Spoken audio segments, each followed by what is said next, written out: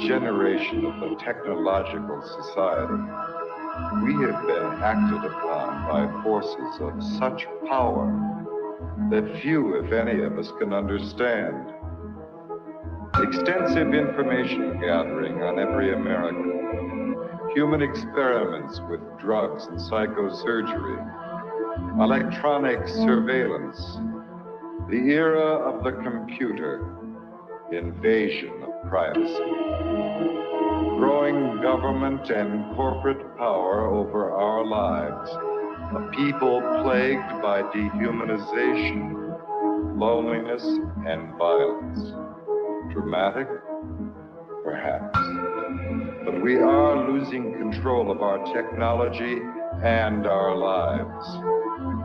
Not so long ago, people in a similar situation did not awaken to the forces around them. Are we so unwise as to do the same?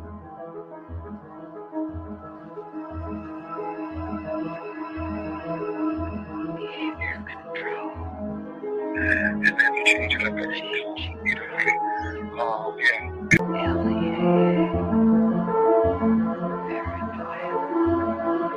Enemy list. Wired death. Dead bags. Dossiers. Medical records. Social security number. Credit record. National security. With another agent, Pat Webb. Pat was an explosives agent. So we kind of opened the door just a bit to the cabin. And as we opened the door, we were both pretty much overcome as we looked across the cabin at the shelves that were built on the other side of the door. We could see coffee cans and bottles and jars, and they all had labels on them, and they were very meticulously done. You could see that some were labeled with the name of certain chemicals.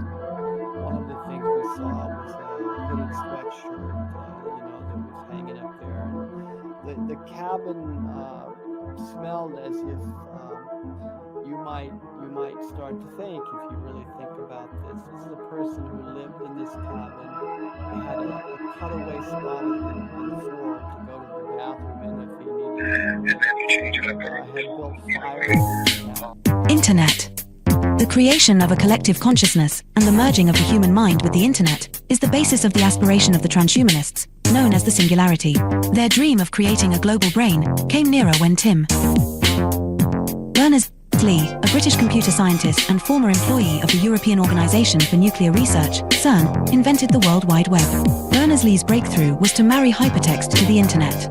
The underlying concept of hypertext originated in previous projects from the 1960s, such as the Hypertext Editing System, HES, at Brown University, Ted Nelson's Project Xanadu, and Douglas Engelbart's Online System, NLS. Both Nelson and Engelbart were in turn inspired by Vannevar Bush's microfilm-based Memex, which was described in the 1945 essay As We May Think. Berners-Lee founded the World Wide Web Consortium, W3C, after he left CERN in 1994. It was founded at the MIT's Laboratory for Computer Science, MIT LCS, with support from the Defense Advanced Research Projects Agency, DARPA, which had pioneered the internet. The transhumanists' idea of mind uploading is reminiscent of that expressed by Allen Ginsberg following his LSD experiments at Stanford with Gregory Bateson. While under the influence of LSD, the doctors hooked him up to an EEG machine, and following the suggestion of his friend and lover William S. Burroughs, connected a stroboscope blinking in synchronization with his alpha rhythms. Describing his experience, Ginsberg recounted, "There was no distinction between inner and outer. Suddenly, I got this uncanny sense that I was really no different than all of this mechanical machinery around me. I began thinking that if I let this go on, something awful would happen. I would be absorbed into the electrical network grid of the entire nation. Then I began feeling a slight crackling along the hemispheres of my skull. I felt my soul being sucked out through the light into the wall socket and going out point one." During the final years before his death in 2000, Terence McKenna became an early proponent of technological singularity and called the internet the birth of the global mind, believing it to be a place where psychedelic culture could flourish. Point two, however, as Derry clarifies in Escape Velocity, cyberculture at the end of the century. 327. 328. Transhumanism. But as Thomas Hein reminds us in Facing Tomorrow, what the future has been. What the future can be, futures like McKenna's are stories we tell ourselves. About the present, an attempt to invest our lives with a meaning and a drama that transcend the inevitable decay and death of the individual. We want our stories to lead us somewhere and come to a satisfying conclusion, even though not all do so. 1264, placing our faith in an end-of-the-century Deus Ex machina that will obviate the need to confront the social, political, economic, and ecological problems clamoring for solutions is a risky endgame. The metaphysical glow that increasingly halos the high-tech tomorrows of cyberdelic philosophers, corporate futurologists, pop science programs such as the Discovery Channel's Beyond 2000, or even ads such as AT and TSU will campaign, blinds us to the pressing concerns all around us. Point 3. As Eric Davis remarked in Technosis, some Christians, especially those with a brute Protestant conviction in the rock-solid inerrancy of the biblical word, would concur with Teilhard that our headlong flight toward planetization is part of a master plan. 4. Davis was commenting on Marshall McLuhan's 1969 interview in Playboy, where McLuhan mentioned that computer networks hold out the promise of creating a technologically engendered state of universal understanding and unity, a state of absorption in the logos that could knit mankind into one family and create a perpetuity of collective harmony and peace.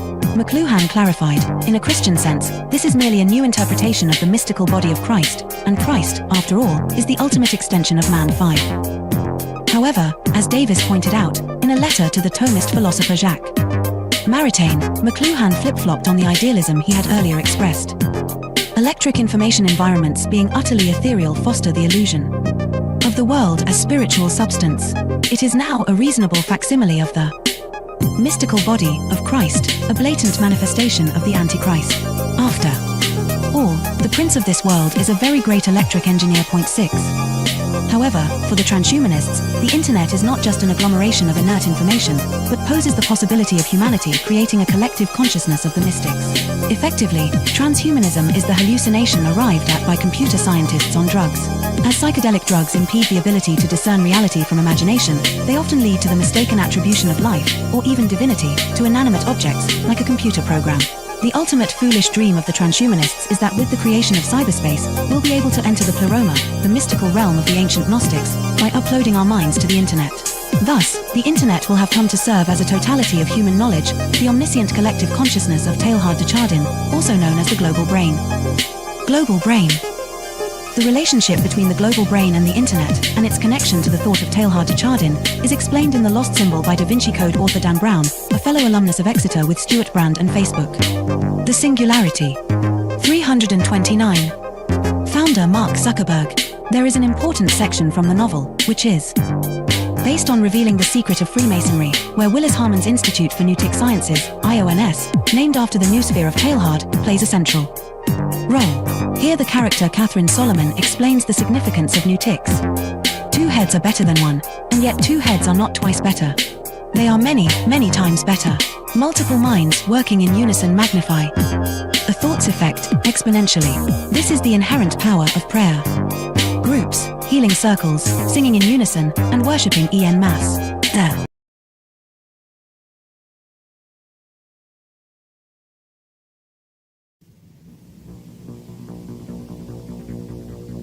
The Technological System by Jacques Ellul. 1. People are not machines, but in every opportunity where they are allowed to behave like machines, they will so behave.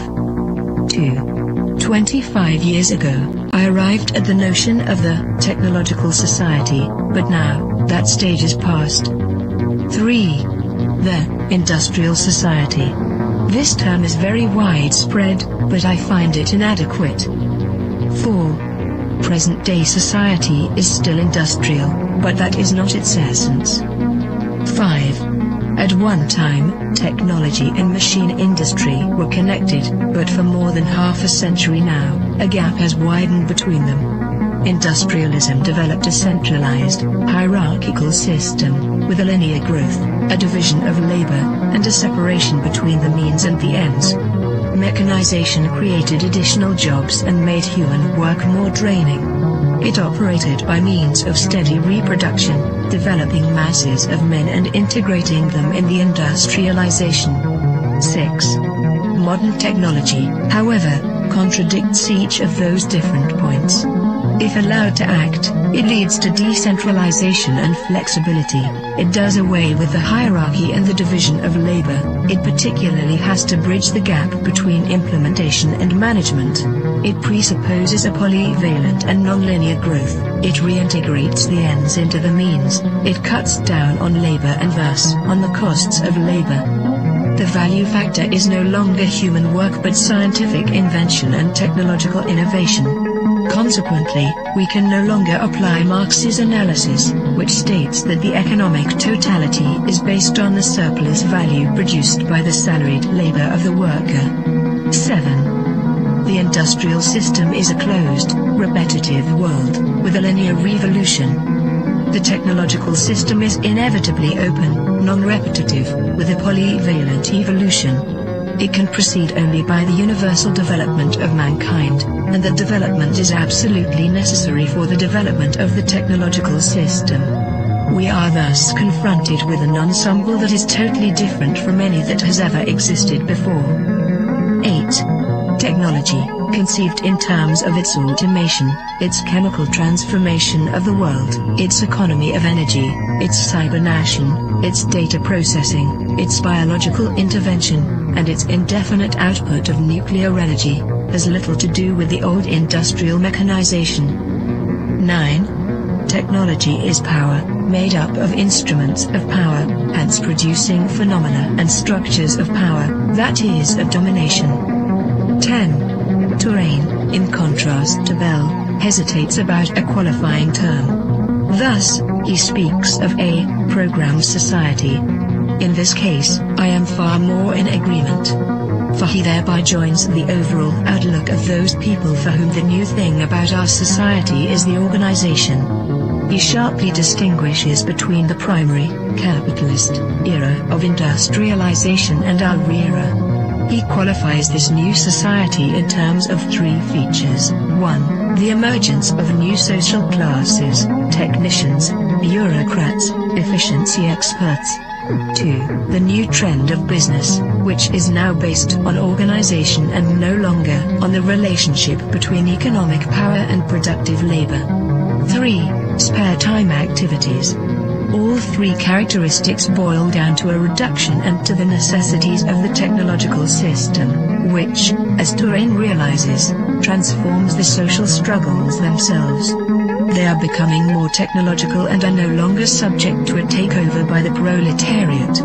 Touraine adds one more essential feature of post-industrial society: the importance of the student movement with its deep contestation, its challenge, and its political weakness. But, as I have tried to show in my studies on revolution, I regard this feature as episodic and contingent. 11. What triggers consumption? Advertising, that is to say, the technologies of advertising. What is it that demands greater consumption? Mass production, which is possible only because of technology. What are we given to consume? Technological objects, because they are the things that are produced most. Hence, the consumer society, in all its aspects, is primarily characterized by various technologies. 12. Spectacle is a complete way of life. Consumption is a spectacle, so are political activity and leisure and work and family life and revolution. Modern man watches everything as a spectator. Everything is supplied to him as a spectacle, including the things he believes he is most deeply contributing to or participating in. 13. Technological activity is, by nature, spectacular, excluding all internal reality. Technological activity is what waters down all serious things, since no action can be performed any longer unless by way of technologies. 14. Z. Brzezinski, Between Two Ages, America's Role in the Technotronic Era, 1970, also figured he could add something absolutely new by coining the term, technotronic. He lists a number of differences between industrial and technotronic society. In industrial society, the machine plays the essential role. The dominant social problems are unemployment and employment. Teaching is done through human relations. The ruling class is plutocratic. The university is an ivory tower isolated from reality. Reading favors a conceptual thinking proper to ideologies. Political conflicts are intrinsic. The masses are organized into trade unions. Economic power is personalized. Wealth is the object of activity. 15. Technotronic is a portmanteau word combining technical and electronic. Come now. Isn't electronics technological? Does the word add anything to the early definitions of technology? Once again, technology equals the machine plus industry. Fine, then there is something new according to the famous definition. In a machine, there are material parts that move. Electronics operates with no moving material parts. Granted. But if the computer is not a machine in the normal sense, then in what way is it not the product of a certain number of technologies? In what way is it not integrated in a technological system? There is no reason to distinguish between technology and electronics. 16. Man can no longer be a subject. 4. The system implies that, at least in regard to itself, man must always be treated as an object. Today, this phenomenon is far more important than the renowned Marxist interpretation of commodity. 17. Nothing can have an intrinsic sense, it is given meaning only by technological application. Nothing can lay claim to action, it is acted upon by technological process. Nothing can regard itself as autonomous, it is the technological system that is autonomous, as we shall demonstrate. 18. No technician claims to be ruling society. There is no need to regard technicians as technocrats or to believe that a class of that type actually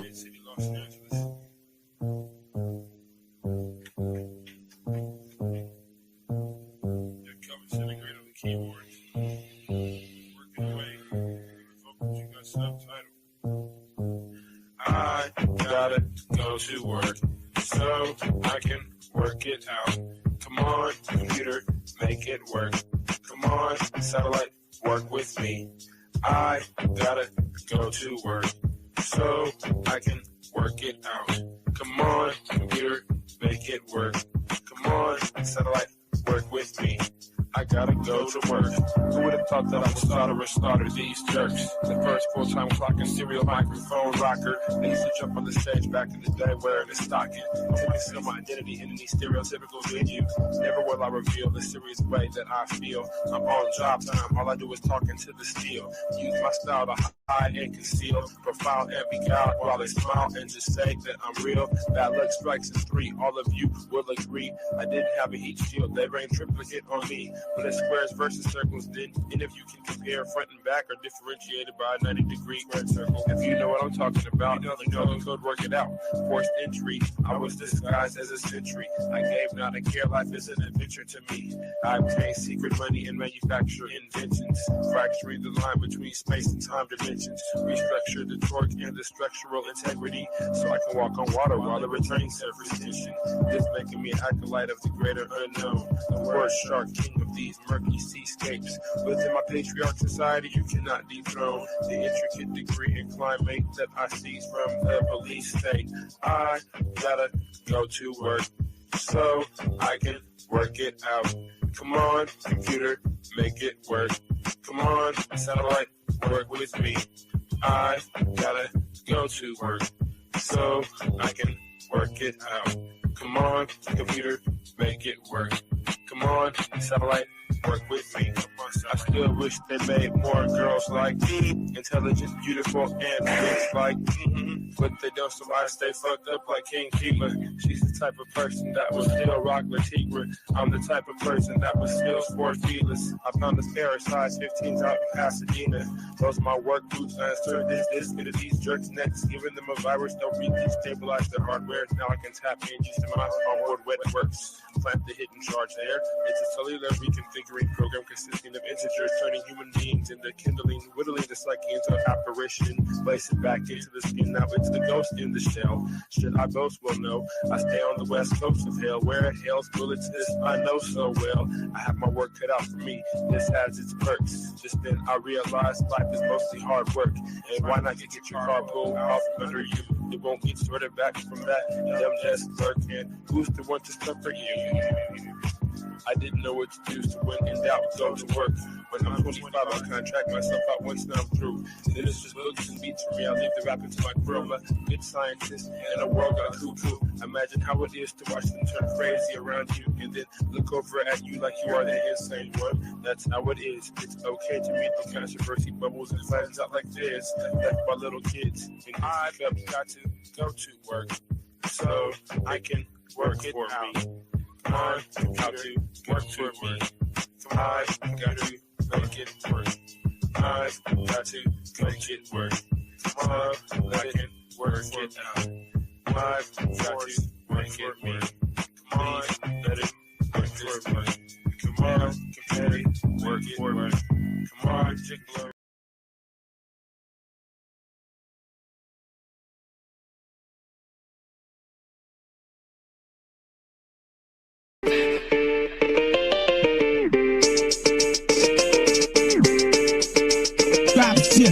Hegemonic sentences through cavalcades of reminiscence, the dark soul mentions crevices of insight, appendages of tripwire reverence.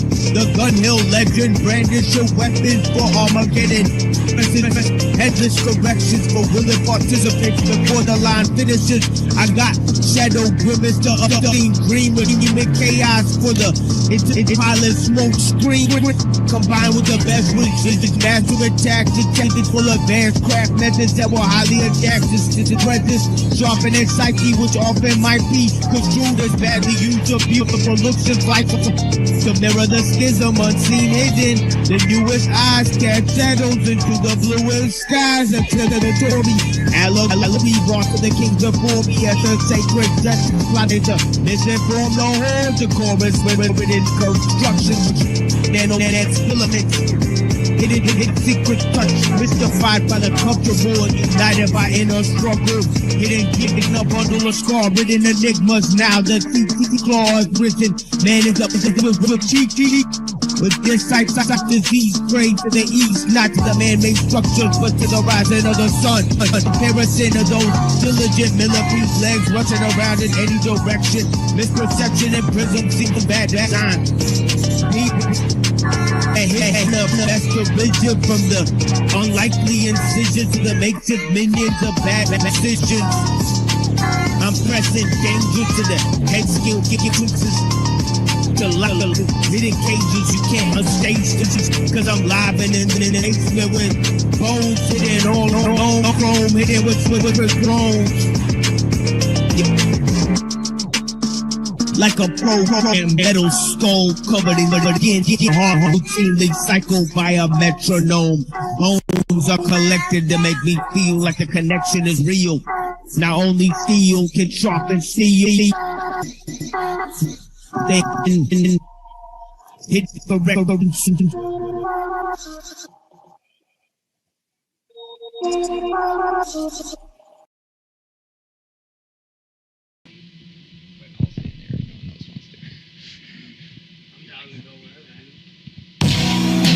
You can watch the claws grow. Know that it will kill if I hold you close. Development's still not what you had hoped. So I would be constructing myself dug hole.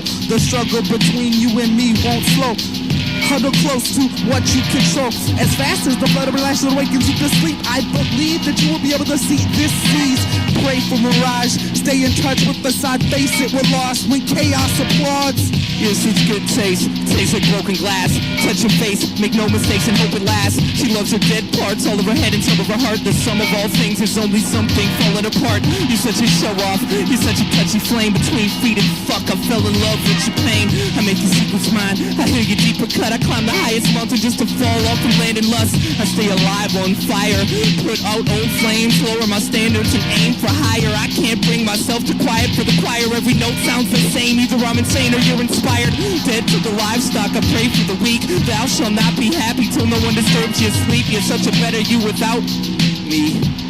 Such good taste, everything. Another cold breakfast, another headless robot targeted with dead fists, marching towards red lips. I bet he thinks he's so much better than me. I bet he thinks I wish I looked as disconnected as he. Well, I bet while he's banging that pampered maid, she's plotting his death and that all expenses paid vacation, with no intention of returning the favor. His paper cuts disrupt my very existence. That distance between the spare key and his spleen is closer than the stench of his overpriced cologne. This seat is so alone, I wanna take us home and disguise it as my own private throne, draped in thorns, festive like broken ornaments and angels rocking horns. I forgot to shade the left side of my face again, not to mention taking that makeshift medicine. Let it in, this whole room is magnetized at his perfect gentleman, but I see through the layers. He's nothing special, I'm special. Mom said so. I understand you can't lead someone where you've never bled, but I've been tempted by the blood trail you left inside my head. I'm climbing uphill, it's both angles that I trust, cause the slaves have been drug around by the ankles in mud. So my favorite drug of choice is someone else's voice pounding at the walls inside my void, clouding up the story. The strongest form of innocence that I have ever felt is that near-death experience when I was someone else. See, the common conflict is that promises attract and collapse, opposites attack and transplants fall trapped. And if I were you, I wouldn't let me get away with this, but you made me the way I am. Blaming is contagious, it's my fault, and I'm not scared to admit it. No, it's your fault, have faith, place forgiveness. Wait, I'll still stay to listen in case both of us decide to poke out our broken eyes and finally find our tears taste the same. I love me, I love you, I just can't stand us, especially when we're both glued to the same pair of handcuffs. Claustrophobic moments, still lost and hopeless, waiting to be found in a cluttered box of roaches. They crowd around my eyes, browse this town to find if I'm still tied down. Word traveled to nowhere in chains stained. How do I get away from here? Fear of being seen, fear of not being heard, with my mouth sewn shut, waiting for my turn to get the staples torn out. So what? With my tongue and inner lips to watch me bleed. So what? I fear to you, these who sit next to my timeshare, and other kinds who probably don't care, compared to mine, prepared to spare a scarce flow. For a second silence broken, the mere appearance, but still I appear to be talking to myself. Are you still here, in or out?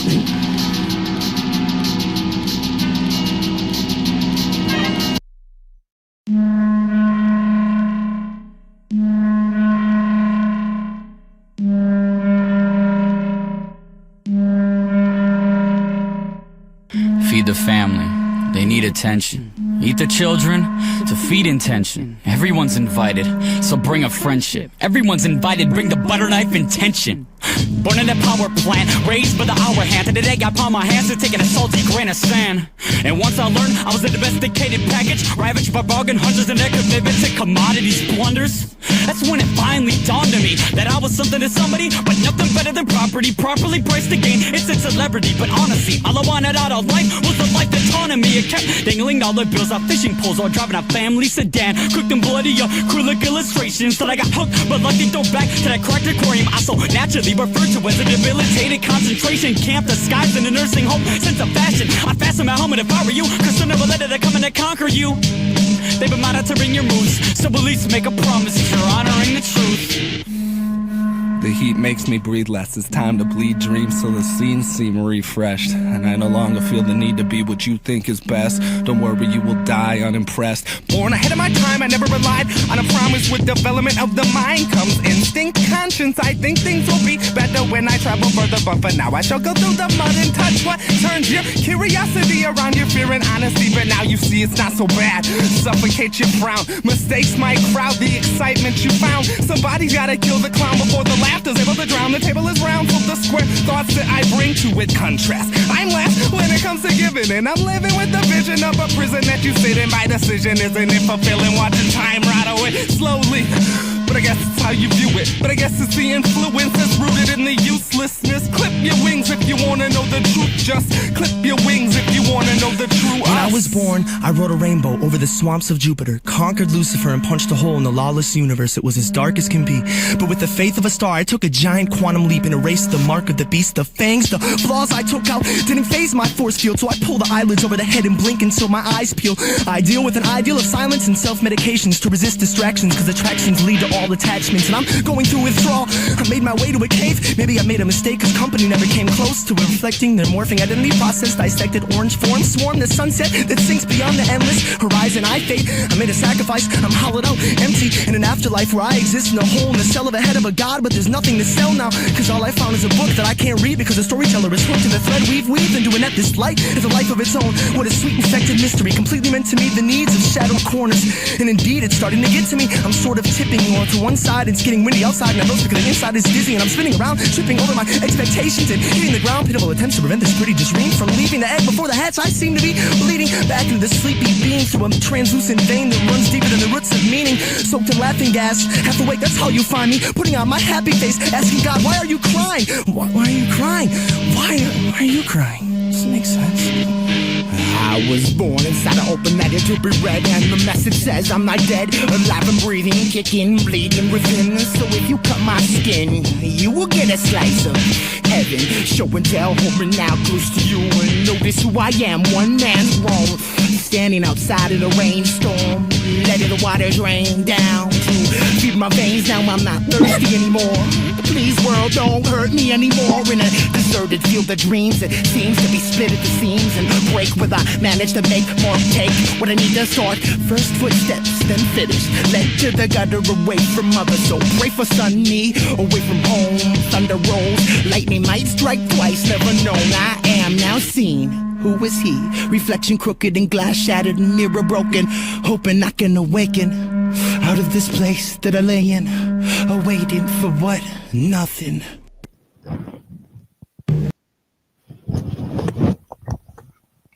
Yeah, welcome to The Machine Lives, where we talk about the lives of the machine on The Machine That Lives. And to open the show, we have a very special presentation by our friend Avian Buddha here. So yeah, blessings to to our friend, and I won't let anybody join the panel until you conclude with your presentation here. So yeah. Okay. Wait a second. Let me see here. Let me share my screen, and now I can do it. Yep. So you can see my screen.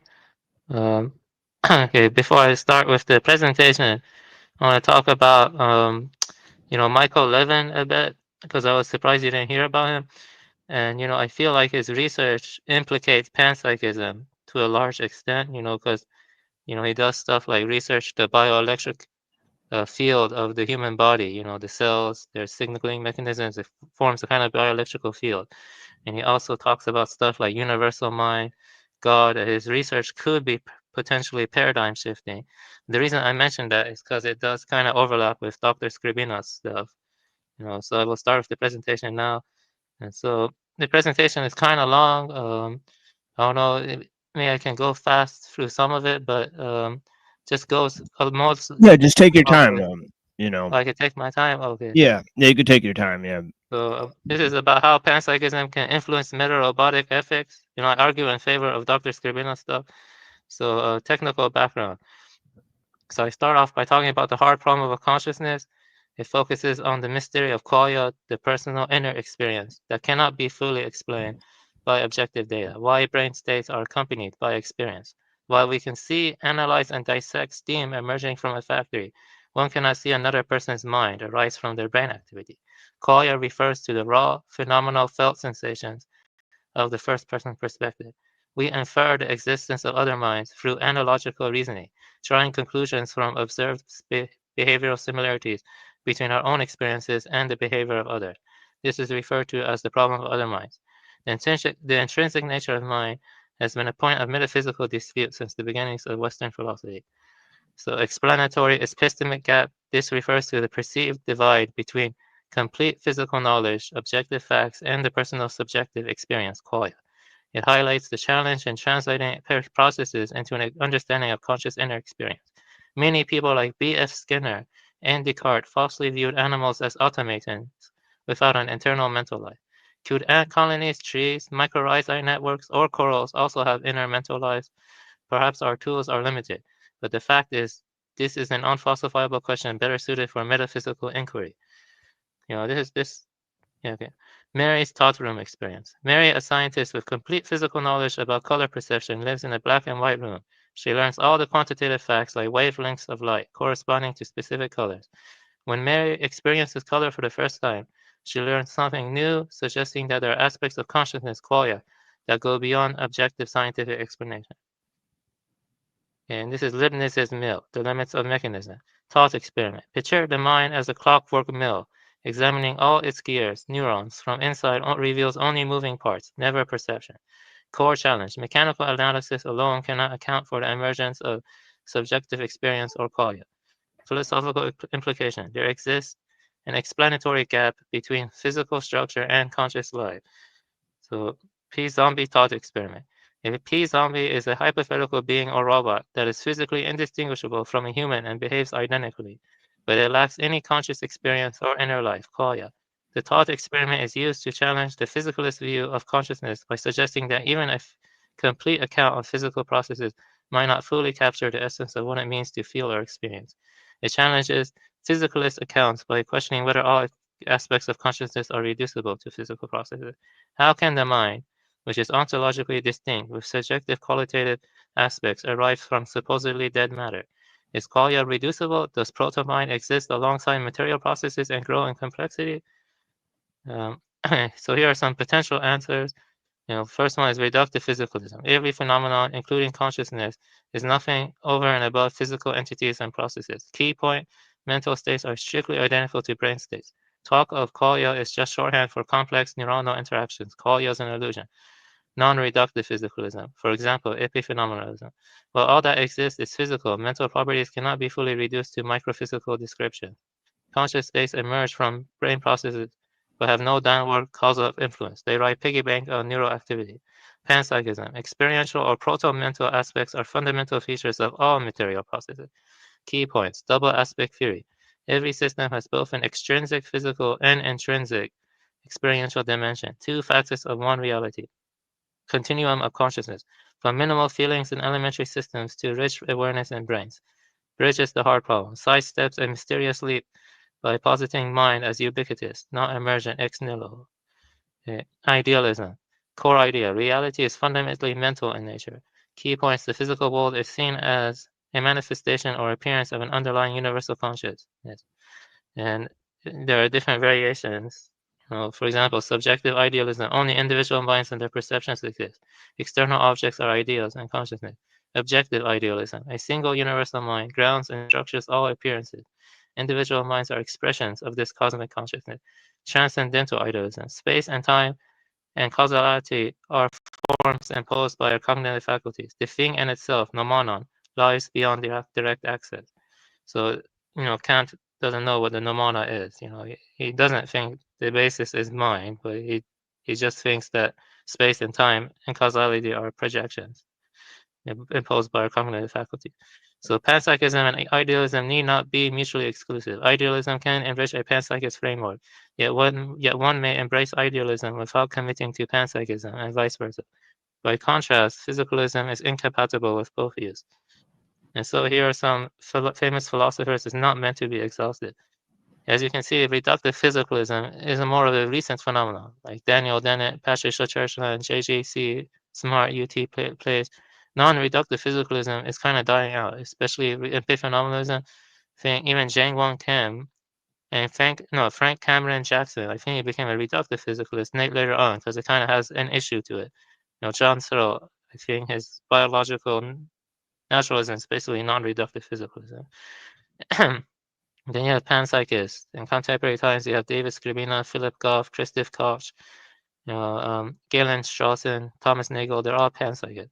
And you have lots of classic philosophers that are panpsychists. I just picked some of them, like Leibniz, Spinoza, William James, Dennis Diderot, Schopenhauer. Schopenhauer was both an idealist and panpsychist. Bertrand Russell is pretty much a panpsychist. I consider neutral monism a subset of panpsychism. So idealist, then you have idealist, which is the most contemporary popular one is Bernardo Kastrup. Then you have Donald D. Hoffman, I think he's an idealist. In classic times, Immanuel Kant, transcendental idealist, Schelling is idealist, Hegel, Charles Sanders Peirce. Peirce's idealism is very interesting. It's a mix. I think he's both a panpsychist and an idealist. Schopenhauer, George Berkeley, Royce, Adi Shankara is an idealist. Vasubandhu, from the Buddhist tradition, is an idealist. Okay, so let's continue on. So this is one thing I want to talk about, the parallels between mycorrhizal versus neural network. They have parallel signal dynamics. Mycorrhizal hyphae and neurons both generate ion-driven voltage spikes, and propagate them across extensive networks, integration and broadcasting. Fungal networks integrate chemical and electrical cues to allocate resources across the forest. Neural networks integrate sensory and cognitive data to form unified perception. Continuity of agency. Neuroelectrical activity underlies complex consciousness and brains by continuity. Similar electrodynamic processes in mycorrhiza imply proto-experiential agency, avoiding emergence gaps. Panpsychism bridges the explanatory gap. It posits a spectrum of experience from simple hi-fi neuron to complex mycorrhizal network brain without mysterious jumps. Implications for consciousness. If complex networks in the brain host conscious states, simpler but analogous networks in nature warrant recognition as bearing rudimentary experiential properties. What about networks of logic gates implemented by transistors and doped semiconductors? That is basically what our computers are. A network of logic gates implemented by transistors and doped semiconductors. That's what a computer is. This ties into multiple realizability, which is the view mind can arise in diverse substrates. Panpsychism versus physicalism.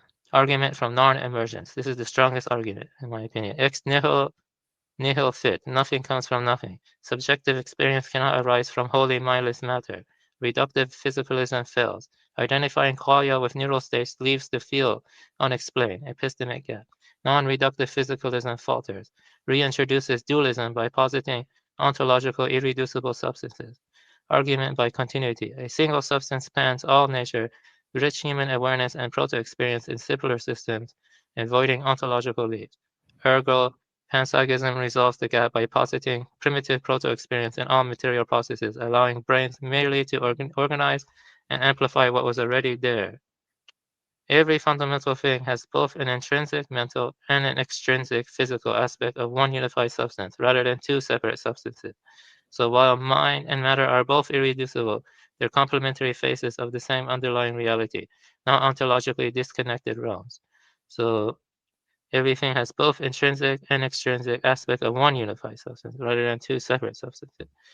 Okay, panpsychism and dynamical systems. Yeah, this is when I start talking about skrbina more. This is from pages 299 to 304. Pierce's dynamic sensitivity, 1890s. Proto-mind, wherever matter shows unstable equilibria. Feeling is proportional to sensitivity. Chance spontaneity mirrors experience. Chaos and nonlinearity. Deterministic nonlinear feedback systems, whether neural networks, are fundamentally unpredictable, paralleling the spontaneity of feeling. Dynamic sensitivity leads to proto-mind. Participatory chaos model. This is Skrbina's own editions from 1993. Maps synaptic voltages to one point in high-dimensional state space. Multi-D system map. Its trajectory, especially strange attractors, stable, non-repeating patterns, embodies unified consciousness and qualia. High-low noism, hierarchy of minds. Extends state space to all systems, from stones to sand piles to ecosystems, each with a parallel mental trajectory proportional to feedback complexity. Nested proto-mind. Fundamental awareness, TS and Kafatos, 13 to 16. Any self-organizing information processing system inherently exhibits sentience. Complexity theory leads to panpsychism, sentience everywhere, it's just a matter of degrees. Unifying insight, wherever complex, nonlinear feedback exists, there is not just physics, but a parallel mind space, a universal field of rudimentary consciousness. And yeah, value to ethics. See, this was for a robotic ethics class. Inform criteria for AI consciousness and moral status, guide policy and design by redefining personhood and ethical treatment of robots and other non-humans. Panpsychism has become popular in contemporary times, as evident in the past slide. Panpsychism and idealism do not necessarily contradict anything in modern naturalistic worldview because they are meta-theories about the intrinsic nature of phenomena. Spinoza, one of the most influential naturalistic philosophers, had panpsychist views. He argued that all of nature is a unified expression of a single substance in which mind and matter represent inseparable complementary attributes. So here are some nice panpsychist quotes. Wherever chance spontaneity, that is unstable sensitivity, is found, There in the same proportion feeling exists. Charles Sanders Peirce. For as the world is in one aspect entirely idea, so in another it is entirely will. Arthur Schopenhauer. The actualities of the universe processes of experience, each process an individual fact. The whole universe is the advancing assemblage of these processes. Arthur North Whitehead. Conceive now, if you will, that while the stone continues to move, it thinks, and knows that as far as it can, it strives to continue to move. It will believe itself to be free and persevere in motion for no other cause than because it wills to. Spinoza. For know that all things are wisdom and a portion of thought. Empirical. There is a continuum of cosmic consciousness into which our civil minds plunge as into a muddy sea or reservoir. Not only psychic research, but metaphysical philosophy and speculative biology are led in their own ways to look with favor on some panpsychic view of the universe as this. William James. A literature review. So, yeah, okay. So I read some papers for my class, and I had to do this. I'll go through it fast. Summary of Andrea's The Hard Problem of AI Rights. Direct rights versus duties. These apply direct rights and duties. These apply straightforwardly to entities, for example, a human or an animal, based on their capacity to experience and have interest. Indirect rights, duties. These are secondary and are owed to an entity indirectly. For example, a car or even a river that is granted rights only in the context of protecting human or community interests. Andreatta suggests that while indirect rights might suit objects that do not have their own experiences, like a river or a car, granting rights to AIs requires that they be conscious. The core of Andreatta's argument is that consciousness, or the capacity for subjective experience, is necessary for an entity to be owed direct moral rights. This is called sentientism. This is analogous to the way animal rights debates often hinge on an animal's ability to suffer. However, the article highlights a crucial difference. For non-human animals, we can infer consciousness by comparing their biology, nervous system structure, and behavior to ours. Evolutionary continuity and shared neuroanatomy allows us to reasonably attribute consciousness despite not solving the hard problem. For AIs, however, such analogies fail because they are not the products of evolutionary biology. Their material constitution and modes of functioning can be radically different from our own. This makes the problem of determining whether they are truly conscious and hence deserving of rights significantly harder. The inability to explain why certain brain states are accompanied by subjective experiences is termed the hard problem of consciousness. Andreatta argues that animal rights have progressed despite the unsolvable problem, because we can rely on biological and behavioral similarities. AI rights, on the other hand, cannot lean on such similarities, because AIs are designed by us and may operate on principles completely alien to human neurobiology. So the functional equivalence argument. This is actually not a problem for panpsychists. They accept functional equivalence. Some argue that if an AI functions and behaves like a human, exhibiting pain behavior, it is likely conscious. However, this is problematic since complex behavior might be simulated even by non-conscious zombie AIs. Not a problem for panpsychists because they deem zombies as logically impossible. So panpsychists does not even believe in philosophical zombies. The silicon chip argument. This thought experiment imagines replacing human neurons with silicon chips that function identically. Although many hold that there should be no difference in subjective experience, Andreatta challenges whether mere functional replication is enough to ensure consciousness, noting that our intuitions may be misleading without understanding the underlying mechanism.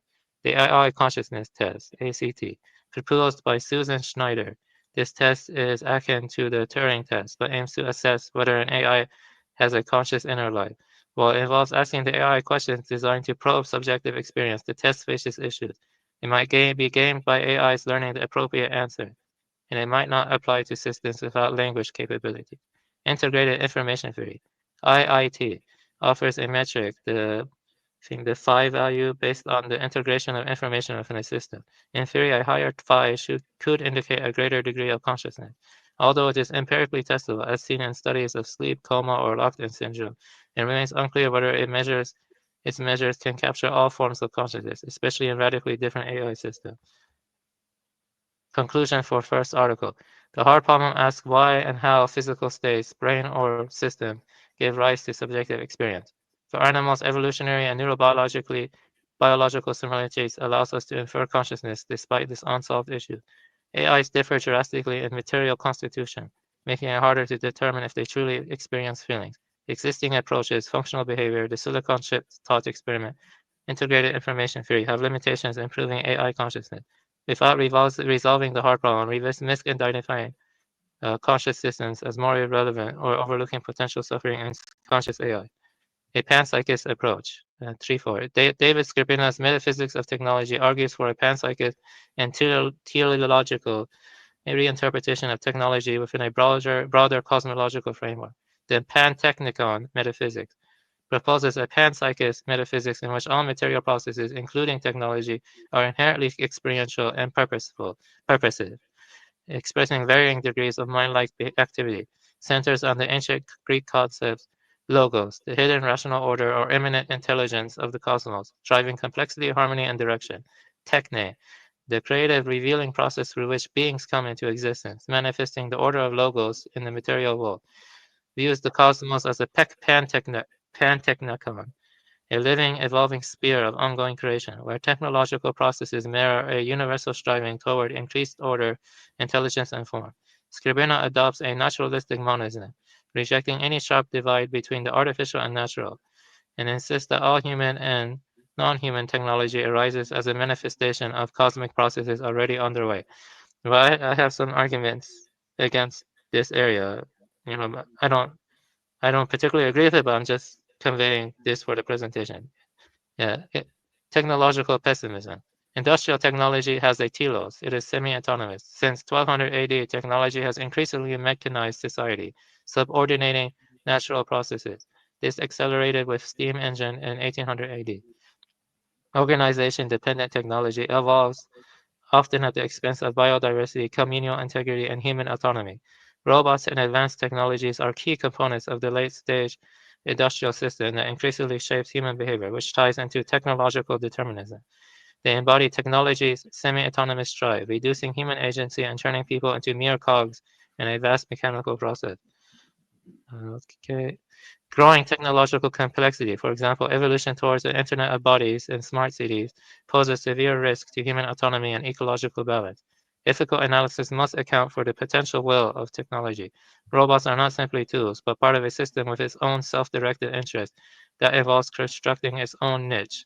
That's called niche construction in evolutionary biology.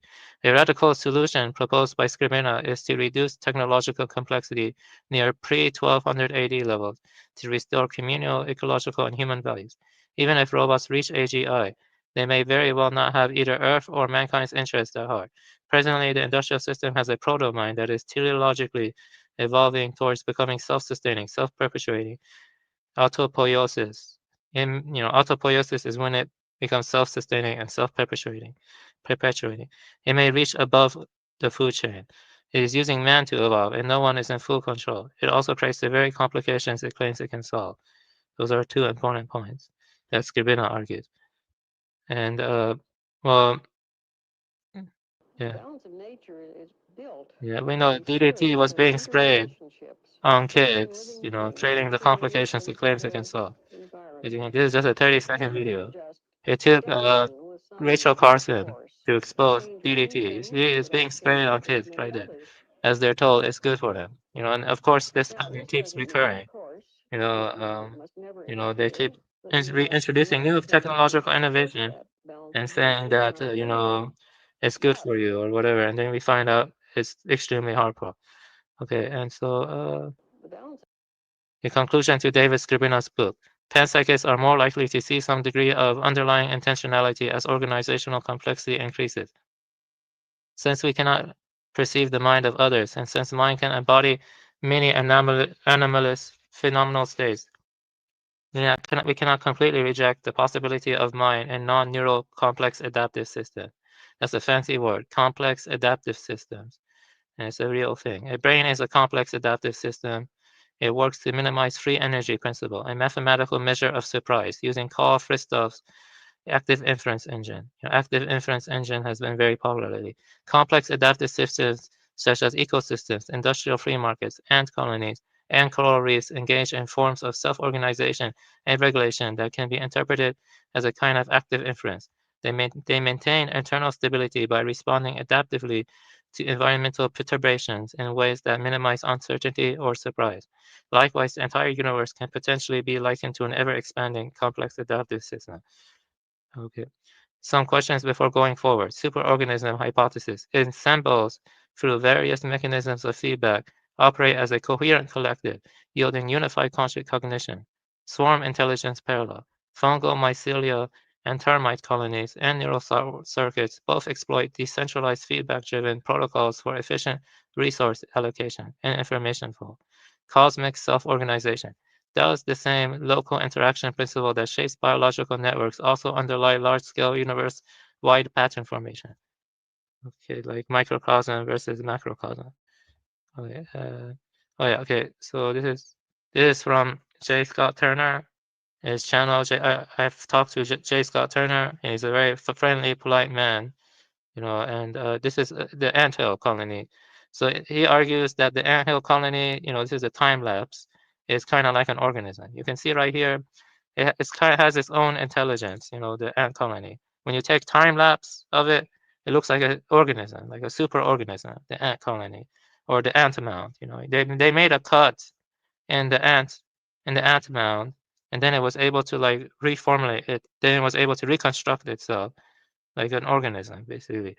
The ant colony. Termites rebuilding their mound. You see what I mean? I'll show it one more time. So they made a cut in the mound, and then it rebuilt. The termites rebuilt their mound. Like it's a single organism, like the cells in your body.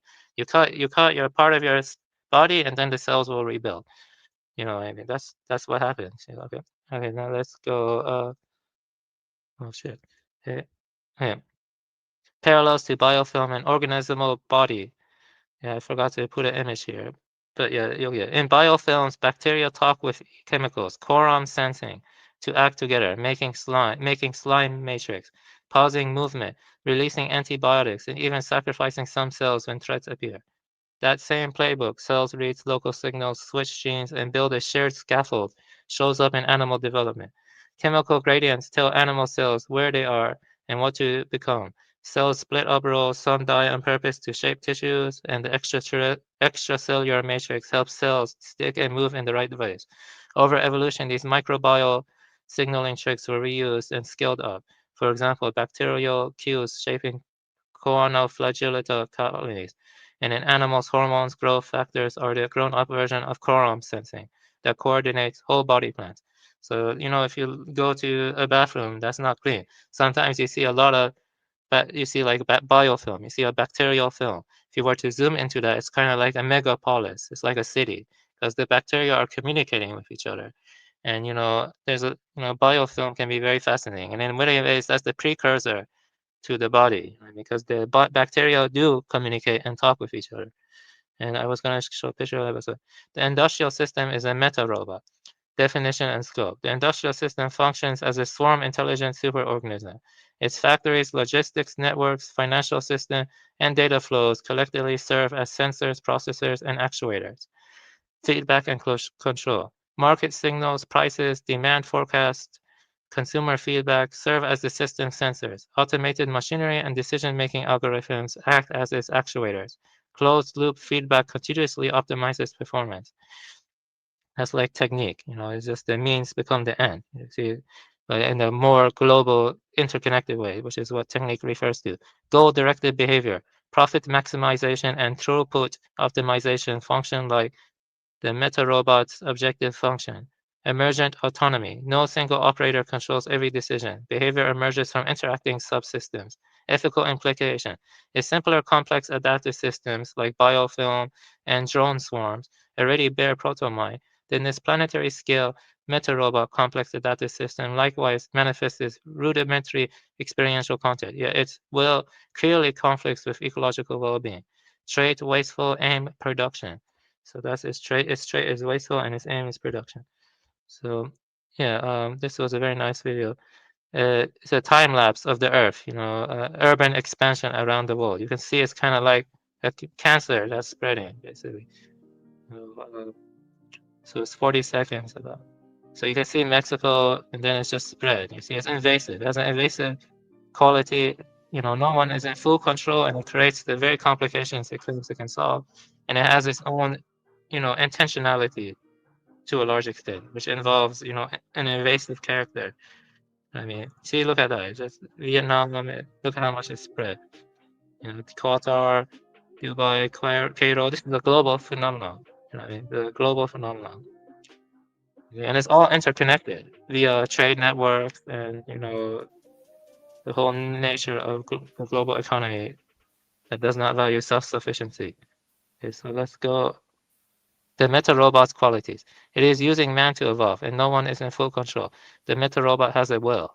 It also creates the very complications it claims it can solve. For example, fresh water scarcity, overpopulation, soil erosion from intensive agriculture, biodiversity loss of human autonomy, privacy, and freedom, pollutants and non-biodegradable waste, factory farming, deterioration of human health from microplastics and pesticides, weapons of mass destruction, nuclear accidents like Chernobyl and Fukushima, increased automation leading to life becoming more disposable, and so on.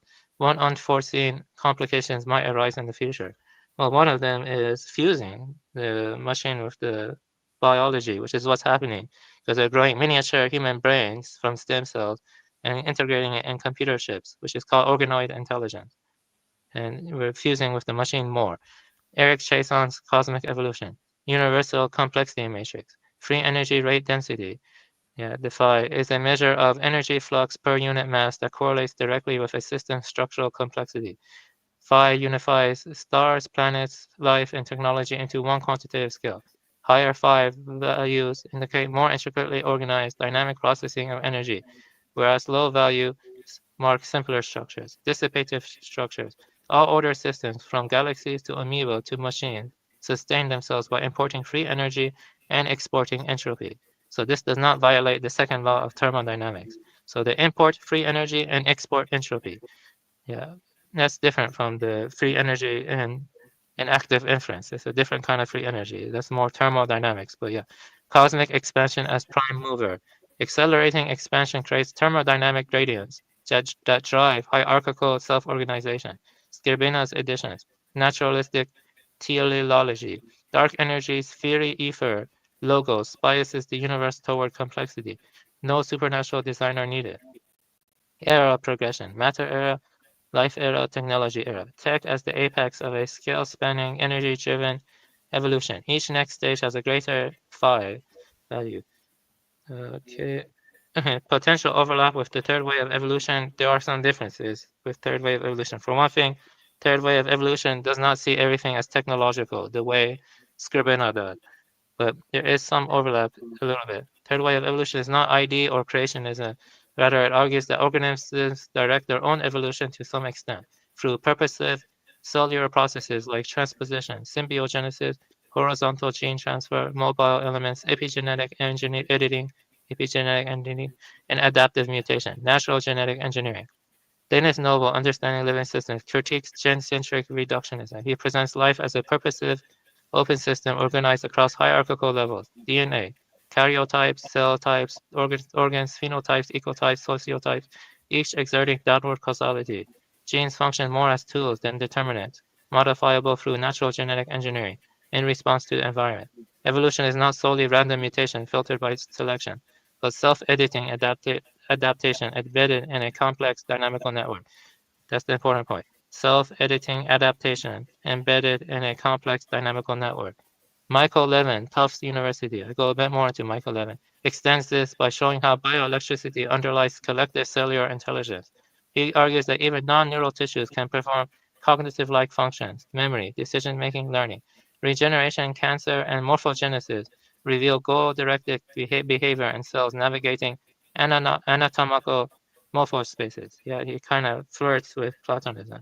Organisms are not passive systems, but actively pursue desired futures by shaping their own developmental outcomes. Michael Levin's groundbreaking research uses bioelectrical signals to guide regeneration, like limb regrowth, and the creation of xenobots, living robots built from frog cells. So there's maybe in the future we will have ways to regrow limbs based on, you know, messing with the bioelectric field of the body. TWE implicitly posits purposive agency, akin to will, at the heart of evolutionary dynamics. That's why the TWE interests me. This echoes panpsychist intuitions. Could life itself be a form of embedded mind? Active agency in life. Here's a little bit more. J. Scott Turner in Purpose and Desire argues that organisms construct niches, sustain homeostasis, and purposefully guide evolution. He is a neo-Lamarckian. Panpsychism, skrbina. What we're talking about here. Even matter possesses proto-mentality or will, a pervasive intentionality resisting entropy and decay. So he sees the will as resisting entropy and decay. An interesting experiment by Michael Levin. Levin's lab showed that planarian flatworms exposed to barium chloride, a potassium channel blocker, lose their heads, but then regenerate new heads that function in barium, an acquired tolerance accompanied by transcriptical molecular shifts in ion handling. This rapid problem-solving repatterning of bioelectric networks to meet a morphological goal is congenial to panpsychist views, suggesting mind-like agency is graded and widespread in living systems, not confined to brains. So yeah, there's some weird experiments like that. Okay. More on Michael Levin. Michael Levin shows that cells use bioelectric gradients as instructive pattern memories. So editing voltage circuits can reprogram anatomy, changing head shapes or regrowing organs in new locations. It's possible in the future we will have a way of like sculpting the body by manipulating and tampering with these bioelectric fields. Like you can have like multiple hands maybe, or multiple arms if there's a way to, you know, really manipulate that bioelectric field, the bioelectric gradients. His xenobots, living machines assembled from frog cells, self-organize, move, and even kinematically replicate, revealing latent problem solving in tissues independent of nerves or brains. So he's already fusing machines with living cells. He models development as navigation through a morphospace of possible bodies, where collective cell intelligence climbs aerominimizing gradients toward target forms. This continuum view of agency, basal cognition, is often read as panpsychism adjacent. Levin himself frames it pragmatically in his mind everywhere approach rather than as a metaphysical claim. The payoff is practical. By programming bioelectric circuits instead of genomes, we may unlock regenerative medicine, normalize cancers, and design new biorobotic systems. But it's possible, I do think it will be worse, you know. They'll probably use it for even worse stuff. There will be lots of negative repercussions. I just made this slide before this presentation, so I didn't have time to refine it further. So yeah, I should have refined this slide a little bit more. Overlap with will. Both TWE and metaphysical voluntarism challenge reductionism. They suggest that life striving from cell signaling to ecosystem engineering is not accidental but goal-driven. Does the will of the biosphere conflict with the technological will? Schopenhauer argues strikingly similar ideas under Will to Life, anticipating modern views that evolution may be animated by a striving or conative force. Nietzsche held similar views regarding will to power. Complex adaptive systems like cells, organisms, or ecologies are anticipatory and creative, evolving through feedback, memory, and self-modification. Nietzsche thought Darwin's mechanistic account left out an inner life force, aligning him with Lamarck's vitalism. He treated evolution as driven by will to power, an imminent striving for greater complexity, creativity, and life enhancement, not merely by self-preservation. Natural selection for him explains survival and the quantity of species, but it tends to preserve the mediocre rather than generate the highest types. Thus, he effectively replaced Darwin's adaptive fitness with a goal-directed, internal creative power within organism, a broadly Lamarckian progressive evolution guided from within. H. James Burks. Yeah, that's kind of overlaps with Skrbina. Interesting study. This is a brain cell and the universe. The self-organization of both complex systems, network of neuronal cells in the human brain, and the cosmic network of galaxies is likely being shaped by similar principles of network dynamics and panpsychist implication. By showing that identical self-organizing dynamics govern both the cosmic web and neural networks, this parallel hints that proto-experiential or mind-like properties may be inherent to all complex systems, exactly the continuum of consciousness posited by panpsychism. Okay, ethical theory. It is, or rather, unavoidability of metaphysics. You see, this was for a robot ethics class. This I got. Yeah. Ethical theories depend on metaphysical theories to be robust. For example, Kant's transcendental idealism argues that our experience of the world is structured by innate a priori categories of the mind. Consequently, the categorical imperative emerges from these universal rational structures, grounding moral law in the very conditions that shape human cognition rather than empirical facts. Likewise, when discussing robot ethics, it is important to address one's ontological beliefs in mind. If one is a panpsychist, for example, it frames how they view the intrinsic or teleological nature of technological phenomena. Okay. Key points of Gottlieb's The Ethical Implications of Panpsychism, with a Skrbina-style critique. This one's short. Basically, Gottlieb had a moral circle expansion, where panpsychism, particularly Russellian panpsychism, holds that consciousness is a fundamental property of all matter. Even basic particles like electrons may possess microconsciousness, qualifying them as welfare structure. Ethical consequence. If electrons have moral standing, then in principle they matter ethically. However, the practical impact is negligible, since our actions cannot meaningfully influence the welfare of such entities. Then here's a Skrbina-style critique of Gottlieb's The Ethical. He basically said, as organizational processes become increasingly complex, the mind increases in degree. Determining the threshold at which a complex system matters ethically is challenging due to privacy aporia. The important point is intentionality can arise from any sufficiently integrated and complex system. A panpsychist is more likely to take the intentionality or will of the meta robot more seriously. So I would say Gottlieb was wrong, because Gottlieb, that article was not very good. That was for my class, basically. I should have, but basically, panpsychism would alter, how ethics matter, because then we see intentionality as the phenomenon increases in orders of complexity. Application. Okay, so the ecological status of robots. Given robots and industrial systems possess a rudimentary degree of experiential content in the panpsychist worldview, the question of whether they're endemic or invasive is also important, since they become invariably integrated into the ecosystem. My own view is biocentric. I view them as invasive, much like introducing invasive species into ecosystems. Therefore, robots and technological industrial systems should be seen as a qualitative, intentional phenomenon that is fundamentally a net negative as it increases in complexity. My own view is to let the unsustainable artificial system naturally consume itself. Regulations merely defer the inevitable. Whether the robots come to supersede the natural world or the system collapses on its own weight is out of people's control. Basically, a Taoist approach of non-doing. I am not a nihilist, but I am a fatalist. Ethics can only work in local context-dependent way. On a larger scale, we live in an unethical world. So, takeaway point: metaphysics is important. Minor shifts in metaphysics can have huge shifts in ethical thinking. Kant, Aristotle, most of these major philosophers we've read this semester begin with metaphysics. Ethics flows from metaphysics. Here's my argument structure. I basically went through it. I can go through it very quickly. Basically, premise one, qualia exists and resists exhaustive reduction to physical processes. That's the hard problem, Mary Leibniz. And then premise two, ex nihilo nihil fit, nothing comes from nothing, and tells that some proto-experiential aspect must be primordially present in any material process.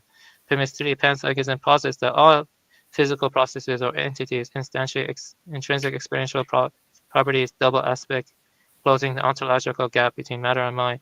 Premise 4, degrees of proto-experience correlate with organizational complexity, from elementary systems like ions, transistors, to integrated networks, neurons, mycorrhizae, termite network, and blah, blah, blah. Premise 5, robots and advanced technological systems are complex adaptive systems whose structural and informational integration parallels that of biological systems. Premise 6, this is the most important point. Industrial and technological systems already instantiate proto-intentionality, but that intentionality runs directly counter to ecological and communal integrity. Their teleological evolution towards ever-autonomous AI, including AGI, is not in the interest of the Earth or of humanity. If all sufficiently integrated dynamical systems bear proto-mind, proto-experience, then robots, by virtue of their complexity, already instantiate minimal experiential content. Final ethical conclusion. I'm almost done with the presentation. It was kind of long. Invasiveness. Despite the potential proto-experience, robots function as invasive artificial systems that undermine biocentric and communal values. Non-consideration. They therefore do not direct moral status or expanded ethical concern. Practical stance. Adopt a biocentric Taoist Wu-Wei non-doing approach. Prioritize ecological restoration and let unsustainable technological systems collapse rather than extend moral circles to include artificial entities. Let's see here. And these are my sources. You can see I bolded the most important ones, because this was for a class, But Skrbina, Metaphysics of Technology, I read it in full, and then Panpsychism in the West, I read it in full. And then these two, I didn't like Gottlieb's essay, because that one was not very impressive. Yeah. But let's see here. Yeah. Yeah, that's it. That's my presentation. Okay. So what did you think about the presentation? Excellent stuff, my friend. Yeah, I was actually, I love that entire thing. You know, the system is a meta robot. You know, it kind of reminds me of you know, Mumford's idea that you know, civilization is a mega machine, right? Kind of sounds like that, right? But the industrial system is like meta robot qualities, right? Where it actually represents the machine itself, right? So yeah, instead of a sort of you know, sort of a extension of the biological aspect of man. And then yeah, I love the idea of functionality in mind, you know, the corresponding theories. I do like Skrbina's theory a lot, right? That technology is a reification of thought itself, you know, and that entire thing. So I think it's interesting for people to have that. I really didn't get into the book itself. You know, the metaphysics of technology on the show, right? So so yeah, that's fascinating. Yeah, I also read panpsychism in the West, but I want to mention something interesting. I was trying to look for it before, but I remember reading somewhere, you know, about Shintoism in Japan. Some Shintoists think that only in the natural world, you know, nature without interference of mankind, like undisturbed nature, has the animist soul. You know what I mean? But other ones argue that all objects, even cars or TVs, have a soul also, which is interesting. I think Skrbina would agree that everything has a soul, including TVs, cars, but some Shintoists would be like, no, it doesn't. So I think the argument about whether or not there are different orders of logic is a good question. I think there are different orders of logic, like life, you know, but it could reach the point where technology becomes indistinguishable from life, which isn't good, though. I don't think that should happen. But yeah, that's interesting because I feel like technology has kind of ruptured a lot of traditional beliefs. It's introduced new kinds of, you know, debates that have never existed before. Yeah. Yeah, I think this idea that you know, that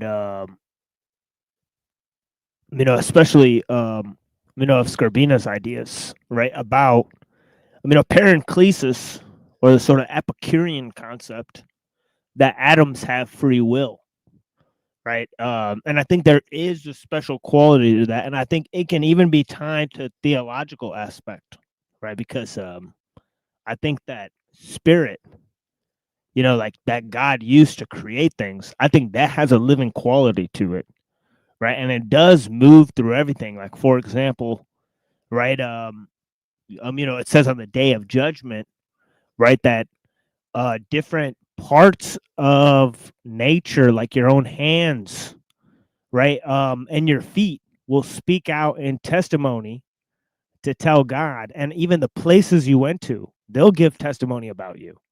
So how could those places or objects or your different parts of your body not be alive? Right? I think they're living things, right? Just as animals and rocks, you know, they greet the prophets and they pray to the Most High, right? So I think everything in nature is sort of, you know, praising God all the time, you know, or whatever. So yeah, I think there's something to the fact that everything is living, right? Everything God creates is living because it's full of spirit, right? Or Yeah, mind. but what I'm saying is, this is the issue, though. I agree with that, but will the robots that we create, will they praise God too? Is what I'm asking. Like, that's what I'm saying. Will they praise God also, like, or will they be like barred off from God? You see what I'm trying to say? Yeah, I don't know. I think they'll create an idol and like call it God or something like that. I think it'll be a second nature, second order, you know, of a sort of thing. And I think it might be a sort of combination of humans and machines that they'll call God, just as just as human beings have invented a sort of God man, right, character, right? I think it'll be the same type of trip, right, that they'll be on, right? Someone here called Michael Levin creepy. His research, and I agree, his research is kind of creepy. I don't understand why people keep looking at his research and going, "Wow," but it's actually pretty creepy. His research, like his research, is creepy. Michael Levin. Oh yeah. Yeah, there's another guy that our friend Pill Eater exposed us to, who wrote a book called Dark Ecology. Right, I think it's Timothy Morton or something like that. He said that Giorgiani told him to go study with this guy, Timothy Morton, right, who wrote this book, Dark Ecology, about sort of eco-nihilism or some sort of thing in response to like technology, and he uses the concept of Heidegger, the object-oriented ontology. So there's even a sort of, I mean, in ecofeminism, there's like a movement towards a sort of dark, deep ecology where they're sort of tying together, Satanism and materialism and all these things. I could totally see that happening. Yeah, I know what you're talking about. Giorgiani is pretty creepy, you know what I mean? And the connection of the Prometheanism and transhumanism and Satanism is real. And you can keep finding links if you keep looking into it. He's even connected to Stephen E. Flowers. I'm not sure if you heard of him. He's a Satanist also. Yeah, you told me about that. Yeah. He's trying to revive. I don't know why these Satanists have a strange obsession with Zoroastrianism. Like they keep trying to revive Zoroastrianism. You know, maybe they want to revive it and have It's people because worship they Abraham. because the Cathars and the Albigensians were influenced by some form of Manichaeanism. So they believe that that's a true form of Zoroastrianism. They don't look deep enough in the history. And anyways, they're sort of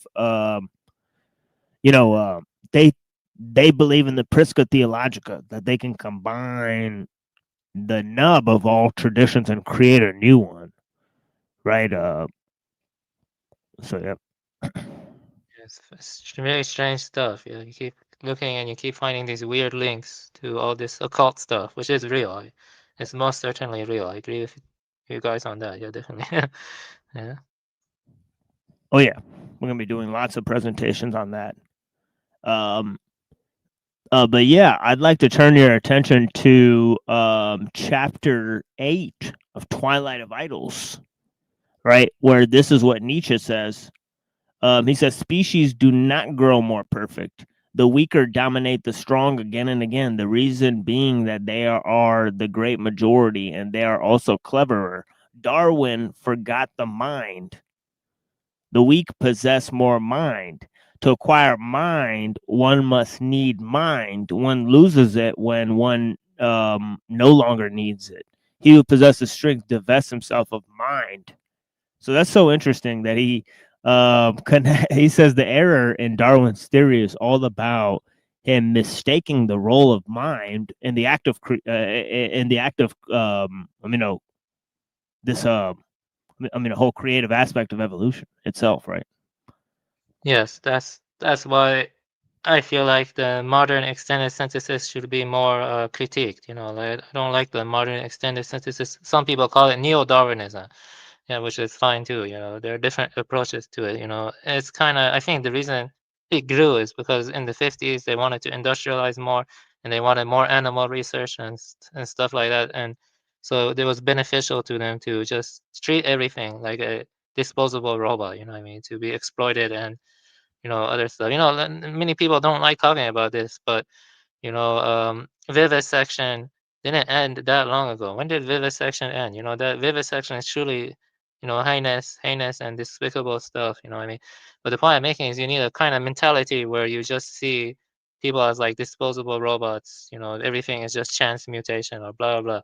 I don't agree with that. That's a very dead way of viewing things. You know what I mean? You see what I mean? Yeah, I've like 2 or 3 books I want to send you. One,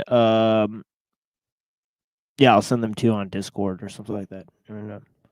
But I deleted my Discord, but I can revive it again though. I don't like Discord that much because it brings a lot of discord. You know what I mean?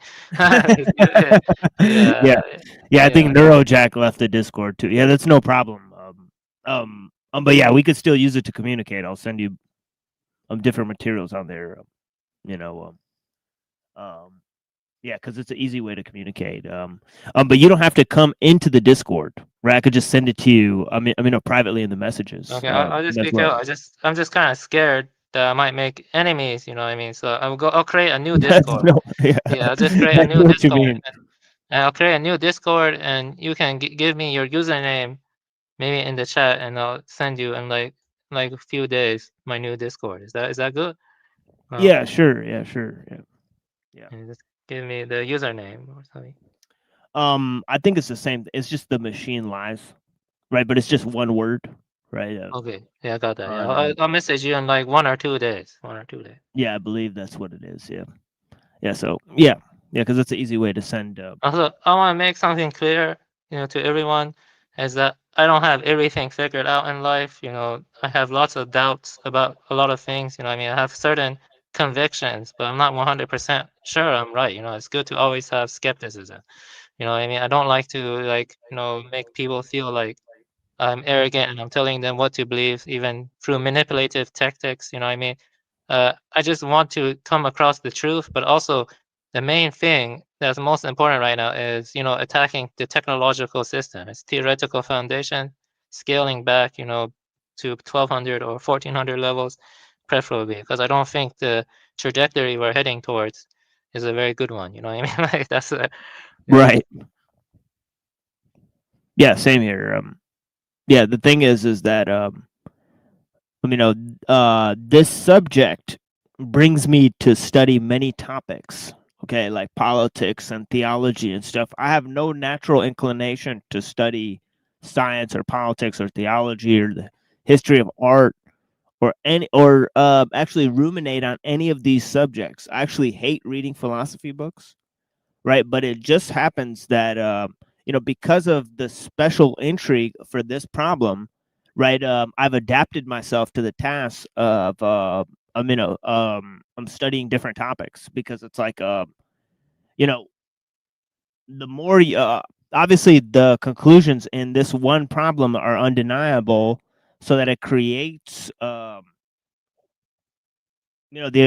ability to look around and see that there's not too many critiques available. So I mean, although there's not too many people who are suited to the task, what is there to do, right? I mean, the list of subjects that I need to look at, right, is way longer than the ones that I know about, right? So I'm constantly aware of the work that needs to be done.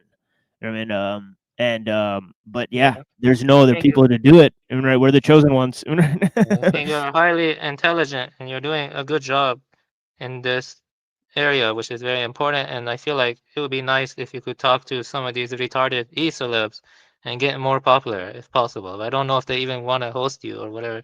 I think that's one way to get your message out. If you can, like, go to the techno liberal or techno optimist that have tons of like followers on YouTube. There are plenty of them, and challenge them to debate.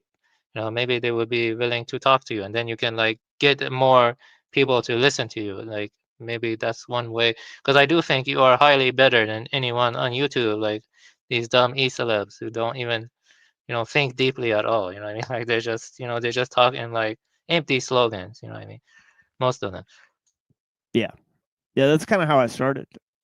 I tracked down one or two of these guys, and offered them to debate. So I started my live stream debating Andrew Wilson as the first episode, right? And he is sort of pushing a sort of Christian futurist position that Christianity has led to the prosperity and technological advancements in the West, and that it should help continue those advancements. And so that was his sort of side of the coin there. But yeah, I think a lot of these guys, yeah, they don't pay attention to all the different aspects of the discussion, right? Yeah, here's another thing that I'd like to introduce you to is Skolimowski's participatory mind, right? Yeah, this is excellent work that we'll be reading on the show here. As we're reading eco theology, right? And this is a page of chapter 1 that I have here, right? And yeah, it's excellent. It says, in the great spiritual traditions of the past, right understanding of the mind is a prerequisite for following the right path. The premise is that to understand life is to understand mind. To understand mind is to understand life. Therefore, a deeper understanding of the mind invariably means deeper understanding of the self and of the cosmos at large. Thus, an in-depth understanding of the mind invariably means deepening one's own life, making it richer and more meaningful. All this changes with modern philosophy since Descartes. Since the mind was separated from the body, and furthermore, mind and body from the soul, since the moment when the mind was conceived as a ghost in the machine, the study of the mind has increasingly meant the study of the brain, and the study of the brain has increasingly meant the study of neurophysiology of the brain. Thus, understanding the mind has been replaced to the knowledge of the chemistry of the brain cells. However, no amount of this knowledge can help us to understand the self better and to make our lives more meaningful through this knowledge. Hence the sad dilemma of our times. We possess an abundance of knowledge of the brain and very little understanding of the deeper mysteries of mind. It was just the opposite with ancient spiritual traditions. We have reached the limit of atomistic thinking, and we no longer believe that more knowledge of chemistry of the brain cells will resolve the riddle of the mind for us.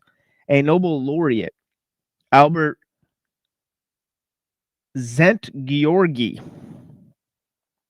It kind of reminds me of this short quote from Dogen, where he says, to study the Buddha way is to study the self. To study the self is to forget the self. To forget the self is to be actualized by myriad things. When actualized by myriad things, your body and mind, as well as the bodies and minds of others, drop away. No trace of enlightenment remains, and this no trace continues endlessly. Dogen. So basically, it's trying to say that the mind contains unfathomable mystery. It's not like something that, if you go deep into the mind, maybe the individual body mind drop, and then there's like a greater mind, which is his notion of uji, which is the entire his notion of uji, what I mean? And yeah, I thought that was a good quote. Let me see that each moment, from Dogen. This is a good one too. Yeah, each moment is all being, is the entire world, from Dogen. So basically, he sees that when you go deep into the mind, each moment is all being, is the entire world. So yeah, this is what I'm trying to say. Is mind contains lots of mysteries. It also ties into Bodhidharma. Bodhidharma. So Bodhidharma says the true nature of mind is enlightenment.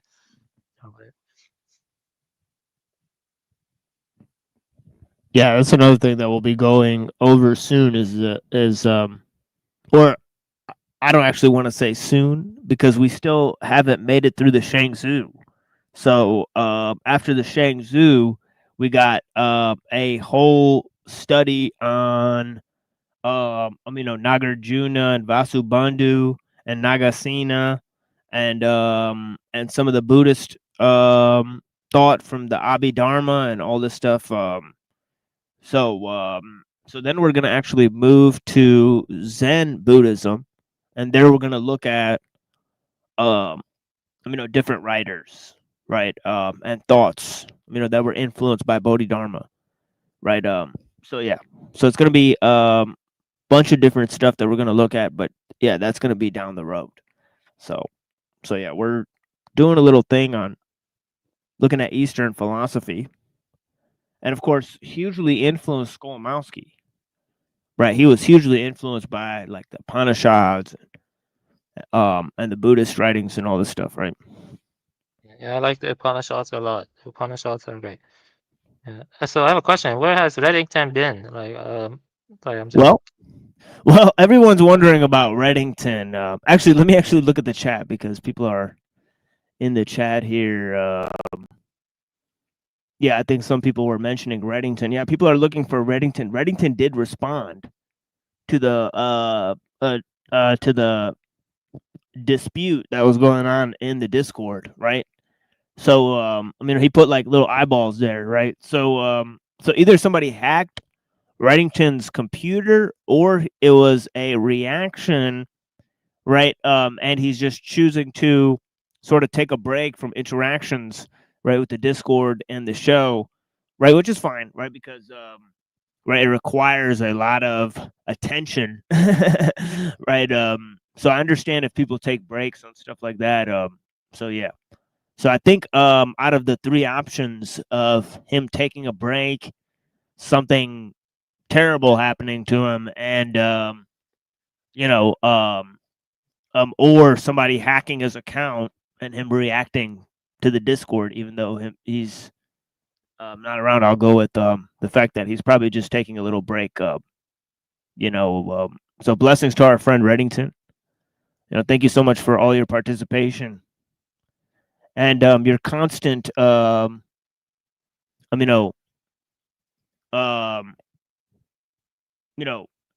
friendship and intelligence as an interlocutor on a range of subjects that we've covered here, right? Including, the manifesto, right? He covered the entire manifesto with us, right?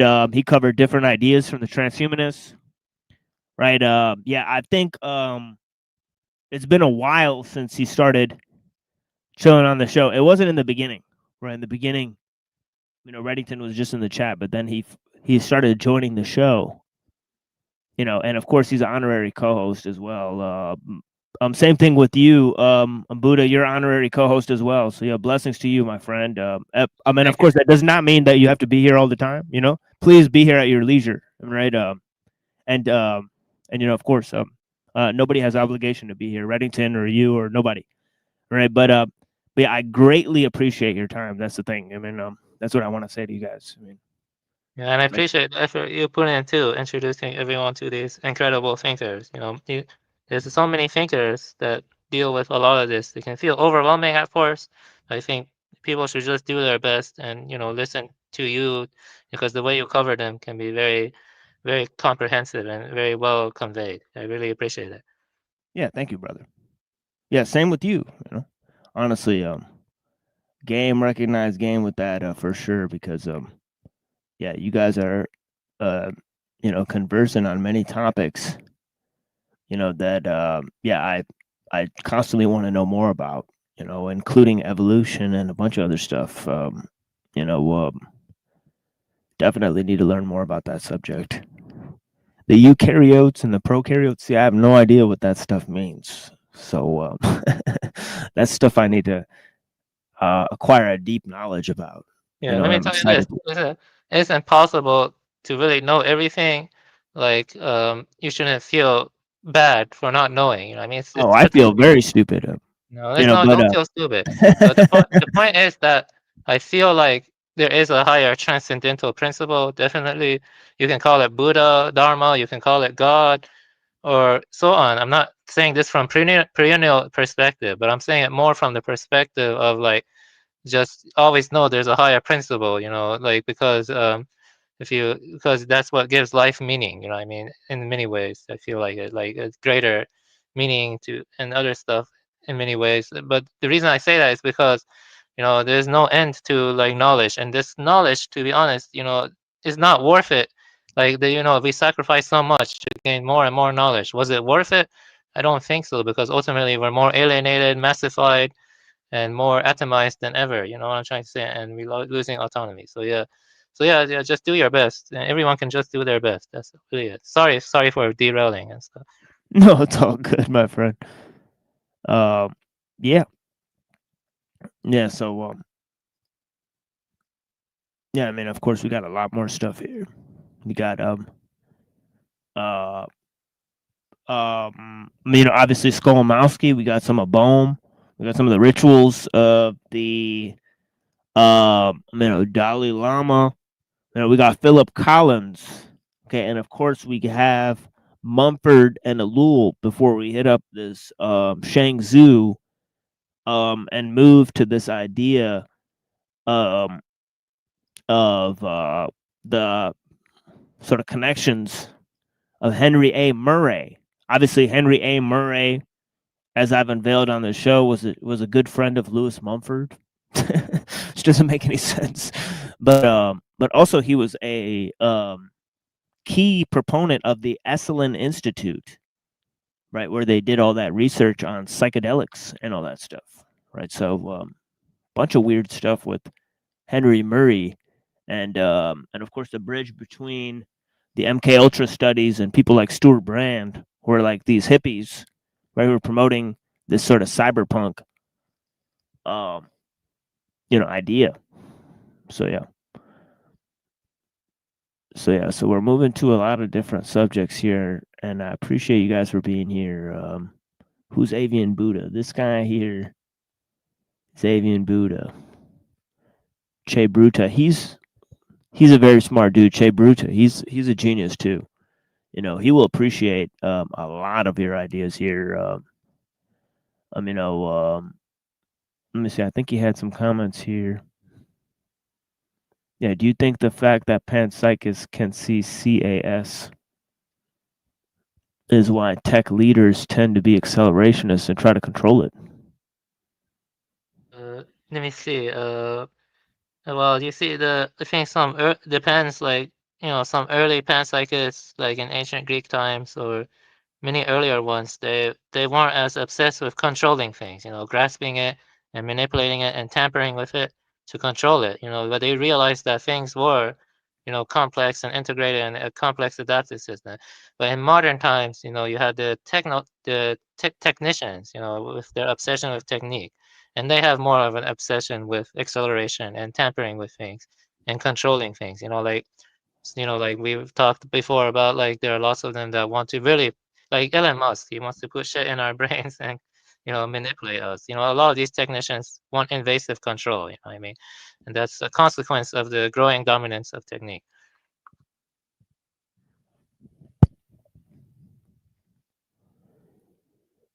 Yeah, and we got this comment by Frank. Blessings, Frank.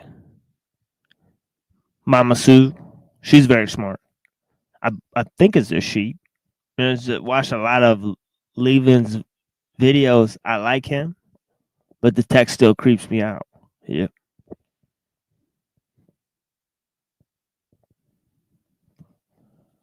These points are great. Modernizes, builds on ellul's analysis and examples. So I knew he would appreciate your presentation.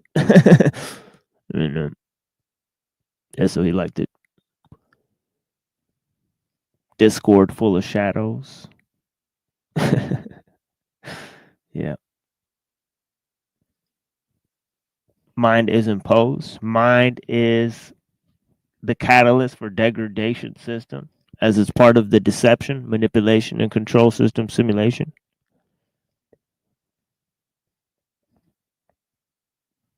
Yeah, I'm not sure what that means. I mean, you can, impose your project stuff from the mind and impose your order on things and try to mold things according to what you think the order should be most optimal or most efficient, which is an example of technique. But I think there could be, applications of mind that are better, like, the contemplative attitude is not about imposing technique on the world. It's about, the mind existing in harmony and also, attuning to maybe the more higher transcendental principles, stuff like that. The mind is very vast. There are so many different possibilities with the mind. There are good states of mentality and there are bad states of mentalities. So basically, yeah.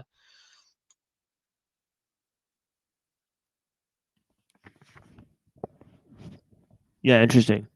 So I'll play a little song here, and then we'll read the rest of the Skolomowski, and then we'll go to the video with Bohm and the Dalai Lama, and try to work some of that out. And of course, there's lots of ideas from Skolomowski that I'm going to go into. Like he mentioned different thinkers that we've been looking at recently. But yeah, here's a song here. See if you guys like this one.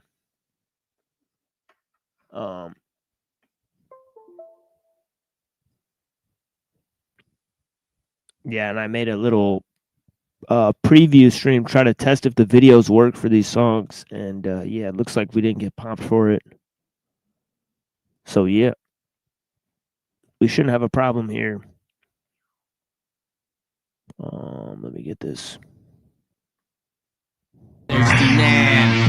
Bert Flacco, black skinned independent descendant from Morocco, Moorish style, Unya de Gato, cat's claw, son of a whore, raw from the rich, get to the poor, sat behind the door, government forces, marry a daughter for 16 horses, bringing in the office, big bosses enforce laws, prosecutors lying, brothers riding on death row, Bert Flacco carry iron, roll like utilized by, executed with my 14-shot Ruger, smoking Buddha, from Bermuda, Akuda, Batata, escape like Kenyatta, 37 next, who are clocks and text, praising amazing grace, my slogan is word to mama, I die blazing like set it off, Farsi up north, explosion out of a Trojan horse. Preaching problems, practicing primitive prenatal procedures, probably pronounced perfectionist, provided proper per diem, shoulder shrugs, shattering, shell shriveling, shot shooting, shady shadow, tilted, Shelton, Shanghai, shallow, the double barrel, dumb bastards didn't beware, don't be dangerously brutalized and mentioned biologically distant biography, dirty bait, drug brains, urban robberies, desperate bandits doing banks and district buses down by the Bowery.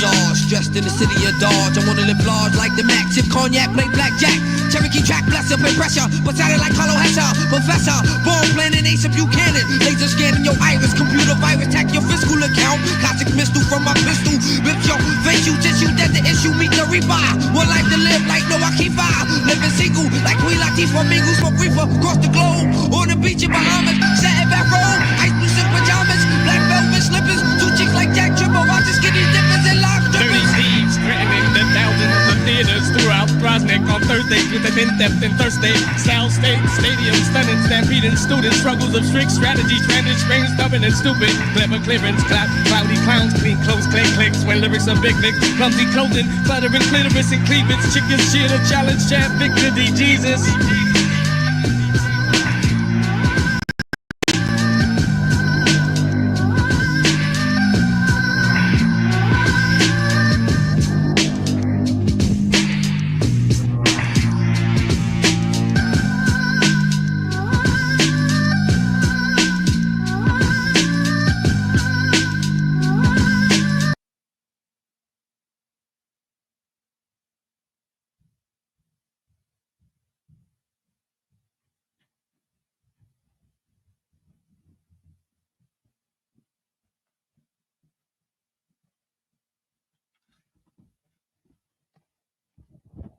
Okay.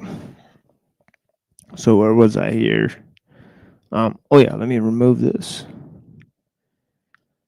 Yeah, so Albert Zent Georgi, SZENT dash Georgi, GYORGYI.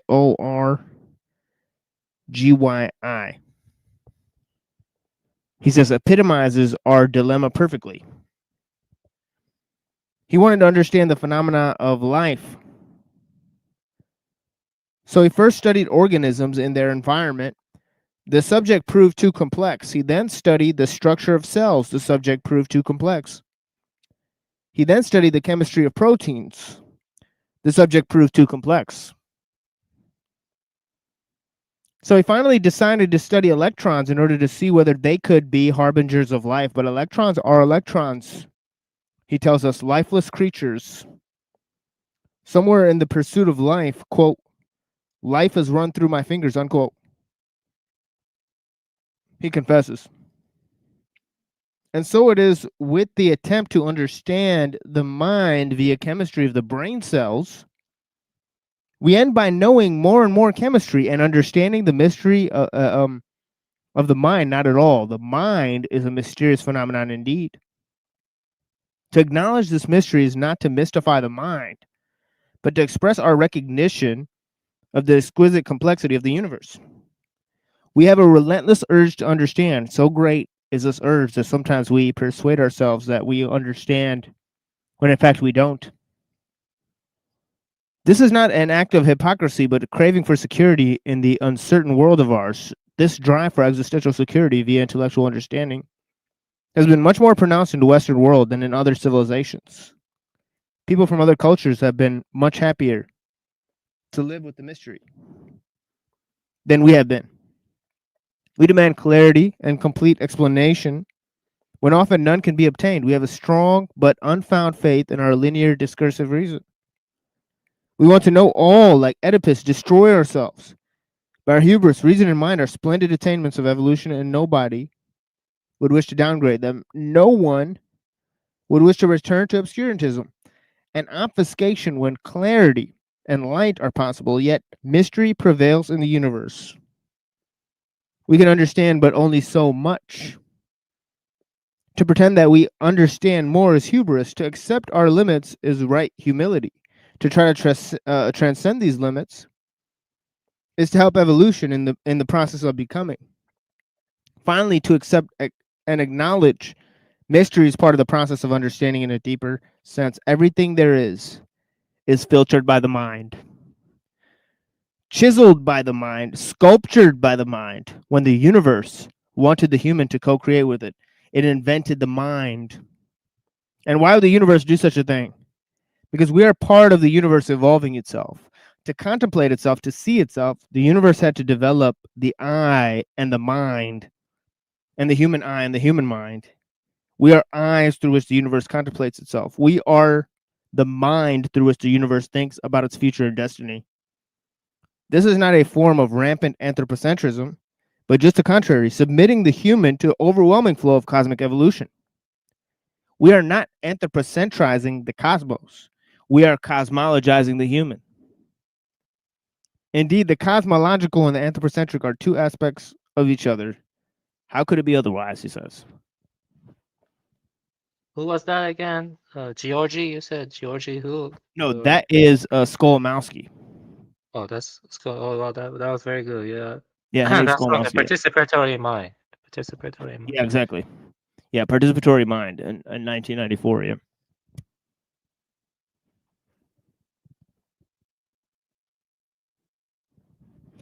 So yeah, let's move to Bohm and the Dalai Lama. See what they got going on here, and then we'll go to Collins. To Rituals of the Dalai Lama, and then Collins. Oh yeah, here it is. Oh, what is that? Is that Smokey the Bear?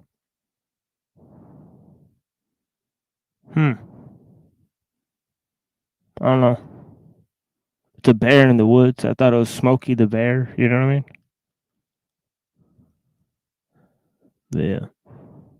Yeah. Yeah, fine.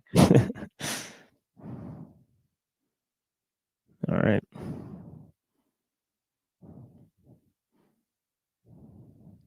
In order to achieve something, in order to achieve progress, if we have to know reality, whole thing, impossible.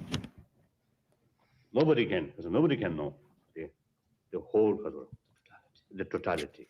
That's impossible. Of course, Buddhists, we believe when you get, let's say, enlightenment, then suppose we know everything. But there's something. Yeah, he's reiterating the point that Skolomowski just made, that in the West, there's a key concept that the progress of knowledge will encompass all physical phenomenon, right? But in Buddhism, and in many of the ancient Western, philosophical traditions, there's things that simply cannot be known. They're outside of the bounds of knowledge and reason, right? So yeah, as Skolomowski said, embrace the mystery, right? But if you can't Whoops. grasp, if you can't understand the totality, can you only understand a bit of it? I thought you felt that we could somehow or other you could grasp the totality. I didn't mean to say that. Can you put on the subtitles? No. Because it's really low for me. Yeah, thanks. Yeah, sorry about that. Yeah, but yeah, of course you can grasp the totality. There's totality in the sense that everything is related, right? There's infinity in knowledge. You can't see oneness within knowledge, right? Because knowledge is too vast, right? As they said, there's things that can't be known. So oneness is not in knowledge, but it's in relation, right? or it's not in information, but in the way the information is organized, right? I know I'm putting words in your mouth. I didn't say we can grasp the totality. We can have a feeling for the whole, and we can have the attitude of not being restricted, not restricting ourselves to parts, but allowing our consciousness to be based on the whole of whatever we can experience, and turn toward the whole of reality as far as we can, and go from there to the parts. You see, saying the parts are seen within the whole, rather than begin with the parts and put them together like a machine, you see. So that is really what I meant to say. When you understand totality, you become a totalitarian. Yeah. Yes. Because you are. So that's the thing, right? You can't go from parts to whole. You have to go to whole to parts, right? Otherwise, you're looking at it mechanistically, just like you said, right? It's a very good analysis.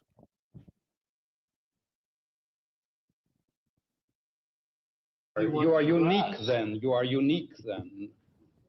You are the only. No, that's the opposite. Like when you talk about grasping something, I think you're touching something that is going to vaporize and disappear and lose all of its spirituality. So what experience then can you have? You can have this, you can have this. That's all. No, there's everything that you can grasp without destroying it. But the important things you actually can't touch. But you know they are there? How else? So how do you know? By faith. You believe in it. Ah, but you can... It is there. But belief can be something like faith. No, which is belief is like grasping. Belief in something. If you have to believe something to believe it, well, then you already are making a deal. Yeah, so it's interesting, right? What he's proposing. He's saying that things that cannot be grasped have real existence, right? And it cannot be otherwise because we can sense them, right, intuitively, right, without trying to, learn about them, right? So, right, and of course, mind is one of those things, right? The more you study it, the more elusive it becomes, right? Because you're using mind to study itself, right?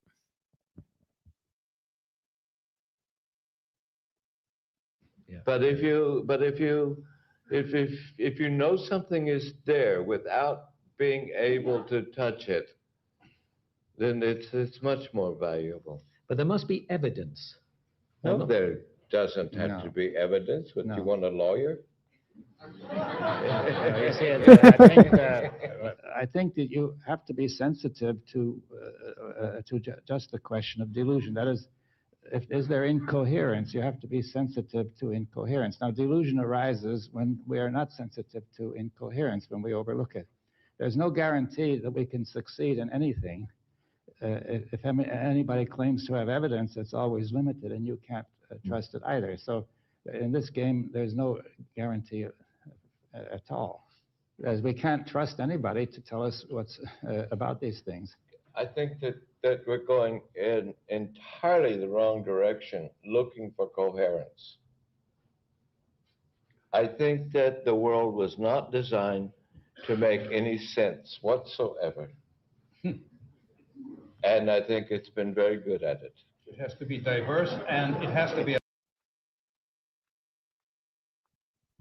I'm not sure about that. I mean, the world does seem like it's sensible, so I'm not sure what they mean. The world was not designed to make sense. Otherwise, how could we discuss and communicate? Like even there's a field called biosemiotics, where even bacteria can use signaling and they can talk with each other, like I said. So I don't know what you say.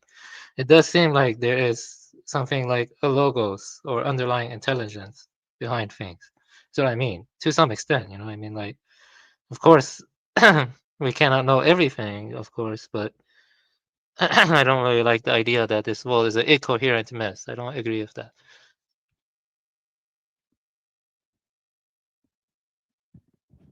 Yeah, I think it's in a way it goes beyond rationality.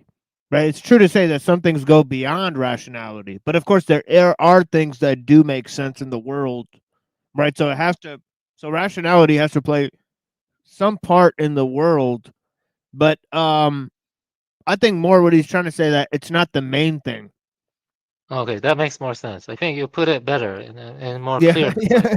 yeah, than he did. Yeah, yeah, but in the sense that I mean, like it says, I mean, in the Bible, that obviously God is a rational being, but it says, why does God send rain to the desert where nothing ever grows? Well, it's because of His pleasure, right? So some things are just like art, right, or something, you know. Yeah, that's a good metaphor. I think that makes sense. Yeah, I get what you mean. Yeah, that makes sense. Yeah, there's something supra beyond the rational Yeah, order. super rational, exactly. Yeah. Yes, yeah. Anarchic. And original. That's and what it means. original to each person. We have a tremendous resistance to acknowledging incoherence. People are constantly saying everything is all right. There's nothing to worry about. You know, this is all very coherent. That totalitarian regimes are constantly doing that, saying everything is wonderful. And so that's the key point, to attend to incoherence, first acknowledge it and then begin to do something about it. It has to go in waves, I must say. It has to go in waves, you know. There's a time... Everything is in waves, he says. No, I said there's a time for anarchy and there's a time for order. Order creates anarchy and anarchy creates order. And are we... A dangerous proposal. You know, we were actually looking at earlier this guy, I think a retard, right? By modern standards, named Redeem Zoomer. You know, and this guy was actually arguing that, you know, atheism creates hard times and hard times create Christians. So it's like, you know, weird thing where, you know, you need anarchy to get order. And I'm like, isn't that the snake eating its tail? You know, because he said Christianity creates good times create atheists, atheists create hard times, and then hard times create Christians. And I'm like, this is the horrible Ouroboros, right? You know, but yeah, this is a kind of you know, I think this is like an occult understanding, you know. A Hegelian dialectic or whatever. And it goes in waves. Create erosion. I think that the incoherence has become more dangerous because of the scale of our society and because of technology. That we have all sorts of dangers, such as nuclear war, biological war, chemical war, destruction of nature, and probably we can think of 4 or 5 others, which are brought about by our power. You see, now, the greater power we have, the greater we need coherence. The question, to my mind, is the human being capable of dealing with this situation, which he himself has produced? I think we all, you see, I think this come from human being. You see, whether scientist or whether you see the economist or artist, when we're born, we are same human being. And I think it's the same desire. You see, same, I think, inner feeling. Then, you see, follow it's a different profession way. And then sometimes, you see, as a fragmentation somewhere. Now you see, sometimes people call specialist. So when you see you become specialist, then your outlook, something become very small. So you see, that time, I think there is danger, you see, to forget about the wholeness.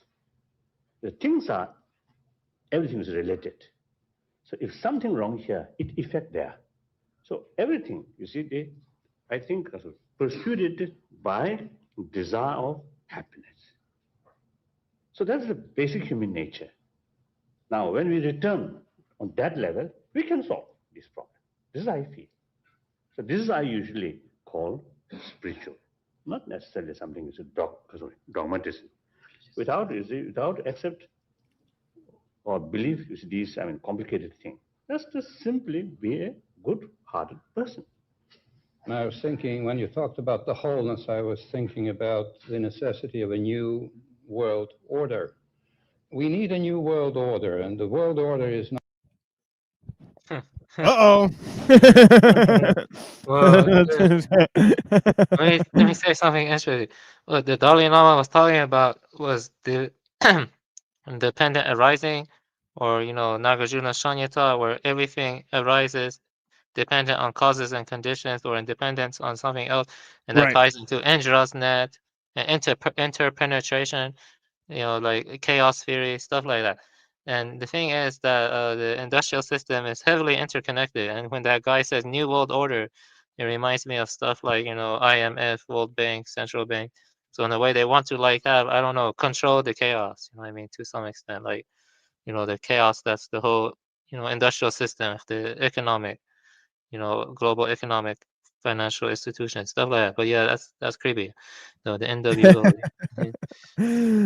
Yeah, this guy is a creepy guy who's running these conferences. Honestly, how does he know all these people? I mean, somebody should look into this guy. Honestly, but yeah, dependent origination and mereological nihilism. Yeah, two very interesting theories that the Buddhists put together that I think are they have a lot of philosophical weight to them. Yeah, I don't think the Buddhists are mereological nihilists. That's not most of them are mereological nihilists. Yeah. Yeah, Yeah, I agree.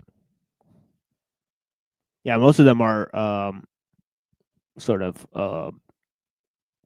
they're using it to show non-dualism, right? So it's just a philosophical vehicle. But yeah.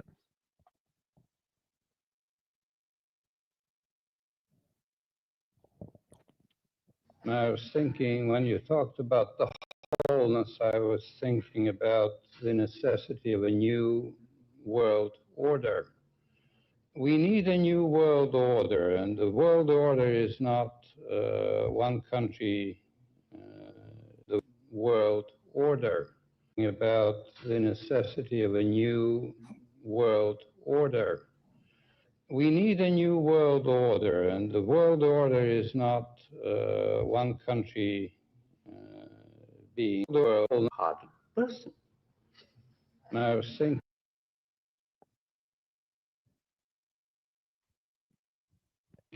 When you talked about the wholeness, I was thinking about the necessity of a new world order. We need a new world order, and the world order is not one country. Oh man, this guy is some type of dude, man. He is actually pushing a global world government, and this isn't the first time they've done this, right? Prigozhin did this, right? And actually, that's how I found this show, right? Was because Skolimowski mentioned different thinkers, right? We looked at E.F. Schumacher, and then we looked at Ilya Prigozhin, right? And that led us to different thinkers in this conference. I've looked at Rupert Sheldrake's ideas a bunch of times on the show, right? But yeah. Yeah, I feel like maybe I would. Obviously, World Economic Forum is probably connected to a lot of these people also. Yeah.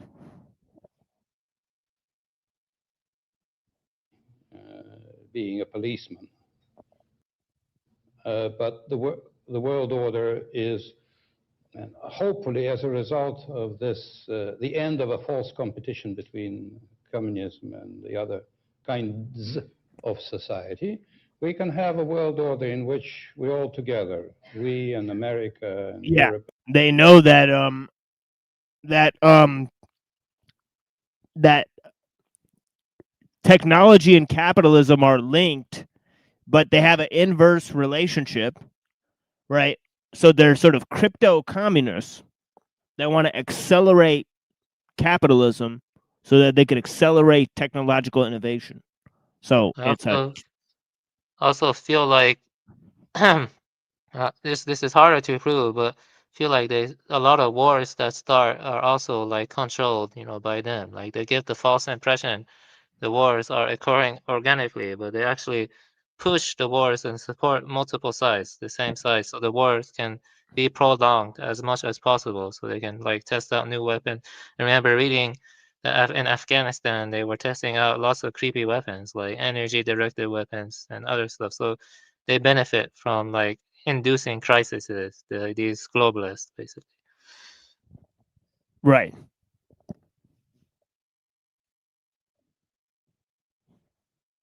In Japan and Tibet and China and all the other countries and all the animals. It's they who provide us with life, isn't it true? Yes. If there are no plants, there wouldn't be any life. We have to think about these things in the spirit of wholeness and also in the spirit of His Holiness. Yeah. Can you pause for 1 second? Patriarchal societies, Yeah, basically, well, this is obvious, and you obviously know this, but they use the pretext of spreading humanitarianism or spreading techno-liberalism, liberal values, in order to like spread the invasive control of this global technological system, which Right. allows them to have invasive control. Like we see it everywhere. Like NGOs are basically connected to these globalists, and that's why we can't really be fooled by thinking that, oh, these people have the best interest in their hearts for us. They obviously don't. They only care about more and more control and manipulation. Yeah, it's the non-profit industrial complex, right? Where these large corporations and these NGOs are linked, and their goal is to spread pesticides and jabby stabbies and computers and give those to the people instead of set up fix their infrastructure or repair their food shortage by teaching them how to grow food or something like that. So it's pretty obvious. Also, I once saw this, which was very strange. Like they went to this random small village in Africa and were like pushing them to be more accepting of homosexuals. And I was thinking, like, Right. why are they so obsessed with that? Like, let them be. Like, what I mean? Like, what I'm saying? Yeah, it's just crazy stuff. Right. Yeah, it's cultural subversion, yeah. And religious. Yeah. People frequently talk about human nature when they really mean male human nature. That's a very frequent confusion. And I think this discussion this morning about competition is a good example of a question that we cannot expect it to be solved by an all-male panel. If you give up the idea of competition, then there is no difference. You mean to imply that there's no competition between women? The idea is about this. I put the question to you, is there a difference between the matriarchal and the patriarchal society? Only in Italy. Well, the question is more subtle. The whole subject is much more subtle than that. I can't hear you. Of course it's subtle. And it would take some time, and it would take, half the panel being women. Yeah, what a bunch of hoopla, right? The intellectual people cannot answer this particular question, right? They can't see the problems going on a mass scale with the loss of traditions, the introduction of technology, right? And how it's destroying, right, social mores, right? And the way of destruction of the family, how this is an engineered event, as we studied earlier, with the introduction of birth control and the Malthusian implications of all these things, right? So yeah, it's pretty interesting how they have zero answer, right? Patriarchy versus matriarchy, right? When for 2,000 years, society successfully, right, was pretty much patriarchal. Obviously, the women did work with the men, right? And women made more decisions than they do now, right, in society. You know what I mean, right? Because they had actual households, right? So, interesting how they never internalized that. Yeah, they just they use certain techniques they gather from data to strengthen their hold their power, you know, like, you know, flipping the role of the man and the woman, you know, like, and, you know, disempowering men, and, you know, that's a real thing. You know, they're doing that. They've been doing that for a couple of decades. You know, and Aaron Russell talked about that too. That video has been censored so much. Aaron Russell, I'm not sure you ever saw it. Like, he actually was talking about how the Rockefellers financed the later waves of feminism, and that really destroyed a lot of family units. You know, a lot of men have it tough. You know, like if you get a divorce and you have a child, normally the custody goes to the woman. You know, because there's a bias there, and that bias may be implanted by the globalists. You know, there's evidence that they, you know.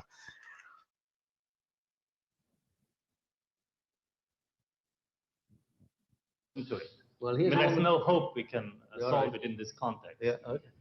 We're running into a Lawrence Greener. We're running into a major difficulty here. My distinguished colleagues on the panel, and most of By the way, in relation to what he said, you know, obviously, you know, Rockefellers were hugely supportive of eugenics. They even built concentration camps in the United States for the lame, right? Where they put like women who were like feeble-minded into the concentration camp, right? So they couldn't breed. So yeah, interesting stuff. the audience have taken for granted from the beginning and the inception of this symposium that there is already an agreed upon idea of what is harmony. Yeah. This agreed upon idea of what everybody is accepting for being polite, being conventional, and so on and so forth, has inherently within its structure a problem about the relationships of biological males and biological females.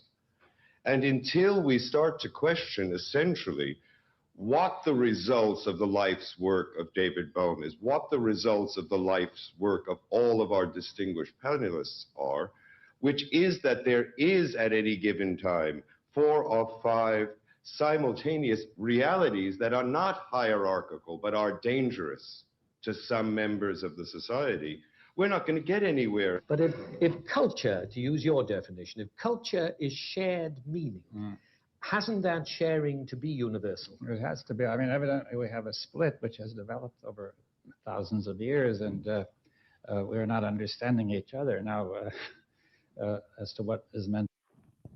What a insane statement, right? Order and harmony. You know, he just said we can't. He just said if culture is to be shared meaning, then it's universal. First of all, who in the hell told him that culture is shared meaning? What does shared meaning even mean? Or is that like when you watch a Hollywood movie together, right? Like what a stupid concept. Yeah, let me tell you this, you know, if you pay attention to what they're saying, they don't deal with the issue of organic versus inorganic development, which is, you know, organic is when you don't interfere, you know, like let's say I'm walking and I come across a village. I don't want to interfere and impose my values on them. Let them be. Inorganic is when I go there and I try to manipulate them to adopt my values, you know what I mean?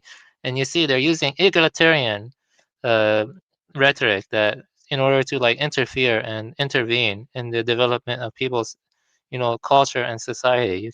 It's pretty clear they're doing that, and that's why they're like largely glowies. You know what I mean? These people are glowies. Right, a lot of them. like what a brutal inversion. Like universalism, the thing that's destroying cultural traditions. Oh yeah, that is culture. Like what an insane inversion trip that this guy was just on. I mean, good lord. Yeah, definitely glowy. I mean, David Bohm is directly a glowy, right? Like, as I said, he worked on the Manhattan Project. You know, the Dalai Lama worked with the CIA, right? So, yeah, I mean, he was also tutored by Heinrich Harrer, right? Who was a Nazi SS officer, right? So, yeah, it's very interesting stuff. Like, the Dalai Lama is pretty much Western, agent. Proceed very far. That I don't assume that you want total destruction or disharmony and everything going to pieces. Now, I see the importance of coherence. That if we produce results that we don't intend in a consistent way, constantly, then I see that I don't want to go on with that. See, that seems wrong. Now, do you agree on that point? So wholeheartedly agree. Yeah, so I say then that I say we need coherence, not perfect coherence, but to move toward coherence. Right?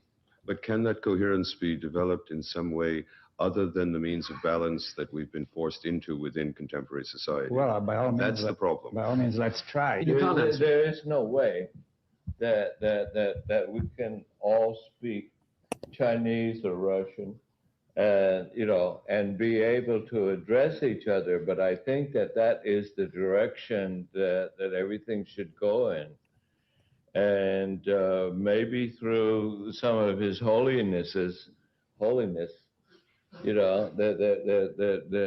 we would be able to feel these reactions and language. I wonder if this guy would call the Pope Your Holiness, but he would say that to the Dalai Lama, right? And that should tell you something about the fracturing of their cultural identity, right? That they're willing to assume these universal parameters, right?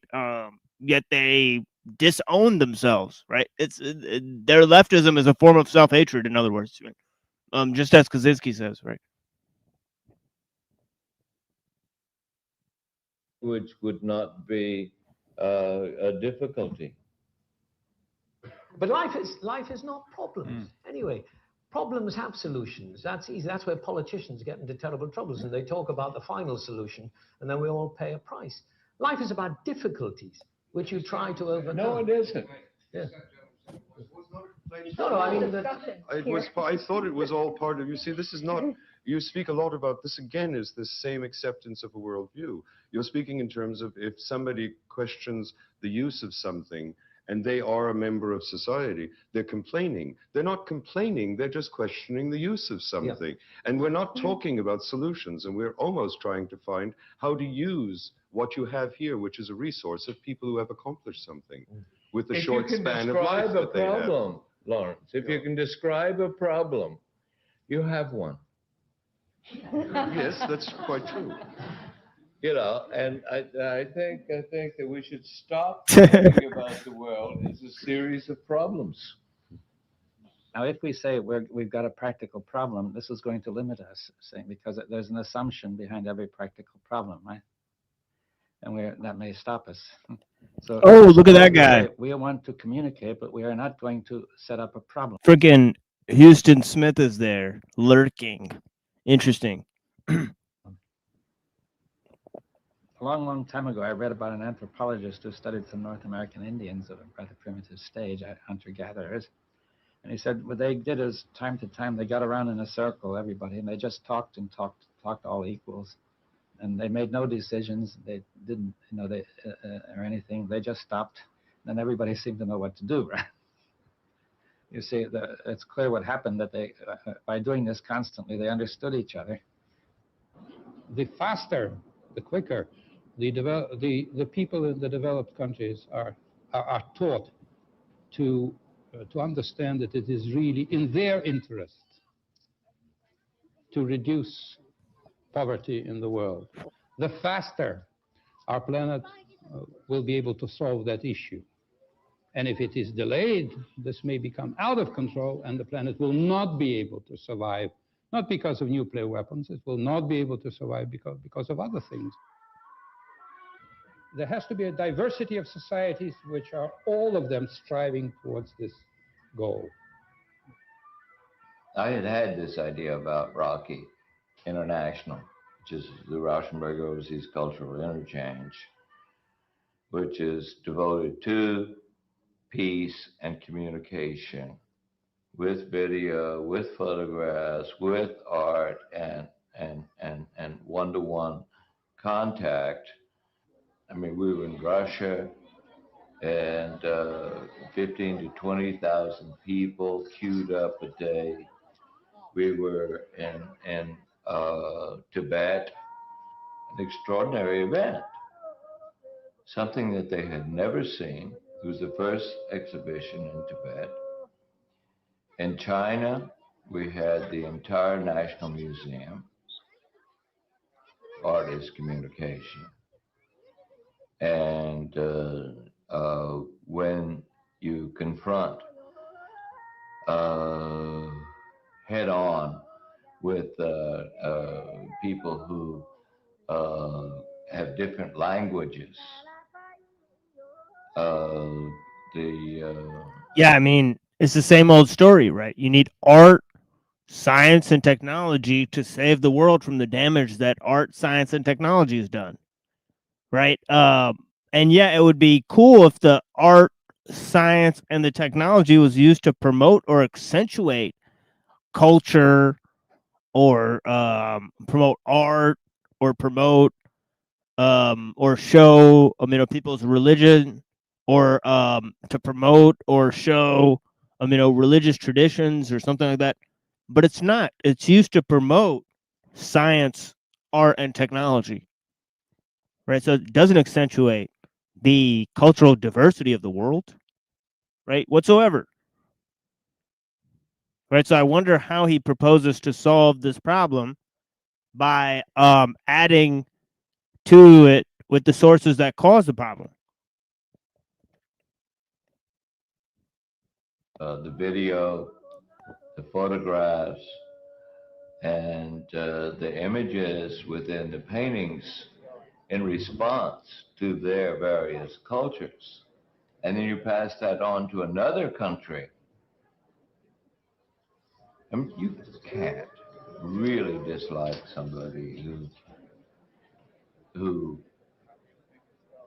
you haven't seen, but you agree with or understand. Rocky goes to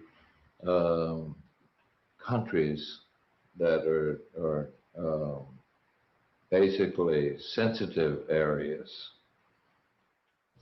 I feel that creativity is essential not only for science but for the whole of life. You see that if you get stuck in a mechanical, repetitious order, then it will degenerate.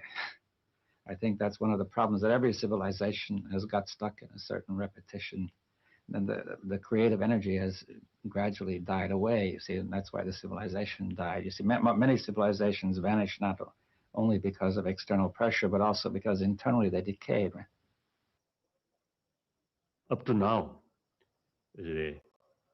usually I call the mother planet, you see, remain without tolerance. So now, you see, the mother planet is facing, let's say, the limitation. So therefore, you see, showing us the some kind of, you see, warning. So therefore, now I think the reality, the situation, the reality itself, now telling us human being or humanity must work together with sort of, you see, common ground, or how to say, common aim, and with sense of responsibility.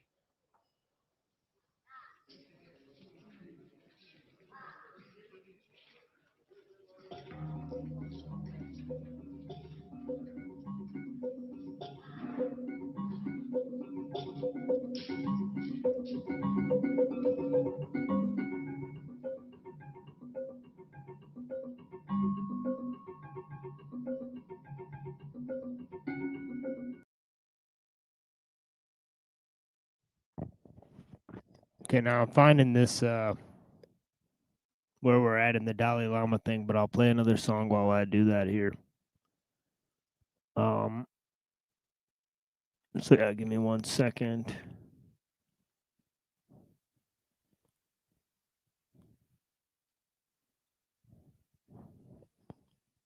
And yeah, we'll be right back in 3 minutes.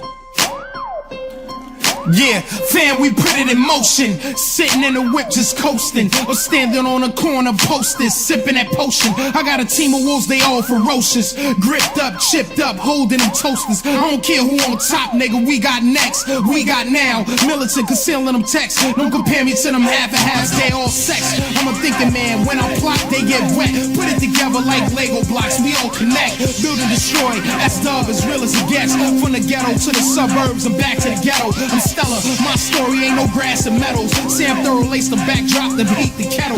Heavy metal rap shit, nigga, yak your bezel. The stress don't get to me, dogs, I'm giving them stress. I'm the name that they mention cause I pen it the best. S, be the seal that they all trust. Cause the dirt that we do, man, I don't discuss. Rise up.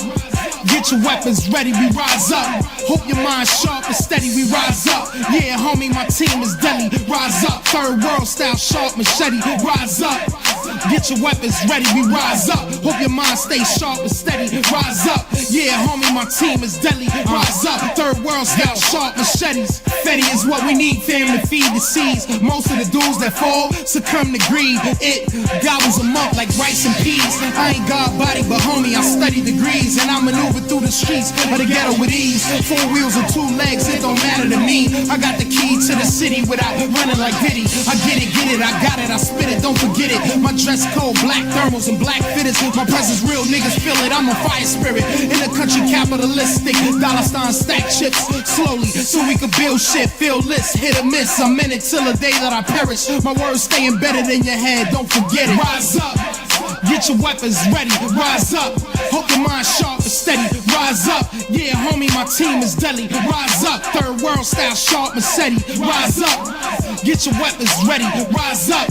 Hope your mind sharp and steady, rise up. Yeah, homie, my team is deadly. Rise up, third world style, sharp machete. These label faggots, they don't know what's hot. They don't know who's on the streets really making it pop. Catch these dudes in the papers taking pictures with cops. They on track talking about all the people they pop. First day in New York, you got your chain yapped in the club by a thug who had nothing to lose. We hungry, we always make front page of the news. Running around with them burners, blowing shots at cops. Even well-known actors blowing shots at cops. I guess he ain't as paid as I thought. He needed some guap. Family is in the hood, they be needing a lot. That's why I stay telling my people we need to rise up. Rise up, get your weapons ready. Rise up, hope your mind sharp and steady. Rise up, yeah, homie, my team is deadly. Rise up, third world style, sharp machetes. Rise up. Get your weapons ready, rise up. Hope your mind sharp and steady, rise up. Yeah, homie, my team is deadly. Rise up, third world style, sharp machetes.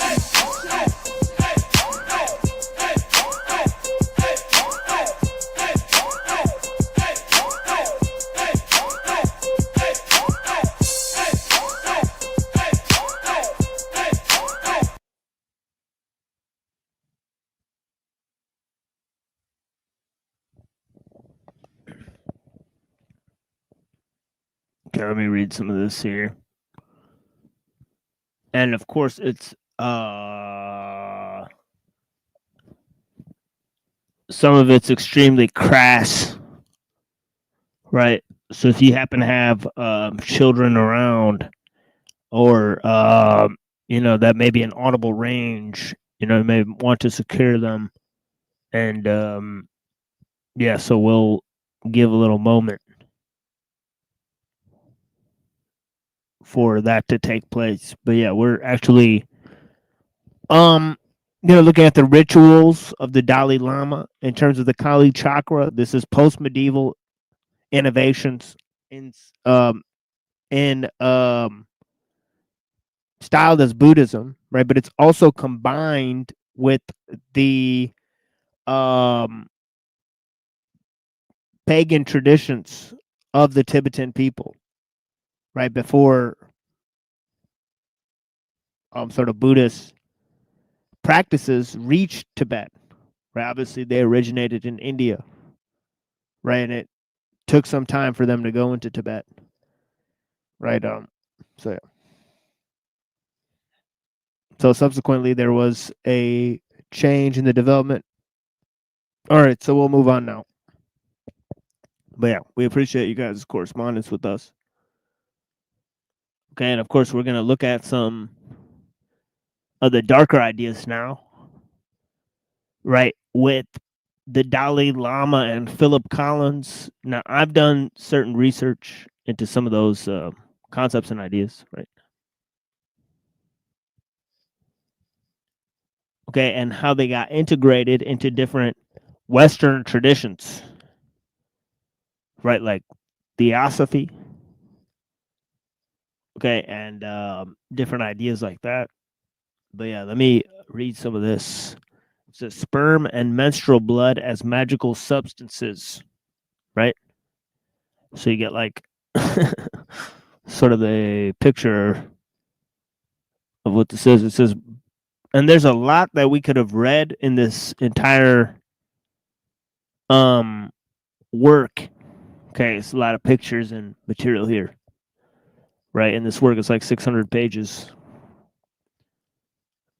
But it says here, but before we continue with the discussion of the 4 highest initiations, we'd like to make a number of reflections on the topic of spermnosis.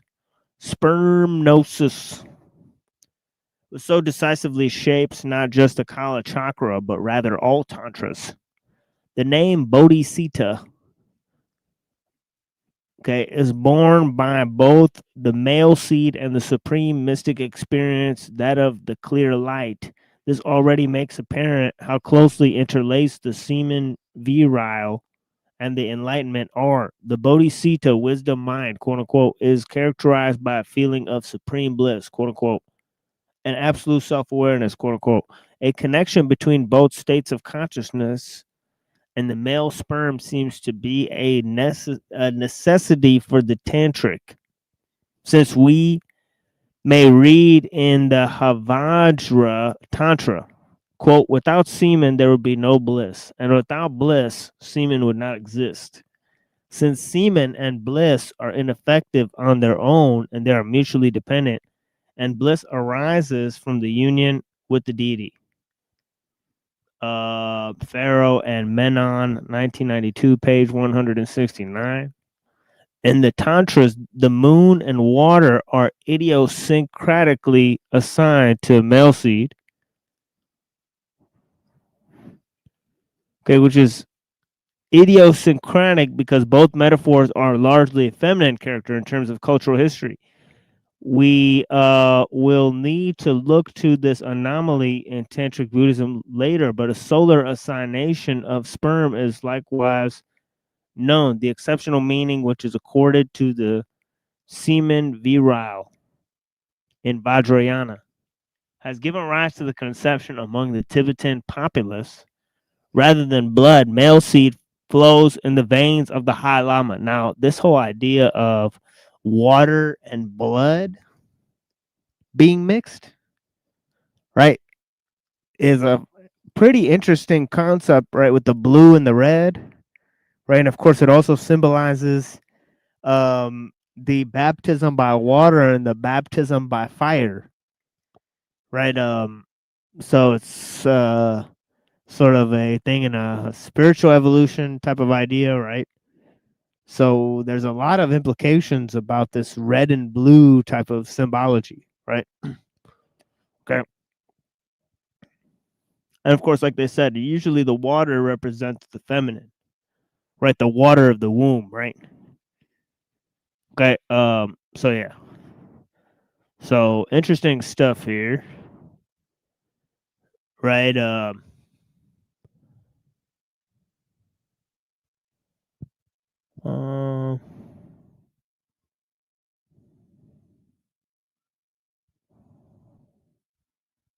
Okay, so anyways, retention of sperm. Says for Buddhist tantric, the retention of the male seed is a sine qua non of the high spiritual enlightenment. This stands in stark opposition to the position of Galen, the highest medical authority of the European Middle Ages. Galen was of the opinion that retentio semenis would lead to putrefaction of the secretion, and that the rotten substance would rise to the head and disturb the functioning of the brain. In contrast, the Tantras teach that semen is originally stored in a moon-like bowl beneath the roof of the skull. As soon as the person begins to experience sexual desire, it starts to flow out drop by drop, passing through the 5 energy centers or chakras. In each of these, the yogi experiences specific seminal ecstasy. The destination of the sperm's journey with the body is the tip of the penis. Man, people are going to clip this. I'm going to clip the shit out of this, of me reading this. Right here through extreme meditative concentration. I could already see them doing that on like some Christian Discord or something, you know, or even or even our Muslim and Jewish friends, they might clip me and say, "Look at what this guy's talking about. It's fucking demoniac." You know, not knowing that they wouldn't know if the Dalai Lama performed any of these rituals, right? They weren't exposing it, right? They wouldn't care. They wouldn't be able to distinguish it from any, mainstream Buddhist practices, and they wouldn't even understand anything about the historical import of these ideas. Well, depending on the Buddhism has historically, the monks have been celibate. They don't really do weird tantric sexual Right. stuff. Exactly Yeah. right. Yeah, their practices are very, not really sexual, like meditation, chanting from sutras. Sometimes the hutu is very popular. It's like a koan you repeat to yourself. Yeah, it's just weird. Tibetan stuff tend to be weird. The Vajrayana tends to be weird. Yeah. We're going to look at some of the weird stuff from the Western occult too here in a minute. But yeah, this represents sort of Eastern, I would say occultism, in a way. And so he says here, the destination of the sperm's journey within the body. I read that. Here, through extreme meditative concentration, the adept collects the lust. The Vajra, here represented by the penis, is inserted into the lotus, here represented by the vagina, but not moved. When lust of a transient arises, the mantra hum should be spoken. The decisive factor is thus the retention of the sperm. Through this, the act obtains a cosmological dimension. It becomes a means of attaining enlightenment, bodhi. Quote, delight resides in the tip of the Vajra, as is said in the Kala Chakra text. With the topic of sperm retention and appeal is made to ancient Indian sexual practices, which date from pre-Buddhist times. In the national epic poem of the Indians, the Mahabharata, we can already read the ascetics who keep the semen up. In early Buddhism, a holy man is distinguished by the fact that his discharges have been conquered and in future no longer occur. From Vajrayana comes the striking saying that a yogi whose member is always hard is one who always retains his semen. In contrast, in India, the flowing of the male seed into the fiery maw of the female sexual organ is still today regarded as the sacrificium. Sacrificium? Is that how it's? And therefore feared as an element of death. The part of the adventurous techniques of semen retention must be learned and improved by the adept through constant, mostly painful practice. They're either the result of mental discipline or physical nature, such as through pressure or the perineum at the point at the point of orgasm, through which spermatic duct is blocked, or one stops the seminal flow through his breathing if it is nonetheless if it nonetheless comes to ejaculation, then lost sperm should be removed from the mudra's vagina with the finger or tongue and subsequently drunk by the practitioner. And yeah, we covered that last time. Some of the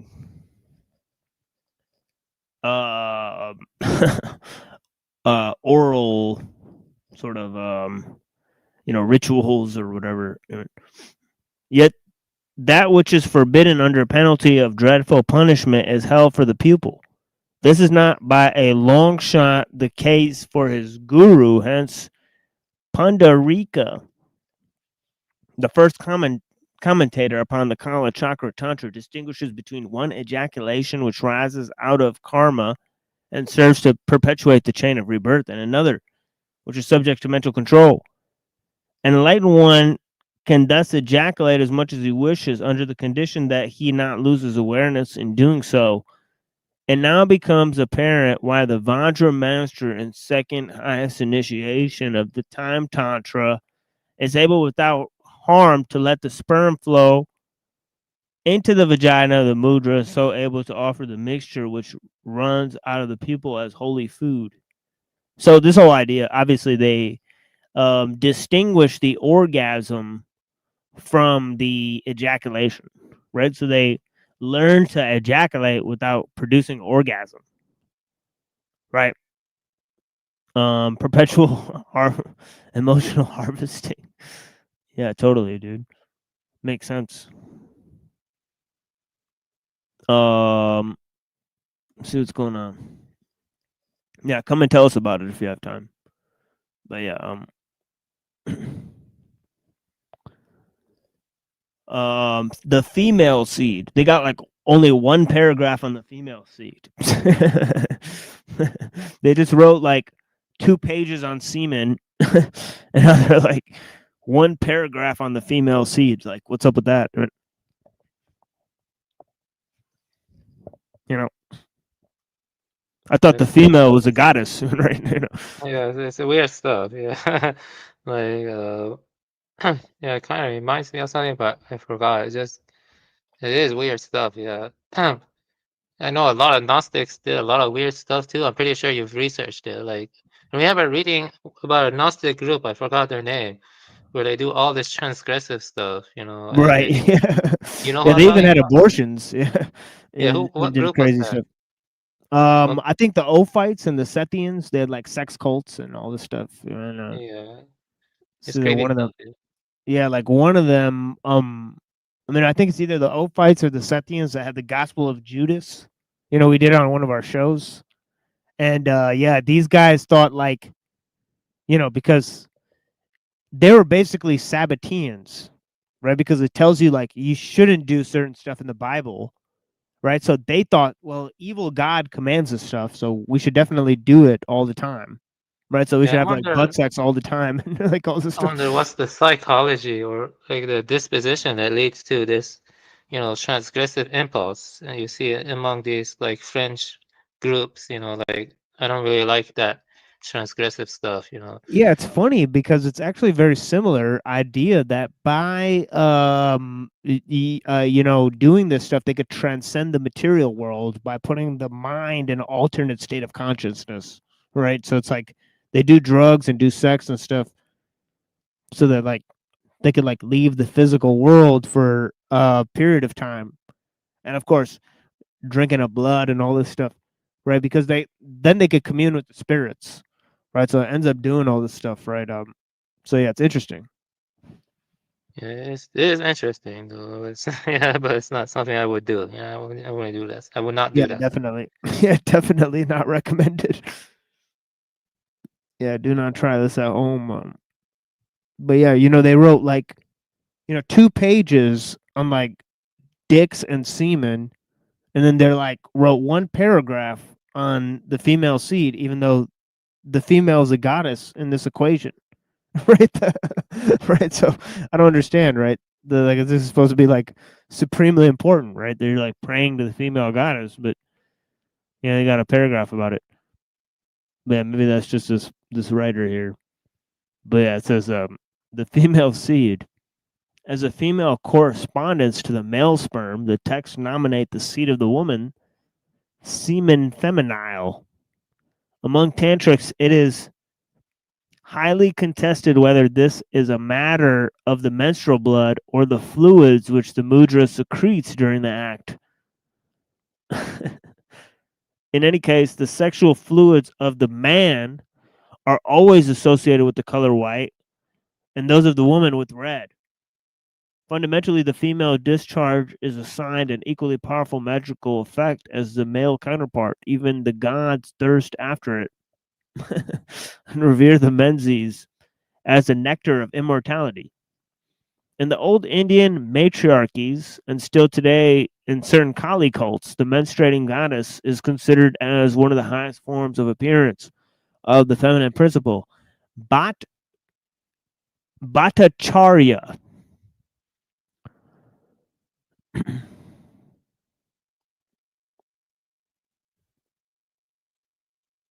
(1982) page 133 and 134. It was in the earliest times a widespread opinion taken up again in recent years by radical feminists that the entire natural supernatural knowledge of the goddess was concentrated in the menstrual blood. And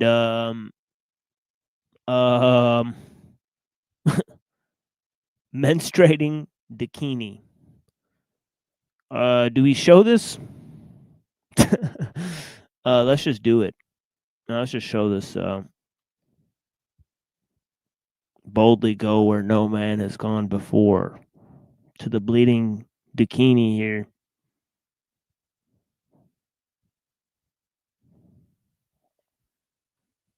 And yeah. Just vaginas just spraying out blood. So yeah, isn't that special? It's kind of gross. What the hell? Outside of the gynocentric tantric cults, however, a negative valuation of menstrual blood predominates. Oh, so they do have more than one paragraph about it. Which we know from nearly all patriarchal religions. A menstruating woman is unclean and extremely dangerous. Uh-oh. The magic... That could have ancient, Aryan influence. Like, I think the Kalash people and some ancient Zoroastrians had that idea too, where menstrual blood is considered a curse from a dark demonic spirit or something like that. Like, there's some older prehistoric, like some older people had that view too, which is kind of weird. I remember reading that somewhere. Yeah, I think the Kalash still have that. Like, they separate the woman when they're menstruating, and you're not allowed to interact with them. I remember reading that somewhere. Interesting. Yeah. Let me maybe. Oh yeah. Whoops, that's too big. Yeah, make it like big here. Yeah, outside of the gynocentric tantric cults, however, a negative valuation of menstrual blood predominates, which you know from nearly all patriarchal religions. A menstruating woman is unclean and extremely dangerous, and the magic radiation of blood brings no blessings. Rather, it has devastating effects upon the sphere of the holy. For this reason, women who are bleeding may never enter the grounds of the temple. This idea is also widely distributed in the Hinayana Buddhism. Menstrual blood is seen there as a curse which has its origin in female original sin because they are born as women. I have a quick question. In Islam, you're not allowed to have sex with a woman when your wife when she's menstruating. That's right. That's right. Yeah. Yeah, So that I is think part of the does tradition. have ancient Aryan origins, because I remember reading that stuff. That stuff has very ancient origins. The Yeah. stuff about the menstrual. That stuff is true, I think. Yeah, it's also considered like an impure substance as well, right? So yeah, so in Islam, yeah, the menstrual blood is considered impure substance. As so is semen. So both of them are considered impure substances, right? So yeah, it's important to note that like if it's like on your clothes or on items and stuff, that's not considered like a place where you could like pray and stuff like that. So yeah, it's interesting. Yeah. Also, the Zen Avesta, I remember reading, it heavily discourages and condemns masturbation. You know what I mean? Because of that. Yeah. Yes, it does that. Yeah. Yeah. By the way, jinns really like it though. Jinns they like poop and pee and semen and menstrual blood. They love that stuff, right? So. I think one of the first steps to help this whole world, including the West, the first step is to like ban porn. Like don't let porn, like there be industries for porn, stuff like that. It really needs to be dealt with because it's really not good for most young men, to be introduced to that stuff. especially kids. A lot of kids, the internet is full of porn. Maybe kids will come across it by accident. Letting your kids use the internet is the worst thing you can do. I mean, internet is like so dangerous. It's like a psychosphere. I don't know. If I had kids, I wouldn't let them use the internet at all. What I mean? Like, you gotta monitor. It's not about control, but you gotta monitor what your kids do. And porn is really bad. Like one thing I want to just say is that science cannot tell you everything. Like masturbating all the time, that does affect and erode your mind. You don't want to do that. What I mean? Like, it's not good for you. That's just it. I'm not trying to be moralizing. I'm just saying. What I mean? Yeah, there's a researcher named Gary Wilson, and yet the porn use, it actually leads to impotence, and also leads to all types of sexual dysfunctions. So yeah, so that is not a good road to go down for sure. I mean, and definitely you want to control, the devices, so that that's taken care of, because that's extremely deleterious effect on society from the porn. But another thing that's interesting is this idea of female original sin, right? Okay, because it's interesting that there's this whole idea, like in the Carrie movie, right? Obviously, this is written by the Jays, right? But it's showing this sort of radical Protestantism, right, where the mother is telling her daughter that she's cursed for having a period, right? And of course, the period blood takes on a symbolic meaning within the movie, right, as this curse, right? And the demonic acts of the woman, who's the mother, right, and the young lady in the film, right, when she becomes covered in blood, she becomes demonically possessed and starts killing everyone, right? So it's pretty interesting. In that movie, Carrie, they sort of show this whole idea about this female original sin, right?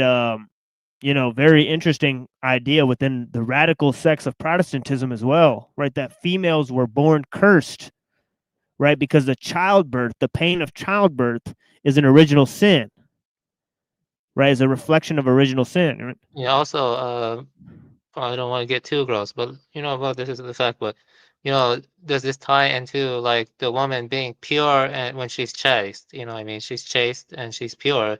When you break that thing and then she bleeds. That kind of signifies her losing her purity when she loses her virginity in some sense. I'm trying to say the idea of a pure, innocent woman that is a virgin. Right. That really has that. There's a like probably connected to that also. Like, you get what I mean? Because yeah, totally. Yeah, totally. This is why they associate the woman in the white dress with the married woman, and then the woman in the red dress with the whore of Babylon. Right? It's very interesting. The white represents angelic nature, right? And the red represents, and that stuff has very ancient origins. Obviously, very ancient. That kind of stuff. Yeah. Yeah. And so it says menstrual blood is seen as a curse, which has its origins in the female original sin because they are born as women. It says in the text of the low vehicle, right? And it's actually the same in Kabbalah, right? Some of the rabbis say that the male is a higher form, right? And some of the rabbis have a prayer where they thank themselves every time they wake up that they were born a Jew, right, and not a female or a goy, right? And of course they had Quick segregation. question for you. Yeah. I don't know, because you're so way more about this stuff than me. Wasn't older Judaism patriarchal and then somehow it became matriarchal? Exactly. Yeah, that's very true. Yeah, it's a very true fact. Yeah. How did it change from becoming patriarchal Well, and it's like becoming matriarchal? all this stuff like Hasidic Judaism, right, in the 1500s, the Jewish Haskalah, right? They had all these rabbis in Europe with the Jewish Enlightenment, right? So they reformed Judaism, as it were, right? So yeah, So it's you not know, Judaism anymore. I mean, I agree with the Christians about that. It's no longer in connection with ancient Judaism that much. yeah, I think there are Jews who like are insistent that they're going to follow the Torah and stuff, and they're going to keep the laws and stuff, but they're very hard to find, right? It's like only a few of them. It's like finding like Christians who really know about the saints and the Christian traditions, like they're really hard to come across, right? And I think I would say the same with Muslims, right? It's very hard to find a real Muslim, search far and wide.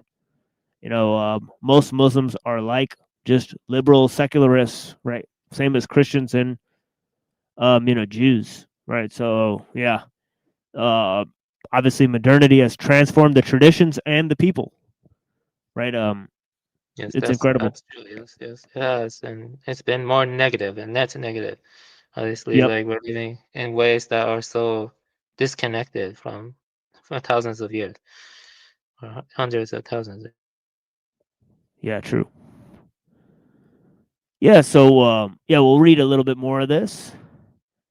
It says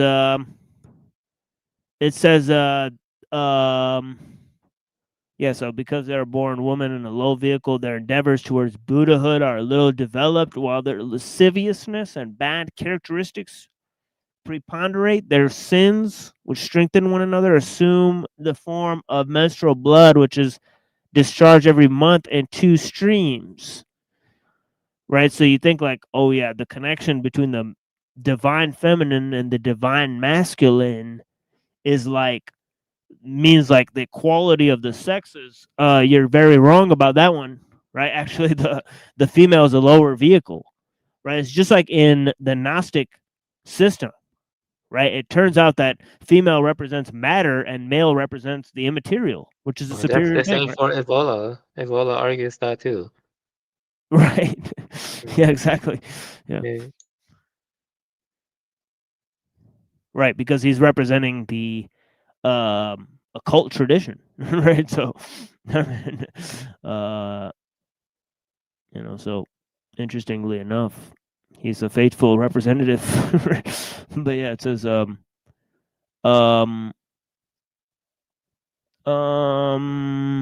yeah, so their sins of strengthen another assume the form of menstrual blood, which is discharged every month in 2 streams in the soils. Not just the god of the earth, but also all other deities too. But the tantrics are completely different. For them, the fluids of the woman bear liculin. I don't know what that name. I don't know what that name means. Lucullan. I can check it up. Yeah. Check it out. Raise the Conan. Especially of food, extremely luxurious. Oh, okay. Yeah. Yeah. So, especially when it's describing wine, honey, and nectar. So yeah. And a secret is hidden within them, which can lead the yogi to enlightenment. Okay, that's enough of that for today. We'll come back to that when we get into the Marina Abramovich, because she's pretty much tantric.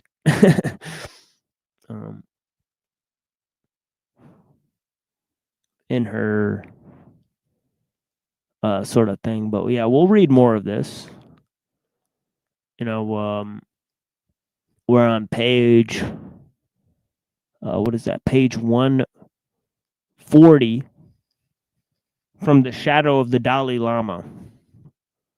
Okay, and I'm not sure who this work is by actually, but yeah, but I have a quick question for you. It's obvious the globalist elite are heavily deep into the occult, especially that one creepy guy. Do you think they're hiding a lot of stuff from us? I definitely think they are. How can we go about getting the truth from them, extricating the truth from them, the globalist elite? Because they're probably hiding a lot of occult stuff from us, like the truths or something. Like, I think they're. Yeah, I don't know. Sorry about that. I was just wondering. I feel like no, I that think guy. No, I think it's important, and I think that's why this there's a lot of surface level knowledge, and actually we've noticed entire groups of people that are falsifying occult knowledge or trying to spin occult knowledge, right, and teaching tantric practices, and teaching all sorts of different ideas, and of course not all tantric practices are about like sex, you know what I mean, right? So some of the tantric stuff is about like breath work and all this type of stuff, so it's extremely benign, right? So it's important to notice that they're taking these ideas and sort of stretching them. So obviously I think the main thing that they don't want people to see is how much extremely benign sources like the Bible and Plato and the Kabbalah and all these things have to do with the occult, right? And of course astrology, right? So they want to obfuscate knowledge in those various areas, right? Because they don't want people to know how they encode information, right? I'm fairly certain that is a huge step in what's trying to be achieved here. Well, I know for a fact that they do try to destroy naturopathy. Like, there are a lot of natural remedies out there, and, the pharmaceutical industry don't want people to know, I mean, that's another parallel, you know, that's a parallel I'm trying, they don't like people to know about black walnut texture. Black walnut texture probably works better than antibiotics, believe it or not. Well, I shouldn't say that. I mean, that's just, just I'm speaking in jest, I shouldn't say health stuff, But you see, Yeah. Yeah. Yeah, I get what you're saying for sure. But yeah. But a lot of this stuff is right in people's faces, like on the cover of Diderot's Encyclopedia, right? They had Lucifer on the cover. On the cover of New Atlantis, they got the compass in the square, the two pillars of Solomon's temple, the blazing triangle, and the eye of God, right? And of course, who put that on the back of the dollar? Well, it was a student, okay, of Nicholas Roerich named Henry A. Wallace, right? Who was a student of a theosophist, right? Who got ousted from a presidential race, because he was a vice president of FDR, right? But he referred in a letter to Nicholas Roerich, he referred to him as "Dear Guru," right? So obviously, when he put this, pyramid with the eye on it on the back of the dollar, he, corresponded with Franklin D. Roosevelt about their, membership in the Freemasonic Brotherhood, right?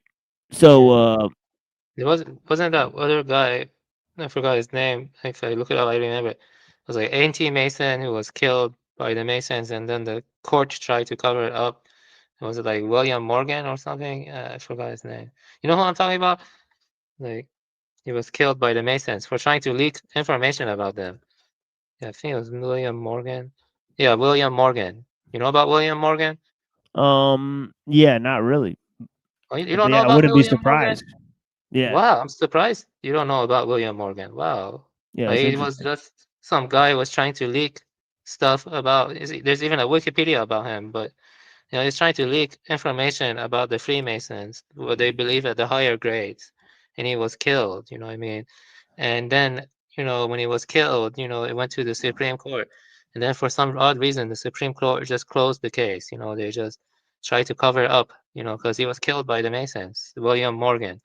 But Anthony, I'll give you the Wikipedia article, but you're probably better off using Yandex to read more about it, because it's very interesting what happened with him. You know what I mean? And there's a lot of there's a lot of links to other Masons at that time. But yeah, I do think in the higher grades, the Masons are hiding a lot of secrets. You know what I mean? Like, definitely they're hiding a lot of secrets. But yeah, you can look it up. William Morgan, anti-Mason. Yeah, Freemasonry exposed by Captain William Morgan. Interesting stuff. It says this is he was born in 1774 and he disappeared in 1826.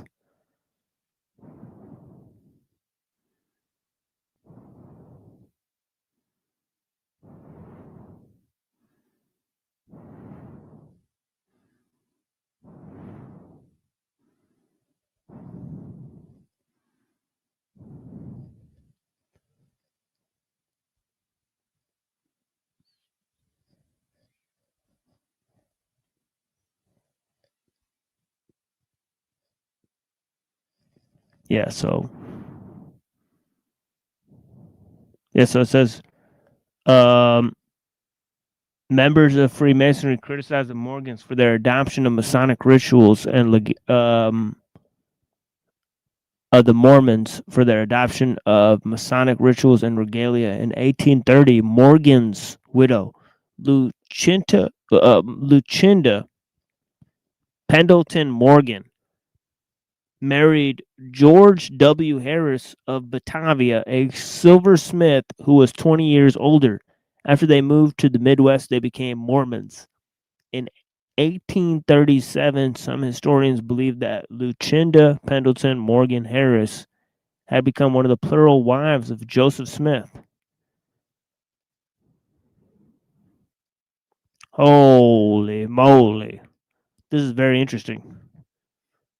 But yeah, so yeah, there's all these different groups going on. There's groups adopting Freemasonry. Obviously, in the 1800s, they had a huge occult revival, right? This is where different things were happening, right? Like you had the young Hegelians, right? You had, William James and the Pragmatists, right, with C.S. Peirce, right? And the Philosophical Society, right? You had, so you got the young Hegelians, you got the Theosophical Society, you got a bunch of different ideas coming out in 1800s. They're extremely significant. In 1895, Theodore Herzl, I think he was part of the World Zionist Congress. Right, so they created the World Zionist Congress. Oh yeah, don't forget B'nai B'rith. B'nai B'rith, you know what I'm saying? B'nai B'rith. Yeah, B'nai B'rith was there before that. I think B'nai B'rith was there during Lincoln's assassination. You know, the guy who was head of B'nai B'rith, Simon Wolfe, he met Henry Wilkes Booth before he assassinated, before he went to go assassinate Lincoln. And the guy who was governor of Louisiana, Judah P. Benjamin, actually fled because he was afraid that they would implicate him in Lincoln's assassination. He tried to flee to England. Crazy stuff. He was a Jewish governor of Louisiana. Insane stuff, folks. Yeah, it's insane. There's so much of these connections, and it still continues on. You know, they control the Overton window with, like media, mass media, and interconnected industrial system, and they control the dialectic basically, and largely, a lot of these e-celebs, I wouldn't be surprised if they're linked to them also, like Mr. Beast or whatever. I just don't trust them. You know what I mean? Like a lot of them. It's just they're involved in a lot of stuff that you wouldn't expect them to be involved in. Right.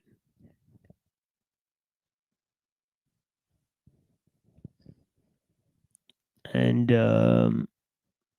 yeah, so let's open this up and read some of this here.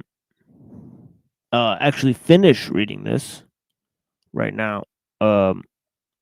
Right, so he says in 1627, Bacon published a novel entitled The New Atlantis. The pages of Bacon's book were adorned with Freemasonic symbols such as the compass, square, the two pillars of Solomon's temple, the blazing triangle, the eye of God, indicating his association with secret societies who supported his utopian concepts. The novel, quote, describes the creation of the invisible college advocated in Rosicrucian writings, unquote. This Rosicrucian mandate for an invisible college was realized with the formation of the Royal Society in 1660. Fisher synopsizes Bacon's utopian concepts. Right, of course, this is a key link to the promotion of the science and the arts, right, by occultists. Right, there was very rare to see, occultists who didn't promote it. Right, like Henry Cornelius Agrippa. Right, it's very rare. There's like a few in between who actually didn't support it. Right, of course, One today we thing, have people like Evola. Yeah, go the ahead. one thing the entire cult believes, which I noticed from a trend, is they believe symbols hold great power beyond just the physical realm. You know, almost all occultists believe that symbols have a greater power beyond the physical. Right. Yeah, I'll And be right symbols back. are, yeah, they're basically technology, right? Symbols are technology in a way.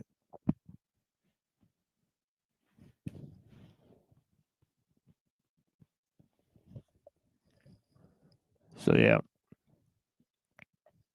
So it says, Fisher synopsizes Bacon's utopian concepts. For Bacon, the defining feature of history was rapidly becoming the rise and growth of science and technology. Where Plato had envisioned a society governed by philosopher kings, men who could perceive the forms, quote unquote, of justice, of social justice, Bacon sought a technical elite who would rule in the name of efficiency and technical order. Indeed, Bacon's purpose in the New Atlantis was to replace the philosopher with the research scientist and the ruler of the utopian future. New Atlantis was pure technocratic society. That's right. Okay, Bacon actually calls these guys philosopher scientists in the book, right? Because it's to parallel Plato's concept of philosopher kings, just as he said, right? So yeah. So philosopher scientists would be groups of people, right, that would accomplish the same thing that these philosopher kings would accomplish. Right, and of course, the philosopher kings were like a sort of meta elite, like the Brahmins in India, right, where they would take care of super religious tasks of organizing the traditions of society and all that type of stuff, right, through music and gymnastics. And of course, they would control the births of the guardians, of the guardian class, who were perceived by the rest of the society to be the rulers. Right.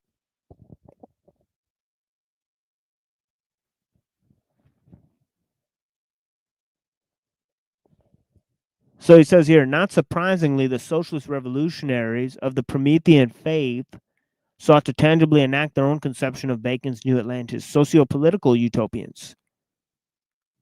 There are various ideological permutations, right? For socio-political utopianism, right? The whole, well, how do you accomplish that, right? The vehicle of accomplishing it, right, is obviously scientific totalitarianism, right? And technoliberalism, right? So yeah, so he says socio-political utopians, their various ideological permutations notwithstanding, have always strove to establish a, quote, pure technocratic society, unquote. Socio-political utopianism is in turn derivative of Gnosticism. This derivation is illustrated by socio-political utopianism's rejection of pistis, by which the early Gnostics considered inferior to gnosis.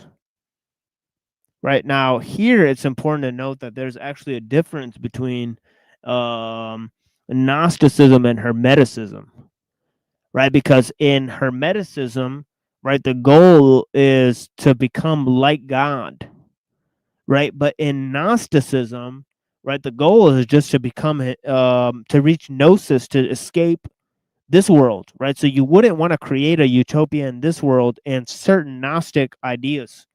Right, but what he's trying to say is because nature is bad, right, then you could logically perceive that in the modern sort of quasi form of Gnosticism, right, you want to transcend nature through the use of technology, right? So this would be a sort of mechanosis, right?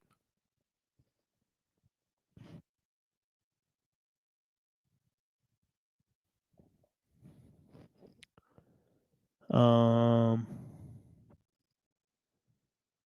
yeah, let's go down here. So he says, yet the socio-political utopians' derision for cognitio fide led revolutionaries to conclusions that were even more radical than those of traditional Gnosticism. For the traditional Gnostics, the transcendent held primacy over the immanent. The socio-political utopian, on the other hand, reconceptualized transcendent objects of faith as objects of immanent experience. This reconceptualization began with the Gnostic desire to draw knowledge that was commonly associated with the transcendent into a firmer grip than the cognitio fide, the cognition of faith, will afford. Vogelin, right? To quote Vogelin, right? He says the resultant Weltanschauung, however, bestowed metaphysical primacy upon ontological confines of the physical universe, which, pretty much, Buddha showed how, dumb that is just with the opening presentation, right? It's because you could perceive that mind is a constituent of matter itself, right? So you could actually have the framework of mind appear within a purely naturalistic monism, right? So it's actually an absurd position, right? You could put pressure on it from both sides, right? It's actually wild.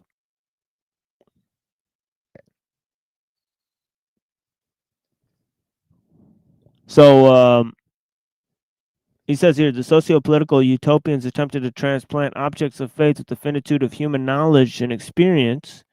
In this sense, the socio-political utopian qualifies as a new Gnostic whose immanentist impulses find affirmation in scientific materialism. One of the object of faith, see, he doesn't understand the dialectic of immanence versus transcendence. Right, because it's a really important dialectic, right? You're not going to beat immanence with transcendentalism, right? Because that has been hijacked as well, right? Because obviously they're trying to go beyond the material, right? So they have no problem with substance dualism. Yeah. Isn't there a passage in the Bible where it said that those who want to die, they will not be able to have it? Something like that. Like maybe in the future, if these guys get what they want and they cannot die, maybe they want to die, but they can't die. I think the Bible had a passage like that. You know what I'm talking about? Or, you know what I'm talking about? Or, no, not really, but yeah. Yeah, I'll find the passage and read it to you later. Yeah, interesting though. Interesting concept though. Yeah. But yeah, that's fascinating to think about, for sure.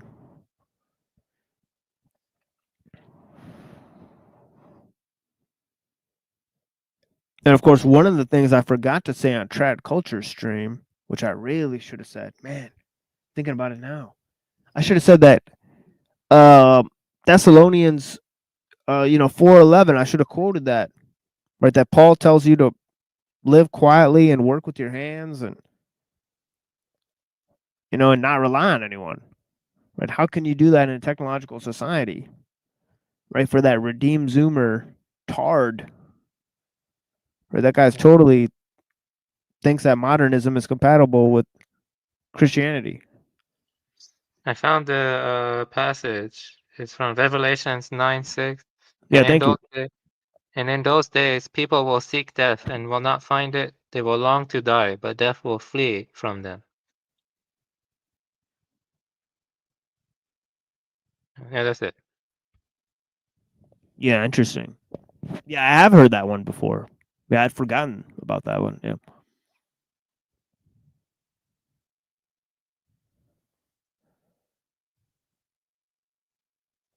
This guy put me on his thumbnail.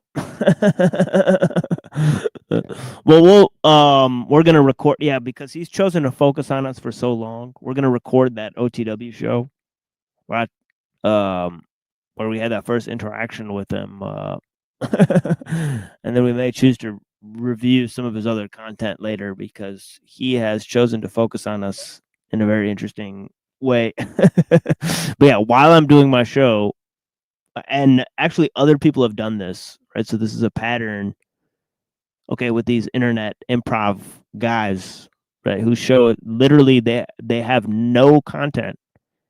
Last 2 out of their 3 shows have been about me, right? So yeah, we have some interesting stuff, where we trigger a lot of these guys. I have a question. I didn't watch it in full, but I should. But why was Modern Man so pissed off? Like, I have trouble following him because he speaks in a somewhat odd way. I don't know. Why did he get pissed off at you? I'm just curious. I think he was like sent in here to like monitor these communities. Sometimes if there's no reason, it's probably more nefarious than it appears to be. I mean, but yeah, definitely have no idea what his entire thing was. Oh, actually, it's actually a pretty nice picture.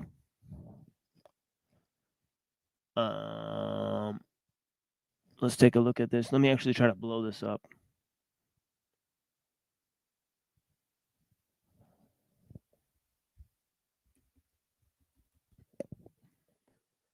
Trying to blow this up here so you guys can see the thumbnail. So I could use this in the future, maybe, as a nice thumbnail if I actually share this on the screen right now. But yeah, we get free promotion all day with these fucking clowns. Check this out.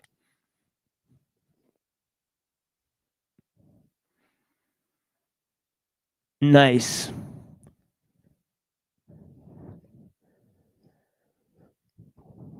So yeah, we are famous, my friends. Oh wow.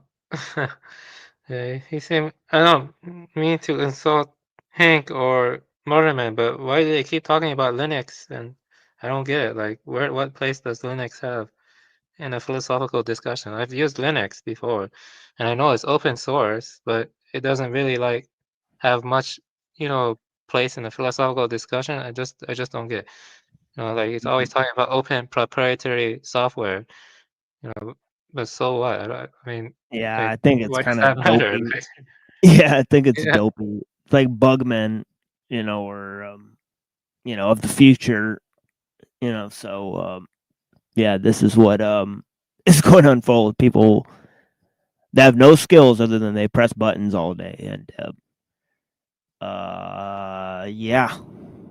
So this is the reality of the situation. I think they view this entire universe like an operating system, and I think that's the false way to view the universe, like I don't see how Linux with its kernels and its multi-threading and other stuff like that, I have used Linux, but it doesn't make me special, what I mean? I don't know why Hank thinks he's special because he uses Linux, I mean, the universe is not like an operating system, This is a very weird way to view the universe. Like, I don't know, like. Yeah, I know what you mean. There's actually, about Temple OS, that guy who made Temple OS, Terry Davis. Like that guy kind of went crazy. You know about him or no, Terry Davis. Because No. it kind of overlaps with your interests, believe it or not. There, you can read about him a bit. Basically, he created his own operating system from scratch, which is very hard to do. Okay, and then he used gematria and some other stuff, and based on that, you would like try to predict the future, like the future messianic event of the apocalypse when the second coming happens or whatever. And he went crazy eventually, and then he like killed himself by going in front of a train. But I think it's interesting. He was basically more like a Christian, a very messianic Christian. And he made that operating system from scratch. He thinks it tells him the future and stuff like that. Creating an operating system is actually very hard, coding it from scratch, but it's a kind of a waste of time though. But yeah, it's just interesting. He was very popular online. He would host a lot of streams and say racial slurs and stuff like that, and obsess about the pseudo eschatology you talk about is definitely real. They're trying to fuse the technology with Christian myths, and stuff like that. That's definitely true. Yeah. Oh yeah. And yeah, actually, I think me and Trad Culture did an entire show on it earlier, like 3 hours long. So I will be definitely playing that at the end of the show for you guys as well. But I think the number one place I could point to is about the idea of the salvation history of the Jews and how this idea that the Jewish return to Israel was going to commence in either Christ's return, right? So they could accelerate the return of Christ, or that the Jews and Israel were part of an eschatological scheme, with the Christians, right? So obviously, this whole idea that's known colloquially as Christian Zionism, right, actually has roots, right, within the occult, right, within the Protestant Reformation, within the Kabbalistic theology of the Jews as well. I Right? definitely So, agree. And I kind of realized that too, due to several reasons I can talk about briefly. One is that Trump moved the capital of Israel to Jerusalem. He helped do that, right? The capital is Jerusalem, correct? In Israel now, or it's not. I believe it is Jerusalem, or they're trying to make it Jerusalem. I don't, what I'm talking about? Yeah. The second one is that Israel is #1 exporter of surveillance technologies. They export surveillance technologies to India and China, like pretty much everywhere. Bolshevism was largely pushed by the Jays also, I mean, in China, 90% of the people backing Mao were Jewish. I can give you a source for that if you want it, that's a fact. But I feel like the future, Israel will be the center of the global technocratic age, like the end of a more surveilled digital information age or something. I mean, that's what Palantir is trying to do. And Israel is one of the biggest technological hubs of innovation. I mean, they are one of the biggest ones. Even the company I worked for, which was an IoT company, they were approached by an Israeli firm that was interested in buying their technology. And yeah, let me think. Yeah, I mean, I feel like the end of DSX should not have been in Area 51. Should have been in Jerusalem. Jerusalem. They're trying to make. I sometimes I think, Temple Mount, right? You know about Temple Mount, where yeah. that's very important to the Jews. They have to destroy that one mosque on Temple Mount, and then they build right. the third temple. They build the third temple where they sacrifice the spotless red heifer. Christopher John Bjorknes talks about that a lot. But anyway, the point is that I think maybe they want to put a massive data center there or something. Maybe they're gonna do that. And they want to be like the central hub, of the new world order or whatever. Maybe they are to a large extent. I mean, I don't know, but yeah, that kind of stuff does tie into a lot of stuff you were talking about. I mean, you probably know most of what I just said. Yeah, totally. Yeah. Yeah, Al Aqsa Mosque on the Temple Mount. Yes. And Yes, that's correct. yeah, totally. Yeah, they're gonna blow it up. We gotta blow it up. Yeah, some of them have said that. It's very interesting. Very interesting dynamics. And so yeah, so this relates to this idea of the eschaton, right? So yeah, so here he says one object of faith that this modern incarnation of Gnosticism sought to draw into human history was eschaton, the end of days. In place of an eschaton, which ontologically transcends the confines of this world, the modern Gnostic envision an end within history. An eschaton, therefore, was just to be realized within the ontological plane of the visible universe. Herein is the conceptual basis of the utopian vision of a heaven on earth. It is premised upon the Gnostic epistemology, and as such is inherently occult in character.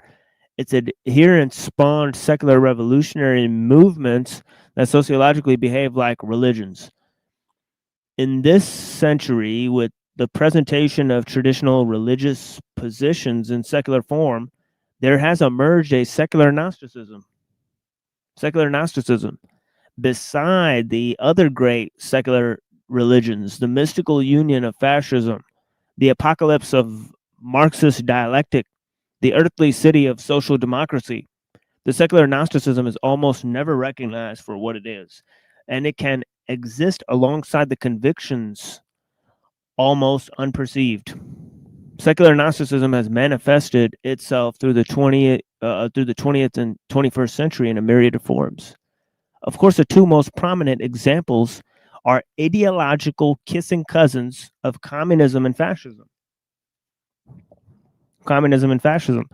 Other variants include neoconservatism, neoliberalism, secular progressivism, and techno-progressivism. Techno-progressivism. Right? I think that last one is just basically accelerationism, right? You know, while many of these secular Gnostic permutations have superficially feuded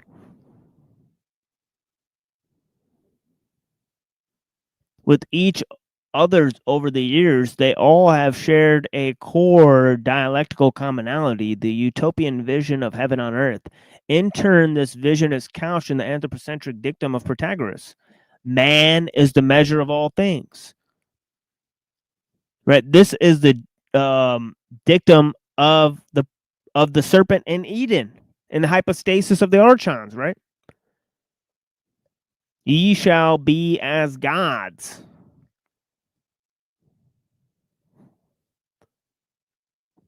Right? Because the serpent is portrayed as a good guy, right? Yeah, it seems like it all builds up to the techno acceleration, like you're saying. All these messianic myths coalescing as they, reach techno acceleration. Yeah, it's funny. I was actually reading in yesterday's whole thing about the serpent, how it changed over time. Right, and obviously in the fall of man, the serpent is seen as an evil guy, but in the ancient pagan traditions, the serpents are seen as good guys. Right, they're like figures of like rebirth. So yeah, interesting stuff.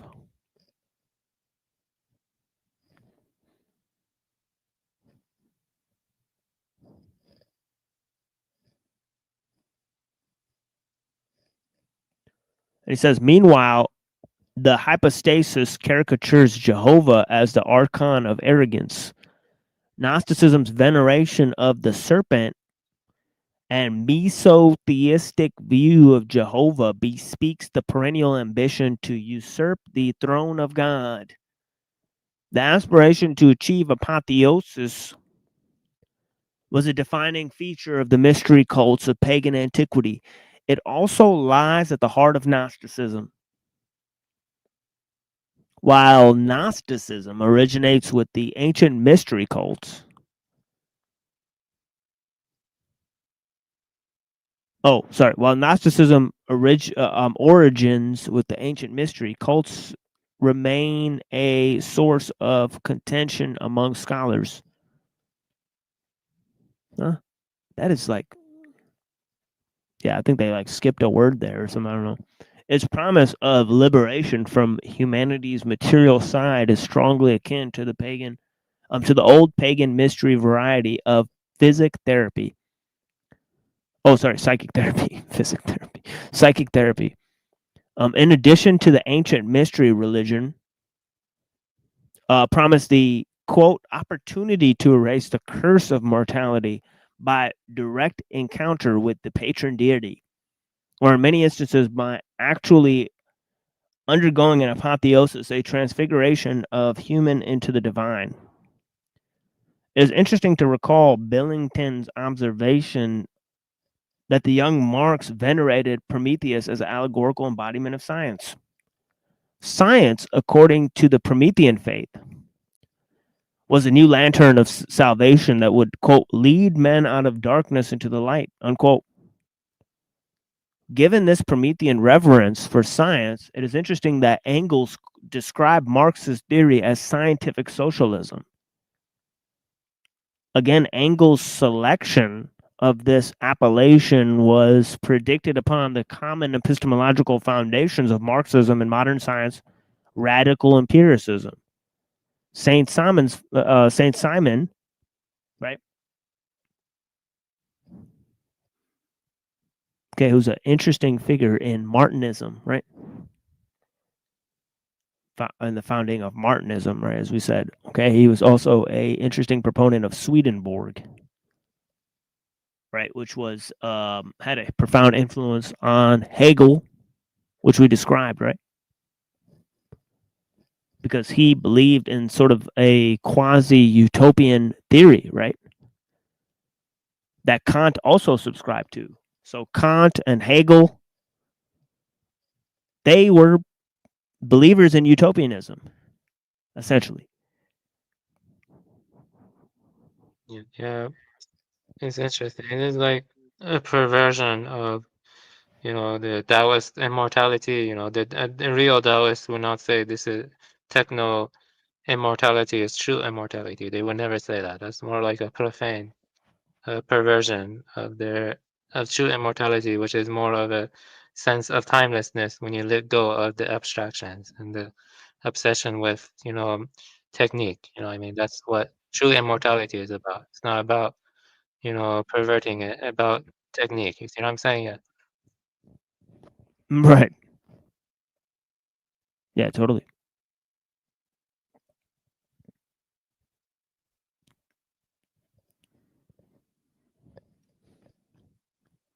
Yeah, I've often said that that it's an inversion of the Taoist idea in chapter 29. Right? Do you think you can change the world and improve it? Lao Tzu says, I don't think this can be done. And what does Marx say? He says, up till now, philosophers have tried to understand the world instead of trying to change it. What if the point was to change it? Right, so he's literally saying, try to change the world. Right. Inversion is probably a better word than perversion. Yeah. Yeah. That's correct. Yes.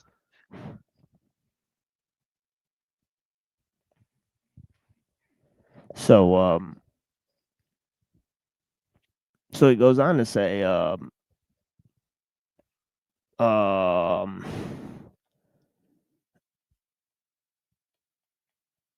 herein is the epistemological foundation of modern totalitarianism. In turn, the epistemological foundation stems from the Gnostic rejection of pistis. Thus, Gnostic occultism constitutes the epistemological heritage of almost all modern socialist totalitarian regimes. Returning to Marx's preoccupation with Prometheus, it is interesting to recall that the mythic figure's name shares the same meaning with the term Lucifer, quote unquote, as translated by St. Jerome from the original Hebrew Hallel, or Lucifer, quote unquote. Marx's possible flirtation with Satanism is an often overlooked yet controversial topic. Often overlooked yet controversial topic. Okay, okay, so there's only a little bit of this left. He says, return. Oh, wait. Wait, where am I here? Oh, yeah, here we are. Yeah, he says. Marx also had a famous photo where he put his hand in the his suit, I mean his shirt, which I think is the Masonic symbol. Yeah, I just remember. They have lots of weird hand gestures, which I'm sure you know about. Right. Yeah, like mudras, It's interesting stuff. But yeah, so it says here, it is not this researcher's contention that Marx was a Satanist in the traditional sense. In all likelihood, Marx probably denied the existence of Satan as a literal metaphysical entity. Yet it is important to remember that the Luciferian conception of Satan is premised upon the same existential contention. From Marx's neo-Gnostic vantage point, Lucifer or Prometheus was probably rendered immanent by the cognitive powers of man. Ultimately, whether or not Marx was a Satanist is irrelevant. Essentially, one needn't accept the existence of Satan if one accepts the principles embodied by the fallen one. In his poem, quote-unquote, Human Pride, Marx expressed the Luciferian aspiration to achieve apotheosis. With disdain, I will throw my gauntlet full in the face of the world and see the collapse of this pygmy giant, whose fall will not stifle my ardor. Then will I wander godlike and victorious through the ruins of the world, and giving my words an active force, I will feel equal to the creator. Ironically, Promethean revolutionaries whose Welton Chong was heavily informed by Marxism murdered millions of the very species they sought to apotheosize. Marx's words, which given quote-unquote active force apotheosized the state, right? Remember, that's a Hegelian concept, right? The state, in turn, subordinated the individual to the collective. The individual could no longer lay claim to any intrinsic value. Instead, meaning and purpose were only found in the group. Thus, Marxism actually devalued humanity. Again, in this extremely ironic, again, he says, it is extremely ironic, that such devaluation stemmed from the anthropocentric belief system. Yet such contradictions proliferated the Welton Schwang of, remember, Welton Schwang means worldview, of Promethean radicals, okay, which still persists in the minds of modern purveyors of socialism. Holy crap, how much of this is left? It's supposed to have ended. Okay, there's like a few lines here. It's like a longish paragraph here. Chesterton enumerates the various internal contradictions of the revolutionary Welton Schwang. All denunciation implies a moral doctrine of some kind, and the modern skeptic doubts not only the institution he denounces, but the doctrine by which he denounces it. Thus, he writes one book complaining that imperial oppression insults the purity of women, and then writes another book, a novel in which insults it himself. As a politician, he will cry out that war is a waste of life, and then as a philosopher, all of life is a waste of time. A Russian pessimist will denounce a policeman for killing a peasant, and then prove by the highest philosophical principles that the peasant ought to have killed himself. A man denounces marriage as a lie, then denounces aristocratic profligates for treating it as a lie. The man of this school goes first to a political meeting where he complains that savages are treated as if they were beasts. Then he takes his hat and umbrella and goes to a scientific meeting where he proves that they are that they practically are beasts. In short, the modern revolutionist, being an infinite skeptic, is forever engaged in undermining his own minds. In his book on politics, he attacks men for trampling on morality. In his book on ethics, he attacks morality for trampling on men. Therefore, the modern man in revolt becomes practically useless for all purposes of revolt. By rebelling against everything, he has lost his right to rebel against anything. Thus, when the modern revolutionary tangibly enacts his utopian vision, it automatically qualifies as a dystopian nightmare for others.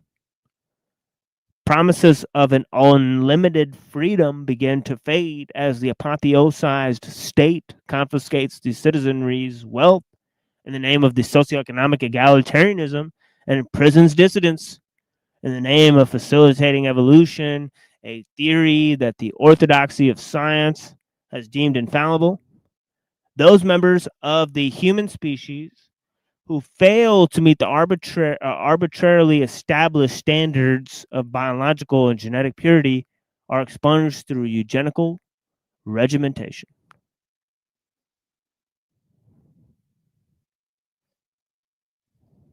Fanatical as they are in their scientism, modern revolutionaries view man as a quantifiable entity. The irreducible complexity of humanity is overlooked as man is gradually transformed to paint by numbers schematic. Society, by extension, is also considered a quantifiable entity. And of course, as we'll see when we get to Mumford and ellul, right, this is actually a natural conclusion based on the proliferation of techniques. And same with Kaczynski. I mean, he probably got that from ellul. He argues the same thing, that eventually genetic engineering will be normalized. Right. As well as pre-crime and mass surveillance and all sorts of things. You know, and also mass-scale use of propaganda. Who wrote that again? I forgot. Sorry about it. Who wrote what you just read? It's Philip Collins, The Faustian Face of Modern Science. I'll send it to you on when you send me a message there, for sure. Yeah, Faustian Face of Modern Science by Philip Collins, Dr. Philip Collins. Yeah, that was very good. Yeah, it was very good. Oh, yeah. It was a nice writing. Yeah. Yeah, I've been reading it for quite some time. This is really the last few lines of it. But yeah, this idea that man has become quantifiable, the reign of quantity. I think he actually, earlier in this, he actually quoted Rene Guénon too. You know, yeah, so he's quite astute, for sure. Yeah, that's strange. Why aren't many people coming on now? Because normally they come on, like, I guess they're tired or something. Like, yeah, actually, that is kind of an illusion because, like, the time when, I mean, our last few shows we've just had more people than usual, but normally it's just me and Reddington up here. So actually, for long periods of time, there's actually nobody who actually will call in. You know, but yeah, totally. Usually it's like Neurojack will call in. You know, Hyperborean.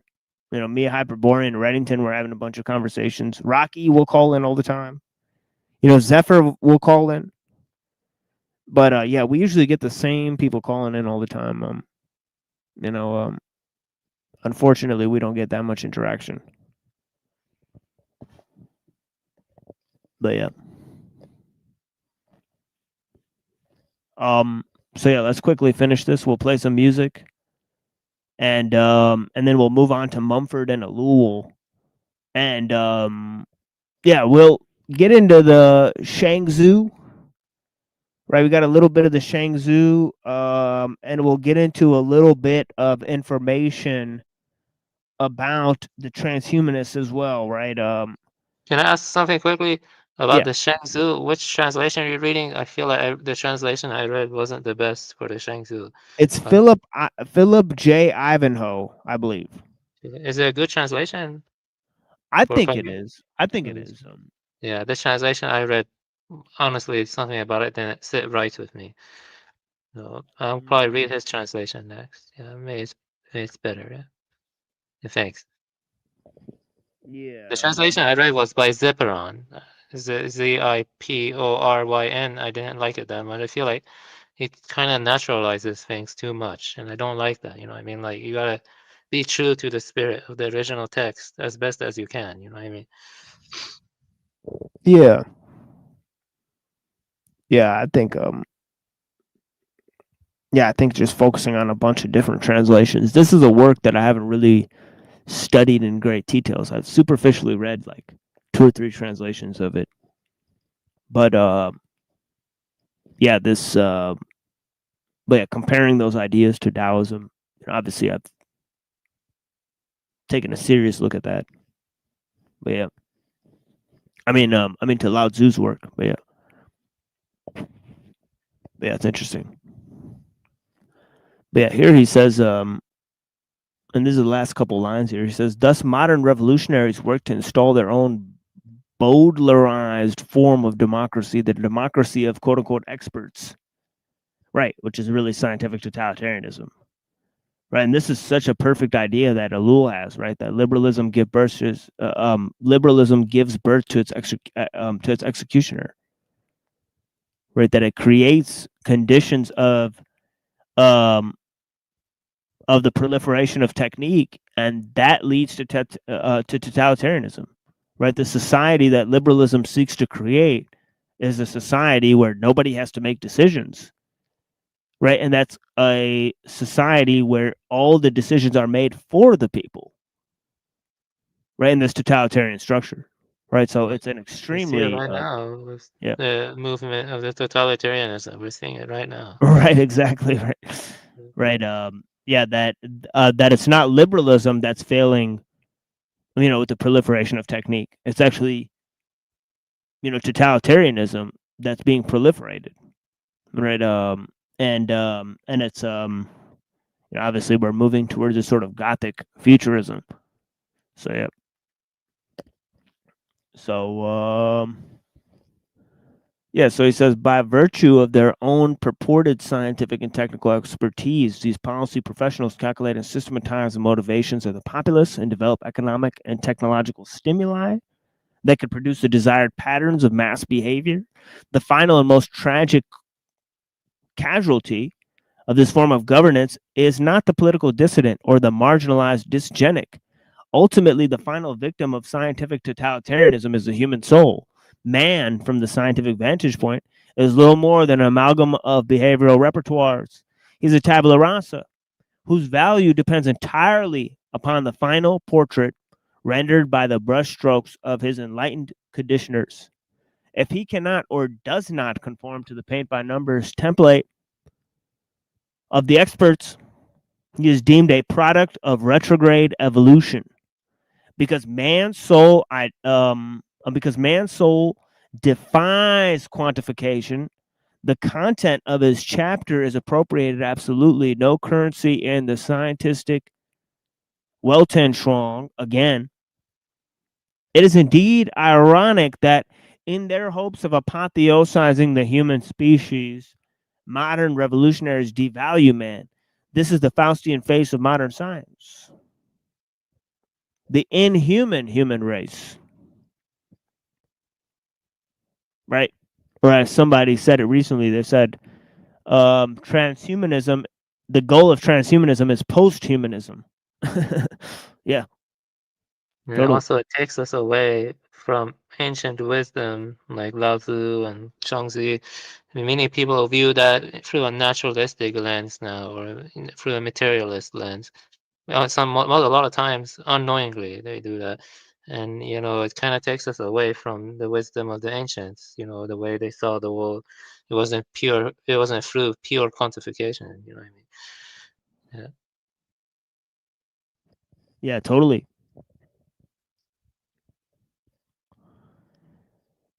Yeah, so let's look more at the effects of quantification with, Mumford and ellul here. And, we'll see what's going on here. Let me play some music for you guys as we take a little break here.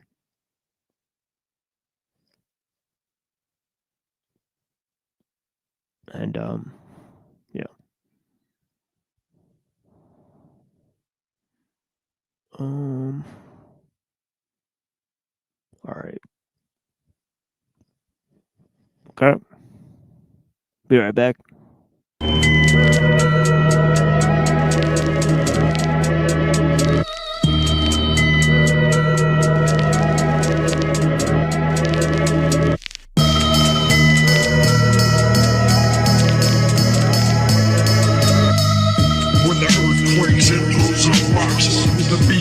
These MCs pull up hip-hop with cyanide raps, anti-inside raps. Turn away from self and walk toward the high raps. Hell's Quadrant, I'm associated with destruction of the abyss. Early in the morning, about a baker's dozen. Corpses in the oven, Hell's Quadrant. Realize inside of mankind who fought for the devil's squad.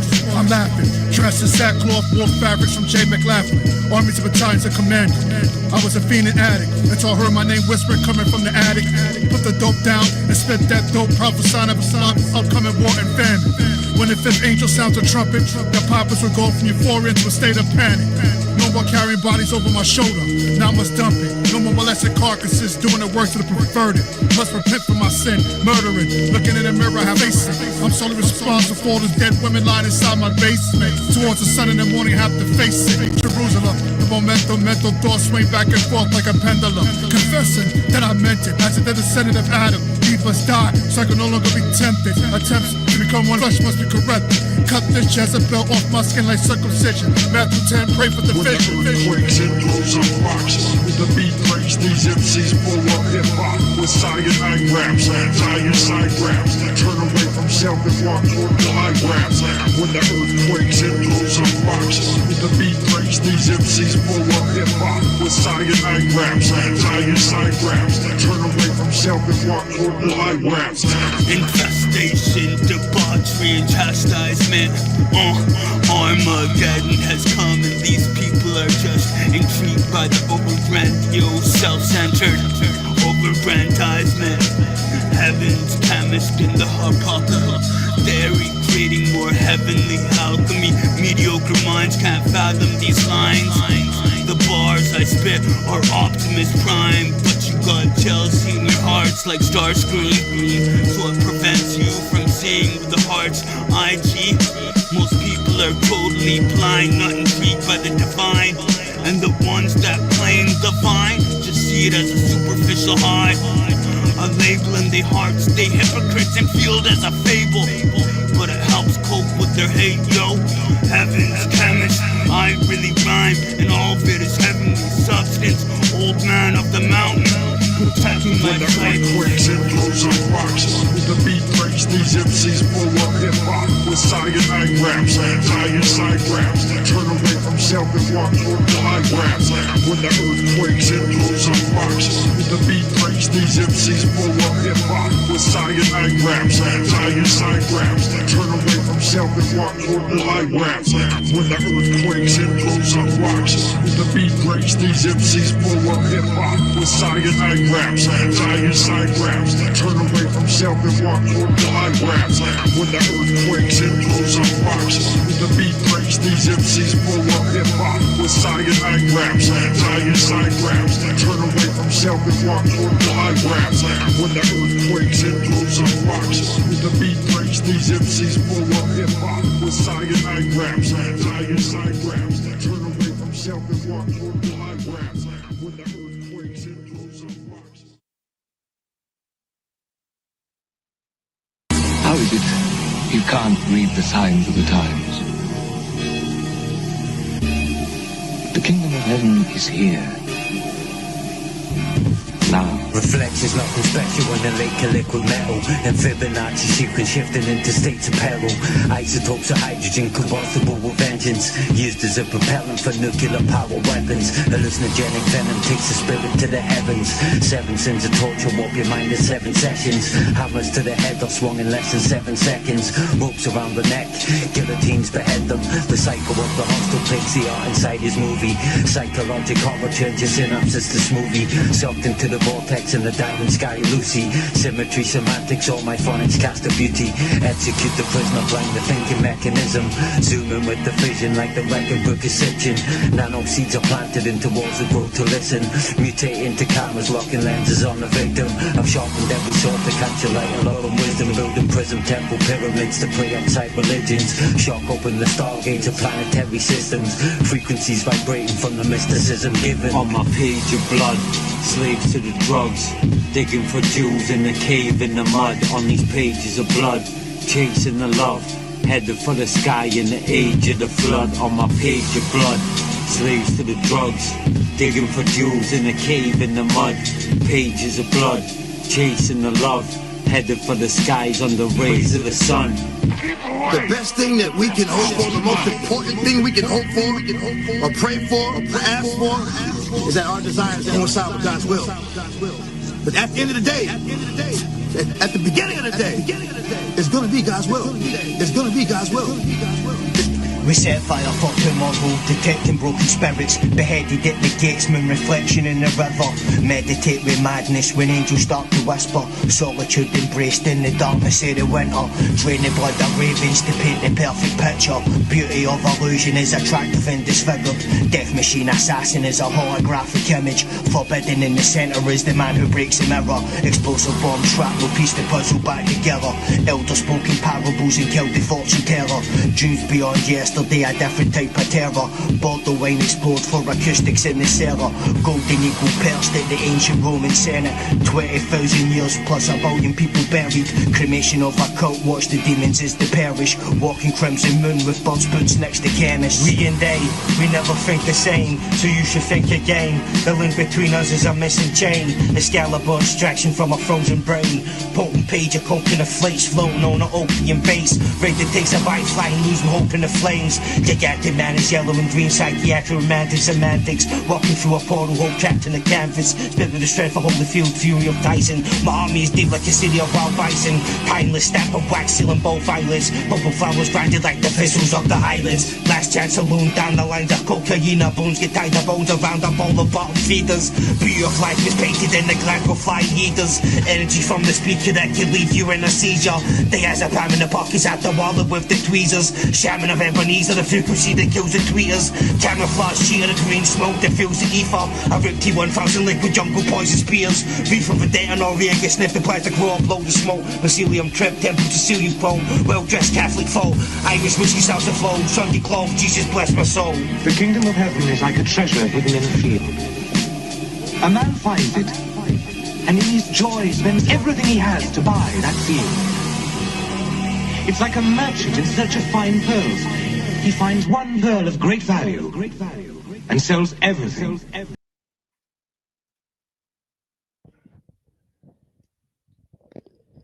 Yep.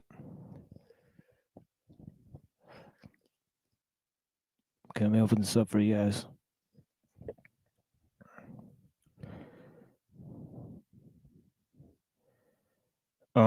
Actually,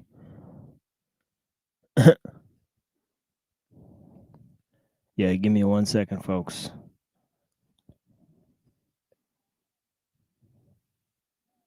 Get up in this Mumford in the city for you guys.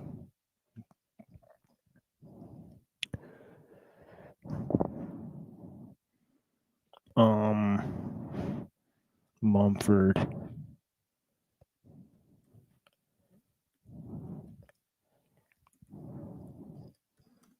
The city. The city. And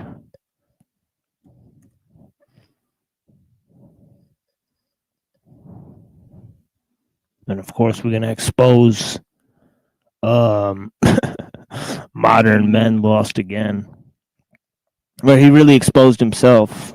I mean, it's just this panel that's membership only now. So we've retrieved the footage. We're just going to play it. And at the end of my 6-hour series, right, we'll close the panel out and then we'll just play it so we have a recording of it.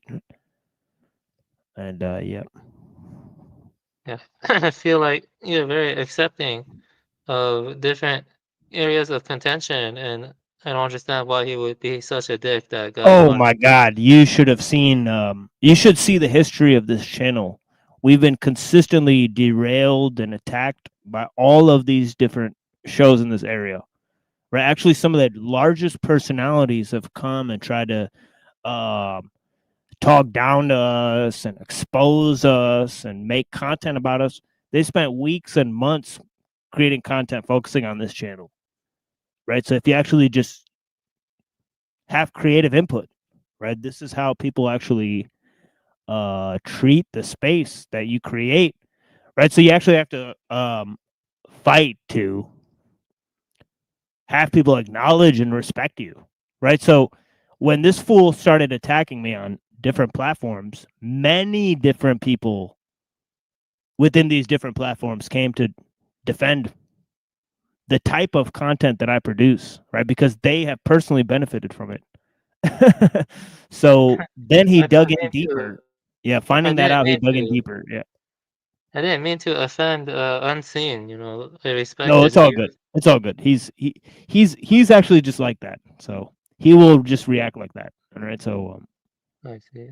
yeah. So I that's yeah. He's extremely dogmatic. But that's just in his nature. So he's actually just so he's had many interactions with people like that. So it's not just you. So I don't think you personally offended him. I think he's cool with you. In general, most likely. But yeah. Yeah, his homie here, Denise. Yeah, if Denise is cool with you, then Unseen is cool with you for sure. Right? But yeah, blessings. Denise doesn't go on the Discord, right? I don't think she uses the Discord. She has right? before. Yeah, she's talked to us. Yeah. Oh, I see. That makes sense. Yeah, she's part of the community. Yeah. She's one of the true homies. I think her and Reddington are the top homies. You know, for sure. I can always rely on them for sort of emotional support for sure. I mean, but I think for Reddington, Reddington's just taking a break. But yeah, blessings to Reddington as well. But yeah. Anyways, that's enough of our internal strife. Let's keep that to ourselves mostly, but let's present this.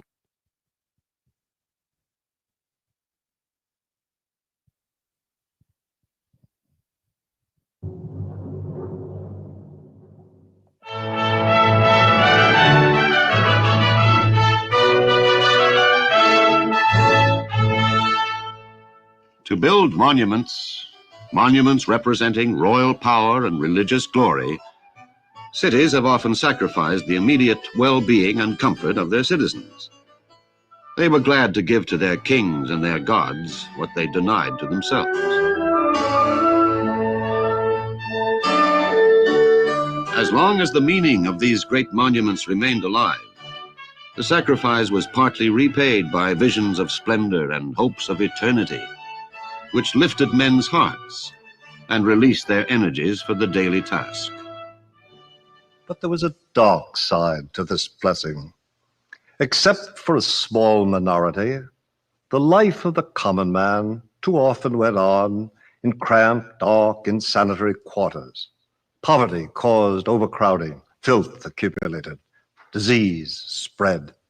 Houses that would have been tolerable in an open country village became slums in a crowded city. When the towns of Western civilization began to grow in the 16th century, slums grew with them. As workshops, factories, and crowded tenements expanded, the old core of the city shrank, and the old vision of a better common life faded, and every part of the city suffered.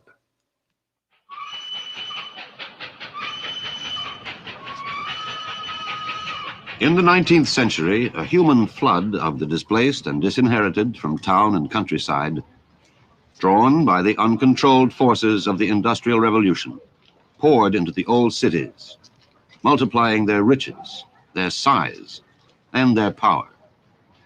But poets like William Blake saw the squalid truth that lay beneath the surface of golden London and her silver Thames, thronged with shining spires and corded ships. That truth was more obvious in the new industrial cities that sprang up in the once green countryside. They did not deserve the name city. The city was jammed onto pieces of land left over between the dump heaps, the railroads, and the dark satanic mills. Bound him in an iron chain. They burned him in a holy fire where many had been burned before. The weeping parents wept in vain. Are such things done on Albion's shore? They were.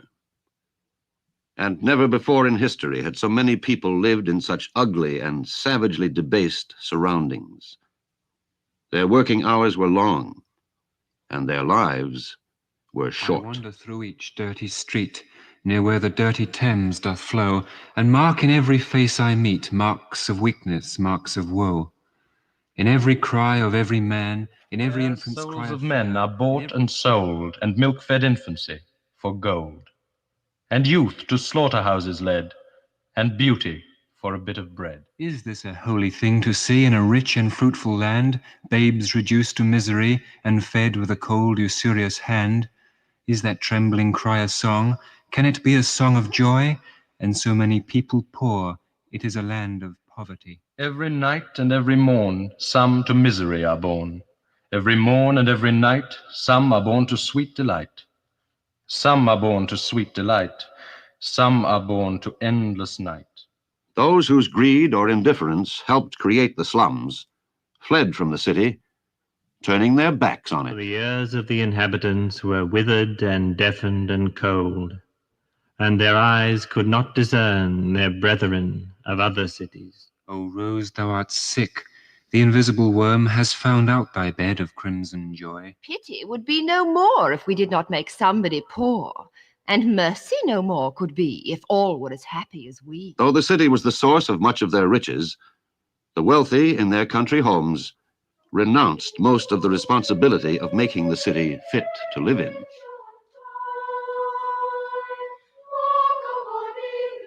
Of course, through other hands, the wealthy still controlled the city.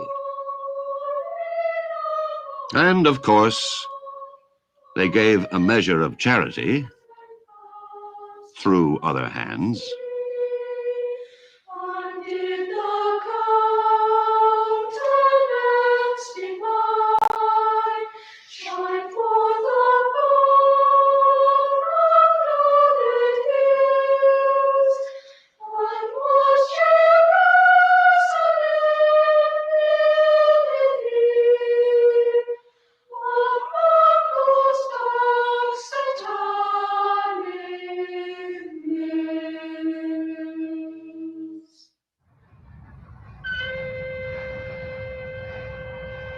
Slums still blemish and degrade our cities. Many of them are leftovers of the 19th century, as are the private and public interests that permit them to remain. More than 100 years of agitation and legislation have not wiped out the slums. Indeed, in most cities, they are increasing. Many of this century's slums may seem less foul and debased than those of the Industrial Revolution, but they have inherited the same legacy of physical congestion, the same spirit of social hopelessness.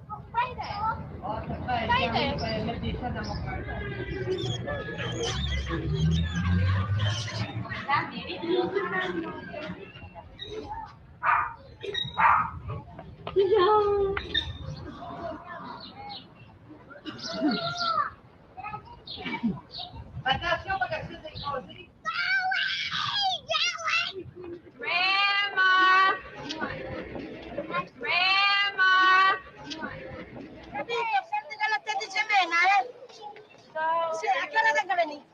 The long part of center. Brooklyn leads at 4-2.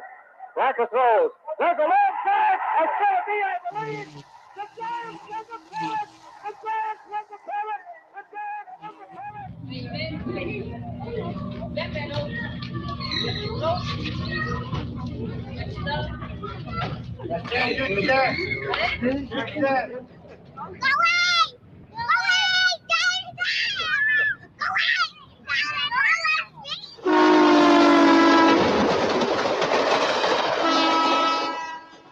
20th century reformers tried to eradicate the slums, but somehow the other side of the tracks usually remained the other side of the tracks.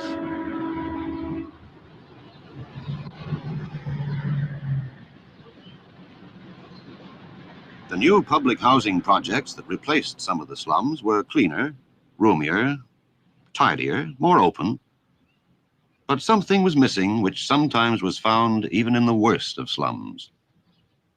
There was a lack of identity, of continuity, of a sense of neighborhood, and of close-knit family life. This sterility is inevitable when our public housing projects are economic ghettos, segregated from the city's daily life, or when to justify the high costs of clearing out the still profitable slums, we heap families up into giant complexes of huge barracks without thought of the human costs of this barren and institutional desolation.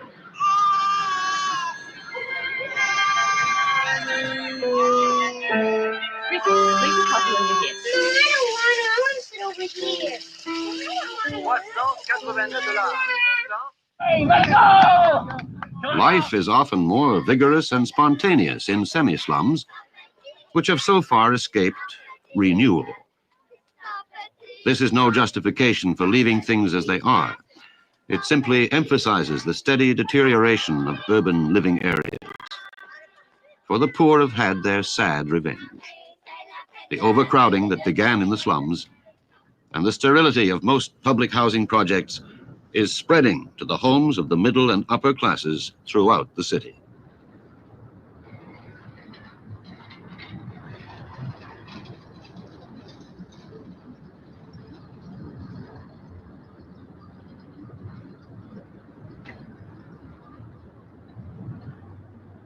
Often now it has become difficult to distinguish a public housing project from a luxury apartment.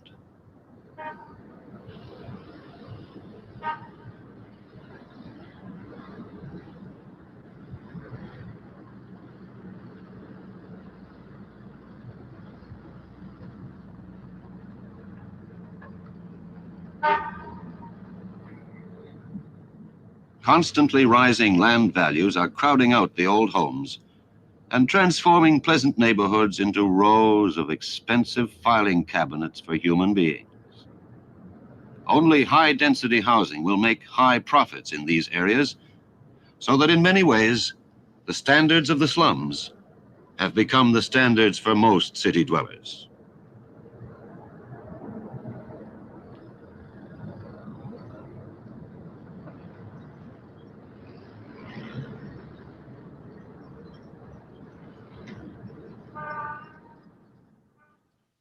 Conditions of living in slums, public housing projects, and luxury apartments are, of course, worlds apart. The more you pay, generally, the larger your rooms, the more numerous your bathrooms, the more extra space for guests or servants. Money will give you year-round air conditioning and a doorman or two to guard you from unwelcome guests or more dangerous intruders. But there are many human needs that cannot be satisfied by money or mechanization alone. In building communities, we need fresh air and direct sunlight everywhere, safety from traffic, insulation from noise, pleasant tree-lined walks and sheltered open spaces for relaxation, accessible schools, churches, markets, playgrounds, parks. These needs can be satisfied only by public effort and imaginative architectural design. Stock mechanical plans based on large-scale repetitive units and standardized construction overlook and repress these human needs and turn their mechanical extravagance into human poverty. Yes, all through history, when congestion, disorder, or disease made city life intolerable, people found a simple, too simple remedy. They fled from the city and let it get worse. But until rapid transit became available, the distant countryside was beyond the pocketbook and the traveling time of the ordinary citizen. Relief from the city's evils was open only to the wealthy, the Roman in his villa, the Florentine on his estate in the hills, the Londoner in his country house. But in the 19th century, the privilege of escaping to the country became possible also for the middle class.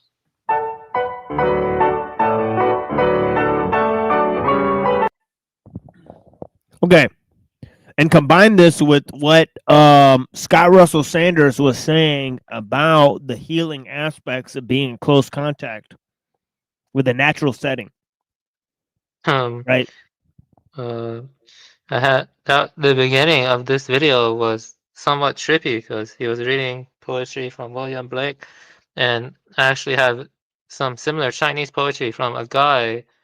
What was his name? He committed suicide because there's even a Wikipedia article about him. He was working for Foxconn in a very terrible situation, and I can read you some of his poetry. It's kind of sad, but it's not that long, though. Yeah, I'll just read it. I swallowed a moon made of iron. They refer to it as a nail. I swallowed this industrial sewage, these unemployment documents. Youth stooped at machines die before their time. I swallowed the hustle and the destitution, swallowed pedestrian bridges, life covered in rust. I can't swallow any more. All that I've swallowed is now gushing out of my throat, unfurling on the land of my ancestors into a disgraceful poem. That's one of his poems. But I'm trying to make the point that this is a global phenomenon, and here's another poem. His poetry is very depressing, because he committed suicide because he had to work in that industrial sewage and very cramped, overcrowded space. Here's another poem from Rented Room, a space of 10 square meters, cramped and damp, no sunlight all year. Here I eat, sleep, shit, and think, cough, get headaches, grow old, get sick, but still fail to die. Under the dull yellow light again I stare blankly, chuckling like an idiot. I pace back and forth, singing softly, reading, writing poems. Every time I open the window or the wicker gate, I seem like a dead man, slowly pushing open the lid of a coffin. He has a lot of poems like that. But the point I'm trying to make is, I'm gonna give a little bit of personal details. Well, I don't know, not maybe, but anyway, the point I'm trying to make is the industrial society introduces a whole order of problems that have never existed before. Like like people act like Chinese are just, this is stereotypes. They act like they don't have any creativity or spontaneity, but that's wrong. That's a bad stereotype. Feel like people understand each other less than they did prior to industrialization. Like people think, oh, we push liberal values, we blah, blah, blah. That actually leads to the opposite. It leads to less unity, you know what I mean? It leads to the opposite. It leads to less understanding of each other. Look at Kowloon. You probably know about Kowloon. It's like cancer, Kowloon. It's in Hong Kong, I believe. But the point I'm trying to make is this is a global phenomenon, and people don't understand the traditional cultures of others anymore. They don't make an attempt to understand it. They don't make an attempt to connect to the authentic source. There's a loss of authenticity as this cancer grows and the urbanization and the crowding grows. It leads to really complex problems. Anyway, that's what I wanted to say. But I like the beginning of that documentary with the William Blake poetry and the urban cancer. But yeah, DK Spiracy is asking if you can come here. I don't know if you want to let him in here, or I don't know. Oh yeah. Okay. So there's him. Okay, so here it is. Yeah, blessings too. Also Bex is asking for Discord link. Okay, give me a second. Let me get that for you guys.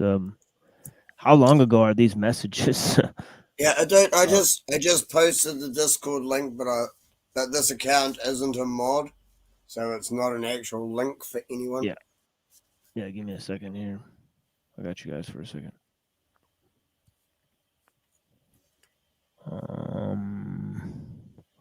Okay, let me open. While you're doing that, so I've just had an incredible couple of days.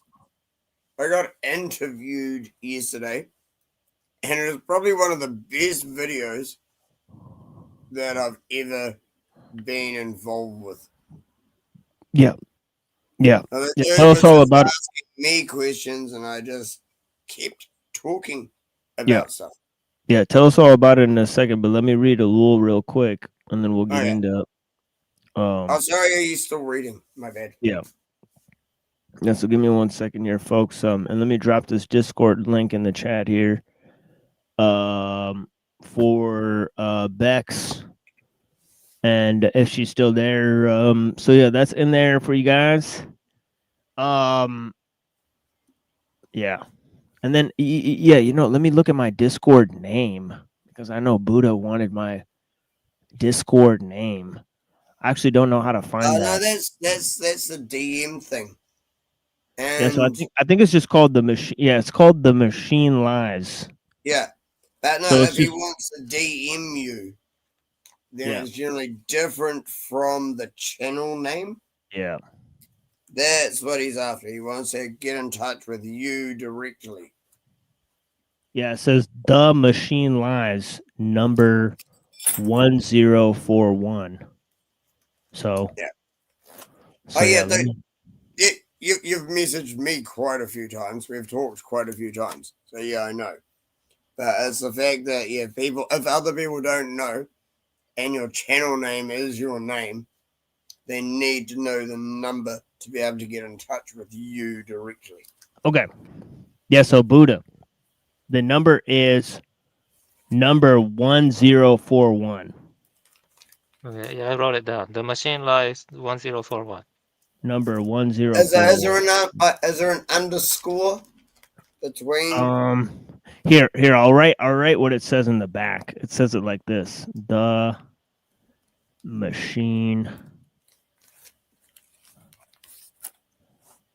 Lies, and then it has a number sign. Yeah, I'm not going to look at it. 1041. My other computer crashed, so I'm actually streaming this right now. So I'm not going to go and look at the StreamYard thing and have that on screen if you don't want it. Thank So you. I have to stay looking at the YouTube stream. Yeah, and then the handle, on there is just the Machine Lies, all lowercase, one word. But yeah, so let's see what it is. Going on with the Ellul. Now, last time in the Ellul, right now he's gonna go and magnify how different parts of the state, become influenced by technique. Now, first he's talking about the whole cultural complex, right, of the nation state. Right, and how the nation state represents the national identity of the people, right, and of course that transits throughout time, right, but in the state, the state makes the people subservient to the technical necessity, right. So this he highlights with different ideas, right. He talks about Hitler and Stalin, right, and how both of them wanted to organize a government based on technical necessity, right? But in Stalin's method, the politicians are replaced by technicians, right? Whereas in Hitler's method, he still retains some decision-making capacity, right? And this is because he wants to retain some aspect of individual responsibility, right? And we saw that yesterday when we read, different parts of Mein Kampf. I'm on the show Content Cuckery, right? That's available on the alternative channel, right? That Hitler actually, he really prizes individual responsibility, right? So if you ever want, I actually have Mein Kampf saved as an audio book. Yeah. It's like 19 Yeah, I read parts hours. of it. Yeah, I read parts of it on the show. 19 hours long. Yeah. It's not necessary for all that in-depth analysis. Yeah, I'm just saying if anyone wants, as I actually have Yeah. it. But Yeah, but anyways, what he's trying to say about Hitler and Stalin is that because Stalin wants to engender technique within the government in general and replace the politicians with technicians and not engender this whole idea. See, it's the individual responsibility that's hard for technique to undermine, right? Because all techniques begin as private techniques. So the state maintains the techniques in the private domain in order to maintain the decision-making process, right? But technique really wants to bring the decision-making process in line with the rules of technical necessity, right? So those individual decisions don't correlate to things that the system cannot calculate right beforehand, right? So So he goes on here. He says in 262 here, where on page 262 in the Technological Society, right? And we'll read a few pages of this, and then we'll move to some music, and then also we'll move to some Shangzhou, and then after Shangzhou, which we're only going to read very briefly, right? We're going to have to move on to looking at MK Ultra and how it's related to the Unabomber and the ideas of Kaczynski and all that type of stuff. So do I have to wait that long till I've got anything to say? yeah, it's 2 or 3 pages here. While I read this, until basically the Unabomber stuff, the MK Ultra. So I basically have to shut up till then. Damn it. Yeah, I mean it's only like a few minutes here until I'm done reading this. So give me a second here. Yeah, but you said and then the songs, so it's a lot more than a few. Yeah, exactly. Yeah, yeah, if you have something relevant to say about Ellul, definitely. That's what this show is about. This show is about Jacques Ellul, not about our personal opinions. That's why I generally try and turn up at the end. Yeah. If you get shitty every time, I interrupt you when you're reading from a book. Right. So and the conflict between politician and technician, corruption is a much more serious matter, he says. This is on page 262 again. So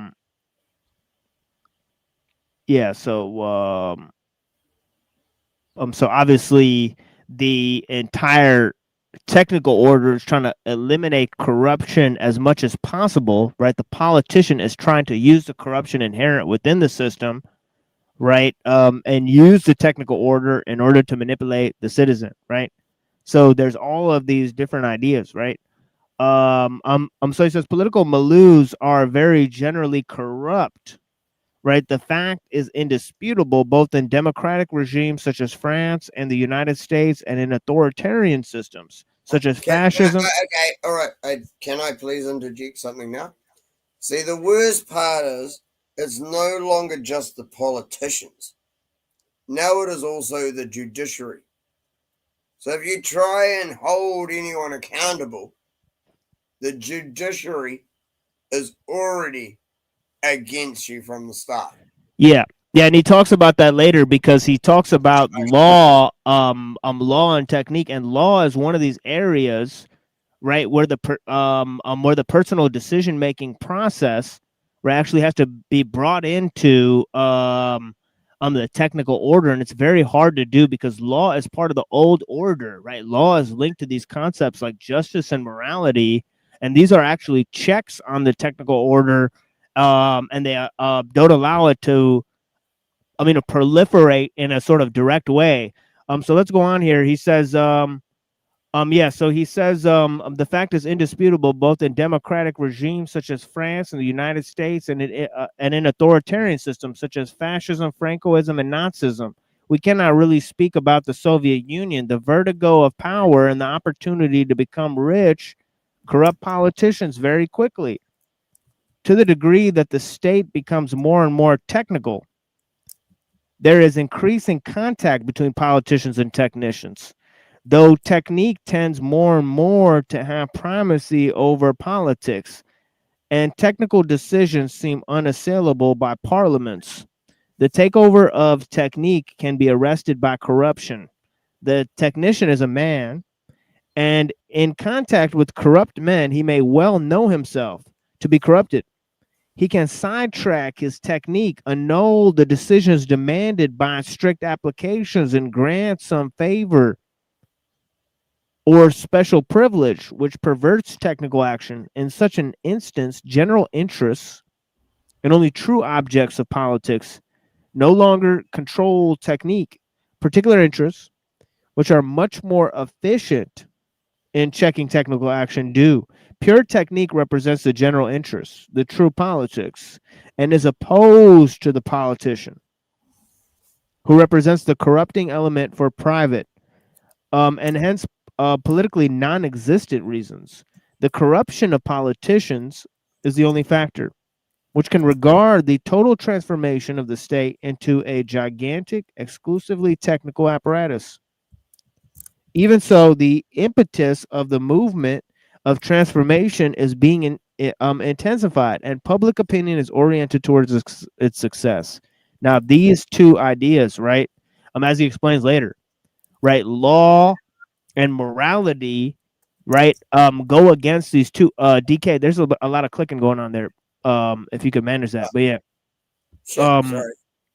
yeah, but in terms of law and morality, the two checks are these ideas of technical necessity and of course public opinion. And of course public opinion is a thing that's indubitably engineered by the technical factor, right? How could you have public opinion without propaganda techniques, mass communication, et cetera, et cetera, big media and all that type of stuff, right? So so it says public opinion, which counts for a great deal even in authoritarian regimes, is almost unanimously favorable to technical decisions. Of course, it's manifested through technique, right? And he says, as opposed to political ones, which are usually described as either partisan or idealistic, right? One of the current reproaches made against politics is that it fetters the normal activity of techniques, which the public generally considers good in themselves. Citizens become angry, for example, when they see the state holding back the development of aviation. In the case of the conflict between politician and technician, the technician has public opinion behind him. A characteristic instance was furnished by Spain. Spanish fascism ought clearly to have been censored by the democracies in 1945, as was Italian fascism. There were political, sentimental, doctrinal reasons for doing so, but the military technicians proclaimed that this would be a disaster, and the economic technicians agreed. The United States and Great Britain let Franco survive, and France was ridiculed for closing the frontier. Public opinion, which particularly after 1944 was sharply anti-fascist, ought to have reacted favorably to this action of the French government. Instead, the first impulse was to condemn Spain. But after the technicians had shown that such a move would be harmful economically and financially, on the plane of foreign commerce, public opinion began to shift. A callous comparison was made between an ideological action, a noble gesture which yielded nothing, and a judgment of technicians who were demonstrating the stupidity of such an ideology. Public opinion wavered for a time, only to turn about 6 months in the direction of the technicians. Right now, what's incredibly important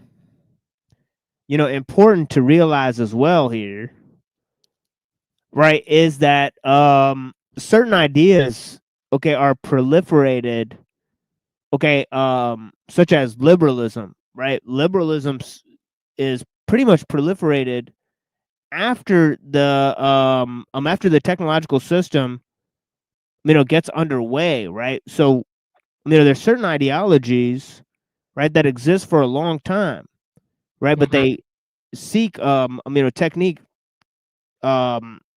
it's sort of power to, proliferate themselves. Sorry about that. I just wanted to, just because it was right in my mind. Right. Is that Ataturk, I cannot pronounce his name, and Reza Shah were exactly like that too, because it's all about proliferating technique. Because you said Hitler and Stalin organized by technical necessity. Hitler retains decision-making capacity, and Stalin by technicians. But Hitler still promoted the proliferation of technique, correct? Because it Right. began. Yes, okay. And Reza Shah and Ataturk, Ataturk of Turkey, and then Reza Yeah. Shah of Iran. You're talking about Mustafa Ataturk, right? Yes, Mustafa Ataturk. I cannot pronounce his name for some reason. Right. But there's a similar figure in Iran called Reza Shah, and they went around, trying to pushed modernity through force. You know what I mean? Like,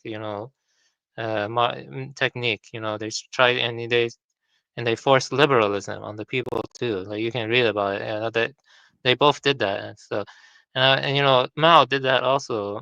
What's interesting is Japan, though they did that much earlier than other non-Western countries. Japan did it during Meiji Restoration, though basically they even persecuted Buddhists. But the thing is, they pushed for Westernization and for the spread of technique.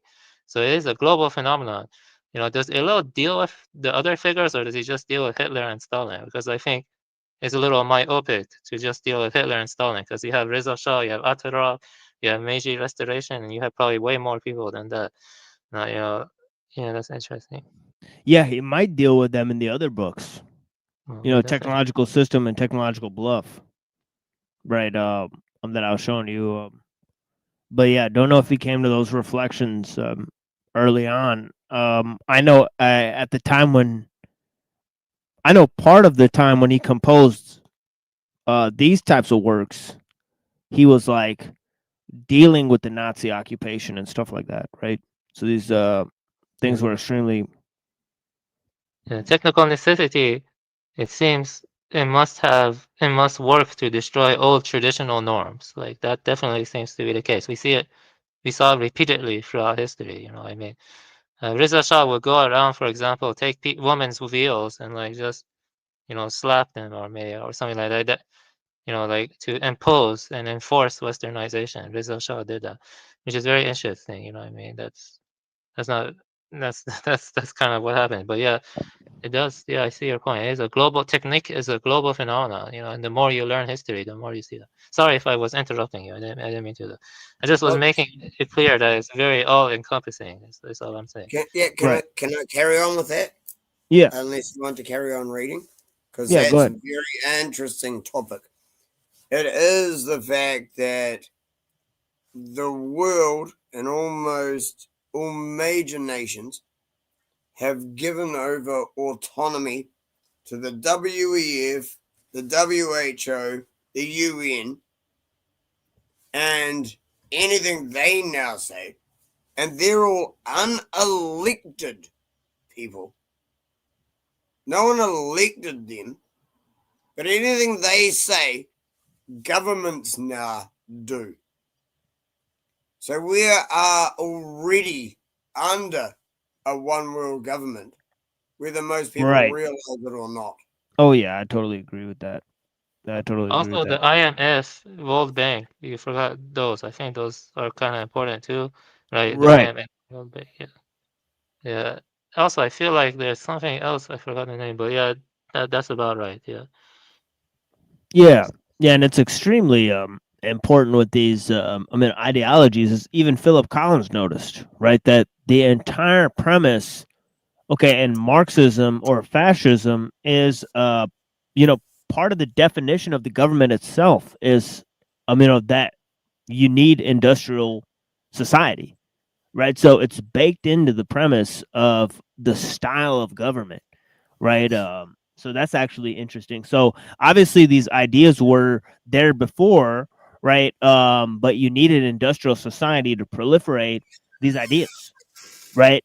Into sort of techno Machiavellianism, right? So this is sort of what Ellul is saying, is that nobody actually drew conclusions from Machiavelli's Prince until you had the objective factor of power, right, where you could actually wield those factors, right, and actually employ scientific totalitarianism to rule the society, right? So yeah, because no king in the 16th century could ever wield as much power as a dictator can today, right? So it's just a actual fact, right?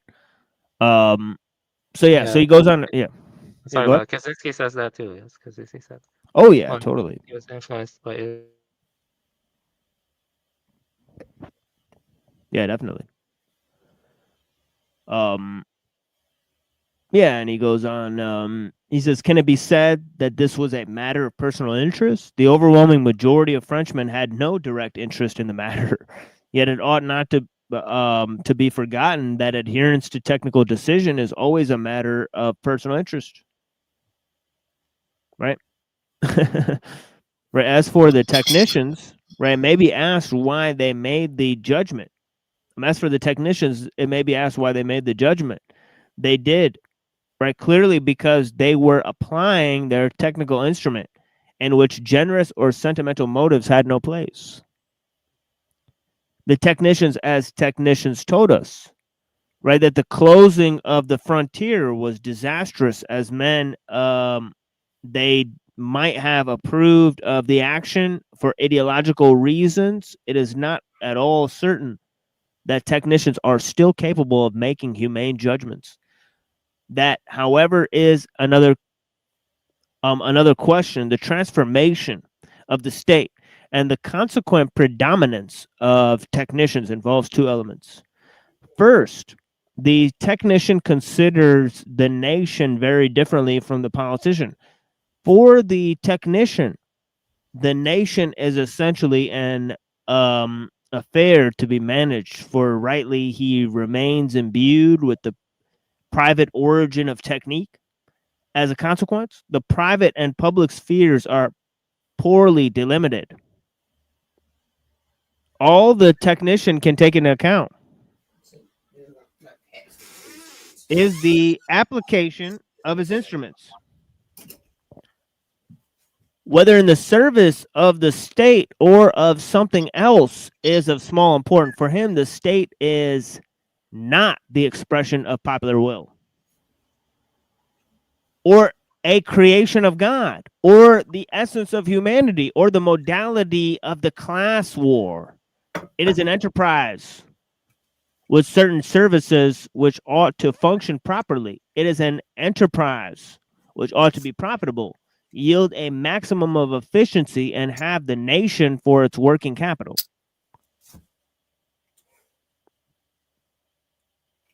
To be honest, I explained this quite well yesterday when I got interviewed. I pointed out the fact that if there is a divine creator, whether it's a divine creator or someone who's made a synthetic realm for us, whether it's simulation theory or this is actually real, someone did this. This is too perfect and too in balance for it to be just by chance. There is no way this was just a random accident. Anyone who still actually thinks this was a random accident really hasn't thought anything through and has just been indoctrinated somewhere. Yeah, I agree. This DK, that's why I don't like the neo-Darwinism. I don't think life is a random accident. Anything that says neo, I don't like. Exactly. If it says neo this, neo exactly. that, neo something, it's all wrong. Dude, every time, like neoliberalism? Are you kidding me? I used to consider myself a liberal, but a neoliberal? Dude, these people are the wokest, craziest people on the planet.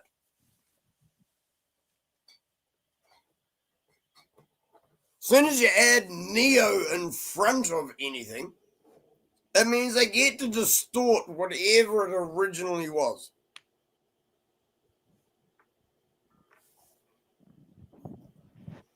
Yeah. So, yeah, that'll bring us to this music thing, right? And then we'll go to, a very, sort of short reading of the Shangzu, right? And then we'll move on to, this whole MK Ultra thing. Let me tell you something interesting that ties into ellul, but different context. It's quick. You know about Mao's 4 Pest campaign? The Mao's 4 Pest campaign. Did you ever hear about that? Or no? No. Basically, Mao, he wanted to exterminate sparrows because he thought it would raise the grains and hygiene. And then, based on the technical necessity, he had everyone kill sparrows, in China. but he didn't realize, or maybe he did, he didn't realize that sparrows are important to ecological integrity. They like suppress crop insects. So as the technique accelerated, and the quotas increased, and they kept, for the means, they kept killing the sparrows, and then that led to resulting in a locust swarm and crop damage, and a famine, and millions of people died from that. You believe that? I think at least 40 million people died from the four pest campaigns in China, because of Mao's technique. Mao was one of the sickest, stupidest motherfuckers ever. That's why I hate Badiou so much. Badiou is one of the stupidest philosophers. I think he is the opposite of ellul. I respect ellul, but Badiou is like the evil Frenchman. Like, he's just stupid as fuck. Have you ever heard of Badiou? Like, because he's a Maoist. Badiou is a fucking Maoist. I don't know how anyone can be a Maoist. If I come across anyone who's a Maoist, I just say you are subhuman. Like, Mao was retarded as hell. Yeah, Right. yeah, it caused massive famine. 40 million people died. It's crazy because of technique. Technique is kind of blind. It's blind to any higher value or any deeper value. It's just after its own ends. That becomes the means. The means become the end. But yeah, that's one example of technique. In a more ecological context. 40 million people died.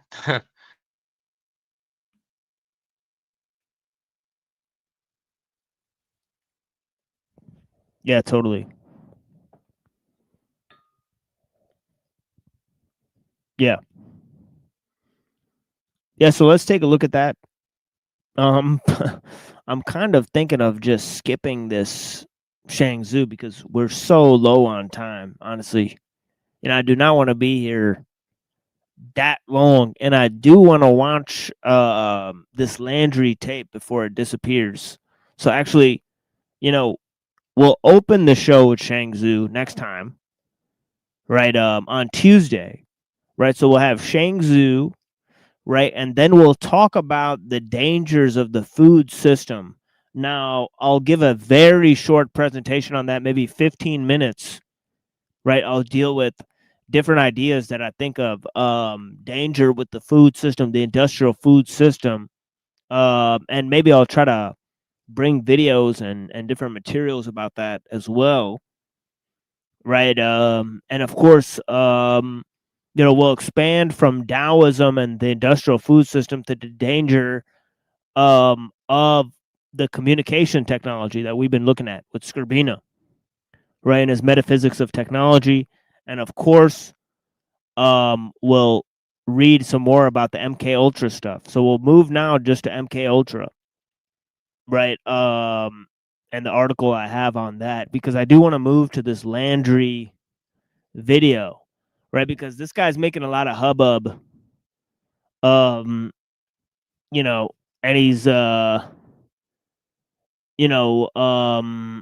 so we'll kind of see our original interaction with him that got him triggered, right? And obviously our goal was to trigger him, right? We first used different DMs to collect information about his views, and of course saw him as a bad actor, right? And so we set out to ask him a few questions, and obviously his responses were critically dishonest, right? In that, so yeah, so we'll move to that, and yeah, so yeah, but first we'll look at transhumanism and some of the connections there. So yeah. So let me find my glasses here. If I open this up. So that wasn't too long, was it, DK? And you got to talk, so it is what it is. What do you mean? No. It wasn't too long. Dude, not at all.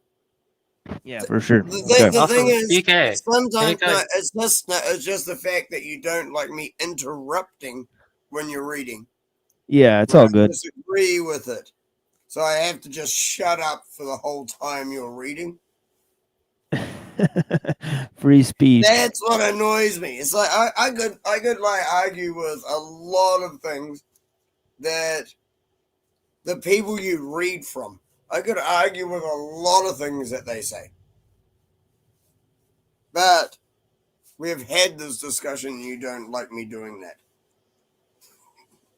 Hey, PK, check that article I gave, and you know how I mentioned how Mao was responsible for killing 40 million Chinese, right? Well, guess what?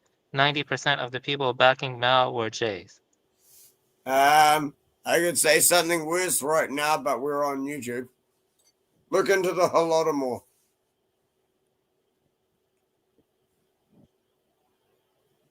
Whoa, whoops. All right, yeah. Yeah, I'm not going to go into detail. Like, it's YouTube. Come on. I'm not dumb.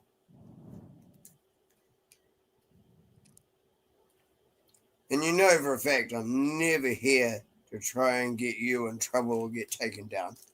Because if you get taken down, it's one less place that I get to go and talk. I already know about that because I read that one historian about that. Yeah, so I know they're behind a lot of stuff.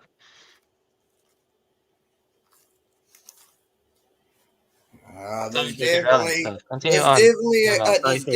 a group that's behind everything, and even I'm unable to find who they are. I've been trying to for years, and I can't find who they are.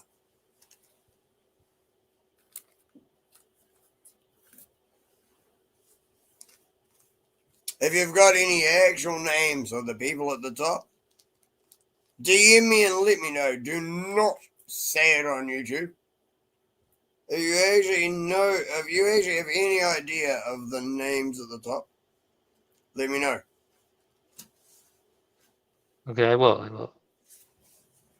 Because every video that I've watched that goes on about the 13 family, it's like, yeah, but this is like, you can watch 3 different videos on the 13 families, and there's different names in every one of them, and I still know another name that hasn't been mentioned in any of them. Yep. So what do you mean 13 families? If this video says 13 families, and that video says 13 families, and 3 or 4 of them are different, and then another video says 13 families, and 3 or 4 of them are different, and then I still actually know another one that isn't mentioned in any of them. Like this, like I really, really am trying to put this whole jigsaw puzzle together, man. I hope everyone realizes that.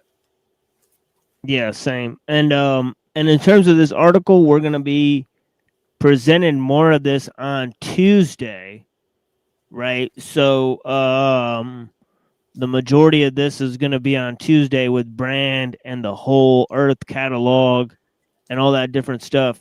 But yeah, if you're looking for we read the end of this article on Tuesday. So yeah, all the streams that we've done on Tuesday recently have focused on transhumanism, right, and its dangers, and looking at different ideas from the transhumanists. So yeah, let me play some music, and then we'll go to just a couple paragraphs here, right? We've already done like 5 hours of stuff. I mean, even Buddha gave an excellent presentation in the beginning of this about the philosophy of mind. So, make sure you guys check that out as well, right? For the people that are watching this, I'll have to make special note of that in the community posts tomorrow. So we'll figure that out. But yeah, here is some songs, and yeah, we'll be right back.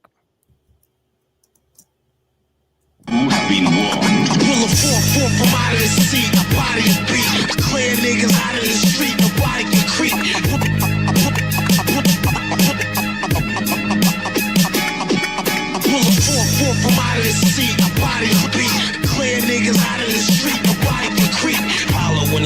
for the blood that gets spilled. When the hammer cocks, we don't care who we fight. I'm gun crazy, it's how every rhyme has begun lately. I'm not somebody who cares a lot for someone's safety. I'm not somebody who stops and makes a 180. I'm not somebody who has a job and a young lady. My shots start spitting till your body parts stiffen. Physicians, it's over your heart listening. I like to let my gun stare in the face of a fallen victim. If he wakes, he'll want the hair of the dog that bit him. But I never get a reply, it's eye for an eye. With me, it's once bitten, twice shy. Got a lot of guns in the supply, so I gotta wet niggas now. Can't wait till the water runs dry. There's bloodshed in the streets, I am indebted to the deceased. The dead can't rest without peace. I'm chased by the damned and the police. You do a lot of dirt, you wake up with sand in the sheets. Pull a 4-4 from out of the seat, a body of beat. Clear niggas out of the street, a body can creep. Holler when it's time for the blood, for the blood, for the blood that gets spilled. Pull a 4-4 from out of the seat, a body of beat. Clear niggas out of the street, a body can creep. Holler when it's time for the blood that gets spilled. When the hammer cocks, we don't care who we fight. My gat heavy, I need the flatbed on the back of a Chevy. I need half of a second to be packed and ready. Then I'm out the door, putting in time and labor. So if my gun overweight, then I'm its enabler. Cops chasing me, I can't escape my violent past. So I gotta eat and run, or dine and dash. People wanna meet the man that's behind the mask. Cause my face been all over in simulcast. But I'm always outside, I restrain flight. Cause the best place to hide is in plain sight. I'm a machine, my murders last days and nights. With no traces of DNA or data bites. I heard cops coming, I left the gun on the floor. I left a bucket of blood above the front door. Wish I was there, they probably were in an uproar. But we all square, all's fair and love and war. 4-4 from out of the sea.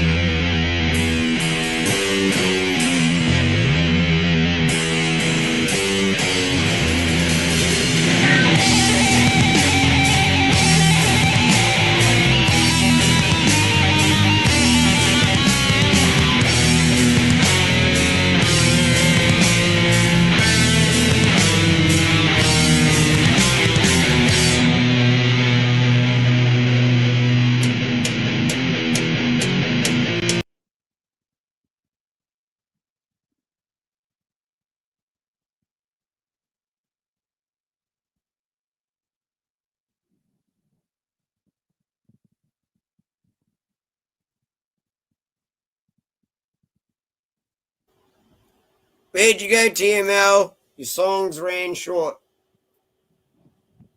They stopped on you. Can you guys still hear me? Yep, I can hear you. Okay, give me a second.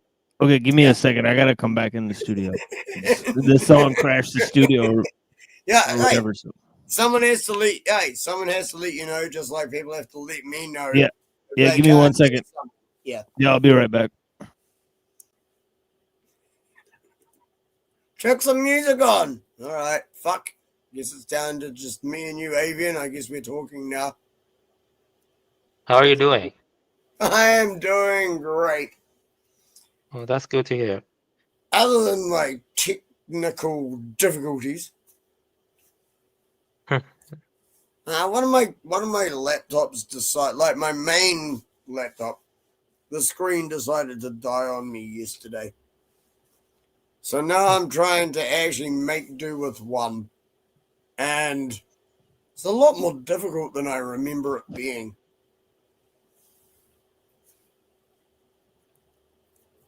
I've had some laptop issues in the past. Yeah. I'm just trying to work out if it's going to be cheaper to get the screen replaced or just go and get another second-hand laptop. I buy them from a franchise place that has a warranty and stuff. And I've only had to return once. I killed one in like 2 days and went back. Like, nah, kid. And then I paid an extra $100 and got a better one. Yeah. And that's the one that's just died on me. The one that works, I've had this one for years. Like probably about 4 or 5 years. And this one's still going. Well, maybe it's better to get a desktop. Maybe. Nah. Buying cheap second-hand laptops is about the same. Because I don't buy any peripheral devices. I just yell at my laptop. I find it works. Oh, that's cool. See, I don't have to buy any other thing. Everyone else who's into all this techie stuff thinks they need to do this, that, the next thing, buy this, and screw around with all their settings and shit and get it right. So, no, you pretty much just have to start streaming. And if you're on a panel, you just adjust people's voices so everyone's about the same, and you're done. Like, people overthink things a lot. Anyone who's actually been indoctrinated in the tech world looks for the most difficult technical decision that I can fix generally within like minutes. Yeah. Yeah, we gotta move here to actually the origins of, some of the tech guys, obviously at MIT right now. Obviously, Norbert Weiner, right? Marvin Minsky, right? Stuart Brand, and some of these guys that were actually, at the cutting edge, right? Were associated with MIT. Also, you have, Jerome Wisner, I think, who became the secretary of, science or whatever. I think there's like a position in the cabinet like that, right? So yeah, Jerome Wisner, right? Obviously Nicolas Negroponte, right, who actually said in his sort of explanations, right, this whole concept of monologues becoming like conversations. Let me read this quote. He says monologues will become conversations. The impersonal will become personal. The traditional mass media will essentially disappear. Right. So yeah, interesting reflections from Negroponte, the head of the Media Lab. Right. And of course, Stuart Brand promoted the entire psychedelic culture. Now the thing with Minsky and and also John Brockman, right, who appears in the Net documentary, is that they were close associates of Epstein, right, who we learned on Tuesday, right, was very much interested in the entire transhumanist project, right? So let's take a look here at some of these they ideas. reckon Jack Parsons, eh? Jack Yeah, Parsons exactly. kind Yeah, of Jack where it all Parsons. started because he was the first person that made a rocket look like a phallus. And so every rocket that has ever been launched looks like a dick. Every single rocket that has been launched since after he said it has been a dick. So if you believe it, are you a dick?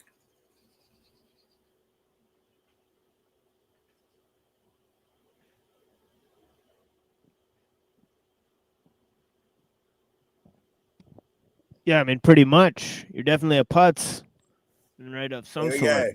But yeah, check this out. It says MK Ultra in 2003 premiered Das Netz, The Net, a German documentary directed by Lutz Dambeck, subtitled The Unabomber, LSD, and the Internet, which tied the actions of Ted Kaczynski, known as the Unabomber, to cybernetics, John Brockman, and Stuart Brand, pioneers of the counterculture movement that produced a modern personal computer.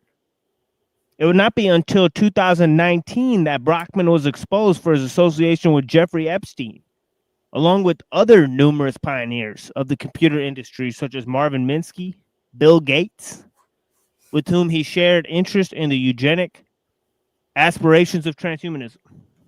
Can I interject here a couple of things that are Yeah. really crazy? What if AI is intelligence outside of our reality in the first place?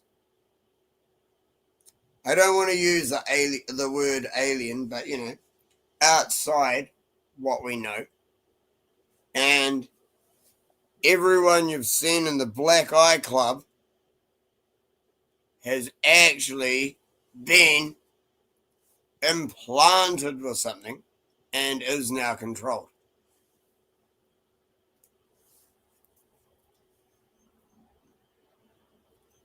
Yeah. Let's just relax for a little bit until I read some of this because it's going to get pretty interesting on what the connections of Henry A. Murray, right? But yeah, Bill Gates and Minsky and Brockman, right? They're all linked to Epstein, right? And Epstein is linked to transhumanism, and these guys are linked to different ideas in terms of Minsky and Kurzweil and Goetzel and these other sort of Jayish guys, right? Sort of proclaiming that AI is going to be like a god to humans, right? That's extremely disturbing rhetoric, right? But let's go to this. He says Kaczynski's discussed. That's it. See, like what people worship keeps evolving. Right. People don't realize this. Yeah. We talked about How old that. is the Muslim, the Jewish, the Catholic, the Christian religions? How old are they? So what did people worship before that? Yeah, we're getting a little carried away here, DK. These religions say that. Yeah, let me just read this article. No one worshipped anything other than like deaf, satanic, pagan witches. Yeah, let me just get into this article, DK, and then we'll get into some other shit because I'm trying to get into topics of transhumanism and. You're still reading? Oh, sorry. Yeah, exactly. Sorry. Yeah, please. Yeah, because you're going on a whole tangent about religion or something, but that's not what I'm talking about. I thought we were talking about MK Ultra. I didn't realize. No, I'm talking about Minsky, right? He's an atheistic guy, right? He doesn't believe in the Bible. He hates the Quran, right? I didn't realize you were still reading. I know, but I am still reading. So let me break down the article that I'm reading, right?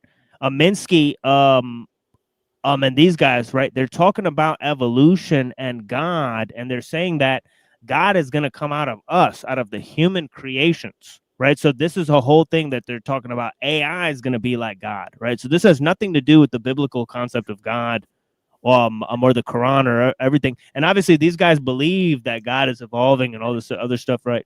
So they believe all that stuff already, right? So that's part and parcel of their entire belief system. But let's move on here. It says Kaczynski's disgust with the direction of the evolution of technology and mind control technologies came from his direct experience, beginning with involvement in MK Ultra experiments of Henry A. Murray, an American psychologist at Harvard University, where he was an associate of Timothy Leary. Right, and also he was good friends with our boy Mumford.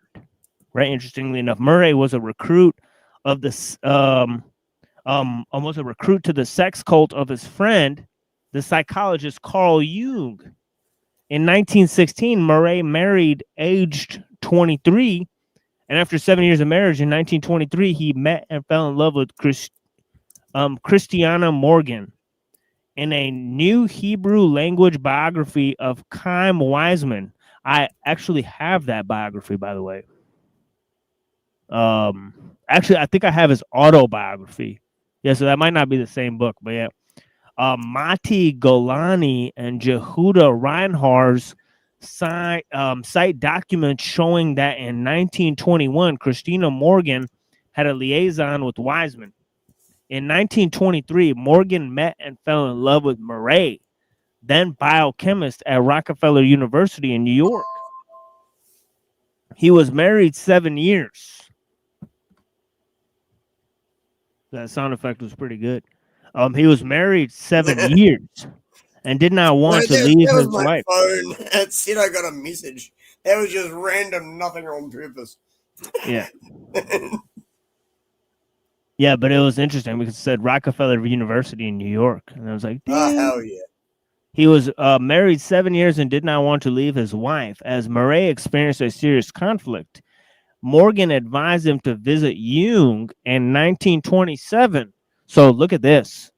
Okay, Henry A. Murray, right, who later went on to work at the Esalen Institute, right, where they did all this research on psychedelics, right, with Timothy Leary and Terence McKenna and all of the and Alan Watts and all these different thinkers, right? He actually started out learning with Jung, right? The OSS agent, occultist, right? Self-proclaimed Gnostic, right? So it's very, very interesting stuff. And then he says here, he was married. So he went to Jung when his marriage broke down. Upon his advice, they became lovers, quote, to unlock their unconscious and their creativity, unquote. During this period when Jung began composing his occult-themed Red Book, his lover Tony Wolff was a crucial figure in his life. Wolff published little under his own name, but helped Jung develop some of his best-known concepts, including anima, animus, and persona, as well as the theory of the psychological types. Okay, her best-known paper is an essay on 4 types, quote-unquote, of the feminine psyche: the Amazon, the mother, the hetera, and the medial or the mediumistic woman. Jung and Wolff believed they had founded a new religion conceived through polygamy, which was reminiscent of Sabbatean antinomianism. According to Knoll, quote, they believed in a new faith in which their former sins and evils became necessary for spiritual rebirth. Yeah, that's very close to Sabbateanism and Frankism, because Frankism basically talks about the holiness of sin and the transformative property of sin and how it's part of salvation, right? Pretty much Martin Luther talks about that too, right? He says that basically sin is like part of your nature, right? God no longer, one, right, they said would emerge from individual visionary experiences and automatic writing as a multitude of natural forces or entities that were both good and evil, unquote. Murray created a report commissioned by, in 1947 by William Wild Bill Donovan, head of the Office of Strategic Services, right? That's also where Carl Jung worked, right? The predecessor of the CIA, titled, quote, Analysis of the Personality of Adolf Hitler, unquote. The report used many sources to profile Hitler. By the way, the whole the study on the authoritarian personality, or the Macy's Conference report, right? All of that stuff was about, like, there's like a little Hitler in all of us, or whatever, even. But including informants such as Ernst Hanfstaengl, Hermann Rauschning, Princess Stephanie von Hohenlohe, I cannot pronounce his names, Gregor Strasser, Friedelind Wagner, and Kurt Ludeck. The report was done in collaboration with psychoanalyst Walter C. Langer, Dr. Ernst Chris of the New School for Social Research, and Dr. Bertram D. Lewin of the New York Psychoanalytic Institute. Oh, this guy's name is Lewin too. Lewin. Crazy. But yeah, in Berlin, in the 1920s, Lewin had a training analysis with Franz Alexander, a Hungarian-American psychoanalyst who is considered one of the founders of psychosomatic medicine and psychoanalytic criminology. Lewin published his first article in 1930, followed by others on the subject, ranging from diabetes and claustrophobia to the body as phallus. The main focus of his interest was manic states, which he saw as characterized by fleeting identifications of multiple outside figures. Murray saw psychology and new social sciences as destined to make contribution to a world that can live in peace and harmony in a new world order. Whoa, we've heard that before today. With world laws, a world police force, a world government, the USA, according to Murray, is an abstraction of one world, which we're on the verge of creating. The lot has fallen to the U.S. to take over the direction of carrying out his last and difficult experiment, a global campaign of good against evil, by completely dedicating ourselves to the idea of a one-world government. We will stir the hearts of all people on earth in the hope of a security that can counter any form of totalitarianism. A national citizen is obsolete and must be transformed into a world citizen. Right, that's what Bertrand Russell said as well. You know, from the fall of 1959 through the spring of 1962, Murray was responsible for the ethically questionable CIA-sponsored MKUltra experiments, in which 22 undergraduates were used as guinea pigs. Among other purposes, Murray's experiments focused on measuring people's reaction under extreme stress. The unwitting undergraduates were submitted to what Murray called vehement, sweeping, and personally abusive attacks, assaults to their ego. Cherished ideas and beliefs were vehicles used to cause high levels of stress and distress. Right, kind of sounds like what they're subjecting people to with these online communities. Right. Among them was 16-year-old Ted Kaczynski, who went on to become the Unabomber. Alston Chase's book, Harvard and the Unabomber, The Education of an American Terrorist, connects Kaczynski's abusive experiences under Murray's to his later crimes. In 1993, Kaczynski carried out a bomb attack that injured a member of John Brockman's network, computer scientist David Galenter. That all comes full circle, doesn't it? But interesting stuff. It kind of reminds me, it gave me a flashback to a game I beat a long time ago called Digital Devil Saga 2. I'll just briefly describe it. You see, basically it's more tied to vendetta and Hindu imagery, but it's also tied to transhumanism and the cyberpunk stuff. Basically, in Digital Devil Saga 2, the Karma Society tries to pierce and control the divine with technology, using the EGG machine and demonic Atma virus. While Sarah, a child used to contact God, retreats by generating the junkyard simulation. That hubris backfires. Seraph is the main character. Seraph's manipulation of Sarah through the EGG provokes God to blacken the sun, whose solar noise devastates humanity as Cuvier syndrome. Seraph and Sarah then merge into Seraph. You see the divine androgynine archetype, you see, which is also in Hinduism. Ascend to the sun and battle God's avatar Brahman to prove human worth. But the reason I wanted to mention that is because I think it's interesting. Yeah, that game was dealing with the similar thing. Maybe that guy you were reading about, he did creepy experiments with children, and you know, in Hinduism, the sun is like the lid to Brahman. In some ways, it's like a lid, you know, where the soul transverses. And yeah, maybe they've done creepy experiments.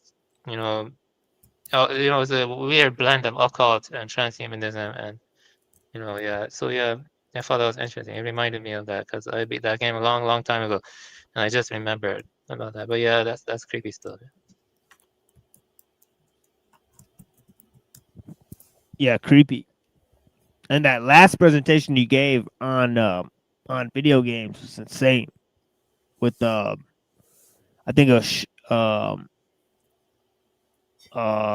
like some BioShock. It was an extension of the BioShock.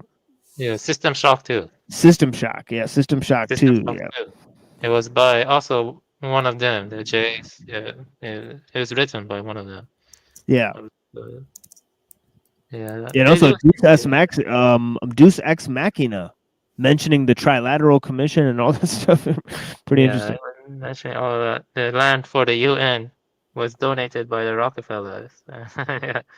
Yeah, it mentions Rothschilds, Trilateral Commission, Bilderberg site. Yeah. It's weird how a lot of early games had so much occult symbols mixed with transhumanism and cyberpunk imagery.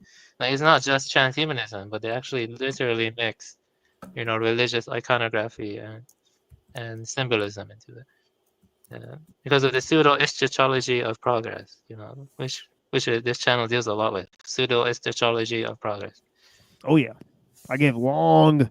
I think the longest presentations I've given is like centering around that idea with like Hegel as a centerpiece. You know, Hegel and Marx as a centerpiece, and Darwin, because I think Darwin, Marx, and Hegel, they have an implicit idea of progress, and so does people like Swedenborg, right? So this implicit idea of progress, I think you can tease this out way before you had a movement towards the technological age, and it was like a combination of like science and spirituality, which really caused them to go down this route, right? So yeah, it's fascinating.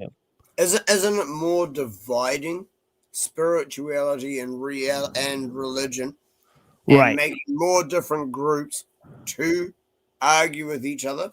Because it's so much easier to conquer when all of the populace is divided.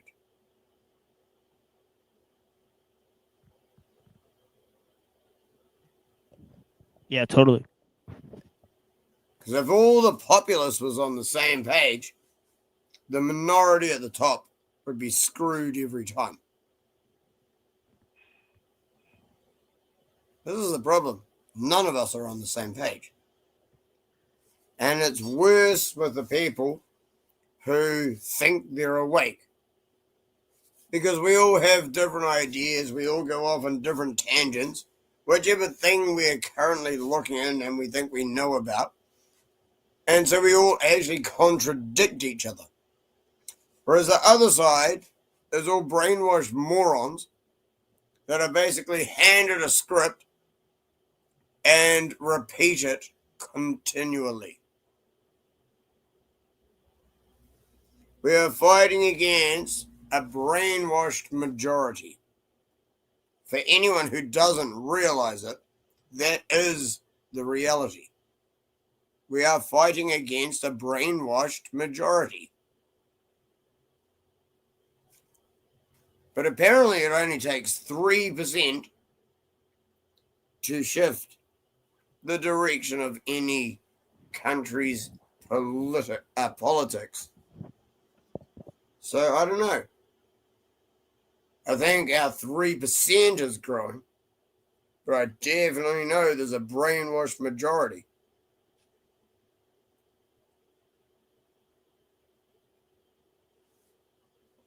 I think the first step is to realize that each time technological innovation or the pseudo-eschatology of progress is not good.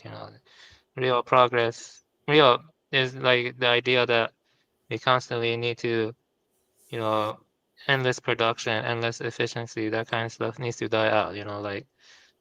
Basically ellul's, the technique that needs to die out. A lot of people need to realize that, virtuous. We need to revive communities binded by virtue. I'm not sure if you ever read him in Machine Lives, but I was trying to read him one day. Have you ever read that one guy, McIntyre or something? Alistair McIntyre. I mean, do you know about him? He wrote the book After Virtue. I haven't read it, but it seems interesting. No, I haven't seen much from him. Yeah. Oh yeah, but I think he basically explored how virtue is no longer valued. If you pay attention, as technique grows, you see less people valuing true, authentic virtue. You see, because virtue exists to bind community, and it's just a cultural relativism now. You just see relativism and nihilism. Yeah, that's not good. Virtue has a more, I think, luminous quality. Should be more connected to the higher realms, stuff like that. Then it's used to bind communities and kind of die out. Maybe that's why elites don't like virtue. You see what I mean? I mean the technicians.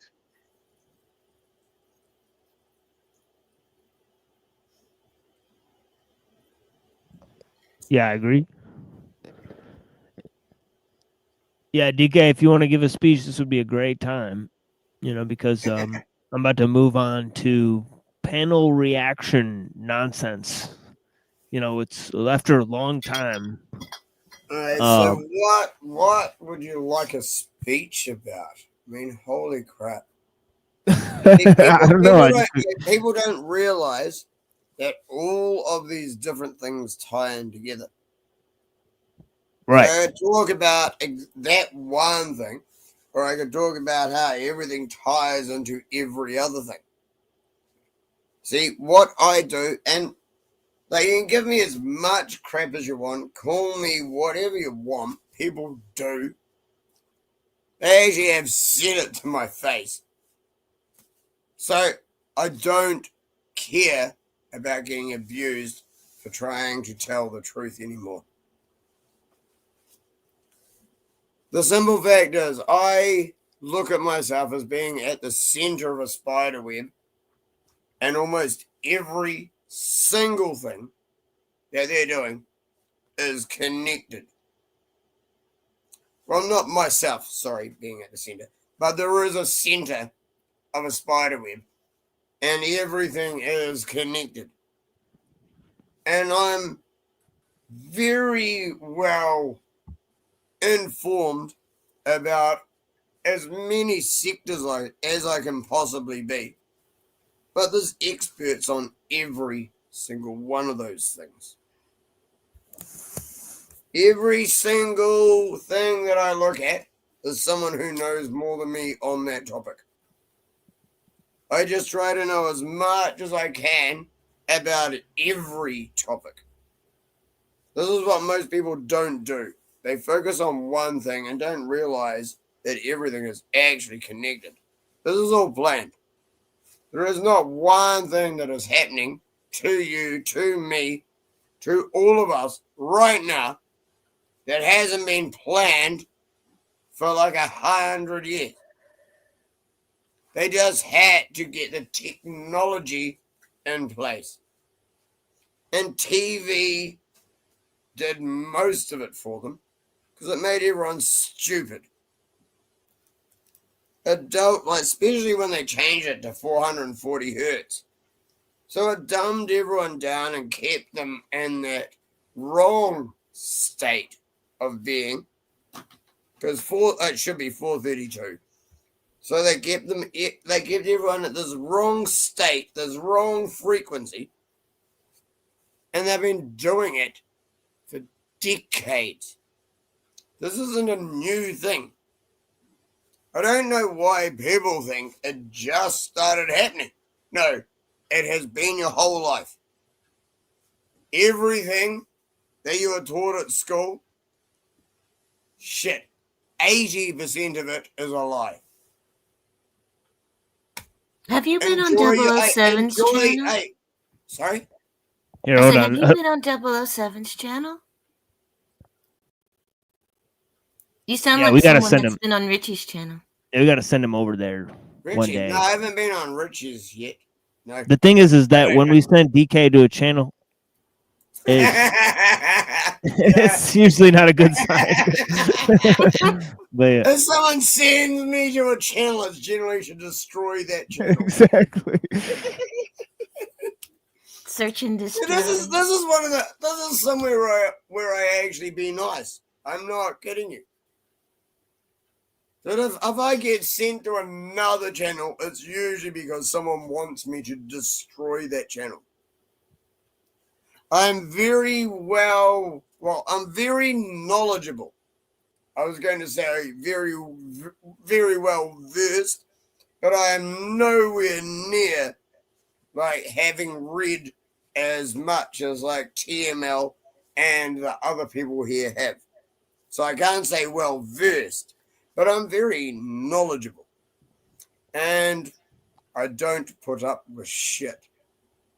Yeah, that's the thing, is that DK knows more than 90% of people about what's actually going on in the world, despite not having read most of the shit that we've read. So, kudos to DK for sure for seeing through the bullshit. Thank you, TML. I appreciate that. That is actually one of the coolest things people have ever said to me. Yeah, for sure. Clip it and play it. Most people don't. I don't clip stuff. That's awesome, though. Thank you. Yeah, of course. It's clipped in my brain. I'll remember it. Most people don't even know the dangers of biodigital convergence. Right. Exactly. Yeah, at least DK knows the important dangers we're facing. Right. Most people Thank don't you. know.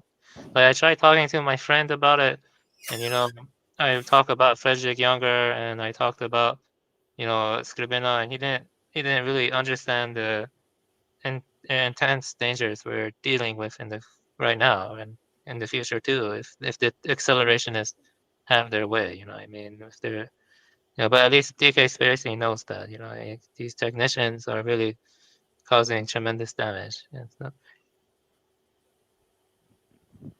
Yeah, I think he went to go get a beer. Oh, I see. It is what it is. Yeah. Hear the door creak, Yeah.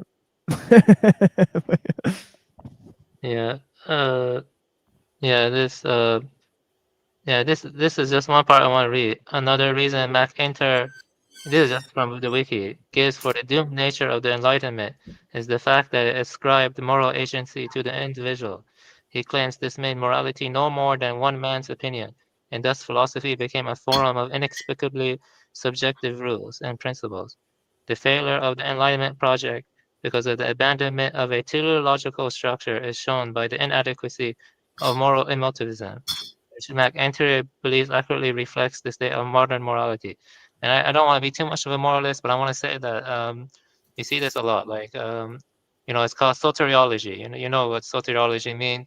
I feel like stuff like removing rebirth from Buddhism is very bad. Stephen Batchelor wants to do that, and other people, and I feel like that's important because the morality, the virtues are in tandem to ending the cycle of rebirth, and that's what I mean. Is that you don't want to naturalize traditions too much. If you keep naturalizing traditions, where is the virtue? You see what I'm trying to say? Virtue is necessary for binding communities. You know what I mean? And that's why the technicians, if they want to expand technique, and expand the technical organization, the first thing they do is attack virtue. You know what I mean? They do it with porn, they do it with films, or with stuff that treat religion at like comedy or tradition like comedy, stuff like that. You know? Holy shit. This is exactly what a video I watched earlier was about. But it was a pedo. A pedo admitting that he was a pedo and saying how he picks who he's going to groom. Yikes.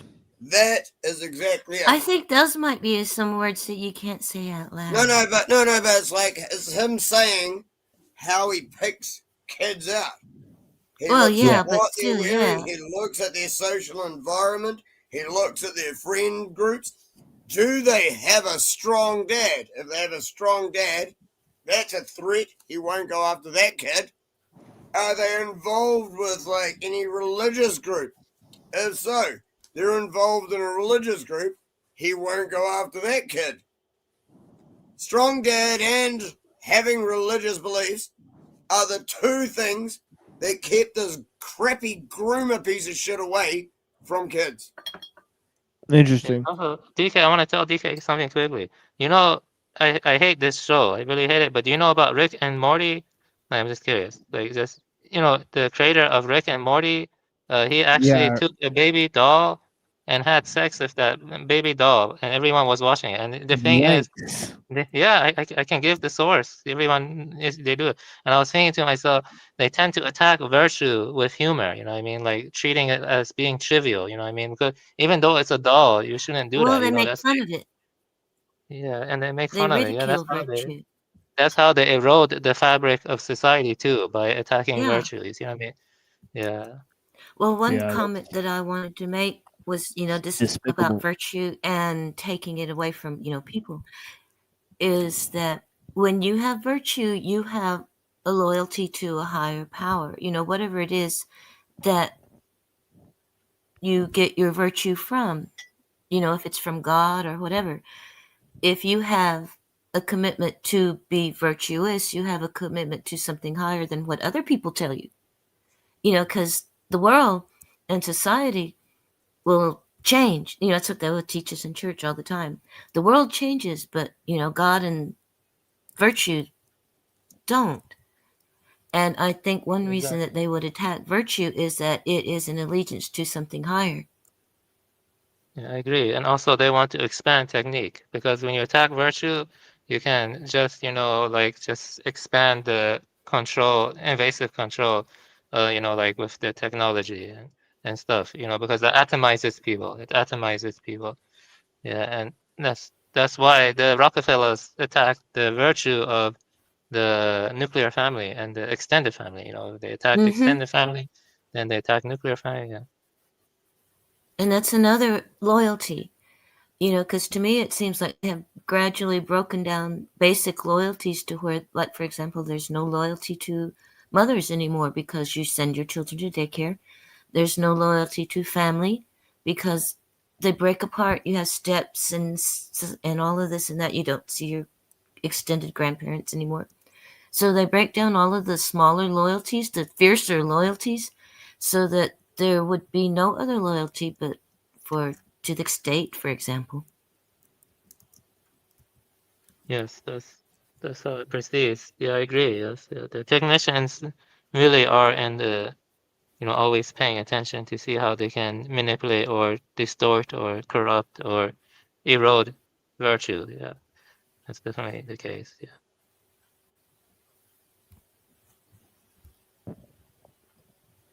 Yeah, the whole thing that that ellul talks about in terms of, you know, what goes out the window with the organization of technique. Now he says, you know, it's technique that integrates the machine into human society, and this whole idea that you know, we're actually looking at 3 levels of organization, as I've said.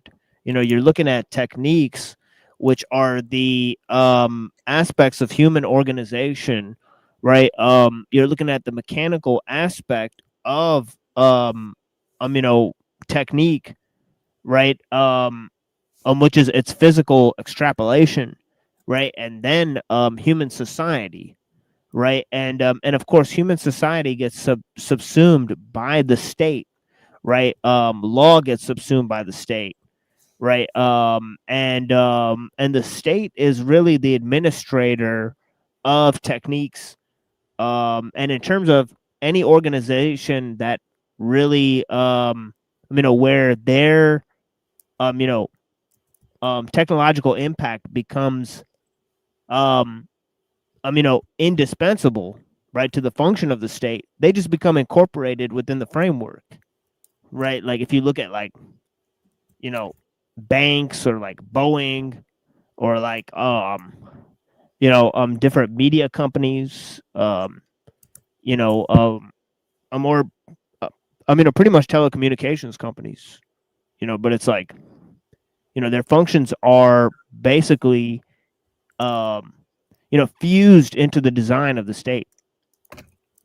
So it's fascinating, turn of events.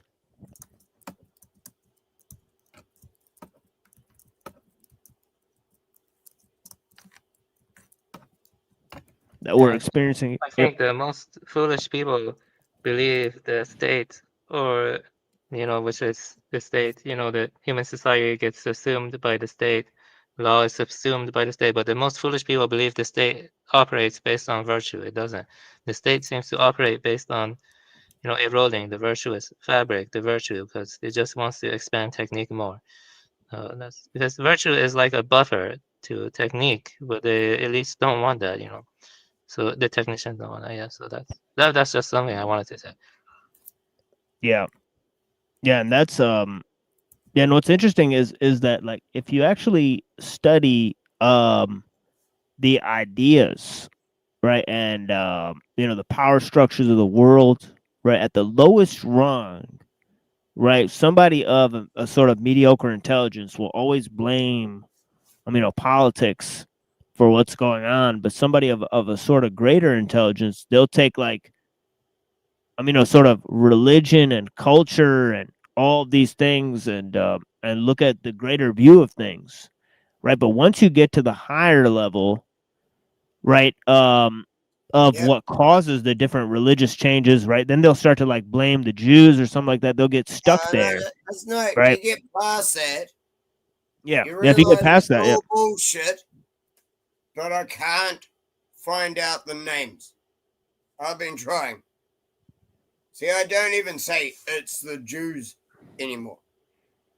There is a group doing it, but I can't find out who they are.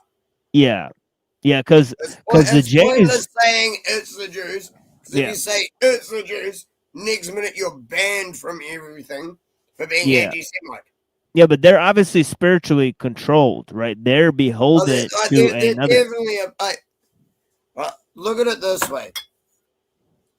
In most societies, the poorest are manipulated and they go around doing the crime side of things. The richest are the ones trying to steal everything from everyone. Everyone else is caught in the middle. So even I realize this. They are trying to steal everything and make you be fearful because there's a minority that is doing something. And that's all it is. And it's every nation. Although now with like the massive influx of immigrants, let's just be nice for now. The massive influx of immigrants. Now it's changing the demographics of a lot of Western nations. And because Western nations traditionally, at least over the last, couple of 100 years,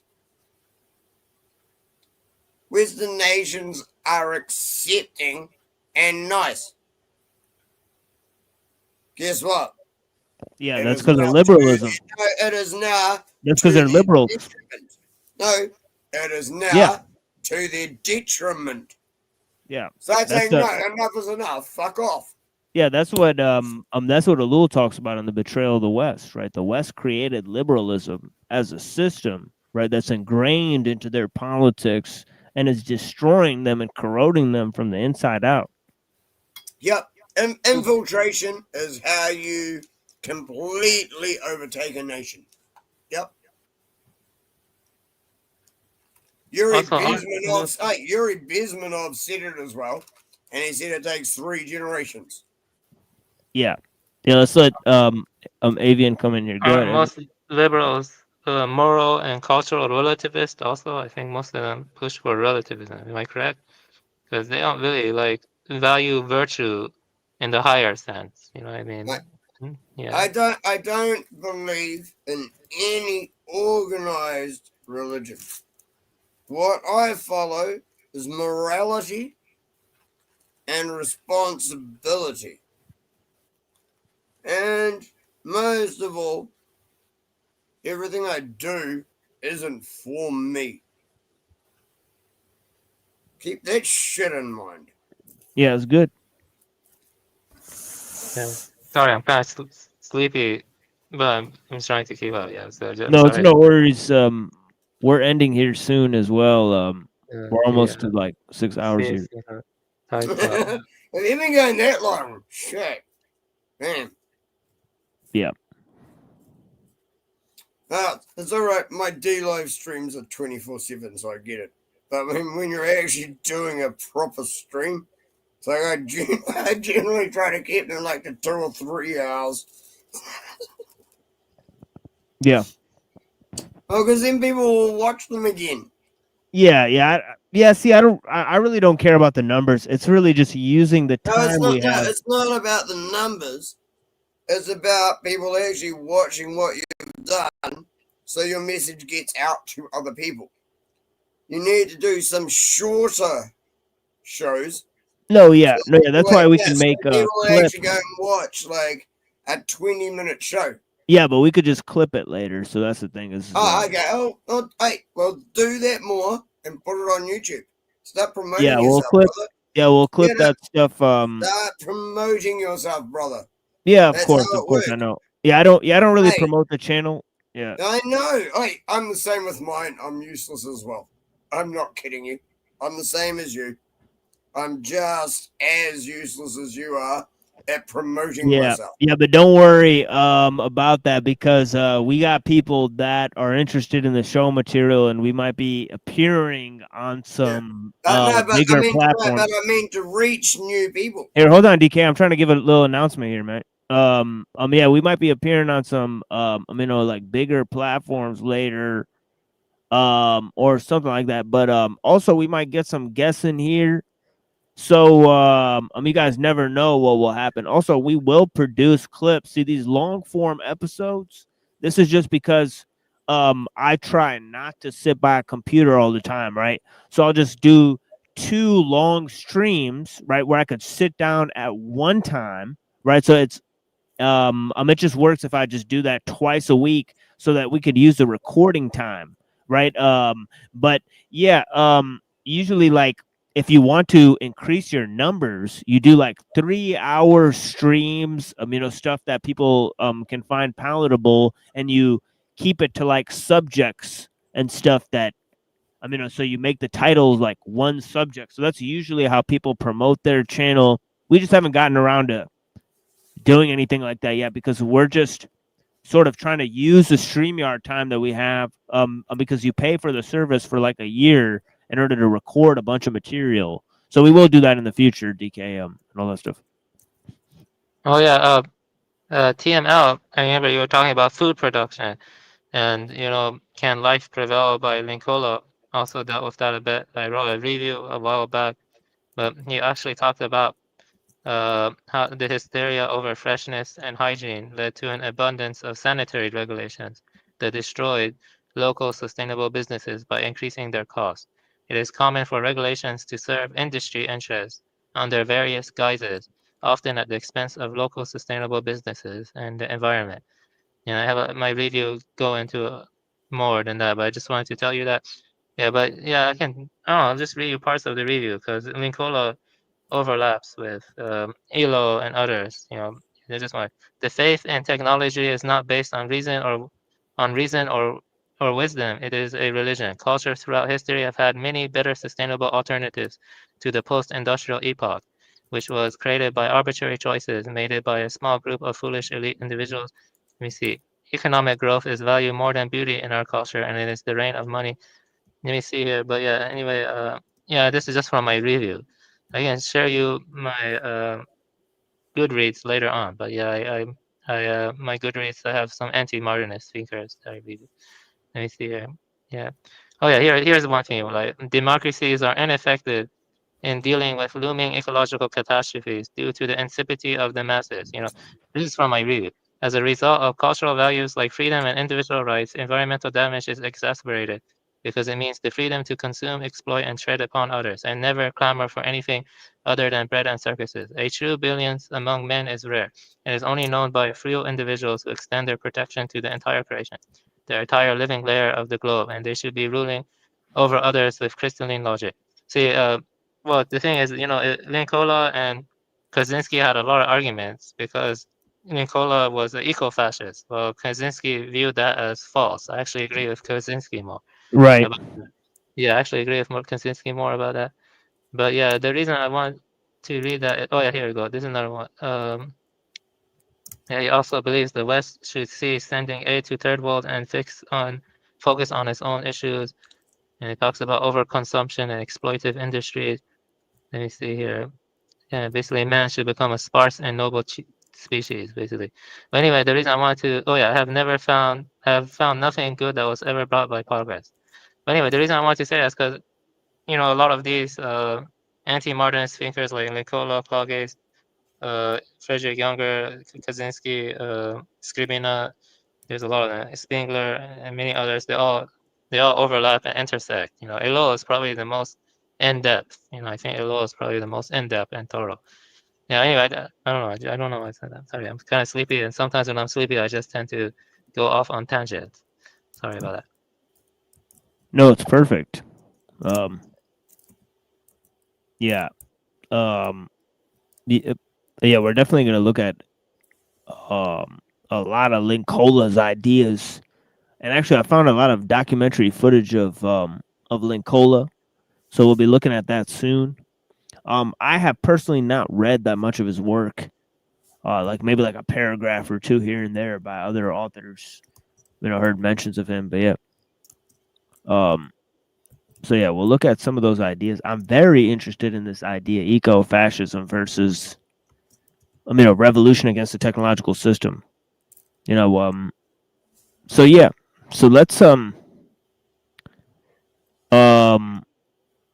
let's close this down here, right? Let's go around and give some closing remarks for the people. I will be back on Tuesday night.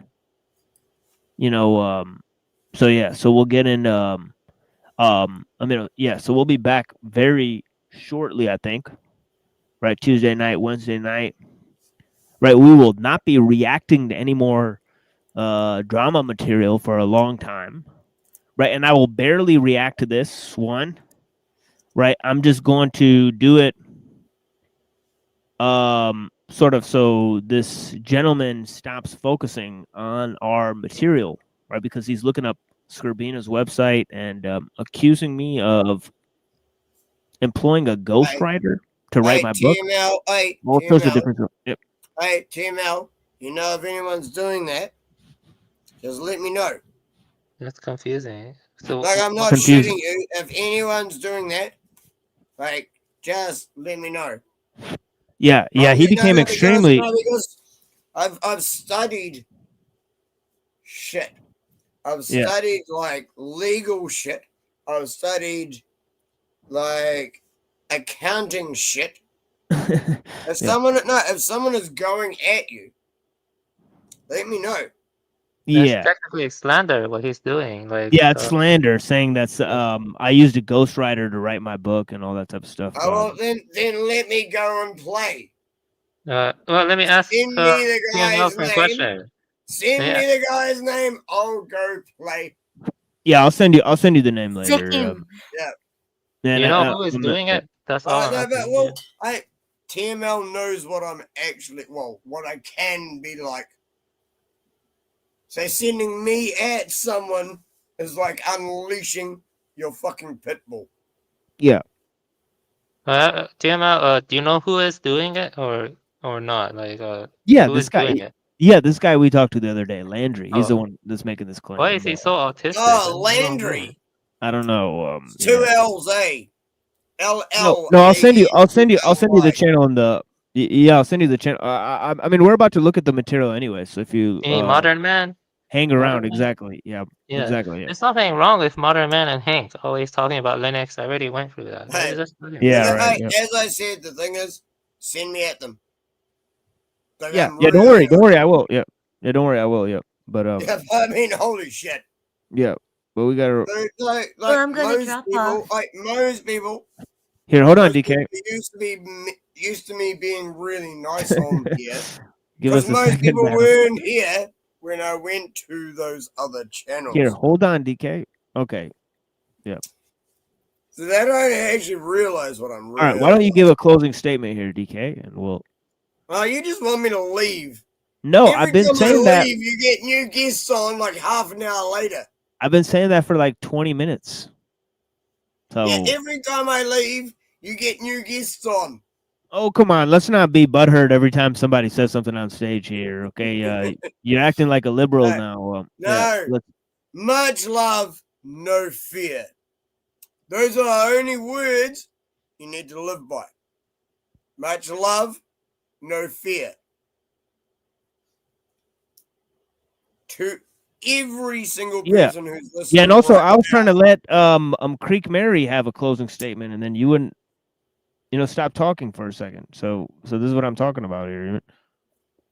I thought you were talking to me. Shit. No, I wasn't. See, this is the problem. All right, you got to pay attention here. Yeah, peace out, Mary. Blessings, madam. Thank you for being here. I appreciate your time. Definitely. And yeah, so DK, would you like to say anything else to these people? No, I just said everything I already said. It was all good. Yeah, thank you, my friend. Thank you so much for being here. I appreciate you. Thank you for letting me be here, my friend.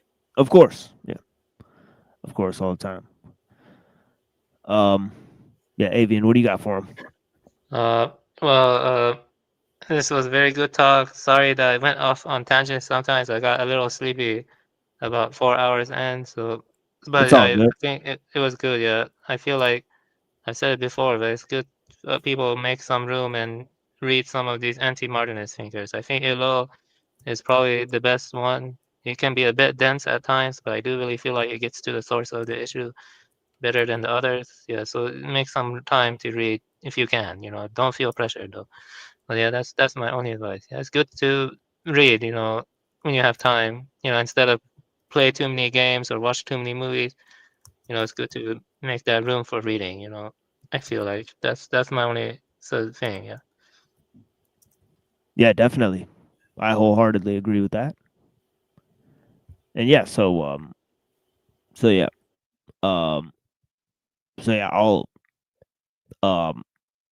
talk to you guys soon. Avian, obviously, hit me up if you can't. Find a way to contact me. Obviously, just do so through the show. Or just send me an email and I'll eventually get back to you. I'll just revive my Discord, and you can just message me through that. I'll just revive it. Yeah, but I won't go to the channel though, because I don't want to make enemies and they come after me. Some of the stuff Pinoy said actually did scare me privately. He said some stuff that seemed very psychopathic, and I don't want to piss off people. I get what you mean. Yeah, for sure, bro. Yeah, DK Spiracy, I want to give you a compliment. You are a very charismatic person, like in the sense that it's easy to talk to you. Like not everyone's like that. And you're very intelligent. I have a problem with Pinoid. Well, yeah, I have a problem. Yeah, no, serious. That penis. I fucking can't stand that guy. He's called Jewish baby daddy on Discord. Yeah, I think that's a joke. No, I have him muted. Not shitting you. I actually have Jewish baby daddy, who is penoid. I have him muted on Discord. I can't stand listening to anything he has to say. So that means I get to push a button and see what he's posted. And that's it. To be honest, he has posted a few things that were interesting. Yeah. But, like, if he actually is speaking, someone just should punch him in the mouth. Yeah, it's like, I mean, I try to investigate and see, like, all right, who in this Discord is like a Fed or whatever. But every time I look, I see, like, I mean, just a bunch of people that have always been there. I mean, so I mean, it's really hard to figure it out. But do you want me? The thing is, yeah, I can't tell until they're on voice chat. I have called out many feds and pedos once they go on voice chat. Yeah. As I can tell by speech patterns and the things they're saying, I've actually called out people multiple times. I am very good at what I do. I am a fucking troll hunter. Yeah. Yeah, definitely. I don't troll. I'm a troll hunter. I can be a dick if I'm bored, but I'm not a troll. I'm a troll hunter. Yeah, I mean, Creek Mary's in there. I think, like, you know, but I think she just doesn't know how to use it. But yeah, blessings to Creek Mary. I greatly appreciate you. Blessings to Rock E. Shepherd. Thank you for being here, sir. Thank you, Dr. D. Head. Thank you so much for being here with me. Yeah, all you guys, I greatly appreciate your time. Yeah, we'll get it back together with Avian. Yeah, blessings to all you people. Have a blessed night. Exactly. Good night. Much love. Yeah, exactly. Much love, no fear, everyone. Yeah, peace, homie. And yeah, you know where to find me, DK, of course. And thank you for letting me on here, as you usually do. I appreciate it, man. Yeah. You are a legend. Hey, you are a legend. Everyone gives me shit about being in an echo chamber for the rest of what I do. It's like, dude, you do realize I go on a Muslim's channel and talk about philosophy and theology and shit, and they're like, what? Exactly. So no, bro, I don't stick myself in an echo chamber. I go and try and talk to other people. And everyone's like, what? You're just an echo chamber. Nah, bro. No echo chamber with me. Same as with you, which I like. That's why I like it here. You don't try and shut down anything that anyone says. You allow everyone to have their opinion, and then people discuss things. I approve of everything you do. You're actually pretty fucking awesome, bro. Hope you know that. Yeah, thank you, my friend. Yeah, I appreciate you.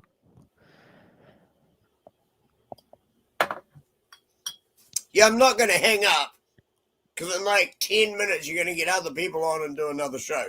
I know. Yeah, no, this is the real ending. For yeah, real. no, it's not. No, except for this. no, it's not. This is gonna be except for this little thing show in here. like 10 minutes. No, we are going to watch this. I'm not this video hanging here. up. Yeah, we are going to watch this little video here to see what's going on with this dude who's watching my show all the time. You know, so we are going to be watching this little video here before we close out. I'm going to mute myself, though, so you're all good. Yeah. Yeah, for sure. Yeah, blessings, DK. I appreciate you. And yeah, so just this video, and Yeah, and of course I'll go it alone here, right? Just to show him who I am. We'll go it alone here, right? So this is gonna be the end of the show. We're gonna take a look at this video, take a look at this man, right? And of course, he insinuated, I think, on the videos he's making or whatever that that I had a ghostwriter or whatever for the book that I wrote, right? So I mean, it's just funny because we got the handwritten copy here of the book, right? So I actually have loose leaf papers, right? Right.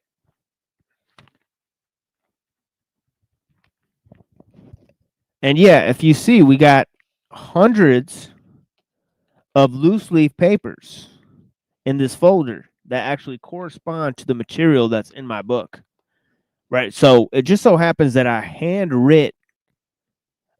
handwritten the entire book, right, before I then transcribed it onto a Microsoft Word file, right, and then I put sources and materials, right, and footnotes and different things. Okay, collected that, and then I edited the grammar in the book, right. So all of this, reading over 20 books, right, then writing the book itself, right, and then collecting the corresponding materials and actually putting the structure of the book together, right, and then getting it published and editing the book, right. All of that took like 5 years, right, 5 years of work, right.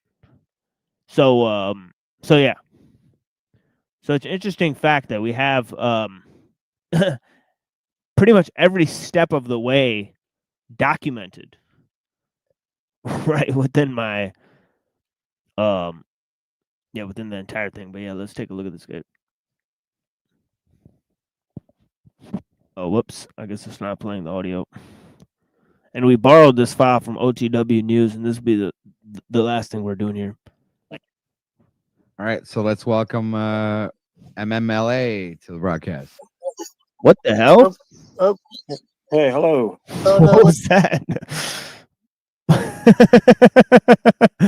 Is this guy picking his nose? This is crazy, man. There's two people.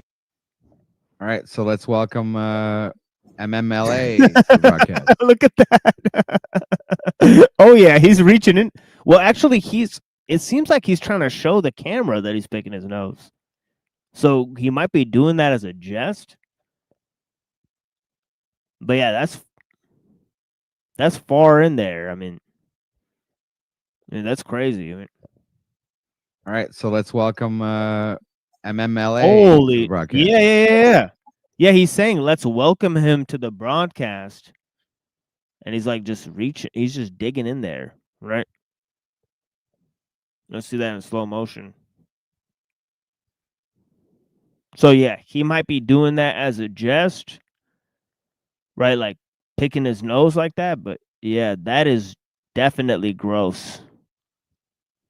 I mean, all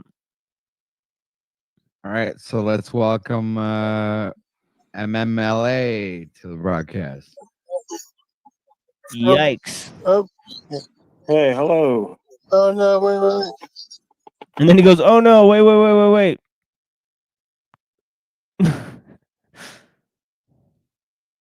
Did he not know his camera was on? All right, so let's welcome MMLA to the broadcast. Oh. Hey, hello. Oh no, wait. Sorry, the audios are playing music. What's up, buddy?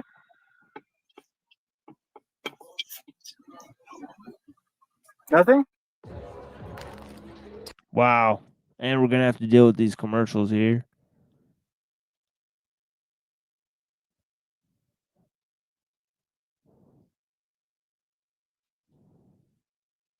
Yeah, I remember this commercial, the girl in the Takis commercial.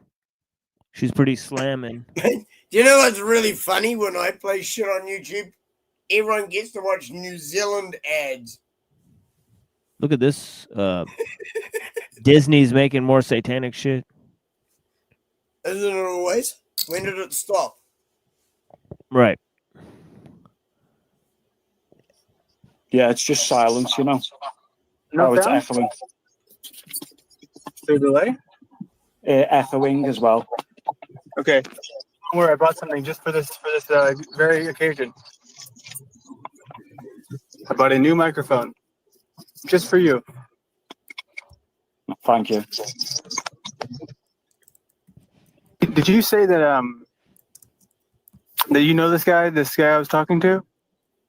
So at first I recognised the voice, and then when I've come back, when we were watching the video, me and him had that literally one-for-one conversation about pretty much like the same topics. Yeah, I guess it's the default that he goes for. So my question for OTW is, what do you think is going to happen when these people find out that, you know, the connections that I have with George W. Bush? Do you think it's going to make me look like a pedo pogo? What do you think, OTW? I'm gonna have to leave that up to Snafu Snaps and the crew. Yeah, figure they might, you know, get some out of that for sure. Yeah, you know, I'm surprised they haven't gotten to it already. We just observe and report here, and I tend to, you know, jab in my own opinion here and there. Well, I do want to bring up, because earlier, you know, I was unable to stick around, but that guy, I don't remember his name, but he's saying that he was offered, or what was the claim? Something about Obama poisoning someone. I can't remember exactly what he said, but it was totally outlandish. But it's out of this world, right? So nobody's gonna, you know, say that maybe that didn't happen. Do you think this is an actual story, that this man right here was? It's the first time I hear of this. I've never heard of it. And You didn't hear this earlier today? I was going to say, sorry. Well, I was just gonna say, I usually know when there's like this new conspiracy theory, or you know, I'm pretty much informed with a lot of them, but you know, some of them tend to kind of be like new news, even if it's old news. Well, I'm pretty sure he said it was him. He said that he was the one.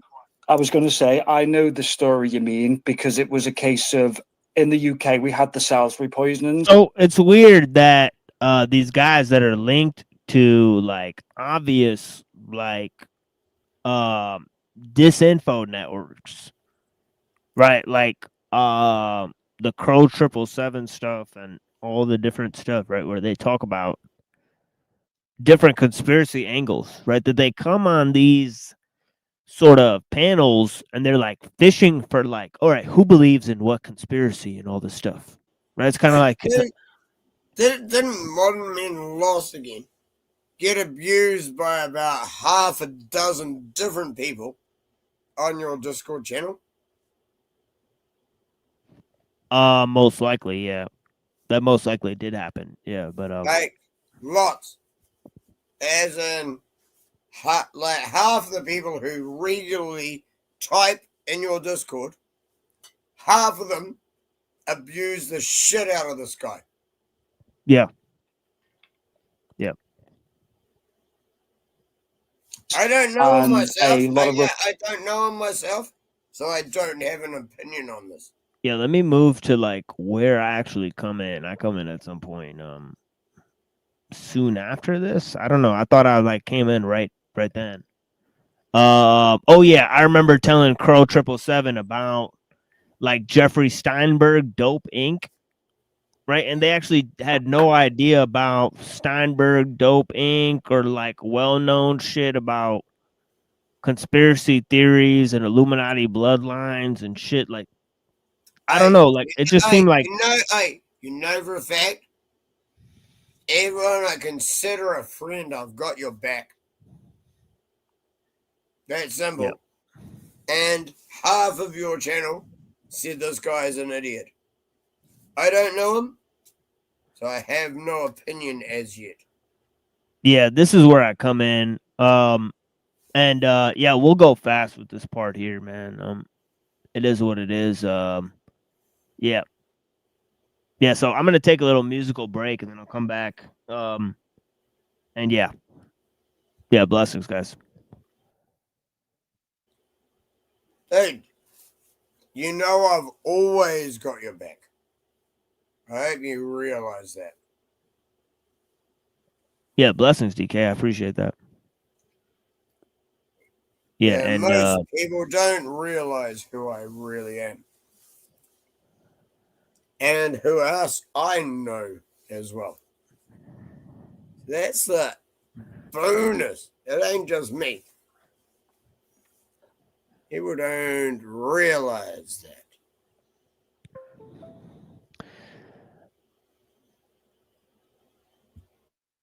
Yeah, let me find something here for you guys. Yeah, it's gonna be it's gonna have to be like some new shit here.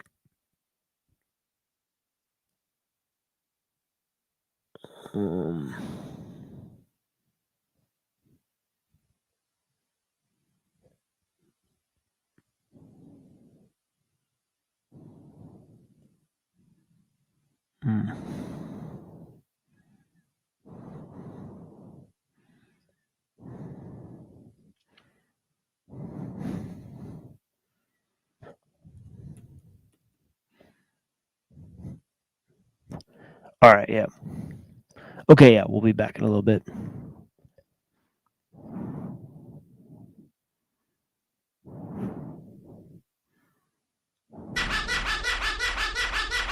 When you see my foot rapidly tapping upon the floorboards, you should take it as my not being amused with the display. When you feel my finger rapidly tapping upon your scully, you should pack a bag with food and clothes and walk the other way. Now for the club bloodhound serendipity movement, alien the triplicate stooge counterculture, 41st thief dispatch sheet to shake a stick at. My fins break water circling shoulder chips dipped in a wheel to rape the orchard. Fresh, liquor bowl, Idolon killing, day dripping a beaker spilling, right? I treat the cursed burners of my zen like pendulums and let them count the seconds till the big hand strikes the scissor clip the string in your box. I got that 1,000 yards to stare. The hounds howl, Jack and Walker strip the market bare. Dig it, it's all modern logistics. See, the slaves work for assholes and the assholes work for kings, and the kings work for hookers, cocaine and four-finger rings. Snake tongue, hung a rung above the rest, lung while a pink lung stung and sunk to an ebony vest. Bad spirit, bad pyramids rust in the shadows of this cat on a hot tin something, spitting disgusting. Ready to rain, Indian summer under a fragile pain comforter. Stained glass palace, brain gas baggage. Summer separate pizzas equals spring class and balance on a pallet made of snake bone. Craft work, hate poem, kill 'em all. Jiggamorpha with aesthetic Mach 20. 34. Why money, what you up to? I was just about trying to graduate to gumshoe. Here to preach the great American fuck you. Fuck you. Aesop rock dropped his lip to the floor. Shoved the milestones in his mouth, chewed him up and spit the core. Saw the captives in a slapstick handshake trade embargo. Crushed on a fortune cookie tomorrow, opening question mark parcels. I get dwarf bliss for the future's modest Samaritans by exposing the vain roots of the here and now's plain truths, but I won't. Life lessons curdle in the stomach prior to sinking to the sense capsules as discipline fractals. Now forced necessity says let the brain jolt awkward, set it free. Just take note if he walks irrelevant. Use me, for example, if Moses had gills, he could have fished without the split C macho circus, but he didn't. It don't really make a difference. I'm cooked.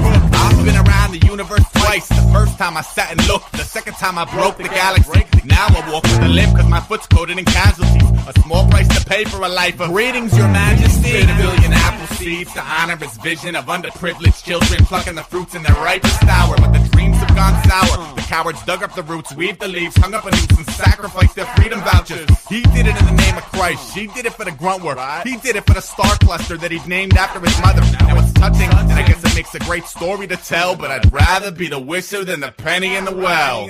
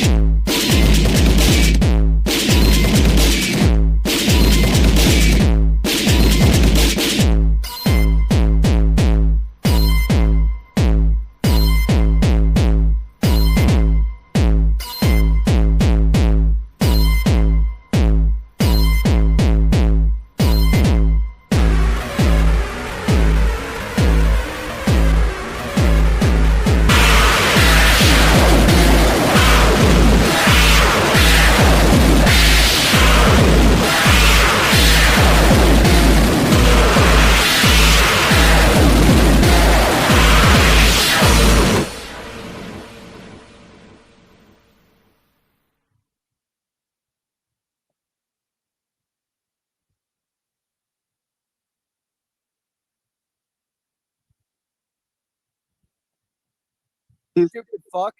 That wasn't specific. That's just It was the very gentlemen, vague. Gentlemen, give Yeah, me it's a me. moment here. Yeah, it's me, the Okay, machine live. perfect. I Yeah, just wanted to blessings. make sure. Yo, what's up? Peace. All right. What's up, TML? Shout out to TML. Respect. The machine Yeah. lies. Oh, we also have Mr. T Reigns in the backstage. Man, you guys deserve a round of applause. I mean, there we go. Yeah, thank you. Yeah, appreciate it. Yeah, blessings.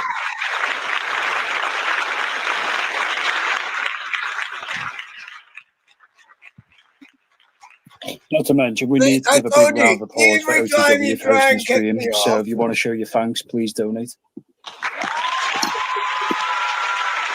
Half an hour later on another show. No, I'm not on this show. I'm just playing this video. I thought you were actually on the show. My bad. No, it looks like I'm on the show, but I'm just playing the video. Yeah. See, this is why I don't hang up. Because I know you keep doing shit. You say you're ending and you don't. See, I know you better than most people. No, I gotta just record this. But yeah, the less interruptions we have, the better, because I got a bunch of little points I make here. And I'm just see, the thing is that this guy took this off a membership so that I could react to it. I don't have much reaction to what I've already said, but yeah, so I'm just gonna go ahead and play this so that I can maybe. If you want to see a really crazy video, I'm not kidding you. My interview yesterday on Rumble. Yeah, send it to me on Discord. It went so amazingly well that I couldn't even believe it myself. Yeah, At send it the to me end, on I'm Discord. like, holy crap. Yeah. Okay. All right. I will. Yeah, send it to me on Discord. But we got Unmute myself. Play your shit. It's okay. yeah, because if you continue to interrupt, we're gonna have to just let me know.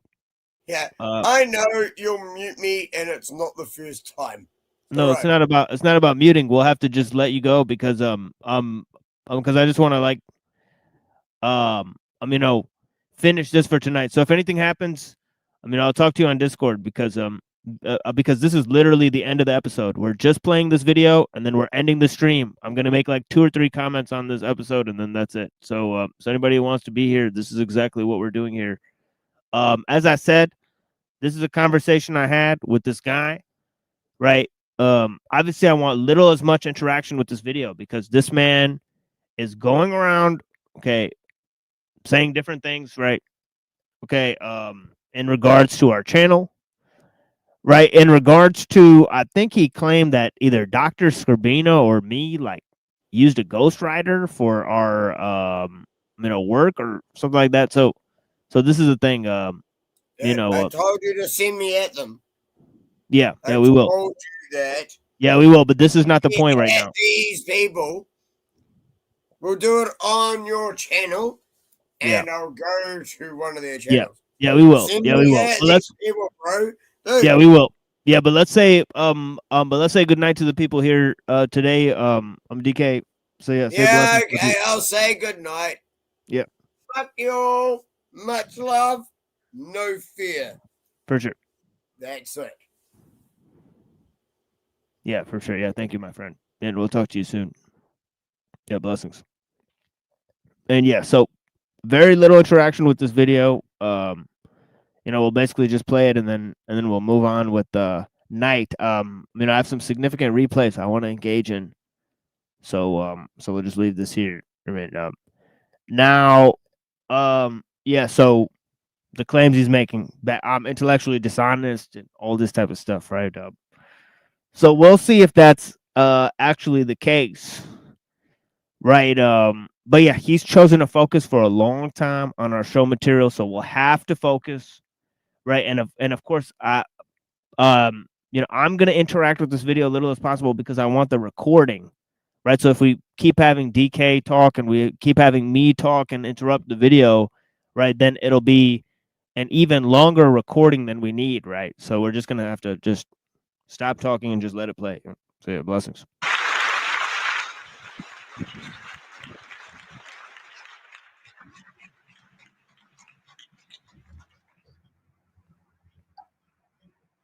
All right, guys. So let's get down to it. All right. I have a question for Landry, if I'm saying his name right. Yeah. Yes. Yes. Oh, hey, Landry. It's D-Rains. So here's my question. I know Mitch, like the other day, is trying to point out something and some observations that there's people working privately. And he was talking to Bex the other day, and I totally agree with him. But my question to you would be, are you aware or know that Rose the rumor is that she's also involved with government people and things of that nature. Are you aware of that?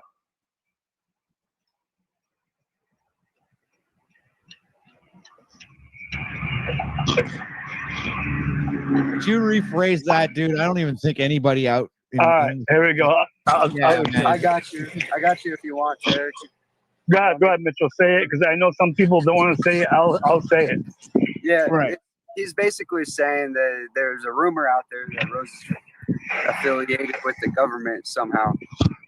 So are you aware? He's asking you, Landry, if you're aware of that. I'm aware. Sorry, I'm trying to set up this new mic. It should be like 30 seconds. But yes, I'm aware that people say that, but they also told me that I work with Rose. So I take those claims with a grain of salt. So why would you bring up the beginning of the conversation and not show any more of it? Rose is not the type of person that you reach out to and then the conversation ends abruptly, especially if you're trying to network. But actually, on the Jack Talcott show, he did actually claim that Rose 777 put Landry on the Jack Talcott show. So that's false that you're not working with her, right? Yeah, it's all subjective what working with means if nobody's paying anyone. Right? You know, what's clear here is that the Rose 777 lady, she works for a production company with the Crow 777 show, right? She's worked with these Hollywood people like Owen Benjamin, right? She's constantly bragging about her Hollywood connections, right? There's also all these connections with him, putting those people like feds, like Jeranism on the show, right? And talking to them, right? So, I mean, obviously these things can't be brushed aside, right? Obviously, Jack Talcott directly mentioned Rose 777 in connection with him being on his show, right? So, I mean, it's pretty obvious, right, that there is some connection. So, I mean, whatever working with means is pretty subjective, right? There's also a pretty interesting incident where this guy, Not Chiquita Fire, right? He claimed that he was actually gang stalked, right, by her, or to some extent, right, that he was at a to a certain extent staying with them, and yeah, or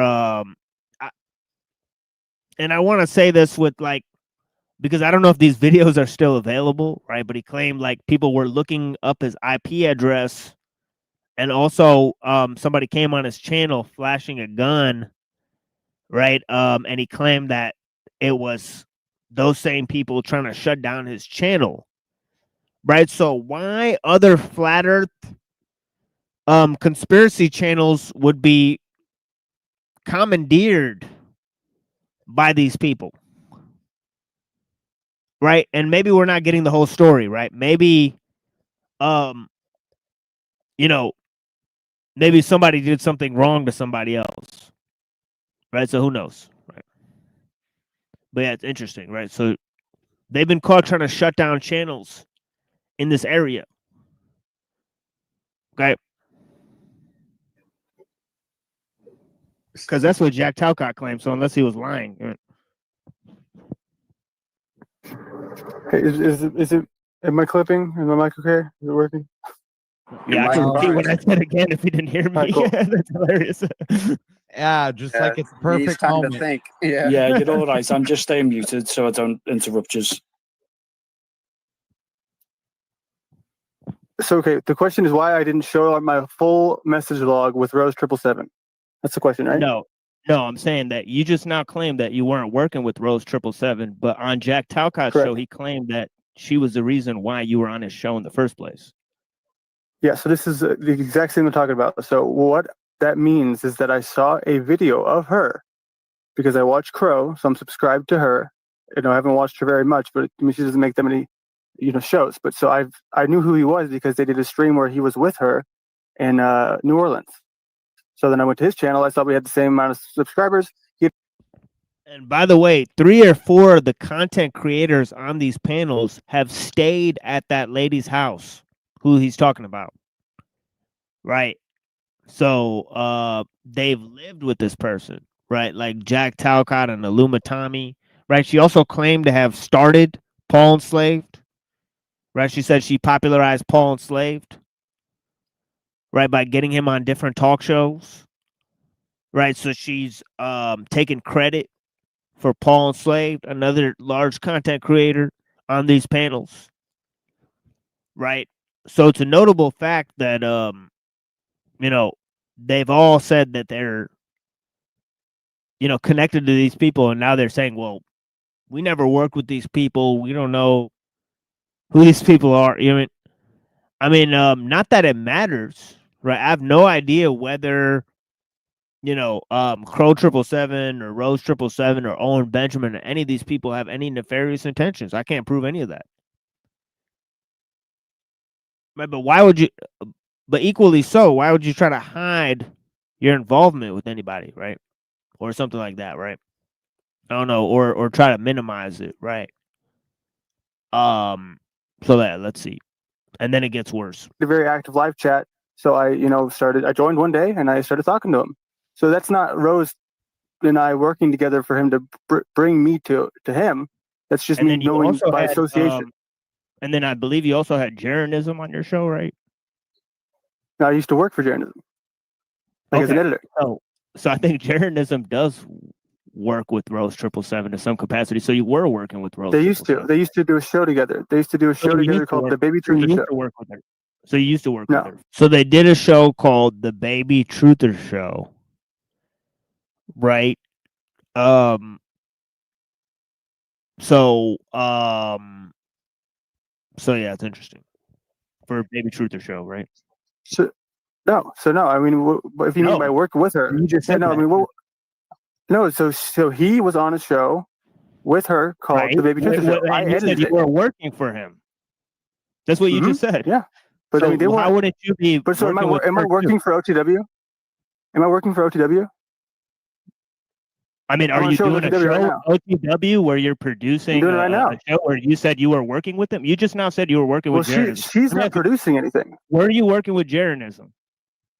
Yes, in 2021 to 2020, late 22. And at the same time, he was working with Rose 777 on the same show, right? So I didn't have anything to do with their show. I was editing the full-length hour-and-a-half video down to clips. I was a clip editor, so I didn't. So does it make sense that somebody who's doing clip editing for a show that 2 people are making, that person's not working with those people? Does that make any fucking sense to you guys? I mean, I just feel like it's a sort of dishonest way to phrase things, or to, I mean, I don't know. Right? Like I tried to ask him the same question like 3 or 4 different ways, right? It's pretty obvious, right? Hold on. The way I see it, hold on a second, Machine Lies. So he didn't know her or have contact with her, but they both worked for the same entity, right? I mean, was she working for Jaren? I know that Jaren didn't pay her. Yeah, I mean, paying is not what I'm talking about. I'm just talking about working with people. I think you know what I mean by that. I mean, so here's what I'm saying is I had never talked to her until this year. So that for me feels as though it's distinct from working with. Yeah, see, what he's trying to confuse, like working with and working for, right? Nobody said anybody was working for anybody. Right? I said you were working with somebody. That's totally two different things.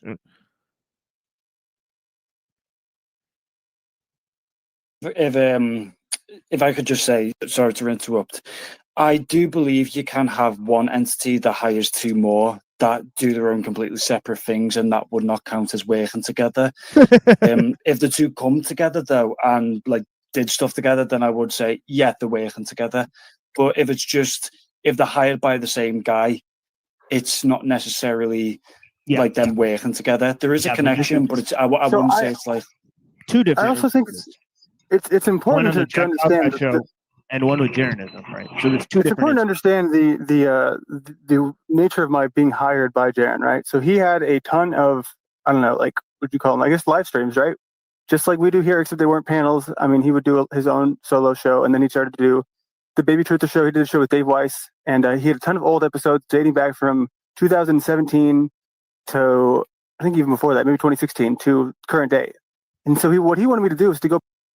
Yeah, I mean, just wait for the Freemason part, right? Because if you don't think that that's a little bit dishonest, right? Because the dishonesty grows as the conversation goes on, right? This is the first step. So far, it's not that dishonest, right? But as the conversation progresses, it gets more and more dishonest. Right now, it seemed like Barowicks, he like made some sort of weird point.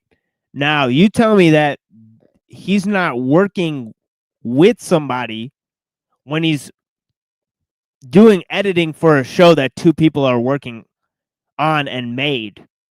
I mean, you tell me how that's possible. Right, but all right. Yeah, I guess we'll say that's not dishonest. It's kind of dishonest.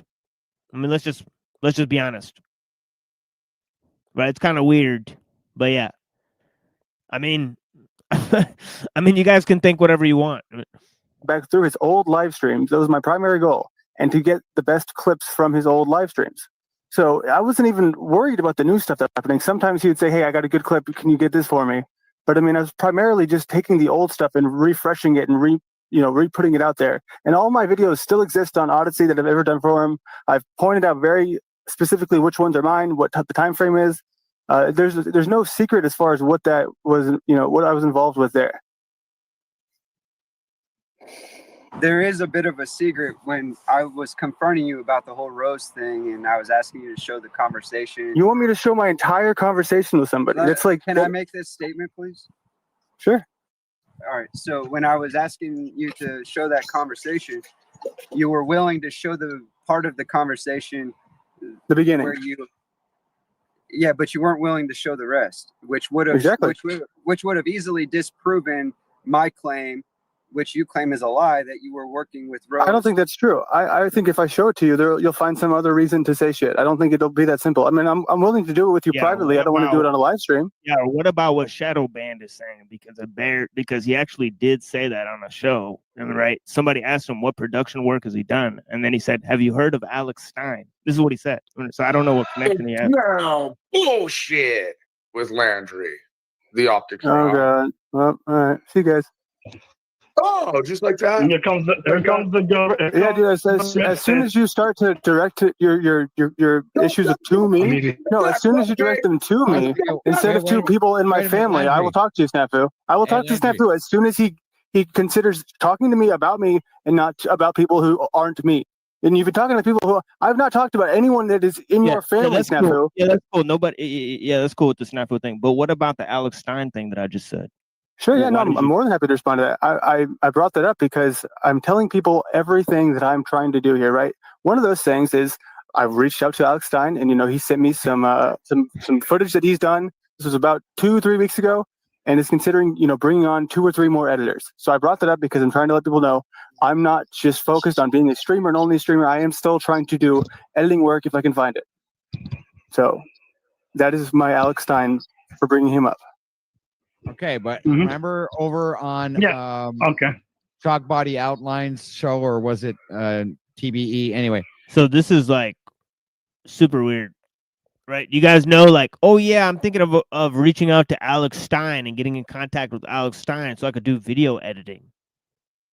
I mean, anybody who doesn't think that that's fishy? How exactly would one inquire about doing such a thing? Right? Is it like on Alex Stein's like website? Like, hey, would you like to sign up and do video video editing with our team? You know, email and contact here. I bet not. Right? The guy who worked for the Glenn Beck channel or media network? No way. All right? Like the kid worked for Blaze TV, right? You're just going to reach out and do video editing for him. Nobody thinks that that's weird. Nobody on in these internet communities thinks that that's weird. I mean, these people are incredible.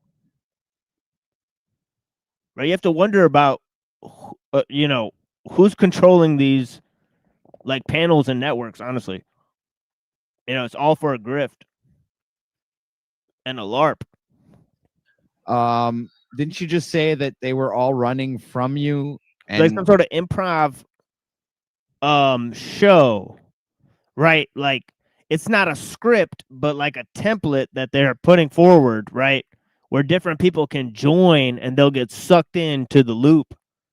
You know, so yeah, it's interesting format that you know, they're using to perpetuate, you know, fake drama for shekels, right? And of course, 2 or 3 of this dude's last shows have been about focusing on the machine lies, right? And how I may be like some sort of agent, right? Really weird, right? That, you know, my books are ghostwritten material, that I'm reading a teleprompter, literally all the stuff that Toilet Bowl Bert said, right? So you have to wonder where that guy got his entire narrative from, right? That I'm a plagiarist and I'm up here reading a teleprompter. Insane type of rhetoric, right? That they try to use to try to discredit. But yeah, what's funny is they try to credit me for being a fake intellectual. So these people must think that I'm an intellectual that they have to try to discredit, which is incredible, right? Because I never once presented myself as some type of intellectual, right? That's incredible, right? By you running, and I understand where the premise that you're using for leaving, but by you running, No, I said they were coming to me. Yourself. There was obviously a bit, dude. I was saying that I couldn't get them on my show. How was that not a clear joke? I can't get Snafu or King Steven or Tommy on my show. That was like an obvious joke. It was? Clearly. That whole thing was, and I'm gay, and I had 2 or 3 dicks this morning. You know what the best advice I can give you is without... We heard that. Oh, sorry. It's okay, man. Go ahead. Sorry about that. I was just going to say, best advice I can give you is be transparent as possible without revealing personal information or exposing yourself too much, because it works in your favor. Now, that's not me saying release everything about yourself online. Just whenever something is called into question, release the answer to that question without like doing harm. That's what I'm doing. I'm doing it right now. So what is needed to be released? What is the request here? Well, it could be. I don't know, because this is just me saying it's like an outside perspective. I have a request. I want you to stick around for the wrath of the snafu warthog creature. But can you understand what my issue is here? I'm happy to talk to him about me. He can talk to me. I'm happy to talk to him about me.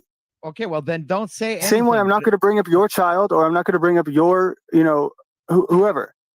And if somebody did that to my worst enemy, I would be able to have the clear vision to understand that it's an inauthentic and dishonest position to be in, because you can come at me. I have plenty to work with.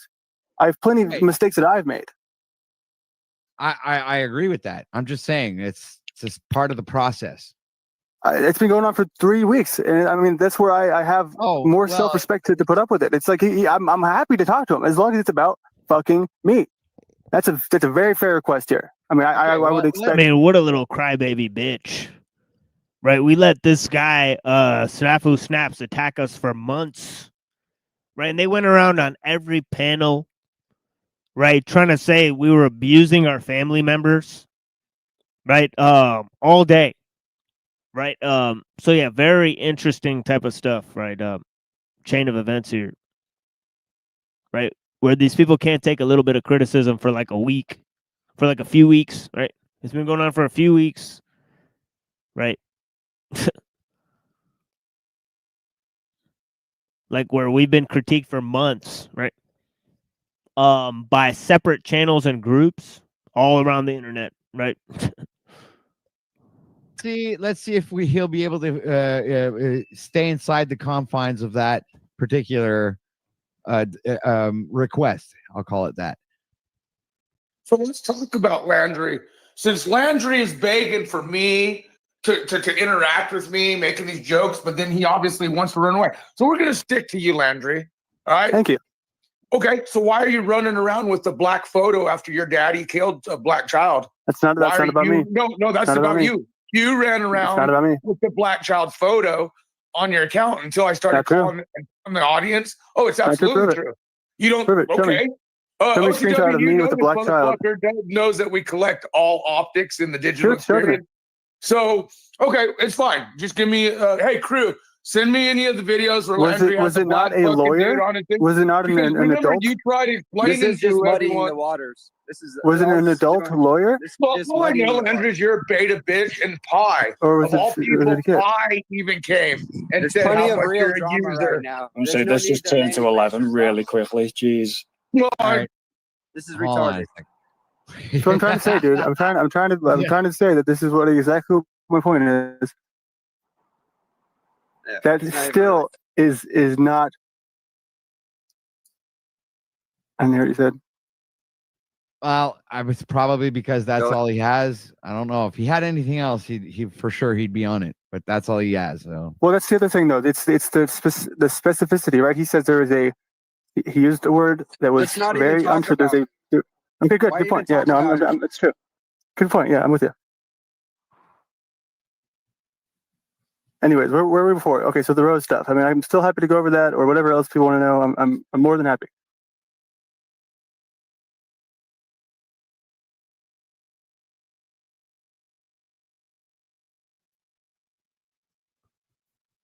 Well, I talked to Rose last night, and she and Jack and I may be doing something, Landry. And I'm going to have a discussion with Rose about your beta bitchness, and we've also discussed your daddy. I'm sure Rose will have no problem discussing anything with me. Me and Rose talk. So, yeah, we'll see how that goes too. Hey, Rose, shout out to you. We'll talk about Landry's beta bitch and his daddy. Well, I don't know what could be in there that you think I'm going to use it against you, but you could have easily resolved this. Okay, I'm happy to do it, but I don't want to do it publicly at this point because I will do it with you, Mitchell. I will do it. I will do it with you privately. I'm making why are you doing it private for public? Because I'm telling you, I'm not going to put an entire conversation publicly just because I'm trying to learn how to be more civilized in this space. But I'm willing to reach it as a man. Hey, this guy's lied publicly, pulled a bunch of shit. a second, Snafu. I do not see that as a unreasonable request, sir. I think you can think about this before you go off on Spurg again. You know, take the time to sink in what he just said to you. Yeah, and I'm trying to tell Mitch, because Mitch is smart, you ought to hold this motherfucker to the grill because Mitch has nothing to hide. I will do it right now. That's what I'm trying to tell you people. And if you want to be real, I'll do it right now. Me and Mitch can jump on a StreamYard and we can do it right now. To hide. Let's fucking do it right now. Only people know that me and Mitch aren't like BFFs. He's just trying to play manipulative tactics. Come on, man. Snafu, you can't just like fucking just splurt out words. Let people respond. I'm telling you, so he's so cordial at this moment. He's trying to play manipulative tactics. That's all I'm saying. He'd do it publicly if he didn't. He'd be like Mitch, nothing to hide. I was just going to say, I prefer if he did it privately, only because if he did it publicly, you could have someone who runs with a different narrative from what has been posted publicly. Right. And you're living proof, Snafu, that you're able to reach resolution behind the scenes, although conserving your character out here in the YouTube streets. So please, sir, I would implore you to consider Landry's request. Can I ask Landry why his hair is thinning so bad at the age he is? See, this is all he's got, dude. He's not. I'm making a claim here where I will talk to Mitch about what my. You keep changing. You keep changing the subject. That had nothing to do with his daddy killing a child. He's such a beta coward. I asked about his thinning hair, and he fucking cries like a bitch beta. Come on, I'm talking about you. I know you want. I know you're going to react. I know you do. I know you think I'm going to blow up on you. I'm not going to do it, Snafu. It's not going to happen. By the way, the Stein. Snafu, have you taken a good look in the mirror, dude? You don't really have much you can talk about when it comes to physical looks, right? I mean, please, come on. Here's the thing, dude. If this is about any sort of, I don't cry like a beta. Hold on, Snafu. God damn it, Paul. Sorry, the kid just came out. Welcome back, Mr. Chris Rasta. So you're saying, Landry? To what? To Mitch? About that I'll share it with him right now? If he wants to jump on a StreamYard with me right now, I'm happy to do it. Yeah, I mean, I'm down. Whatever. Okay. Whenever. Okay. Yeah, I mean, I'm just trying to, like, people have to realize that this is my thing. With Jack Talcott, I was willing to meet him pretty short notice and see what we could come up with. I'm down to just, get out in the action, wherever the action might be.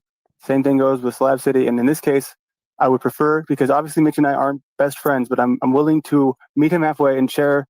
So I was asking this dude a few questions, right? And then everybody got into a bunch of different commentary, right? And it sort of got, sort of derailed, right? So I had some more interesting reflections. So I'm kind of just sticking around there, right? And seeing what more could come of it for now. What he wants to know and hoping. But yeah, I was basically sending to probe this dude on different aspects of his presentations, right? Online and his online persona, right? I mean, so I basically probed him, right? We looked at some messages he had in his DMs, right, with one of my associates, right? And me and him were sort of trying to get a feel for what this dude is about, right? So we sent him a bunch of DMs, right? So I went in there and asked him a bunch of questions. Right? That he will, in good faith, spread the truth of that scenario with the rest of the world and not lie. So, this is obviously the best I can do. I'm sorry, Snafu, I can't appease you, but I'm willing to meet halfway. Yeah, I don't know. It'll be compelling to me just because I'm sure that shit can be doctored and whatever messages can be deleted. Sure. Mitch, remember everything this guy has brought to the private, he's brought to the public already. Just that's why I'm saying the NPC thing. And I'm trying to improve at that. Look how that's resulted. That's why I said you should just do it public anyways, because you're such a because I'm going to get better. I'm going to improve myself. Sure, you're going to bring it to public anyways. No, I'm not. That's the thing. Sometimes people can improve as humans. We don't have to just stay the same forever. So I can make mistakes as well as that. I was going to say you could also bring it to the public, and people could say, "Well, that's also doctored as well." I think it's better done privately, so you've got the words of other people to go, yeah, it's legit. Shout out to Raja Healing. By the way, I'm not sticking up for anyone. I'm just giving my 2 cents as like an outsider. Yeah, it's fine. I'm sick of hearing these things, and I'm happy to. Bruno's less of a coward than you, and it has more stronger, thick hair, not thinning hair like you. Yeah, that's dude. I'm an old man. I get it. My hair's thinning. God forbid. What do I do? You can't use the word man. Especially okay, sorry. I'm a beta bitch boy who whatever you want me to say, Snafu. Yep, you got me. You sure showed me. Again, oh my I'm God. just warning Mitch. I'm just telling you, Mitch. Like 100, bro. He's gonna probably most likely bring whatever happens to the public at one point because he's documented shit, and you know how he is. So I'm just saying. Yep, you know how I am. Mm-hmm. You know how I am. All the things that I've done. Yep, I get it. But anything else, Snafu? Anything else you got? No, any I'm big good, winning man. points? No, if you want to have a conversation, just approach it with good faith, man, and I'll be happy to try to reciprocate that. All right.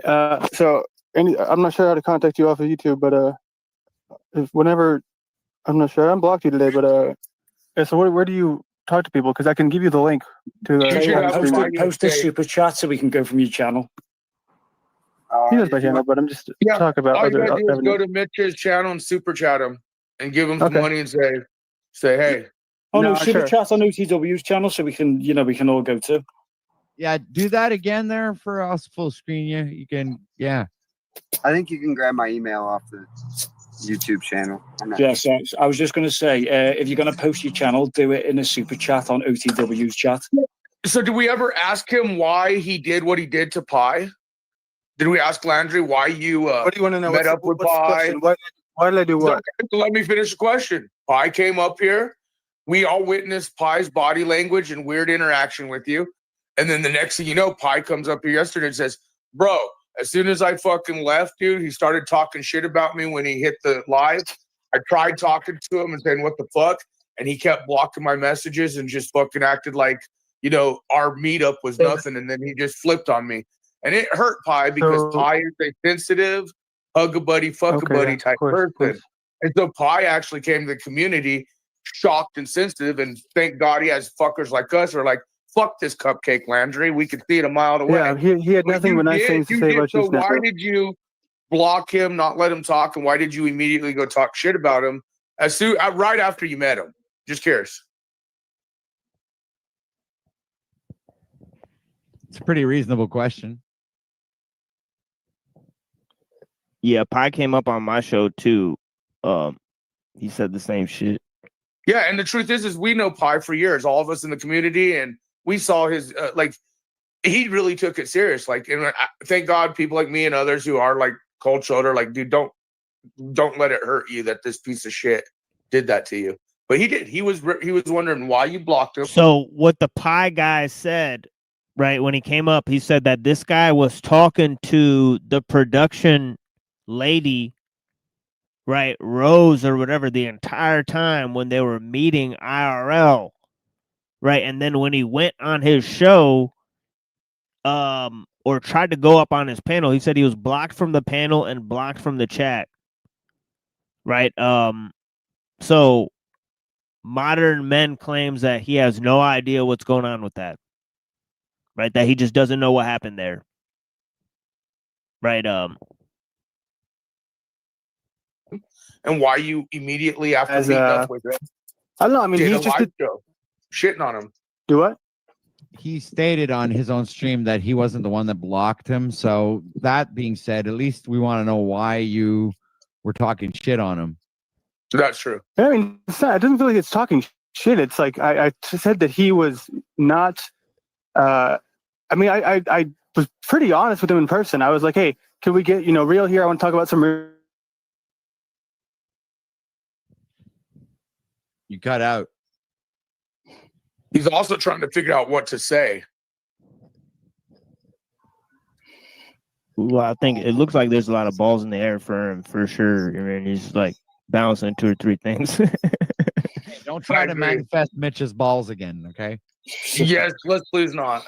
OTW, have you been thinking about Mitch's balls since that day? Well, not till TML kind of brought up balls. I was fine there. I was coming back. So wait. I'd like to know from TML because I missed it. So Pi came and kind of let you guys know the optics and over on your channel too, huh? Yeah, I invited him on stage like for a long ass time, but yeah, he eventually came up and that's what he said. Yeah, he said that Landry blocked him or whatever. Yeah, I was going to say I've been thinking of Forever Man's balls when he told me he's got the balls to run a proper society.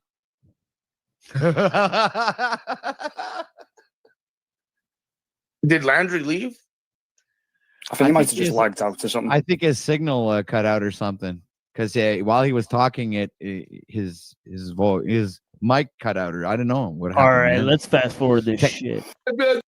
Question, because he's also talked to Rose. He's also a governor too, and you're... Of course. Hello, Dick Chin. Are you talking to who? Bald Chinian. Oh, of course. You didn't know that was Musaf. I didn't either. For a second, it didn't sound like It's okay. Moose doesn't aggravate me. It's all right. He's cool.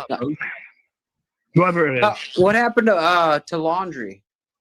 I think he just lagged out. His phone died. He said he'll be right back up. In chat, he just said his phone died. All right. Yeah, I was just going to say though. So when I was speaking up my advice, shower. Oh no, yeah, I don't have the best advice for that.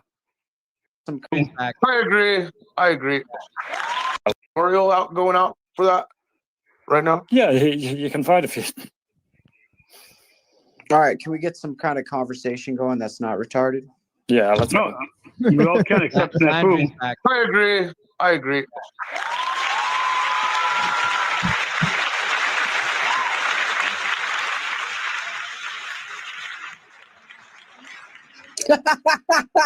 She's trying to get some attention while you're giving Landry the fucking screen. It's amazing. I love it when you're trying to get that attention. Whoa. These guys do it too, though, so let's get real. Yeah, OTW, anything you want to talk about? Here, look, it says on the title, Raw Talk, No Filters. Well, today weren't we in the waiting studio. for Landry to answer the question This is pretty about much pie? what we're already doing right now. So carry on. Weren't we waiting for Landry to answer the question about, because Pie specifically said he shit talked on me and would not let me up afterwards. So not only blocking the comments, but not letting me someone's mic is lagging and echoing. Chuck in Yeah, there is Tennessee, an if echo, there's but hold on a any second here. chance that you could pay to get half of these people off of the panel for 10 minutes so we can have a decent conversation, I would greatly appreciate that, sir. Moose, you're not going to dig into the piggy bank?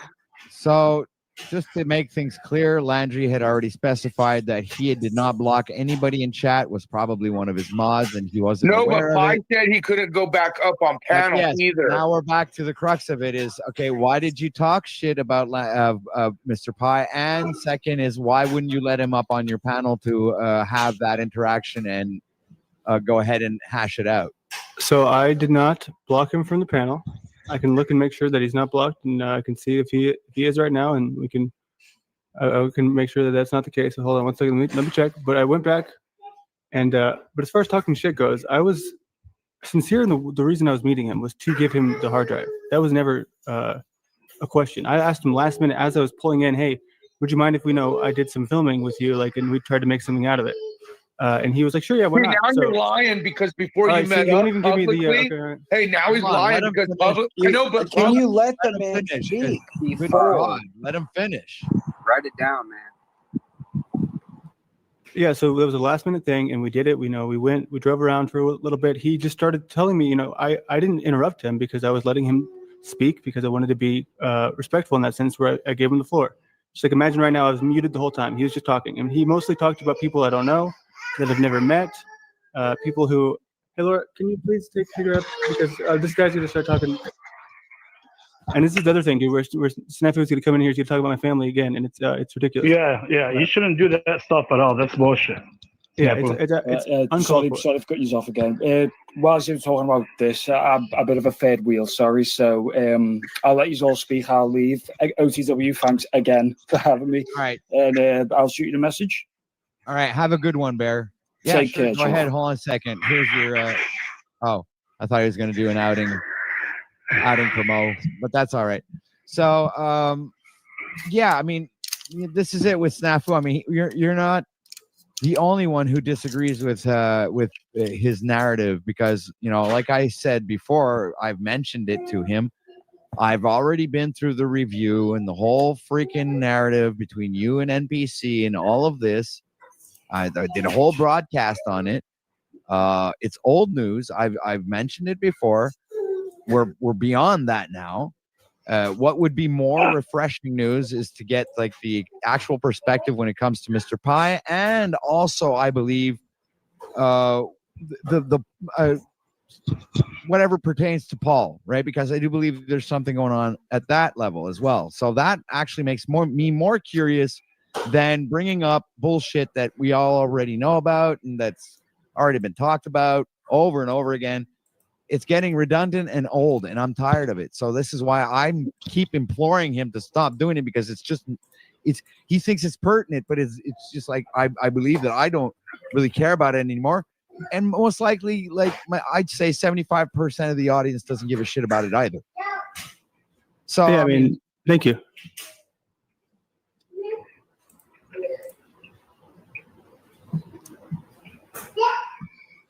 Not sure where to go from here. In the now, OTW. I hear you. Yeah. Be in the now, brothers and sisters. Brothers and sisters, I don't know. implore you to choose love. Choose love, brothers and sisters. All right, Tarek, have it. Oh, and especially choose to hit the subscribe button, the share button, the join the and become a member button. There's also the links to PayPal and Ko-fi, and one of the best buttons is the super chat. I really like that button. Hey, Real Adult is known as Rip Curl. He was part of covering up the veteran charity fraud. The zebras out there notice Real Adult. Rip Curl is running around with one of his multiple sock accounts. Go, strike team, go. Go ahead, OTW. Channel member in the house, NDB. Yeah, whatever. Welcome to the show. Welcome. And I just want to say, like, when are you gonna drop the act, bro? Like, when are you gonna stop pretending like your strike team doesn't? Moose, when are you gonna quit being a beta bitch? No, Hey, Moose, dude, he's right, man. When are Drop you gonna quit being a beta bitch? Drop the act. Tell me you're government snitch and drop the act. Yeah. Drop the act and let them know you're a government snitch. Yeah, why do you care? Why do you care? This is so Mr. childish. This is what I'm talking about. It's very childish. All right, I'll kick him out. I'll kick him out. You know what? Snitch to kick you out.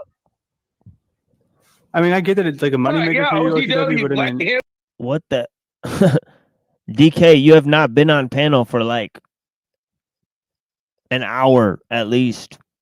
You were not on panel. You were not muted, right? You were not on panel at all. You were in the backstage, right? So I don't know what. You kicked me out for money. You're being an idiot here. Yeah. Wait until the audience. I'm you're trying to have a little bit of. You know what? You want money. You want to make money. Quit fucking ruining your opportunities. I'm also willing to just. Yeah, the reason is because I'm trying to like get through this video and like, you know, move along here. Spit on the money and do it for free. Dude, if there's a one, spit on the money. That's kind of fucked up. That's kind of you gotta honor that, man. And Moose, honestly, let's just talk about talents here. I give a lot of people shit, but I would say you're probably the second one. Let's not that would need paid. Let's not that would fucking need coke on paid right now, dude. We're having a fucking conversation, man. Yeah, right. man. And we're asking Landry why. Here. Okay, I want to point out the lie. is here. So let me point out what Landry lied about. He publicly just said, "Oh, I didn't go there to meet Pi about the documentary thing. I just want to give him a hard drive." That's a lie, because when you met Jack Talcott, you were bragging about this whole documentary, and then prior meeting Pi, and then when you were in the process of meeting Pi, you kept telling the audience about getting footage for your documentary. So this you bold-faced all right, lied are to you everyone. fucking done? Fuck you, you shit fucking done. Are you fucking done, you bitch? One of my trolls fucked around and found out. And that's why people is knocking on his door. Because one of my trolls we can never fucked talk around. when Seth Hey, is don't you here. find it funny that Nobody gives a fuck about any of your trolls. That they fucked around and found out because they lied? Yeah, fuck you and your trolls. Nobody cares. From fucktards yeah, like that. Yeah, that's why you're snitching on people. See how frustrating it is to try to go up and try to ask like 2 or 3 questions with all these people? Right? It's like almost impossible to actually ask a direct question to any one person. Right? Especially when 2 people are like talking over each other. Right? It's pretty much impossible, right, that you'll be heard. Right? So it's actually an interesting form of interaction where it's very easy to make sure, if you want, right, with a coordinated effort of 2 or 3 or more people, that a particular person is not heard. Right? So yeah, that's indicative of most of these groups. And then because that's why you're snitching.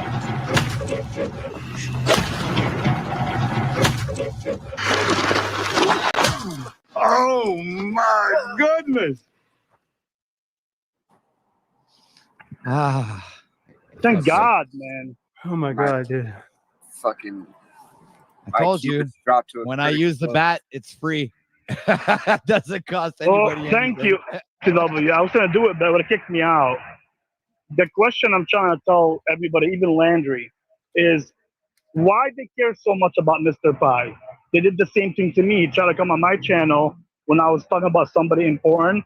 They have this snafu, and other people have disruptors. That means when you talk about a certain person that they don't want to be exposed, they'll send somebody like Mr. Pi and other to disrupt the whole panel. I blocked it from my panel, period. And Orthodox came yesterday out of nowhere just because I was talking about Snow. Then somebody else came. They all come right in a row, right before I was going to drop Snow's receipts about she wishes I would die and fuck my daughters and fuck my whole family repeatedly the whole time, texted me privately. So right before I did that, she sent 3 people. One of them was Mr. Pi and Orthodox. That's what they do. They disrupt the panel. I believe it, and that's the nature of having an open thing, right? That's why I've been Interesting. for at least having, because I mean, with Mr. Pi, he could have gotten in. He just needed to wait 5-10 minutes, and then he would have been able to get in. It was just there was somebody talking, and I was giving that person the respect of the moment. You know what I mean? It's just it's nothing personal, Pi. So I mean, we can still talk. I still think that I can stand behind the fact that, hey, I took you out to dinner, I bought you a meal. You didn't seem interested in talking about the things that I figured you would be, which is fine. It was kind of surface level, which is also okay. All I said is I didn't know if I could use it in the documentary because there were, what am I going to care about your friend, whatever his name was, and his story? Because half the time you're talking about somebody else. That's all I said. So, Mr. Pi, if you want to talk, I would love to. Yeah, so Landry, you mentioned that you found value in listening to Crow 777, right? You said, you know, or whatever, or you critiqued my statement earlier by saying that I hadn't listened to Crow 777. But all right, folks, this is basically round 2, right? This is a round 2 of questions. First, I asked him about Rose 777, his connections. I don't think he was very honest in answering, right? And I told you guys why I think that. Right now, let's go to second round of questioning. Right now, Crow 777 is a show that Rose 777 said she helped produce, right, with the production company and all this type of stuff, right? Now, they worked for the production company, right, that helped promote their show or something like that, right? So I'm trying to ask them about the show and, you know, what they talk about and all that type of stuff, right? I think I did listen to like an episode or 2. Can you direct me to anything that you found most valuable, or I'm pretty sure you know, OTW is the one who I said he said he didn't listen to it. Oh, so yours was the super chat then, or the chat that he was reading. Yeah, it wasn't. I didn't realize that. Chat. Yeah, I don't send money. Yeah, but So you're asking what I found value in, what episode of Crow? Yeah. I mean, there's so many. So he did the entire series on the 60s, 70s, 80s, and how our culture was corrupted. He's done a couple episodes on the JFK assassination as a ritual murder sacrifice. So is there a name for those series that you could point me to? I could. I'd have to find them. But I don't know. I don't know. They're all numbered. So yeah, throw some things in private if you get the chance. I'll check them out. And, sure. Because I've seen like a couple of their shows, but don't they expose Freemasonry? So they do. Yeah. Okay. So, but you mentioned you're part of the Freemasons. So I mean, I'm not. I don't actively attend lodge, but I basically had the morbid curiosity of seeing what was really going on. So I joined to see so, and then I got, you know, I did the initial initiation, which is not a secret because you're allowed to speak of this. It's just not what goes on in the initiation, but it's public knowledge. If you want to find it out, you can just go ask AI now. It will tell you the first 3 degrees and what the rituals entail. But beyond that, I've not been able to find anything myself as to what is out there.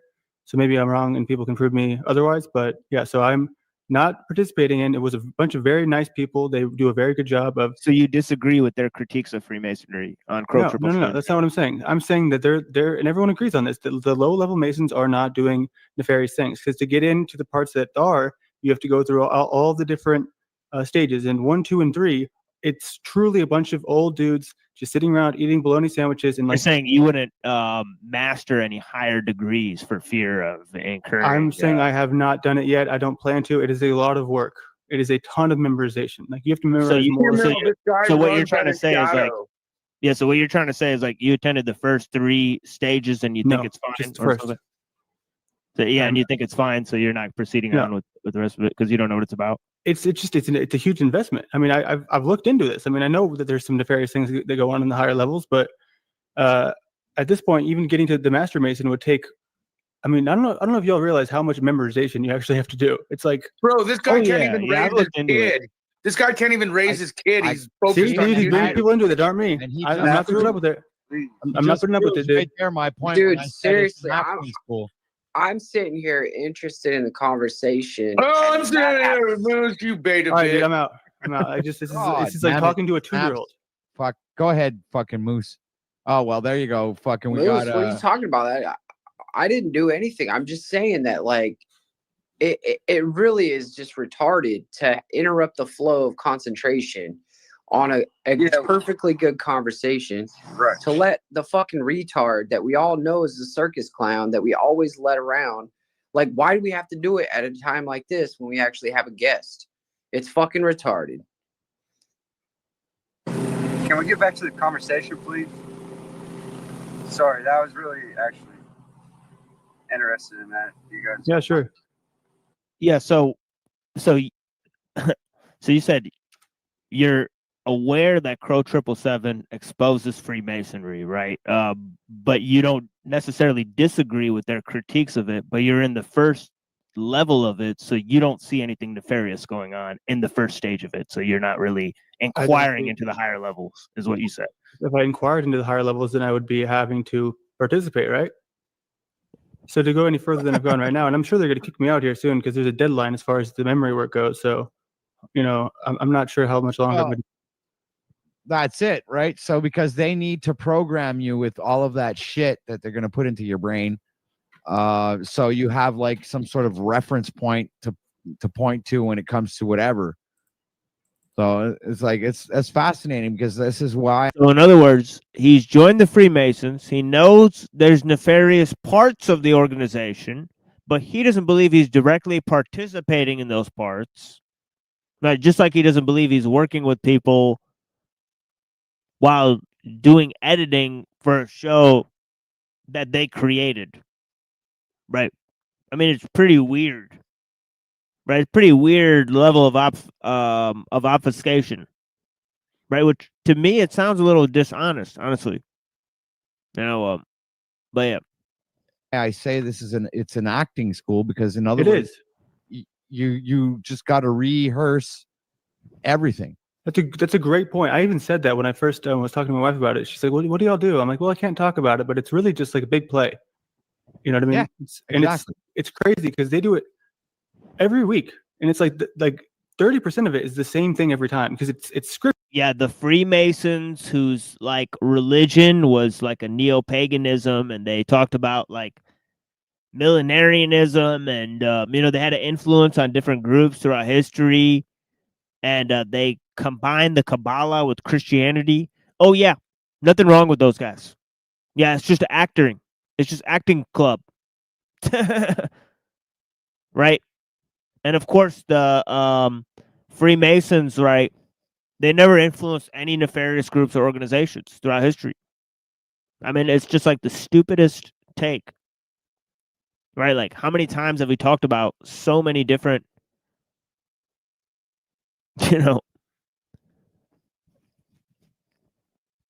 And of course, this is not to say that,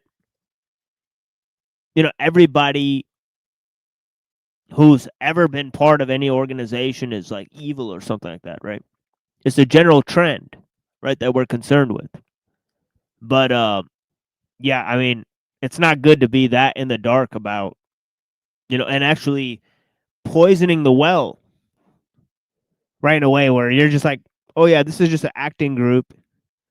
Like, no, it's not, right? It's just there's no written script, but it's still scripted. Yeah, and but imagine That's only at the micro level. So it's the same thing at the macro level, Landry. You get it? The bigger Masons, it's just a bigger play. It's a bigger theater. I see what you're saying. It's the world stage. They operate on a grander scale. So have you looked into the Zohar? Nope. Have you looked into the Trivium and the Quadrivium? Yeah, the Zohar is the holy grail of Freemasonry. Right? The Trivium and the Quadrivium are derived from Neoplatonism. Right? So the Kabbalah and Neoplatonism are involved in influencing Freemasonry, right, to a certain extent. Right? And obviously they teach the Trivium and the Quadrivium. So I'm asking him about if he's heard about any of these teachings, right, in terms of Freemasonry, right? And he seems pretty ignorant about it, right? He says, nope. Nope. Okay. Would love to. Have you looked into the Zohar? Nope. Have you looked into the Trivium and the Quadrivium? Nope. Okay. Would love to. I mean, could you give us a little breakdown real quick? Well, those are all things that they teach in Freemasonry. Not the first level. Yeah, of course not on the first level. But yeah, on the higher stages, it's been noticed that they have, I mean, here's themes. with my fascination with it. It is very much sparked by the curiosity of the JFK assassination, and I, back before I was in the Panelverse, I did a show on it where we were looking at some of the footage and all that, and it's, for me, there's a book called King Killed 33. If y'all heard of it, and it's essentially killing the king is like a whole Masonic ritual. Yeah, so that was supposedly, the claim is, it was at the 33rd parallel of the 33rd this and that, and so the spot, the location was very symbolic, and it was to bring on the new age of where we see so much violence in the media, so much hate. Everything is so we're so detached, and I mean, apparently it didn't used to be this bad, and with the internet now, we're at the end stages of it. So I find it compelling. I can't prove it for sure, but I do find it to be probably the case, because that was unlike anything else in the history of my life. I mean, it wasn't my life, but in my family's life, to where this man was the president of the United States. He was murdered, and then his murderer was killed live on television. It was insane. You know what I mean? How that all went down. So and then all the different minute details of that bring to light what when enough people are in on something, anything's possible. So yeah.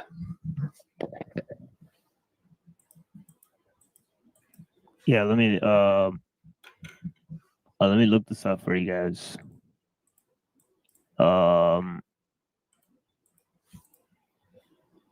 Yeah, so the Trivium is grammar, logic, rhetoric, while the Quadrivium is arithmetic, geometry, music, and astronomy. Okay.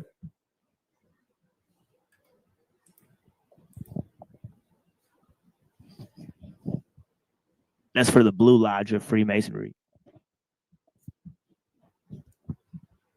But there's different orders. Yeah. What do you mean?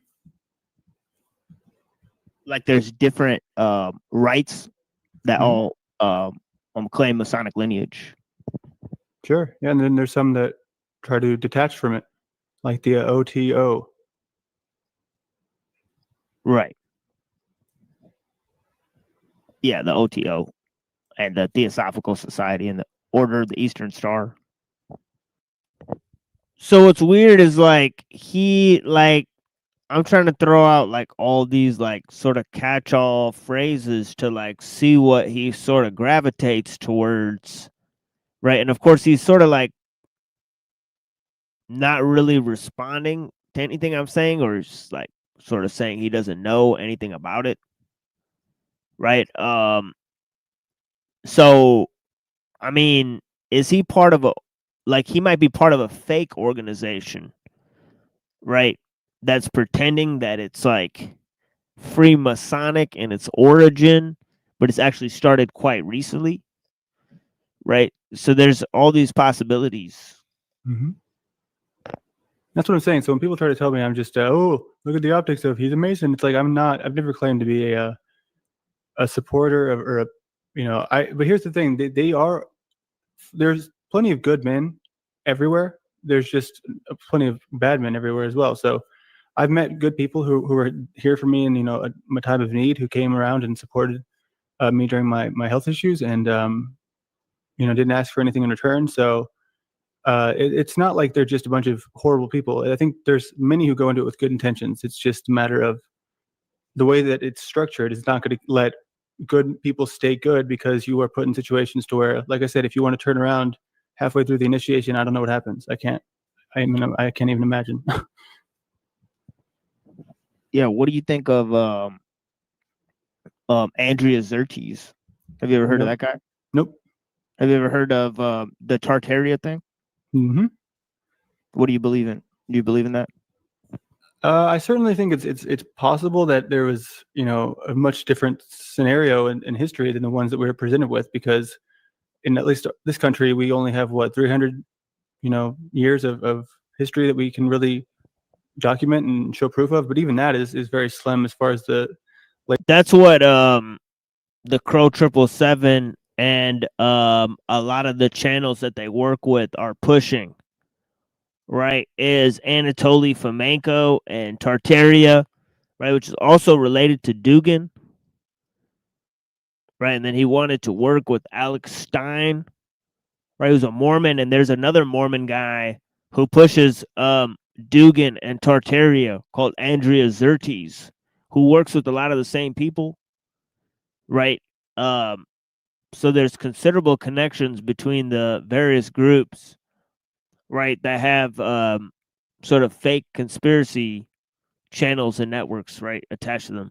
1700s go in the early 1800s. So whatever happened before that is really up to interpretation. And I imagine what they're doing now, where they're trying to make everything digital. And if that goes south, then there will be no more people who can write or read, and they could easily do it again. So I'm of the belief that this could be a cycle that continues happening on and on and on throughout human history. And instead of it just being like, hey, we are here, and but way back in the day there was dinosaurs and all this, and we evolved. I think it's more likely that there's always been people, and then people build machine, you know, machine outclasses humans, and then machine no longer needs the human, and then everything starts over and resets. Yeah, I agree. All right. That's one of the main theses on my show, actually. Look at that. Is like a devolution. So did you hear what he said there? Let me go back again. You know, machine out could be a cycle that continues happening on and on and on throughout human history. And instead of it just being like, hey, we are here, and but way back in the day there was dinosaurs and all this, and we evolved. I think it's more likely that there's always been people, and then people build machine, you know, machine out classes humans, and then machine no longer needs the human, and then everything starts over and resets. Such a complex like train of logic. He said that technology progresses faster than human civilization can stand it, and then human civilization collapses, and that this happens cyclically, right? So this keeps happening throughout history, right? Yeah,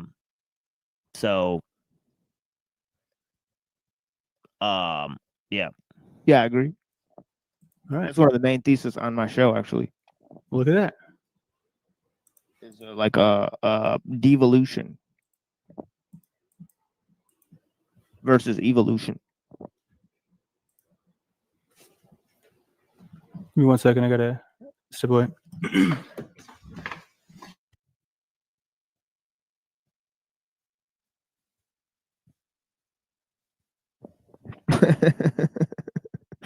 That's a disgusting picture.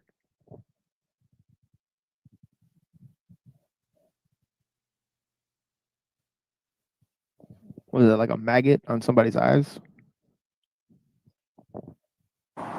It's an AI eye booger. Because he's the booger eater. He eats his eye boogers. So he uses it as a troll.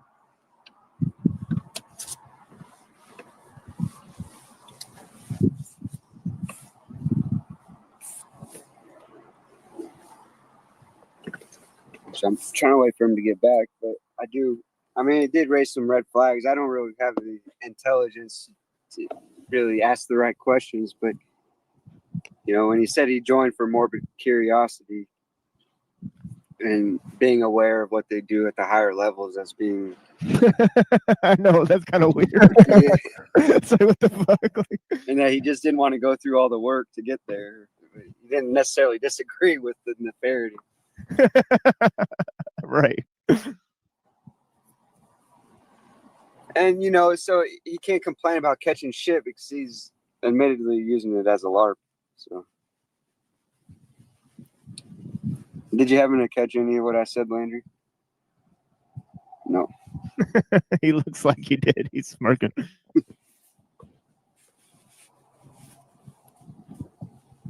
Yeah, you're muted there. What's up? So I was just, you know, I was trying to wait for you to get back. I should have waited, but I was just mentioning, you know, I found it interesting that you really just didn't want to put in the work, being aware of the nefariety that goes on at the higher levels. Oh, I knew about it. That's why I wanted to get in on the inside and see if it was all, you know, what it was all about. It was morbid curiosity, and believe me, I was petrified when I joined. But you know, you go to one meeting to where they have these little socials, and then they get to know you, and then if enough people like you, they'll do the whole process to get you know, the paperwork and all that, and they come to your home and interview you as a person and look into your, you know, they don't do a credit score or anything like the one guy said, but you know, they were all so nice, and it was very, very easy for me to just say, hey, maybe this isn't so bad after all. So I stand by the fact that there's plenty of these guys who are good people that are at these lower levels, because many people just get to master and stay there, and they don't go beyond that. So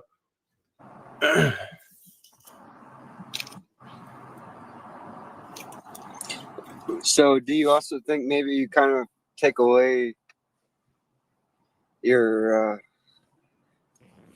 sort of right to complain in a sense when you admittedly use it as a LARP to sort of troll people, and then you get some attention and then you complain about the attention? Sure. I'm not sure exactly what you are asking. You're saying, do I forfeit my ability to complain? Do you feel that way at all? I mean, that's how I see it. So I was wondering. Well, I guess it comes down to, you know, the specific complaints, and in certain circumstances, I would argue they're still. That's fair. Because I also want to make sure that if there's something that's said that is miscommunicated in certain cases, like, I want to be able to clear it up. You know what I mean? Is that not valid? I would say that's valid. Yeah. All right. Yeah. So, you know, you mentioned that, you know, we can't control technology, or that's a recurring cycle that happens throughout time, right? So this is where the convo sort of breaks down, you know, like in a pretty savage way. I wouldn't expect this to be the question, right? I was kind of thinking the first question, you know, would do more damage, and then as I was going down the list of questions, I kind of went with the one that I was just most interested in, that I didn't think would have an impact. But this is where, I guess, this is the moment where he became obsessed with me, right? So yeah, so this is where I caused his obsession with me. Seems that way. So what do you think about the technological system today? What's your response to it? It's moving rapidly. I think that the next some people think it's 50 years away, that the changes that will be completely, you know, shatter the societal norms that we have here. They think it's much further away than I believe that it actually is, because many people are not aware of the power that it has currently and how fast that power is moving. And that's why I spend a lot of time learning these tools, because I think that in my case, being on top of it is, if I can utilize this in this current day to improve my creative abilities, I would rather do that than the opposite of what I was doing before, which is when I was just petrified of it. I was like scared, you know, I wouldn't even touch my phone. But how do you master something that you previously just said that you can't control? I mean, it's one of those things to where it's a short-term goal. So the goal is to use this tool to short-term goal to what end? To be against technology? No, to be in a position to where I could break. Yeah, so because right now I can't afford to live on the land, and so my thoughts are, if I can utilize this tool to become, and this is why I'm trying to get other people on the same page where I will. So he's kind of mixed, right? Because he knows that the progress of technology will destroy human civilization. He wants to master these tools, right? Which is unclear to what end, right? But it seems like he wants to make enough money so he can go and live out on the land. And then finally, he thinks that this living out on the land business is actual opposition to the technological system, right? So he's come to certain conclusions about this idea, right? Which, I mean, it's not clear why you'd want to master these tools to get enough money, right, in the system, right, so that you're not controlled by technology, right? How would you save human civilization, which is also being destroyed, right? So that was kind of the entire basis for my query. Help them if they need to, because in this space Do you we are think in that living on the land is a legitimate response to the technological system? What would you think is a legitimate response? Well, I mean, you previously said that we can't. Well, no, but control I'm asking you because I mean I didn't know that Yeah. this was Yeah. a one-sided thing. Because I want to know your thoughts. Oh yeah, sure. Actually, I've published many of my thoughts, right? So my thoughts are actually publicly available in Me too. mass, right? So Yeah, same. really.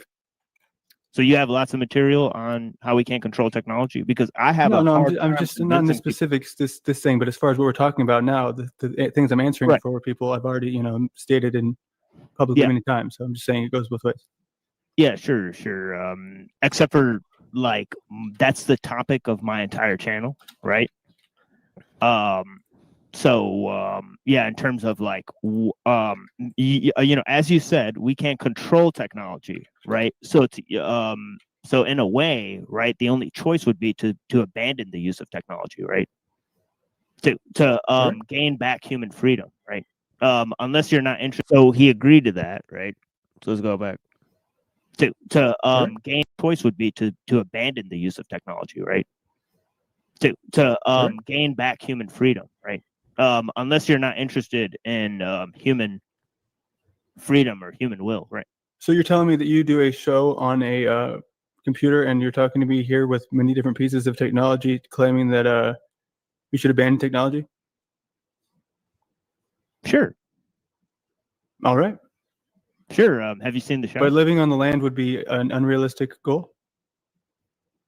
Yeah, I think well, how would it disrupt the technological system to go live on the land? See, you said this wouldn't change the world. I'm just talking about for my small circle, right? And however that might look is to take care of, the people that are close to me. Yeah. Yeah, but you said collectively human beings cannot control technology, right? Mm-hmm. So we should try to abandon it, right? Sure.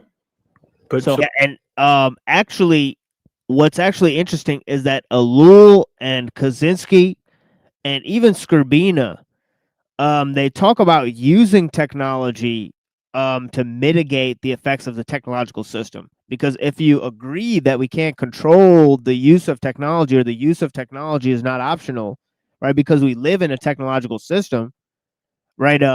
Then yeah, what it comes down to is to figure out how to deal with the effects of technology and the system as a whole, right? And not try to abandon the use of technology to mitigate the effects on a personal level, right? That would be forfeiting the fight altogether, right?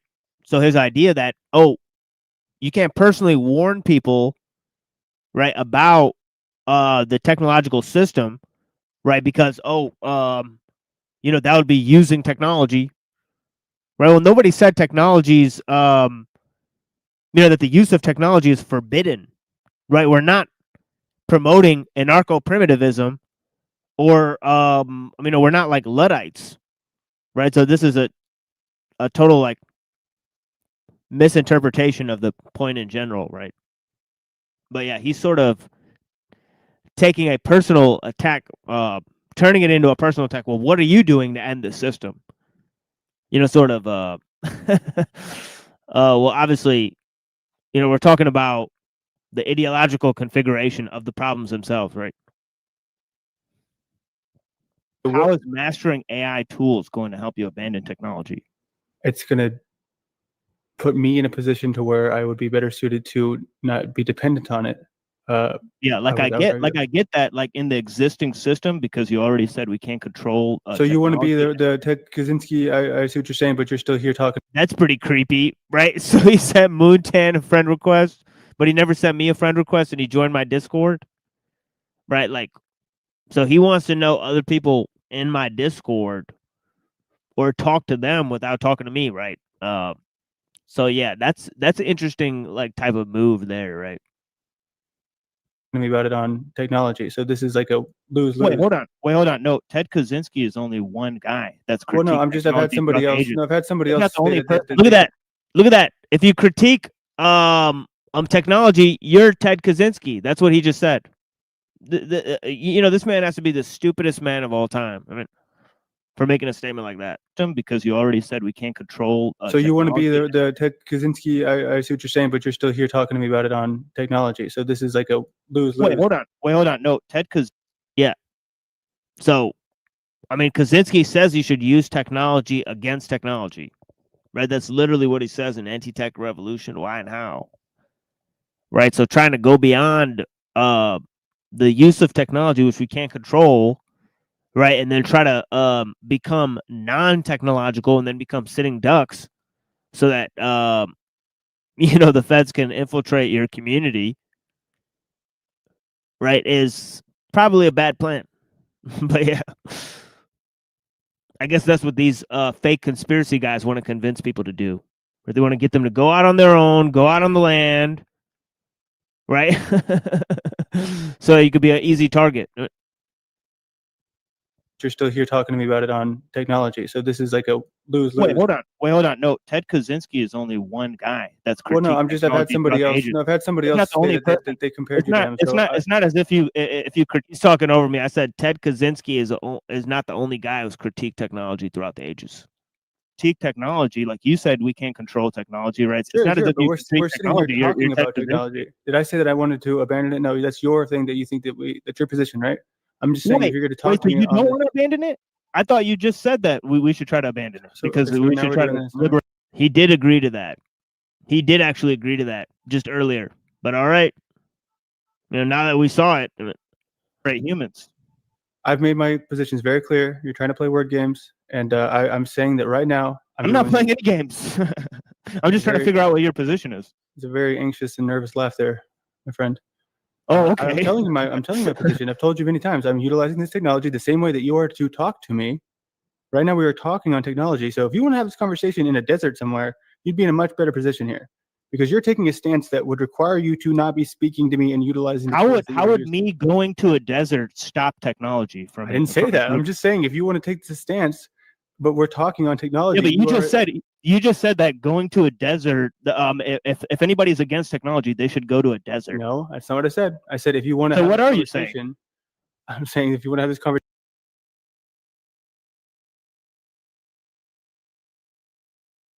Yeah, that actually is exactly what he just said. Now, he actually just claimed that if you have a position critiquing, the technological system as a whole, right, well, you ought to go live out in the desert. Right, so nobody can offer intelligent critiques about technology as many philosophers, scientists, and theologians have done throughout the ages. Right, it's actually not, in order to do that, you would have to go to a place where nobody can hear your critiques, right, and where your sort of rebellion against the system would have no impact. Right, that's what he's actually advocating that people do. Right. Right, and it's the type of buffoonery, and he's taking it very personal. Okay, this line of questioning, right, when it's about ideas. Conversation, it would be better suited in a place where a desert or a. So you think the only place you can critique technology is in a desert? That's retarded. Think that using technology every day to critique it's actually a stupid position. That's actually a stupid position. Okay, so now it's stupid. That's fine. You can be upset and make that claim. How are you gonna use tech? How are you gonna? So you previously said we can't control technology, right? So are you interested in human freedom or not? Of course. What have you done So for do you human want to freedom? liberate? So do you want to liberate humans from from being controlled by technology? So or not? what's different about the way that we're using technology, me and you? It's obviously going to take a more proactive approach to disrupt the. Yeah, let me answer that right now. I use technology to look up primary resources, right? In terms of philosophy, theology, I've delivered an exegesis of the epistles. I've looked at the works of Hegel, right? I've read Industrial Society and Its Future and studied the works of Kaczynski, right? We've reviewed debates. We've had public debates, right? There's a huge difference between the way I use technology just on this one medium, right? And the way this guy uses technology, right? He does drama LARP shows, right? He does fake improv panels, right? He does drama reaction streams, right? He gets paid to LARP about nothing, right? And his entire commentary is vacuous, right? He never covers a single topic that's worth a damn. When he has actual specialists on his show to interview, they never cover anything substantial, right? I mean, it's actually a boring mess, right? There's actually nothing going on. No original thought at all. At all. Right? And there's this guy who looks like a fucking moron, right? He's got a queefy voice, he's got an insolent attitude, right? And an arrogant tone. Right? I mean, it's incredibly creepy, right? But it is what it is. Progression of technology, and doing nothing's not the answer, and embracing it is not the answer. Yeah, exactly, Mitch. Thank you. Okay, Yeah. so what's I'm willing to That hear was an ideas. intelligent response, I think, what Mitch gave. That's great. I'm glad you think that. Embracing it of technology, and doing nothing's not the answer, and embracing it, progression of tech.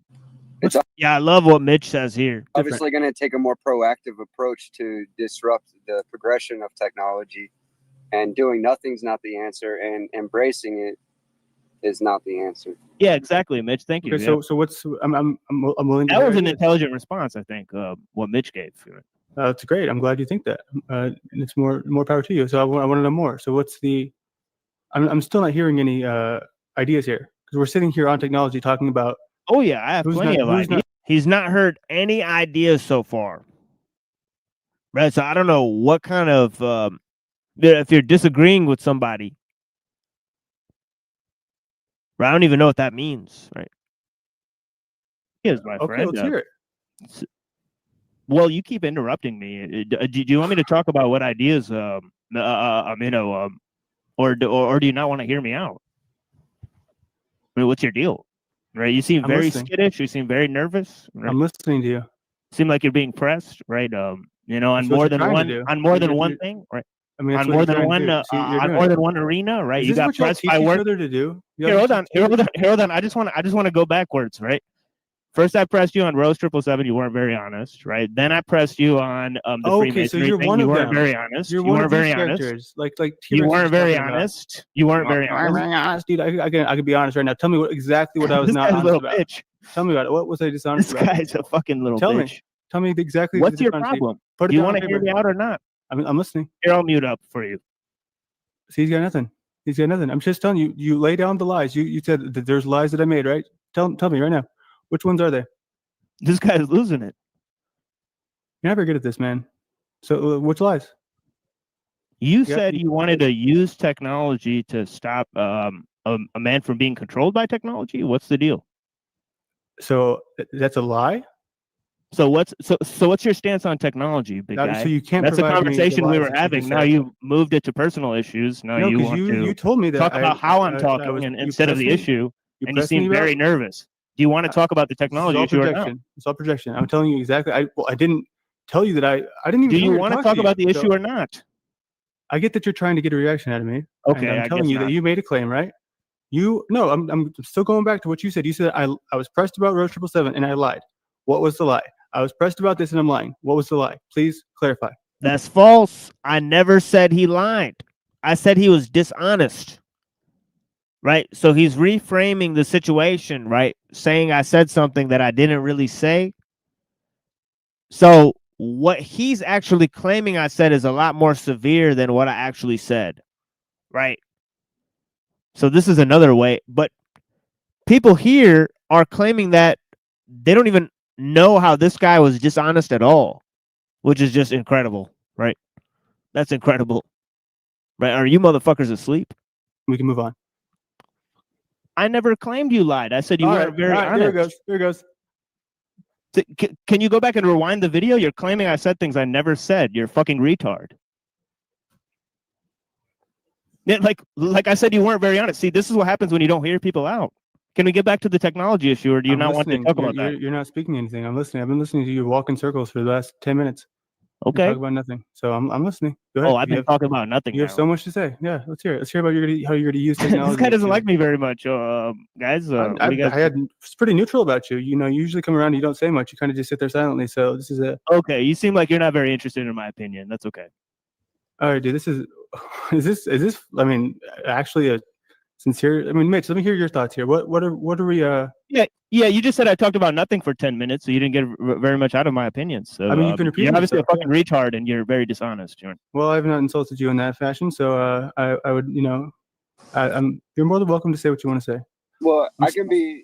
My position is, Machine Lies and I have had our differences, but I'm very much enjoying the conversation, and I would like to see where it goes. Yeah, I'm trying to see where we're headed with it, because I still don't know what exactly you're asking me that I've not answered. I think he's a very interesting man and has a very interesting perspective. So, sure, I'd love to hear more about it. Well, you seem resistant to it, and I'm just telling people that when somebody says that I'm being dishonest about something, I would like to know what it is. Hi, Alpera, how are you? It's hard when you're being sort of deceptive and dishonest. It's hard to pinpoint one specific thing because it's. Okay. I'm trying to tell you that this has been, for me, he's asked me the same question multiple times. I've answered it. I've stated my position. I want to use technology to be in a better position to take care of me and my family so that we could be better suited for what comes ahead. So if you keep asking me the same question, I'm going to give you the same answer. Yeah. But that's not an answer to the question I was asking, I think. Okay. I think I've been listening for a bit, and greetings everybody. As to TML's thing about the technology, and I've mentioned this as it relates to Nietzsche, he spoke of it in his papers about the aspect of looking into the abyss. If you look into the abyss too long, the abyss starts looking into you. It's the same thing with technology. That's where we're at today with the transhumanism. If you get involved with the technology too much, the technology becomes you. You become the technology, and that's literally that's literally what's happening here in this metaverse. Like I said, it's only 0.1% of reality, but people are willing to take that 0.1% and make it a total reality, and we have to get away from that. We have to quit with this technology being the end-all be-all of our priority and our importance. It isn't. It's just a comfort and convenience. Our end-all be-all is our natural being in the real world, and we're slowly destroying that by getting into this abyss with all this bullshit. It's just I'm seeing. I can be with you there, but I can also say that we're all here.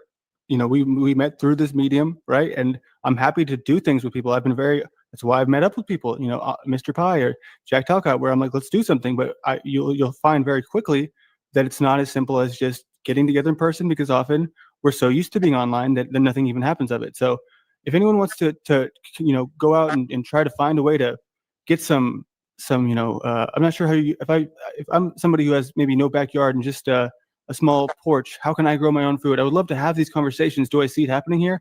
Absolutely not. I don't see it happening here, but I encourage it, and I'm welcoming to go there or other means of getting off these. Yeah, that's the thing, is that you said we can't control technology, but we have to use it. So your approach is kind of nihilistic. You are using it to talk to me right now. So I don't mean to interrupt, Landry, but I think let me kind of steelman his position a little bit here. Yeah, we're all using the same medium, but we're using it in different ways. So right. Thank you. So what have you done to in this conversation right now? What have you done to help me understand your position as far as what we can do to move away from it? If it's nothing, you're a recalcitrant. I'm just asking you. Well, what can I do for you? I mean, I can't do anything for you. You're not willing to listen. I've been listening to this whole time. I think trying to get a. I've listened to hours of your show, man. You know, how many hours of my show have you listened to? None. I don't find your voice So very. you're a stupid retard. You don't understand my positions, and Why you're would I not listen to willing to somebody figure who it says out. that? I mean, that's the thing right there. You know. Yeah, but why would I find any interest? I haven't yeah, called but you that's the names. thing. You never cared to I know you figure want it to get a out. reaction So out of me. Maybe why this do is I your way care of about trying to you? become. I'm not asking you to care about me. You came up here. You. Yeah. I was talking to Mitch Yeah, about how do you plan it? Rose Yeah. 777. You inserted yourself into this. Yeah, how do you personally plan to You're liberate asking the same humans? thing again. Yeah. Asking the same thing again. That How do you so you only have personally one plan to question? liberate humans from I never said the I was going to control of liberate humans. technology? See, he keeps interrupting me. He can't let I me never talk. said that. I never said I was going to liberate humans You're from technology. spurging that. I've never said that. I know What? that you want to trigger me, and you are, I guess, one of them, right? You're like a snafu in disguise. Wait, so- what did you never say? Landry, may I interject? Please. This is one of those points where you have to have that diplomatic etiquette and allow. Yeah, he's not having speak. that. He's not understanding that. Yeah, you just have to allow. Okay, go ahead and somebody speak. to I'll mute up. Go ahead. Oh, really? Thank you. And take your notes so that when you want to come back, if you find an error in what he said and he seems to be straw manning you, then you can go back and make your points. But to interrupt people, that's where the drama starts, because it shows that you're the one that's triggered by his use of one word and aren't willing to go beyond. That's why I say just keep quiet, listen, make your notes, and then in the diplomatic venue, that way you don't look like the drama queen. Yeah, so the use of technology is not neutral. It's because a technology functions as a system, right? So, in complex systems, right, you can't change a lot, right? Minor changes lead to widespread problems, right? So, so there's a huge problem in trying to reform a complex system, also which you rely on, right, in order to change it. Right. So a lot of different thinkers, right, like three specific thinkers, right, like Ted Kaczynski, right, has said that we should have a revolution against the technological system. Right. There's another thinker named Jacques Ellul who said, in a bunch of different works, that we should develop parallel systems where people can live in the technological system but not be affected by technology. So we could educate people against the dangers of technology. The third option is a relinquishment of both technology and knowledge, and this would have to happen on a global scale. Now, as you're going down these different options, right, they require more and more people in order to accomplish them. So what do you have to say against that, bitch? That everything that you say is going to be in bad faith when you end it with a jab. That's, I mean, it's like, okay, yeah, I'm so triggered. You got me with saying one cuss word at me. I'm going to cry myself to sleep. I get that that's the angle here. But what you just said, Right, that's all you're able to respond to. I would like to finish my sentence here, right? So the question is what have you done, right? Because I never said I'm going to relinquish technology. You're taking a position that says I need to do exactly what you. So am I the one repeating myself here, or is he just asked the same fucking question again after I explained my answer very clearly, right? So here he goes again. What have you personally done, right? Which is Fed posty, right? Because what he wants you to do is say, oh, online, why you're trying to end the system, right? So it's Fed posty, right? So he wants you to tell people online how you personally want to end the system, right? Which is like, it seems like very Fed posty, right? Like, who would even, right? Say you did have a plan like that, right? Why would you announce it on OTW News? It's like the stupidest thing possible, right? But yeah. You are doing, which is not. And I don't claim I was very nice to this dude, but yeah, I seen him coming from a mile away. This dude is like, they focused on this dude for so long, and he's chosen to focus on me. So I think I hit the nail on the head with this character. Right? We hit the jackpot with this dude. I mean, we found like a weasel, for sure. No, I didn't. I never said that. Well, you said that I need to That's use false. That's a technology. false statement. No, that's just a totally false statement. I never said that Now you're I never said that anybody needs to do No. what I'm doing. I never said that in my entire fucking statement. I never fucking said that. That's So that's right. just false. So you're No, which is not the case. no, I didn't. I never said that. I never said that. Well, you said, I would like to finish my sentence here, right? So the question is what have you done, right? Because I never said I'm going to relinquish technology. You're taking a position that says I need to do exactly what you are doing, which is not the case. No, I didn't do that.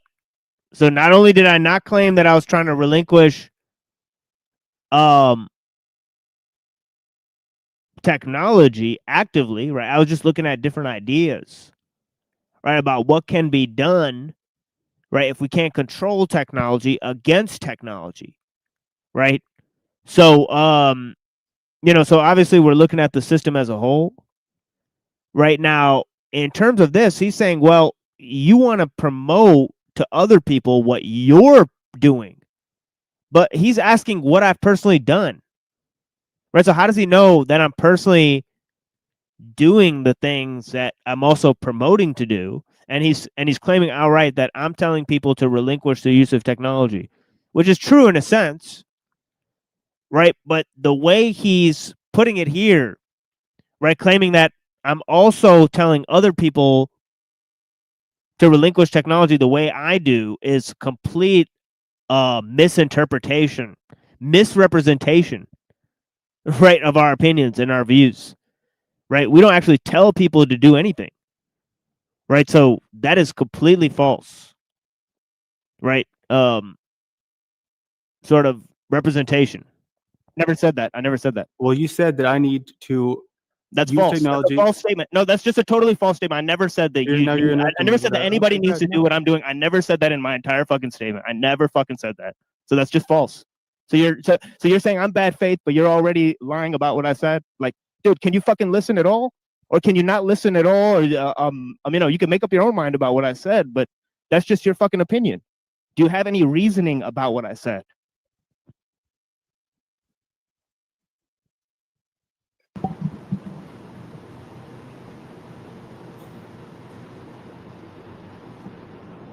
I'm listening. Yes, I'm asking.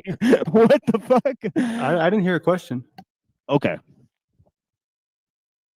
So when it comes to the technology, it's like anything else in life. It's a matter of levels of things. You can use technology and you can use it in different ways and different levels. And that's where we're at. We have to discern our own level of use. Are we going to be tied to it 24/7 like a little kid thinking that's his entire world as they're being raised today? Or are we going to be able to disconnect and go back to our childhood as adults and remember how much we enjoyed the outdoors and get away from the abyss? So that's it. So then I just left the panel because I guess he was not willing to engage with that one question, right? So it is what it is. But yeah, there's our interaction that he's so obsessed about, right? I guess I was a little rude, right? But I thought he was talking over me and trying to misrepresent what I said and then holding me personally liable for my thoughts on the issue. And obviously he's went on to misrepresent my views and called me intellectually dishonest and and all that type of stuff. So just a little light reaction to this tape here, right?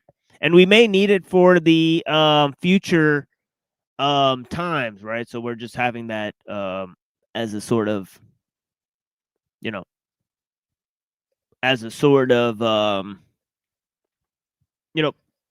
bookmark that. But yeah, we got some good trad culture preservation society for you guys. Right, so if you guys missed the stream earlier that we did with Trad Culture Preservation Society, you're gonna really like this stream, that we're gonna record here.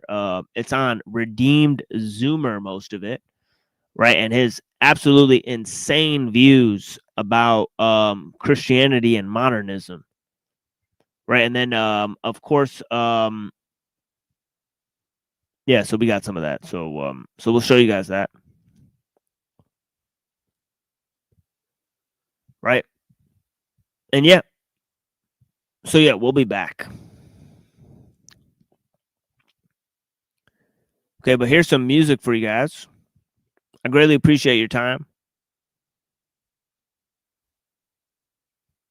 Okay. And yeah. Yeah, we'll be back soon, my friends. Tuesday. If you guys missed it, we did a show on Cyber Caliphate. Right? Here, let me see. I think Denise posted it recently.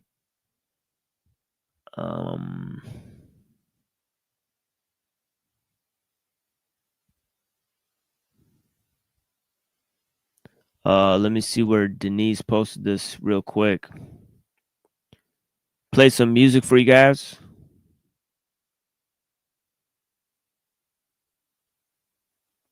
And I greatly appreciate your time. And of course, if you missed it earlier, we did a great presentation by Avian Buddha. Obviously, we went over Ellul and Mumford and different ideas, right? Fuck it. I'll have to look it up. Damn. Yeah, I don't remember where this was, but yeah, hold on. Let me look this up here. Cyber Caliphate channel. Right, that's where you could find our reading from yesterday. Right, we did a reading to trigger the Bomba Clot actors, right? That are basically talking about you know, all this nonsense, right? Saying that you shouldn't read books, right, where some of these books are more insightful than the drama LARP, right? That these people are engaged in, right? Or looking up YouTube celebrities, right? And pop philosophers and pop scientists and taking their opinion seriously, right? So yeah, here's the alt channel, right? Okay, so go ahead and subscribe to the alt channel in case we get banned here, right? We have lots of material on this channel that I think is bannable, right? Okay, so yeah, it's a spicy meatball, right? We got a couple episodes that we did recently, right? That deal with some controversial subjects, right? So yeah, I greatly appreciate you guys. Well, this guy wants a link. Let's see what this person wants. If you want to come in, we got like a little bit of time here for you, right? We're gonna play some music and end the show, right? So we'll see who's here.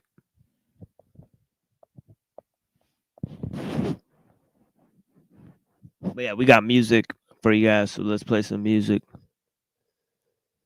Okay, we got this cat here. Yeah, what's up? What's going on, TMO? Nothing really. I'm just ending the show here. All right, yeah, no, I'm going to bed, man. But I was on the list and I saw you were live, and I just want to tell you, man, the last X amount of times that I come over, you're doing your thing. You're focused on what you do and what inspires you and what you're passionate about. And I've heard some stuff from you. You seem to know what you're talking about. So I really just wanted to show some love, I guess you could say. Pay some respects. That's pretty much it, man. Yeah, I appreciate that. Yeah, for sure. All right, if you ever want to come on, or you want me to come on, or you want to, have a conversation or co-create in some way, I'm open to it, man. Yeah, of course. Yeah, I'll stop by soon if I can. When do you when are you going live again? I don't really have a schedule at this point. It's pretty much every 4 days. Yeah, it's kind of like random, yes, or on and off or whatever. But yeah, every 4 days has been my latest habit. I try to stick to that. So I don't know how it became that, but that's pretty much been. That's kind of what I do too, like 3 or 4 days. It's kind of what I do. Yeah, it makes sense. Yeah, it's kind of like a good break, like 3 days. You like take a break from just a computer. Yeah, you got to. Yeah, really. Yeah. get kind of re-inspired and Exactly. get back to it. Don't wear it out. Yeah, we had a great presentation in the beginning of the show on philosophy of mind by a good friend of mine. He went over, he covered all of the major theories. I guess in the modern synthesis, from idealism to panpsychism to a bunch of different topics. Of course, he was using a work from my mentor, Dr. David Skrbina, right? So yeah, the metaphysics of technology, right? Crazy work, but yeah, we talk about technology because it's what melds the material and the immaterial through the process of creation and all that type of stuff. So when you say metaphysics of technology, would that be, because you got a lot of references, man, and I respect that in the sense of, like I said, you know what you're talking about. At least that's how it seems to me. But when you say metaphysics to technology, would that be something along the lines of who or what potentially is driving the technology and why it's potentially going the way it's going, right? Like the exactly. Okay. Yeah, so yeah, we're on the same page. Yeah, his whole thing is like, it's kind of a mind fuck because it's oxymoronic, right? Is what I'm trying to point out. Is because when you think of metaphysics, right, you think of like ethereal concepts, and when you think of technology, you think of physical processes, right? So he's trying to meld, these two concepts, and he creates this idea that, and this is a radical concept, that nature is technology, right? So it's kind of like, nature is a mind that's sort of creating itself, so that's sort of his whole synthesis. But yeah, the way I go about it is I say, well, nature is God-made technology. The technology we make is man-made nature, and that's kind of what Dr. Skrbina says, is that technology is a second-order nature. But what's interesting?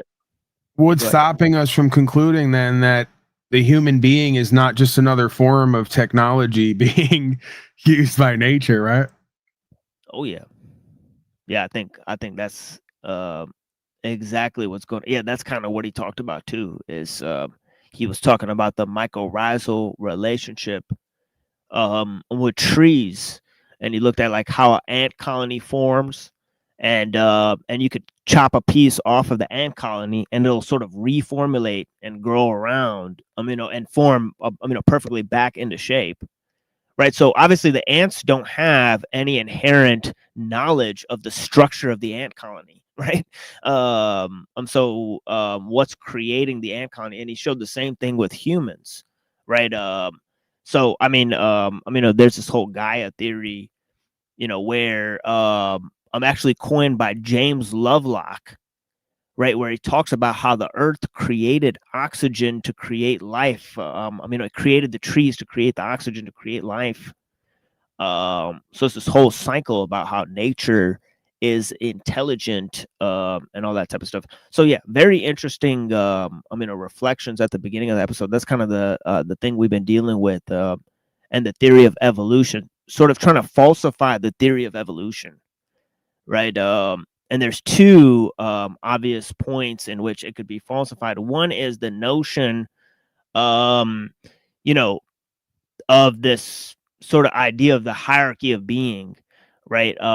Which is seen in the theistic traditions and in Aristotle, right? So there's this sort of ancient origin of the theory of evolution about how the spirit moves through matter up the chain of being, and all this idea. And then there's a whole separate notion, right, about how nature does not have a telos, right, and how nature is creating these more perfect forms, right, but it doesn't have any direction or purpose. So how is this new information coming in, where evolution creates more perfect structures, right, without this being driven by nature itself, right? So we're putting the pressure on both sides on the theory of evolution, and different conceptual frameworks. Before I did that, I did this entire thing on progress, right, against the notion of progress, right? So I talk about the pseudo eschatology of progress. So I say man has become temporally dislodged by the pseudo eschatology of progress, right? And he's become spatially dislodged by being separated from nature, right? So you have on the one end, the notion of Cartesian dualism, and this is actually all worked out by astute pundits against Enlightenment philosophy and against materialism, and against scientific reductionism and all this type of stuff. I mean, like Rene Guénon and others. So yeah, it is what it is. Yeah. So I mean, that was a lot. I'd actually like you to at some point clarify that first statement you made. There was two options there that you gave. I'd like to get some more clarity on what you meant by that first statement. I can't even remember how you said it to say it back. But yeah, man, I think ultimately a lot of this fancy language just boils down to the conclusions that a lot of us are coming to, that on some level we think we're living life, but life is living us. Equal, if not more so, right? Yeah. So what do we do with that, and what are the implications of that, right? And in a way, what are the liberating implications of that? Because if something else is here willing itself through all of nature, including us, do we roll with that and carry that flag and that banner, right? Or is that something to be wary of, right? Or even not given the time, energy, attention, and empowerment. But yeah, man, I think that's what's so kind of, I guess you would say, trippy about this realm is it seems when the more that you zoom out, the more we're all kind of like cogs in a wheel. We're all kind of this part of whatever idea's time has come. It's like this idea's time has come, and now we're here to carry this out. We're part of a bigger grand play, I guess. Orchestration. Yeah, totally. Yeah. One of the lines I use is, the tools we, the tools we shape us, right? And also, the people who create the machines are pretty much conditioned by the use of machines, right? So, the whole idea is about technology being sort of like a Ouroboros, and that whole type of thing. So yeah, it's complex stuff, but how it relates to, mind, nature, right? Like I say there's four things, right? And those four things are God, right?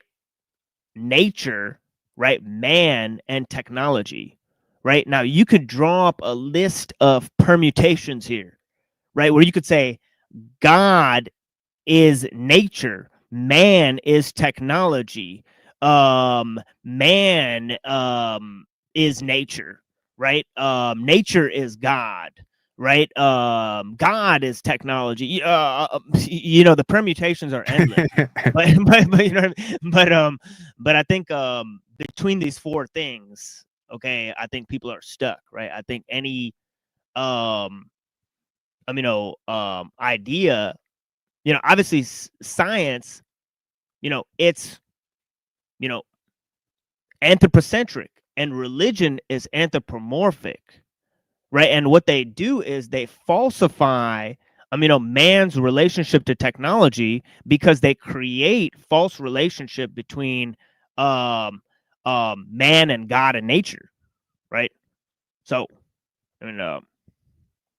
that's part and parcel of things. So what's your perspective on AI? Is it neutral? Is it an aspect of who and what we are that's destined to manifest itself? Like, you get how most people have, it's either neutral, right? It's a tool that could be used for positive, or it's just outright negative. We got to cut the head off the snake. What do you see when it comes to that? Yeah, I think individual technologies all have benefits, right? But it's really the way the system functions as a whole, right? These technologies have to be integrated, within the system as a whole. And there is the inherent danger of new technologies, right? And their impact on the system, because when you deal with complex systems, right, small changes can cause extremely large effects, right? So when you're dealing with something as big as like, nuclear weapons or AI, right? Something that you're going to have to create an entire, government regulatory agency, to deal with the impact of it and to deal with its development, right? Well, that's going to have such a massive impact on society, right? So collectively for new technologies, right, and for technological acceleration, that's a negator for the show in general. For the position of the show in general. But yeah. Okay, so let me ask you this. I've at times contended that I believe, as many have before me, it's nothing new or special, but that there's potentially an opposing aspect, whether it's indwelling as within, so without, right? Like they say, as above, so below. What would be referred to as a shaitan or the deceiver, the opposer, the adversary. Where do you stand on all that? How do you perceive of the universe in this idea of light and dark and good and evil? Or are these all just kind of conceptualizations that we use to map out the reality for a desirable outcome? Well, I think, I think that technology actually is profoundly evil, in a sense that it sets in motion a set of processes that then can't, finally rely on, individual, morality. And actually, the way the system is functioning on a global scale, it's actually causing a monoculture to form, right? So the way that technology has affected our sense of, I guess, what is good and evil, right? And I guess what is natural, right? I see the good as, what is natural, and I see evil as sort of like a contrivance. Obviously, falsehood is based on the truth. The truth does not need falsehood, right? So it's pretty interesting that that's actually taking place. One of the lines that Shang Tzu uses, right? He says, "Life is bounded, knowledge is unbounded," right? And you shouldn't try to apply, right, what is unbounded to what is bounded, and all of that type of stuff, right? So, and obviously there's this whole idea, right, that you shouldn't try to change the world and improve it, right? So I think there's natural forms of goodness, right? So I don't think that, goodness has to do with, humanity, right? In general, I think, goodness, the whole idea of goodness comes with our relationship to nature, right? The basis of intrinsic goodness, right? As it says in the Tao, right? Those who are truly good are not aware of their own goodness and are therefore truly good, right? So goodness is without contrivance, right? It's without trying to be good, right? So to speak, right? So, so yeah, I think of artifice, in general, right? And I think obviously the most evil can be committed by having the appearance of virtue, right? As Machiavelli says, right, princes should learn how not to be good, right, but should have all the appearance of virtue. Right. So, right. It's great. It's great advice, huh? Yeah, I never was much on Machiavelli. It just seemed like it was all about power and control, and there's a place for that, I think, when it's virtuous, but when it's just power and control for power and control's sake, I just think it's self-destructive and destructive for everyone else. But I mean, who am I? I'm no lord or leader of nations, right? I'm no king. you brought up something there about technology being profoundly evil. So that begs the question then, how do we, or is it possible for us to interact with technology and not be complicit with evil? Well, that's the thing is that by technology, right? I don't think technology is just based on use of tools, right? I think that's bad. I think that's like sort of like instrumentalism, right? But if you look at how we're influenced by the technological system as a whole, right? Then we're not just dealing with an individual and their sort of use of technology. To clarify the statement, right? I don't think any specific technology is evil, right? As I said earlier, right? I think that individual technologies could have many benefits, right? But when taken as a whole, right, the entire technological system as a whole, right? Because different technologies are interconnected, right? What they form is a sort of technical necessity, a technical sort of milieu in which they function, and a sort of technical intent, right, in which they produce new forms of technologies, right? And this happens on a system-wide level, right? It's not individuals, right, who are inventing, new technologies all the time, right? Yes, they start out as, inventions by private individuals, right? But they have to be integrated into the system as a whole. And this process sort of changes them. So when we're looking at technology, right, I think technology is as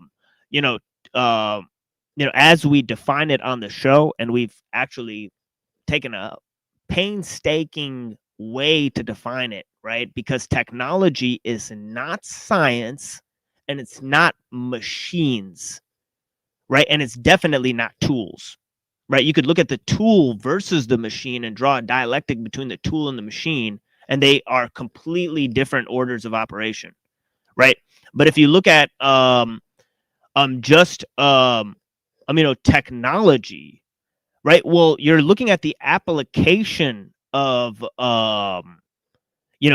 techniques, knowledge, and a whole slew of other things, right? And of course, you're dealing with complex systems, right? A complex adaptive system, right? That is actually global in its capacity, right? So much so that a state is defined by its technological advancement, right? The objective factor of power in our age, especially of political power, is technological progress, right? So technology creates cities and towns and roads and communication networks, right? And obviously a human being, an individual, cannot manage the influence of these systems, right? So it's not about how much we use technology, right? Or although at one stage, right, our level of influence for technology was defined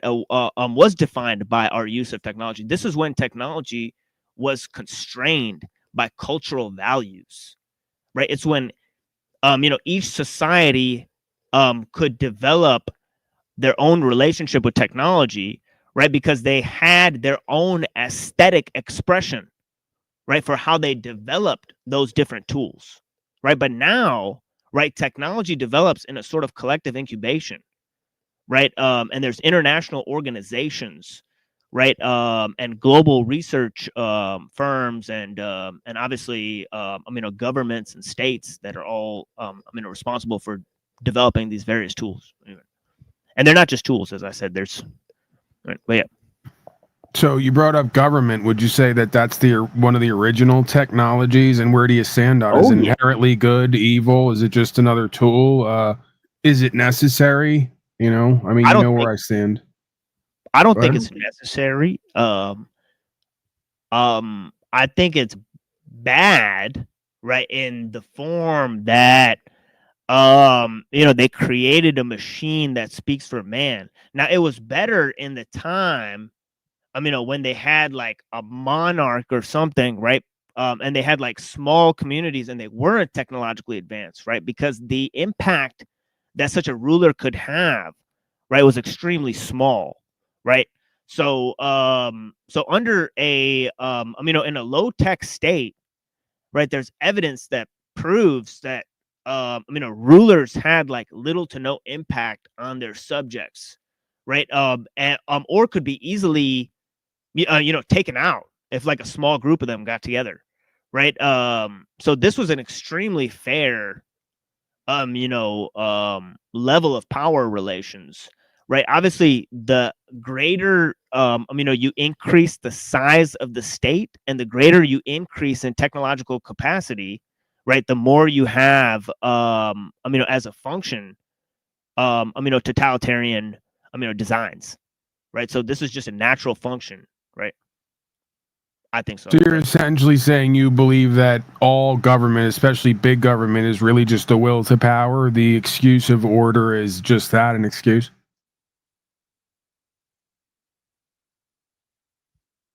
Well, the technological state, it tries to eliminate will to power as much as possible, right?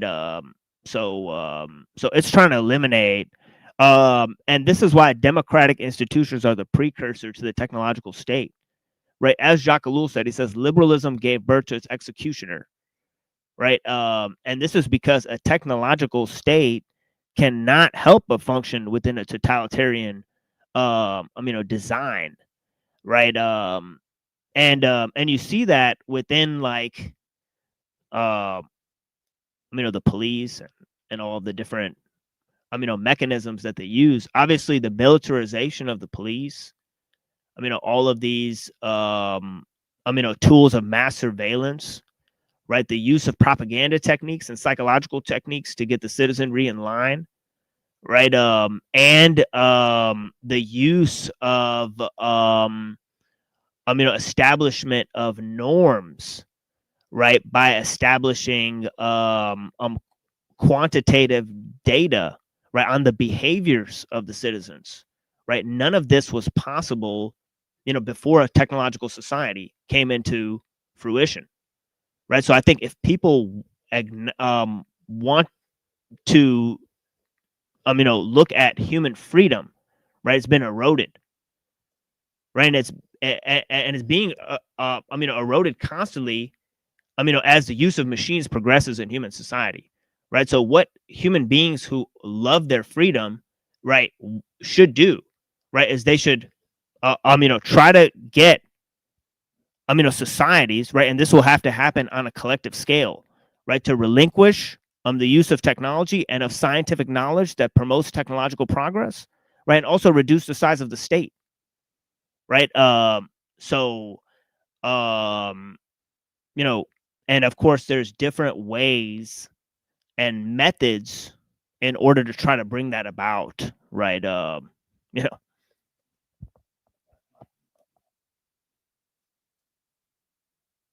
So you think this is about reduction rather than a complete rejection of the state as a physical reality, more than a mere conceptualization? Both. Yeah, definitely both. Yeah, you have to reject it on the ideological plane as well, by looking at the foundations of liberalism,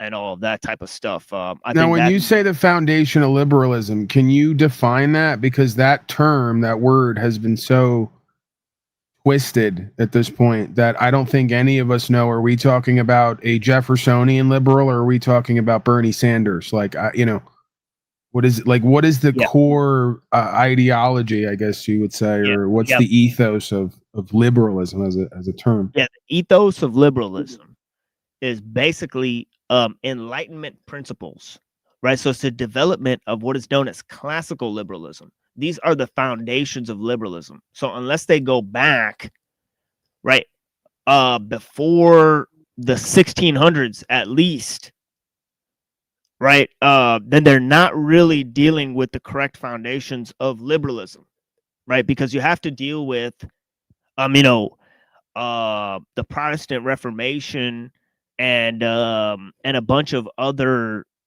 issues, right? A bunch of technological advances, right? Before you actually deal with liberalism, and of course you have to deal with a lot of philosophical conceptions of the world, right? Like for example, Cartesian dualism, right? And for example, the notion of universal rights, right? That just sort of popped up at this time, right? And this is where democratic institutions arose from, right? So if you look at the foundations of those democratic institutions, right, and why they thought that humanity, right, is a function of universal rights, right, that are imprinted on humanity by the laws of nature, right, and that all men have these rights, right. Well, this leads back to the notion of equality, right, and the notion of universalism establishes this notion of equality, right, which is, I think, inherently false, right, but I mean, in terms of how it proceeds to create this notion of an archetypal man, right, and an eschatology of of scientific progress. Right now, I've given lots of presentations on sort of the primordial forms of sort of like liberal conceptions, but I think that a lot of them have to do with the debate between Plato and Aristotle, right? And how basically Christians and Muslims and Jews sort of react to problems posed by Aristotle and Plato, right? And yeah, that sort of leads to like a sort of battle between philosophy and religion, where like in the West, sort of philosophy wins, right? The first thing to sort of be thought of is this idea of faith and knowledge, right? Or revelation and oh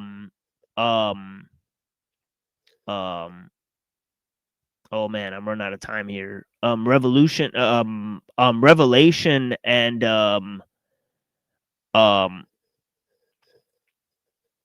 yeah, I think I was saying knowledge and faith. Yeah, there's another dialectic that I'm totally messing up here. I mean, yeah, I feel like saying revelation and knowledge again. So I'm totally squandering this this dialectical conception. But anyways, it leads finally to this notion of separation of church and state, right? Because St. Thomas Aquinas and all these people come to the conclusion that as you put faith and knowledge in these two separate reason and revelation, that was the other dialectic, reason and revelation in these two separate spheres, right? So can you put the church and the state in these two separate spheres, right? And the church manages the spiritual aspect of man, and the state manages the temporal physical aspect of man, right? So there's these two different laws, right? So anytime they set up two sets of books, right, it's a bad news, right? Right? We got the oral law, and then we got the Torah, right? It's like this fakery. But yeah, so this is how the problem begins. Okay. Yeah, I think I could see what you're saying, that we start to see this dualistic thread that runs through our experience that seems to be meant to reveal to us the harmonious sort of complementary complexity. And instead of us having that experience, we spend more time fighting over which one is more accurate or preferable, when it's like, it's this and that, right? We need reason until we have the revelation that there's more there, there's more available, there's a different way. So yeah, I can see those, and I can see the correlation there between sort of, I guess, classical liberalism and the idea of the state. You know, the state would be, I would think, be promoting reason. You know, they always have the reason why we have to do what they say. And then the revelation is, well, we don't, because there's an indwelling thing inside of us that helps us to govern ourselves and each other if we work it, right? So it doesn't mean we abandon reason, but we also don't paint over the revelation, right? In the name of reason, if that makes sense. I'm gonna let you go, man, because you said you were running out of time, and I know you're about 9 hours deep in here. Yeah, I gave you kind of the spiel of what we've been working on recently. So so yeah, I greatly appreciate you stopping by here.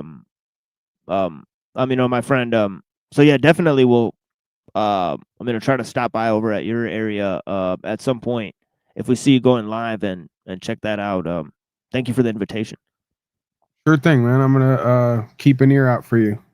I've been listening here and there, and you're definitely an interesting character, and you got a lot of information there. And I don't tend to disagree with most of the conclusions that you come to, and you're fairly good with words as well. So you know, I'm somewhat impressed by you, right? In this panelverse world, right? Without glazing you too much, as they say. Yeah, thank you, friend. You stand out in your own way. Yeah, of course, you know, game recognized game. So, if you realize, I'm intelligent, it's probably because you're a highly intelligent person yourself. So yeah, blessings to you and, and all of that. And of course, we've observed your content for a very long time, and we do understand that, you're very intelligent and lots of, information that you present. And, yeah, if I had to watch a lot of these different shows, it would definitely be, Paul Enslaved. And yeah, some of the other shows, like I had to stop fucking with Talcott. And yeah, Landry's just bust, honestly. And then I don't know, some of these other guys, I don't know. What you do with Landry? I'm curious. I played our sort of first interaction that we had today, but yeah, but yeah, he put me on the thumbnail. So yeah, I know he's interested in me. He's definitely interested in Skrbina. So I think he thinks like, or he's trying to play it off like I'm like some type of Fed or Pogo or something like that. I was just gonna ask you, am I a Pogo on your list? And then you turned it on you. They turn it on you. Everybody's a potential Pogo around these parts. We got to watch out. Well, it's because of me and Brown's boys' statements. Right, so everybody's an NLP propagandist, right? Oh, man, what a world! Yeah, so all right, brother. Yeah, blessings on me. You as well. Yeah. All right. Well, let's see what else we got going on here. Let's do some things here. I was gonna play a little video, so I'll still play it. And I'll play a little bit of video for you guys. Yeah,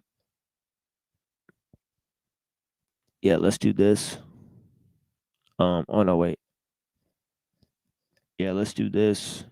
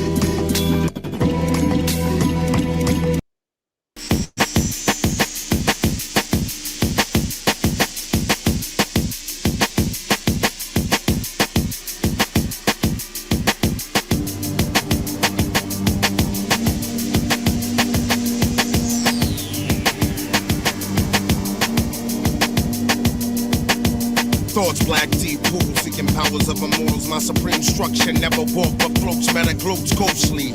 Spook a fluke, my groups gather and blast matters. I cater to callous cuts, carnivore, hardcore, double the R6. Mouth of madness, vice lord of illusion. Street savage is sharp on the ledge, packing the jagged edge, bringing grief that never cease. Harness teeth, seeking any living organism outside of rubber. I got the brethren hovering over the city, swooping in unison, attacking in threes. Freedom seas get beat blue black, swift, brutal, and traceless. Pick up the tide to I ride with rubber. All you motherfuckers got a reason to panic, brandish rhymes like nines. Crews make a move, blah, flash a fucking mind. Brian Antonio bust like Desperado Hines. Catch a phone booth and morph to meta.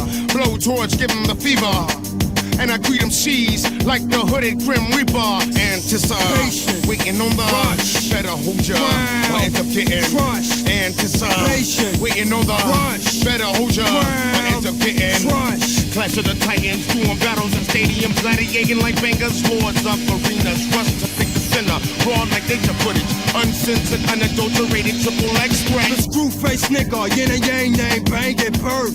Cause when my rap bang it hurts. Life for dynamite, igniter, cipher, hyper, Don Bresson, fire grip, cut the wire, then drop the bomb. Nuclear outcome, butterfly shaking harness. The calm before the carnage, smoked out and cloaked, soaked the street etiquette, loaked and ready to set it, nigga, better than beat. Splitting the meat so the hawks can eat, playing that technique, no time to speak. This hill steep, niggas freaking out like sheep. Front sane for 90% of the game, the other 10% is rap slaying, insanity strain. Niggas watch every step close, like lumber or coach. Overdose them acts with raw, uncut quotes. From the woods to Humble Park, brothers spar. Bond with Omega hard, niggas with hard. On the woods, keeping it sharp. Anticipation, waiting on a rush. Better hold your or end up getting crushed. Anticipation, waiting on a rush. Better hold your or end up getting crushed.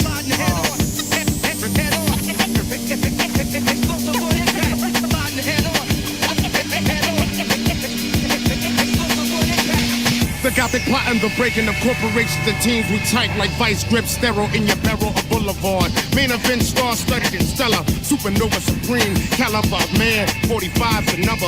Walker speed sharp, shanks roar like thunder, bowling them over, striking them seeds and set the 10. Sergeant slaughter on the front line in fatigue, ease strategically posted in trees. Many of an army get ambushed, fucking round in the woods on the Blackfoot. Running through my veins, you get scalped and goods took. Rap crooks, show stole, dispose and fold in foul fashions. Verbal striking like 50 lashes. Bone marrow, deep speech on stone sheets. Expose the beast to angels that hold heat. Unafraid to put evil to rest. Pluto got a nigga acting possessed. Artillery for the quest. Through hard times, master scarred rhyme, carve the siege mine. Keeping the shine like diamond studded. Gold links that blind. Rubber on your fly shit. Collection similar to drug injection. Niggas get hooked, cook up the product to conduct. The sales planned out to span the globe. Black blow like it's snow dope. Both that are rap. Putting crews on scope for shot. Gothic shit locked like an infrared dot. Anticipation, waiting on the rush. Better hold your ground to end up getting crushed. Anticipation, waiting on the rush. Better hold your ground to end up getting crushed. Anticipation, waiting on the rush. Better hold your ground or end up getting crushed. Anticipation, waiting on the rush. Better hold your ground or end up getting crushed. Mic check, savage chicks. Gothic architecture. Better move, lumber, savage. Out of weight, phantom. They feel spectre. Go on lockdown. Let's get it back.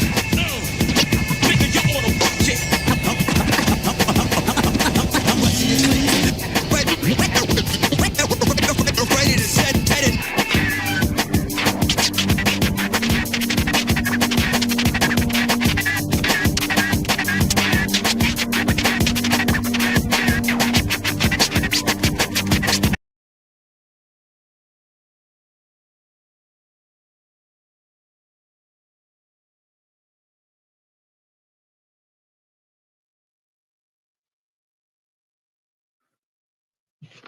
Hello, everyone. Welcome to the latest edition of the Traditional Culture Preservation Society.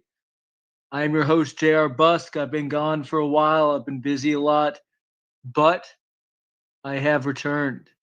I've returned Please spread the word that I've returned. Please spread the word that I exist. I do, in fact, still exist. The world of YouTube and, well, just this platform in general is doing everything in its power to try and suppress me and make sure that I lose half the views that I get on my streams. But for now, I'm going to soldier on through. Of course, as always, it helps me incredibly if you frustrate YouTube's attempts to ensure the failure of this channel and make sure that you alert everybody you know that this stream is happening, because I absolutely guarantee you that this garbage ass platform will not do that. It will do everything it can to spit on its own creators, as anybody that's actually, you know, has a channel knows. I mean, TML's in here and he can absolutely tell you that, you know, YouTube is trash, it's evil, it's demonic. So welcome Stormfacer. I always wonder why Nick platformed Alex. Welcome A Marie 316 V2. Nice to see you're back. I've not seen you in a hot minute. Yeah, no, I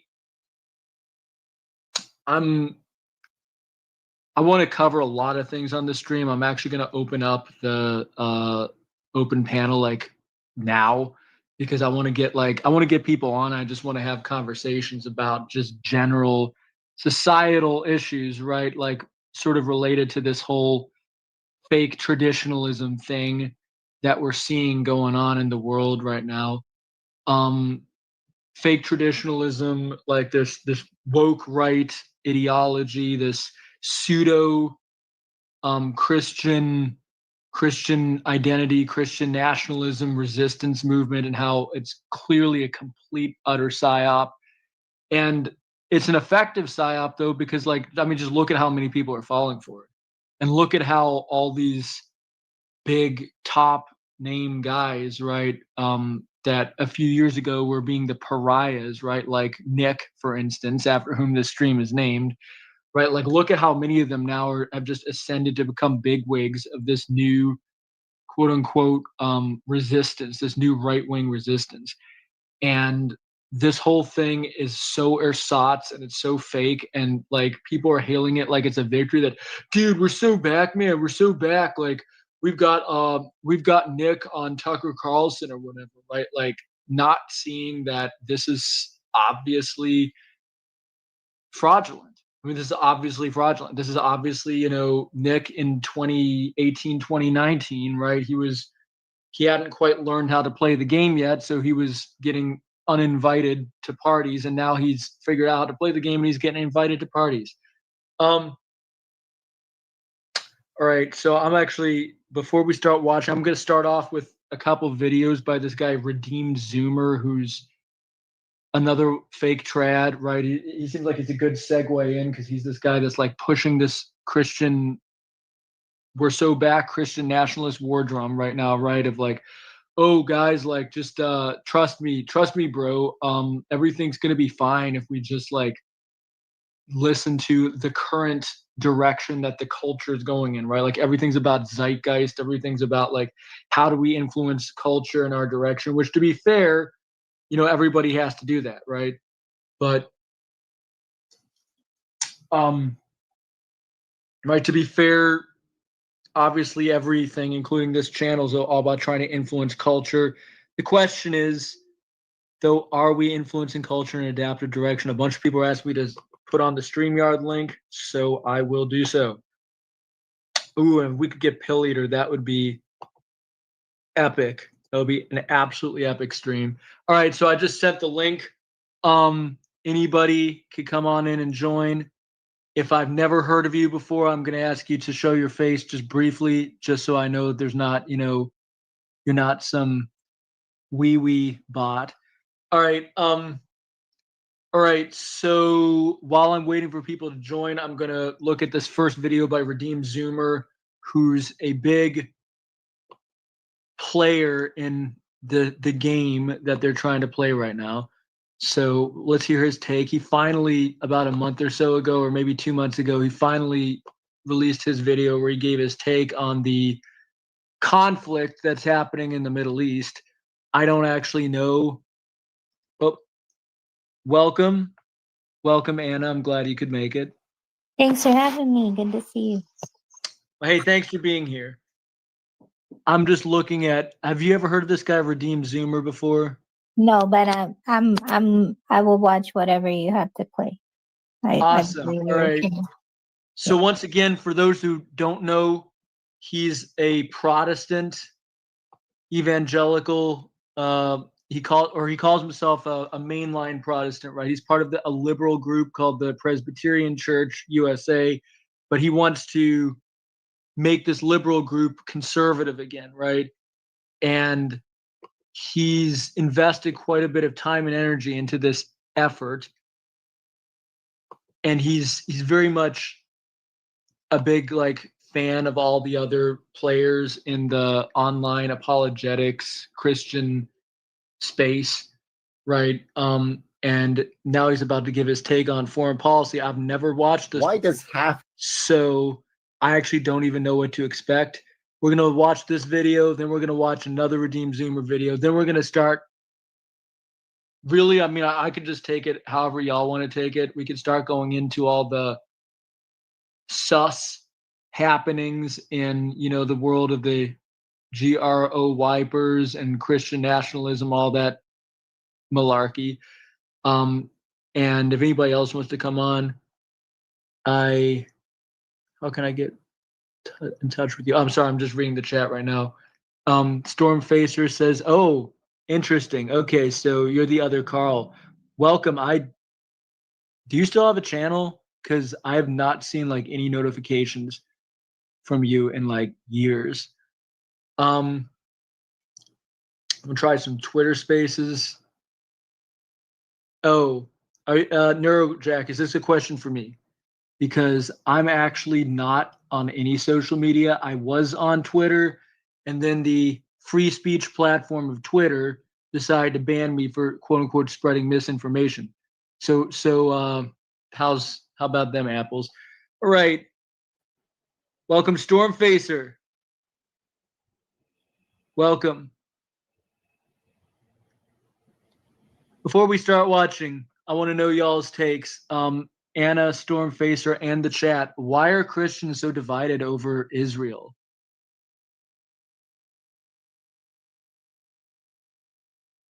Anna's gone.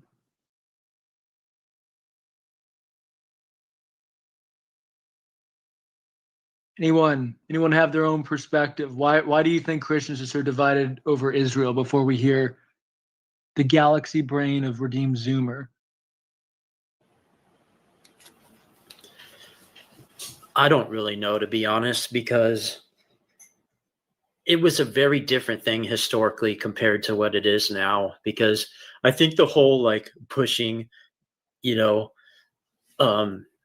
support over Israel just really kind of started more towards the tail end of the 19th century. Yeah,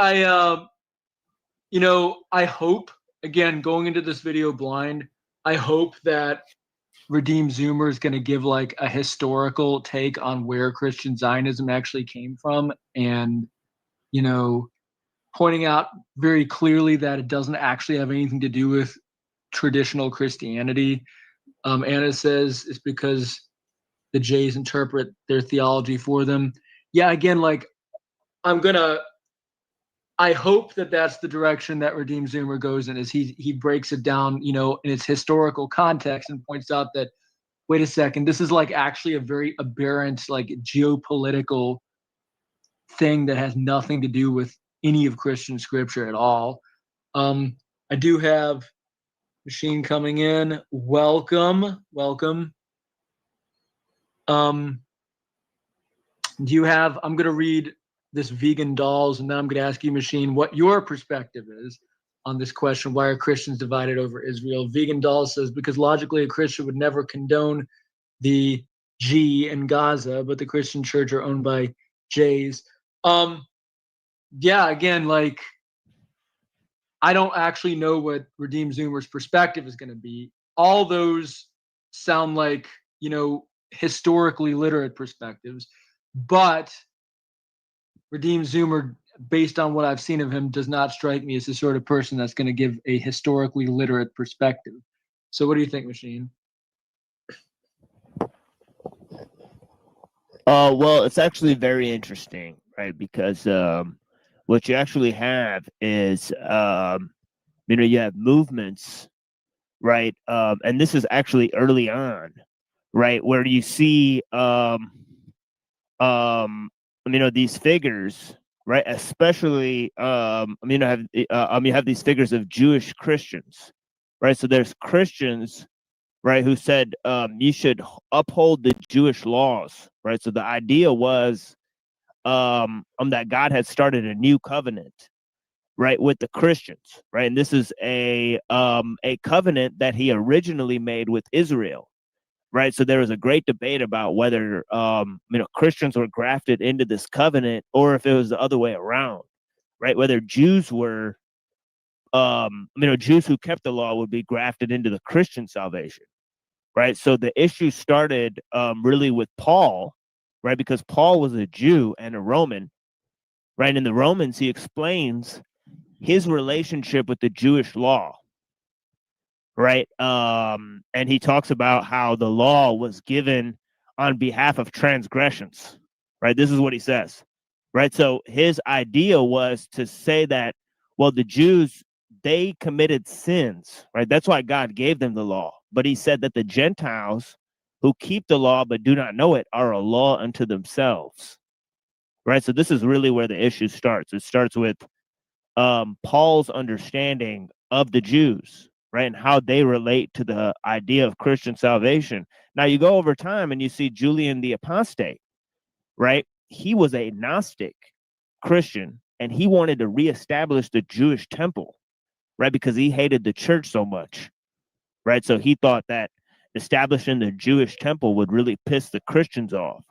And this begins a relationship that the occult has, right, with the Bible, because a lot of occultists, right, going from people like Isaac LaPerere, right, who him and many of his associates supported this idea of Jewish messianism, right? Also you have Queen Christina of Sweden, right? And other people who supported the rise of Shabbatai Zevi, the false Jewish Messiah, in 1666, right? And this is where the idea of Jewish messianism became linked with Christian Protestantism, because some of the Protestants thought that you can explain the Bible by having a Jewish understanding of it. And this is because they had called the Pope the Antichrist, like Martin Luther called the Pope the Antichrist, right?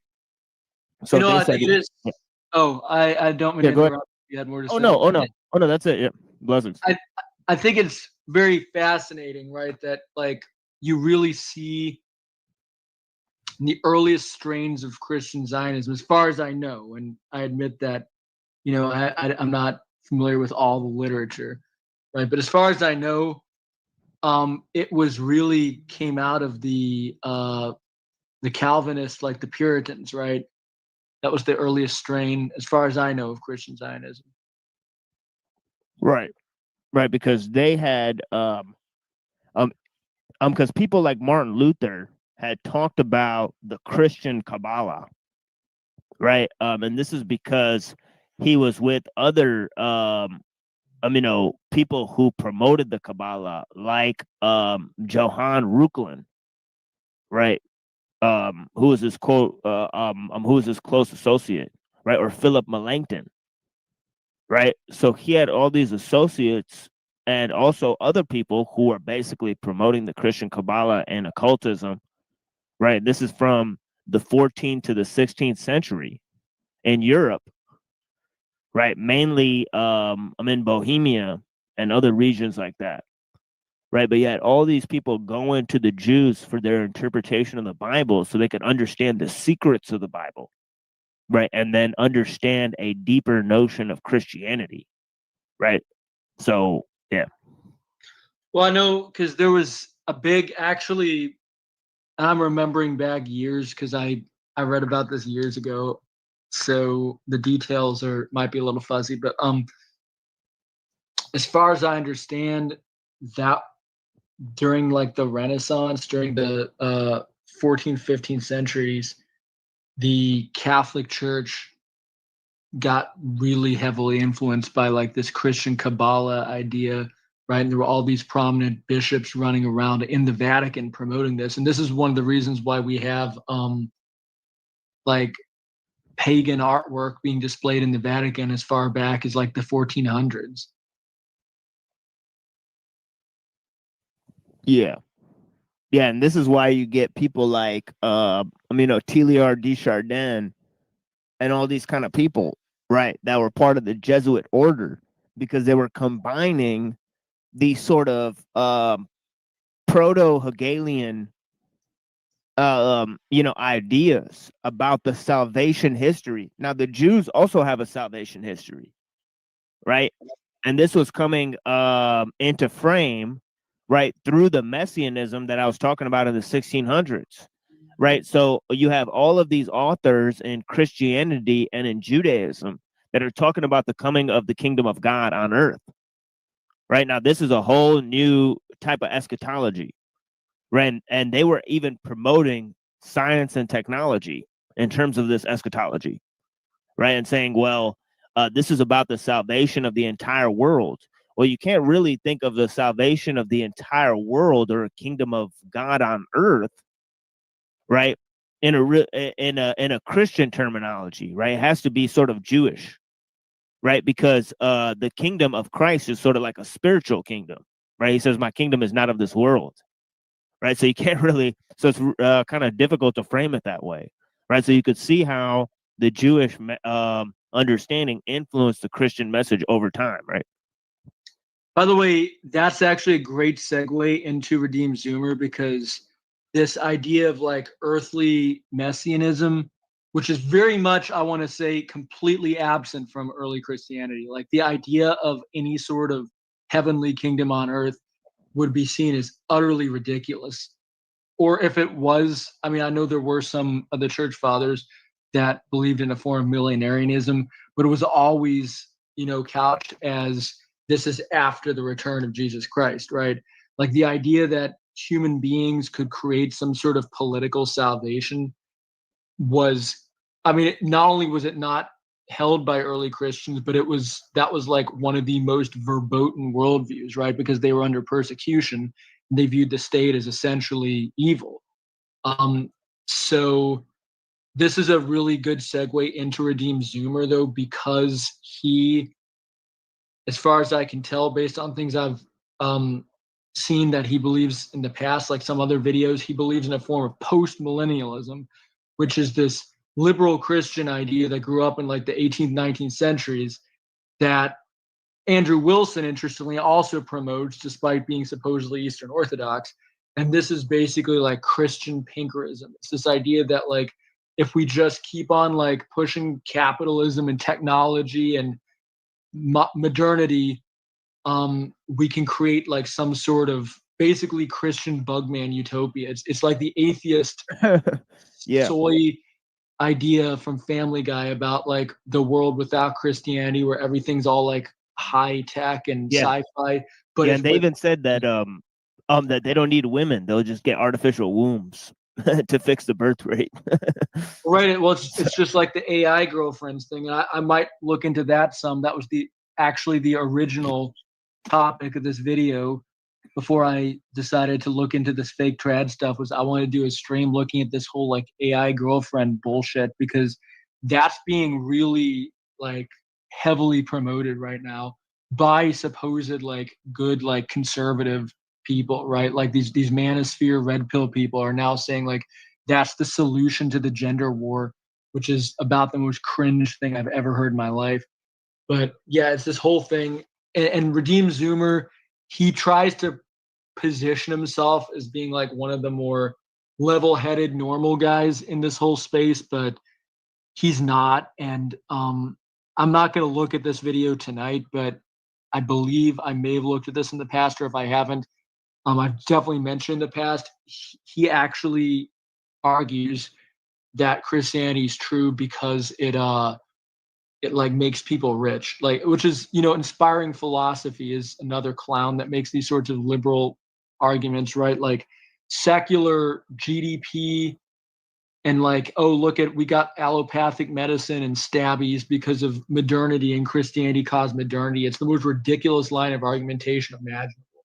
But these like cuck Protestants, they love to make these arguments because they're not traditional Christians in any way imaginable. And Crystal Shaman here says an AI girlfriend or boyfriend is bizarre. It is bizarre. And by the way, it's even more bizarre when you look and see like what they're actually like, right? Like it's bad enough.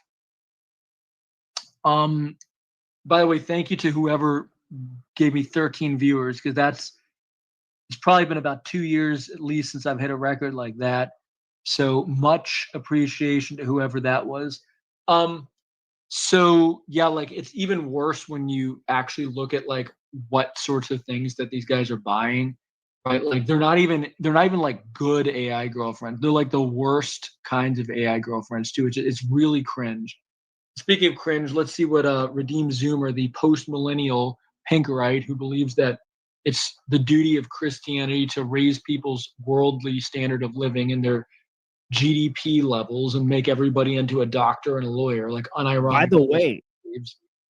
By the way, it's important to note that people like Wilson are ideologically synced on this one point with people like Redeemed Zoomer. This is why they'll platform people like this, even though they claim to be theologically, different from them. And they claim that Protestants are heretics and all this type of stuff, right? So it's just pretty interesting because they agree on this one point that you should advance science and technology to promote Western civilization and all this type of stuff.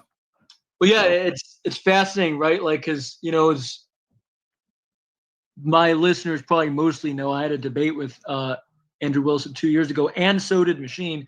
And in both cases, the topic was about this issue of like technology and basically like whether it's how can you be, you know, a traditionalist and support the direction that the world is going in. And in both cases, Andrew Wilson took the Redeemed Zoomer position, right? He took this post-millennialist position that like basically we should have this like Christian version of the secular humanist dystopia. And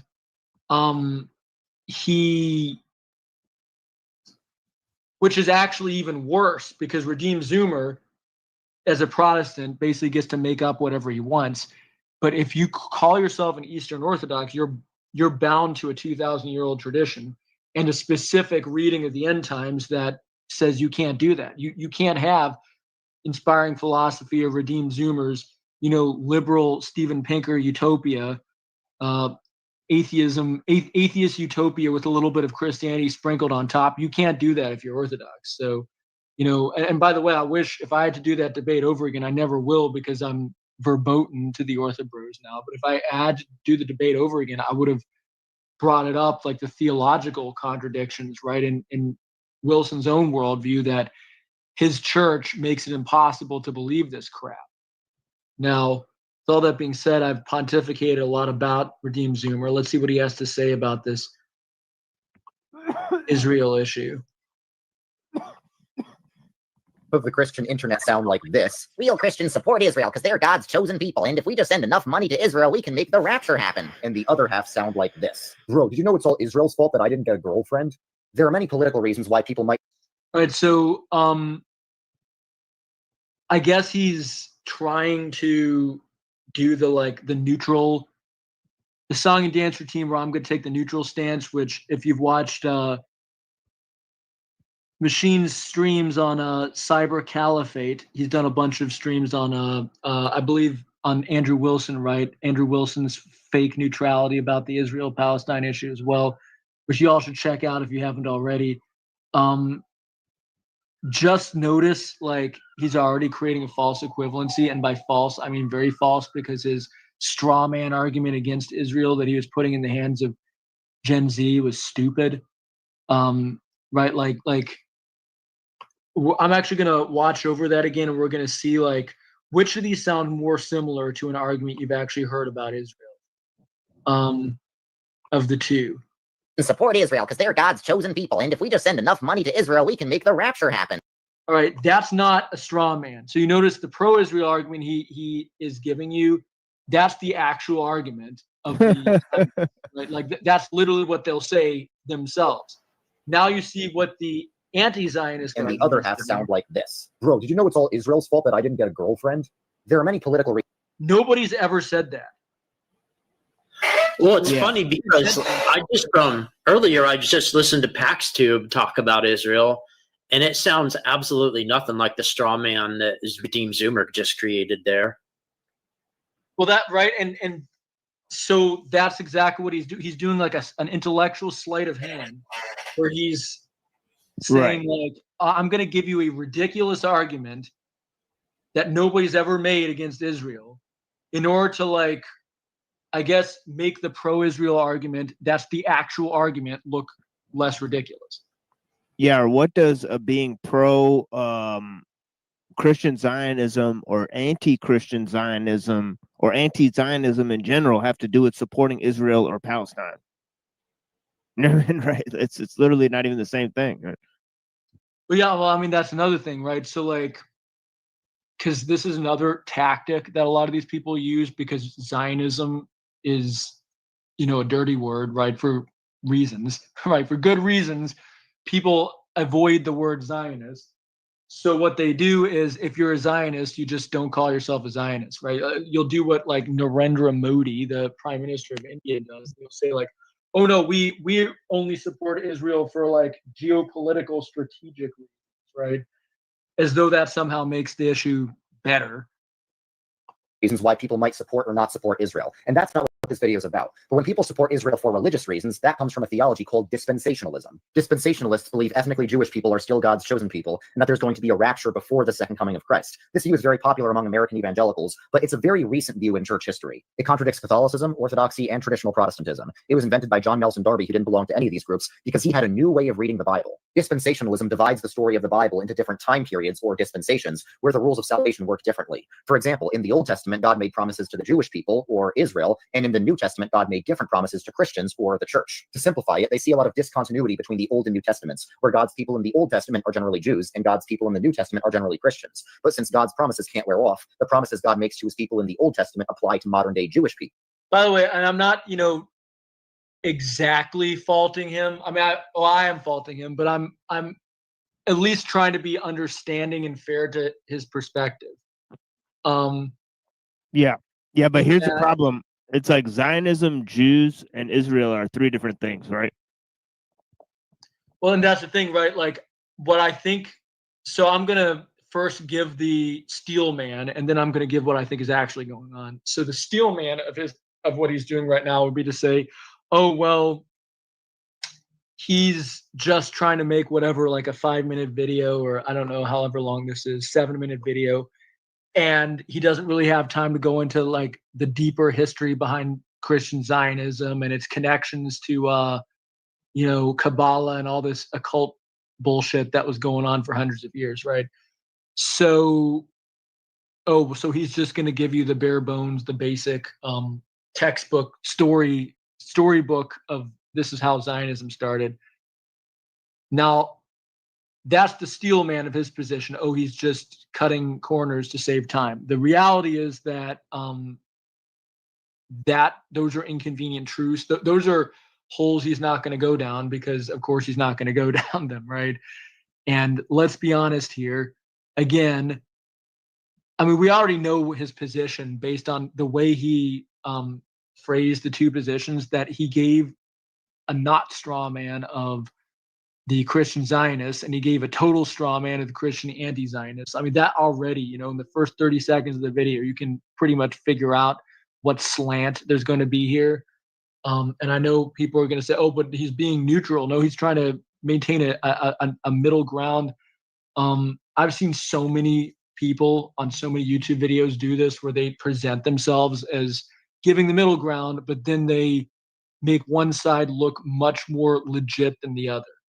And so far, I think that's what he's doing. And he's doing it partly through, you know, omission.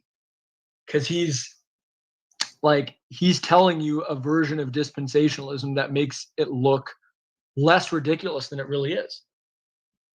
Like, he's not saying anything about like, oh no, actually there's a bunch of like occult demonic stuff that's going on behind the scenes with, you know, number one, Christian Zionism, number two, just secular Zionism, right? He's not going to tell you about the secular side, which is the actual influential side, given that the state of Israel is a secular liberal state that was created by atheists. You know, he's not going to say any of that. He's not going to say any of that. And we know that because if he was going to say any of that, he would have already said it, and he hasn't.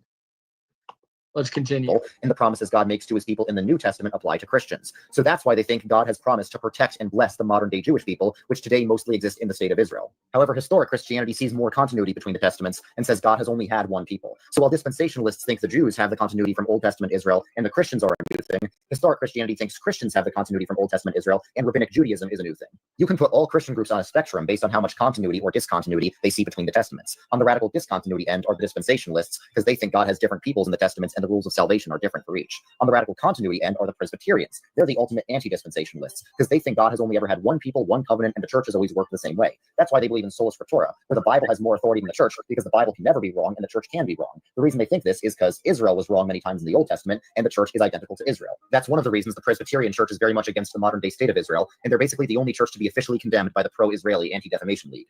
Yeah, but the problem is that, so he's trying to like claim that as a win at the same time as, remember, his perspective is that this church, the Presbyterian church, is a really liberal church. You know, it's not Right. like, and his perspective is he wants to drag it to the right.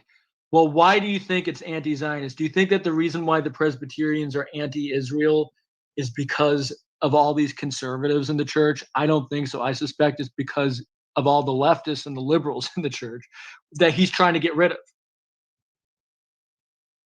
So he's claiming a victory while simultaneously trying to completely change this organization by pushing it in a direction that would make it more Zionist. Exactly. Like, I mean, that's the living definition of trying to have your cake and eat it too. Remember, he calls this thing by his cringy name, Operation Reconquista. This idea that he has that, oh no, we're going to take the mainline liberal churches like the Presbyterians, and we're going to make them like evangelical and conservative again. Which, by the way, he's admitted multiple times the main reason he wants to do that is just because like they have all this church property. So he's literally doing this just so that like conservative preachers get more money. And the reality is that let's face it, we know what's going to happen if the church gets more conservative. It's gonna become more, you know, MAGA. It's become more pro-Israel.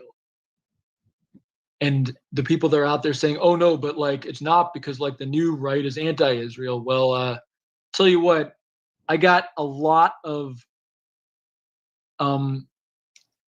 oceanfront property in North Dakota for anybody who thinks that.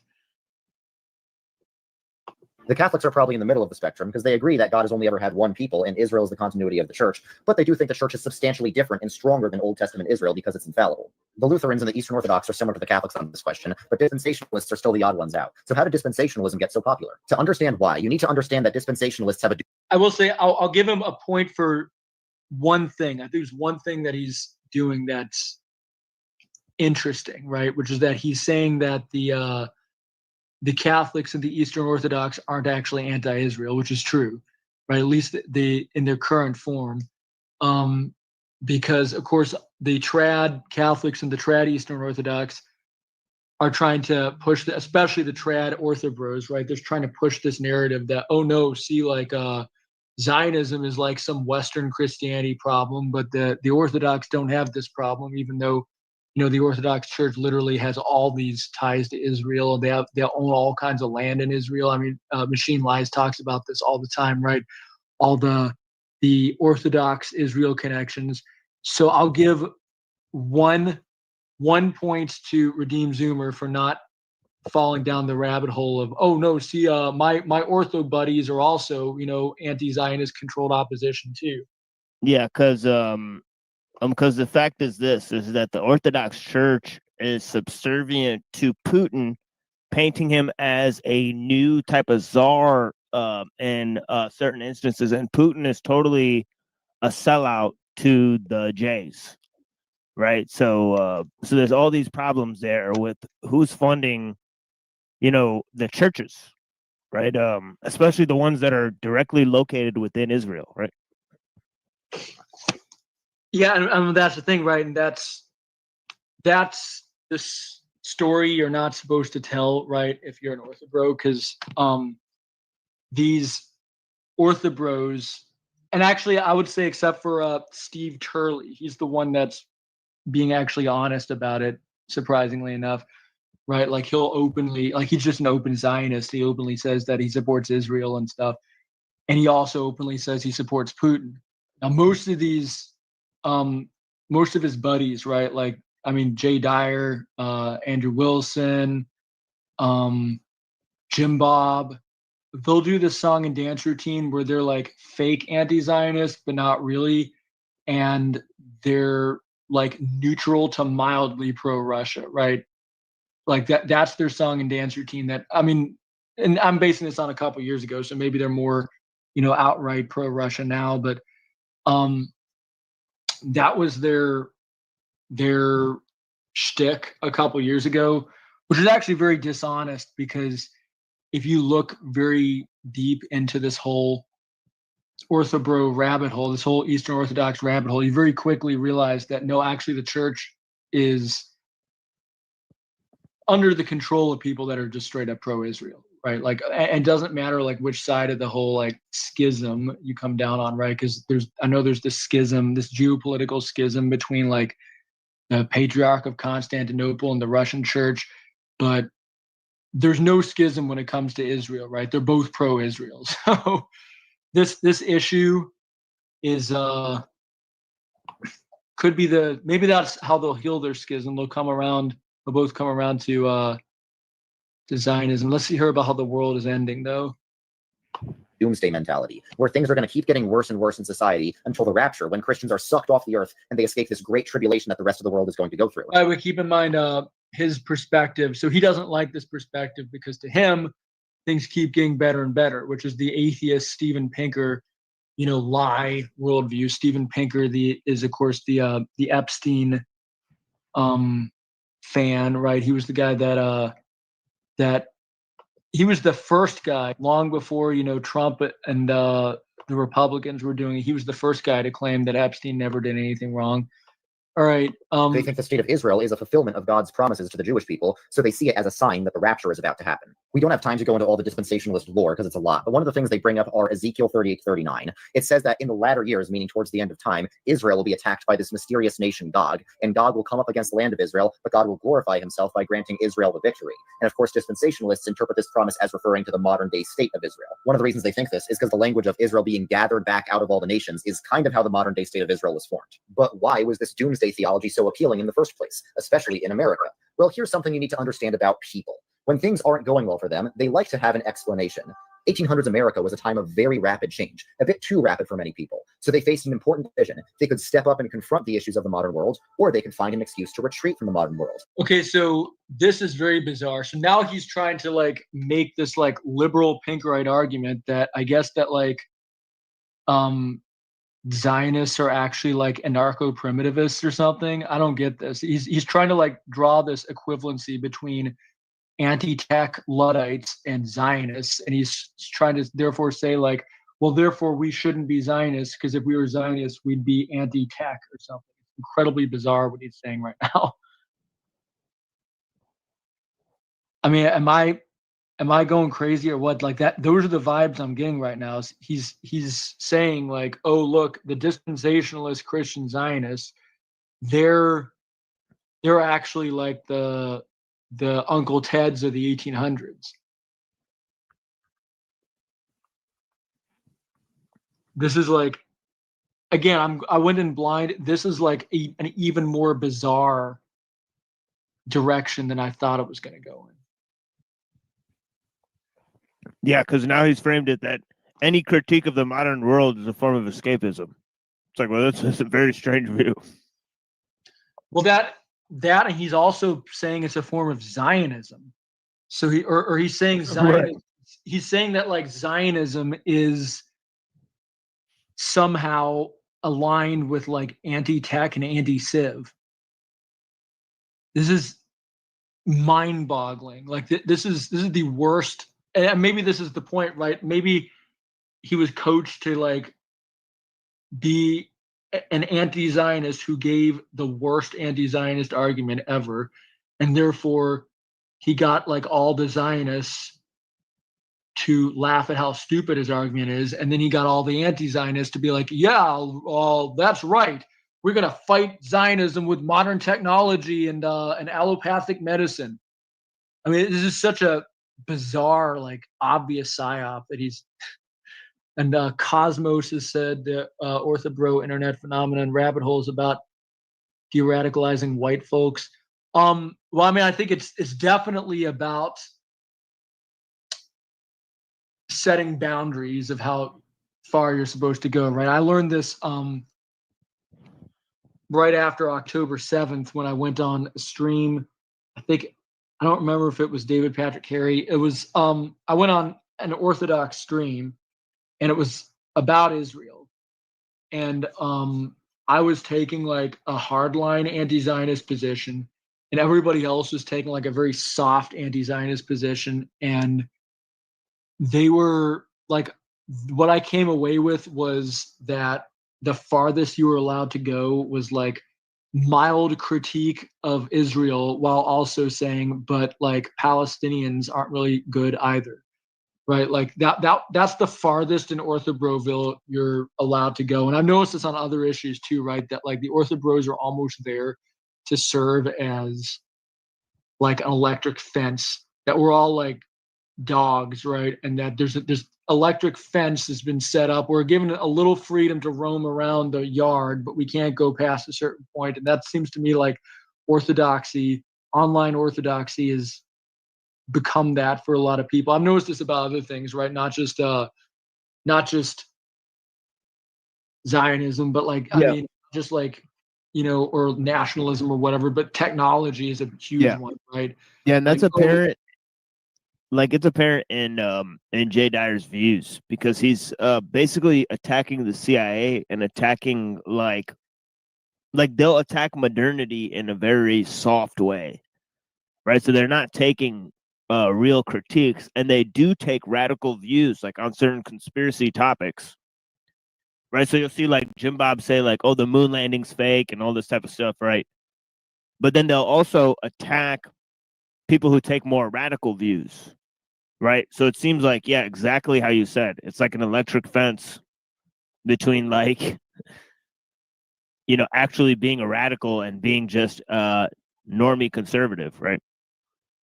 Yeah, and it's very like jarring, right? Because I mean, I spent some time, as some of y'all might know, I spent some time in Jay Dyer's Discord server about 4 years ago, and I noticed this, right? Like I noticed this policing going on, because I would bring up points similar to the ones I bring up now, right? That, hey, this whole modern package is kind of a problem, and that we should be concerned not just about, say, like the Fauci ouchie, but like all of modern allopathic big pharma medicine, and we should be concerned about not just like certain technologies, but like all of modern technology. And I definitely did not get a very pleasant response for that. Like, right, like, and you got this guy, I don't know if he's still around, he's probably still around, David Arhan, who's from Turkey. And yep. Totally familiar with them, yeah. Well, he used to go on Twitter because his whole thing is like they created an entire channel where they specifically attack Islam. Oh dang! Yeah. Oh, when did that happen? Yeah, called the Orthodox Shahada. Oh, I do. So, Yeah, I do remember that one. so it's pretty interesting. They're not going to make a channel saying like, all right, this is the difference between Orthodoxy and Judaism, right? But they'll make a channel, an entire channel critiquing one other religion, which is pretty interesting, right? Because the theory is that the Russians and like Turkey had this battle, and then they like lost. The Greeks and the Turks had this battle, and then they lost Constantinople. So it's Russia that's going to give Greece, Constantinople again. They're going to hand it to them. So this is written in some of their prophecies that they're going to have a war with Islam, which is exactly what's predicted in the Zohar, which is weird that the Orthodox prophecies seem to line up with the Zohar. Things that also with Albert Pike or whatever, saying there's going to be this war between Islam and the Christian civilization or whatever, right? Well, it's interesting because as far as I know, the origin of the Orthodox prophecy is or the Orthodox version of this prophecy is a guy named Elder Paisios, who's actually a modern guy, and unfortunately Unseen Warfare couldn't make it, but it would be interesting if he had been on panel because he could tell everybody. Elder Paisios was a very radical, he represented a radical shift from pre-modern Orthodoxy, right? Like, and a lot of these things that we're seeing in the Orthodox Church nowadays with these moves toward obviously like things like interfaith and ecumenism, but also like this move towards everything becoming about geopolitics and everything becoming about like living in harmony with the modern world and all this crap, right? This is all really came about with the rise of like new calendarism, with the rise of like basically liberalism and orthodoxy, which is, and I don't know if it was Neurostream last night, but I saw something recently where Unseen Warfare was on. He was commenting on this, on how like these orthobros they take like this weirdest position imaginable, right? Where they're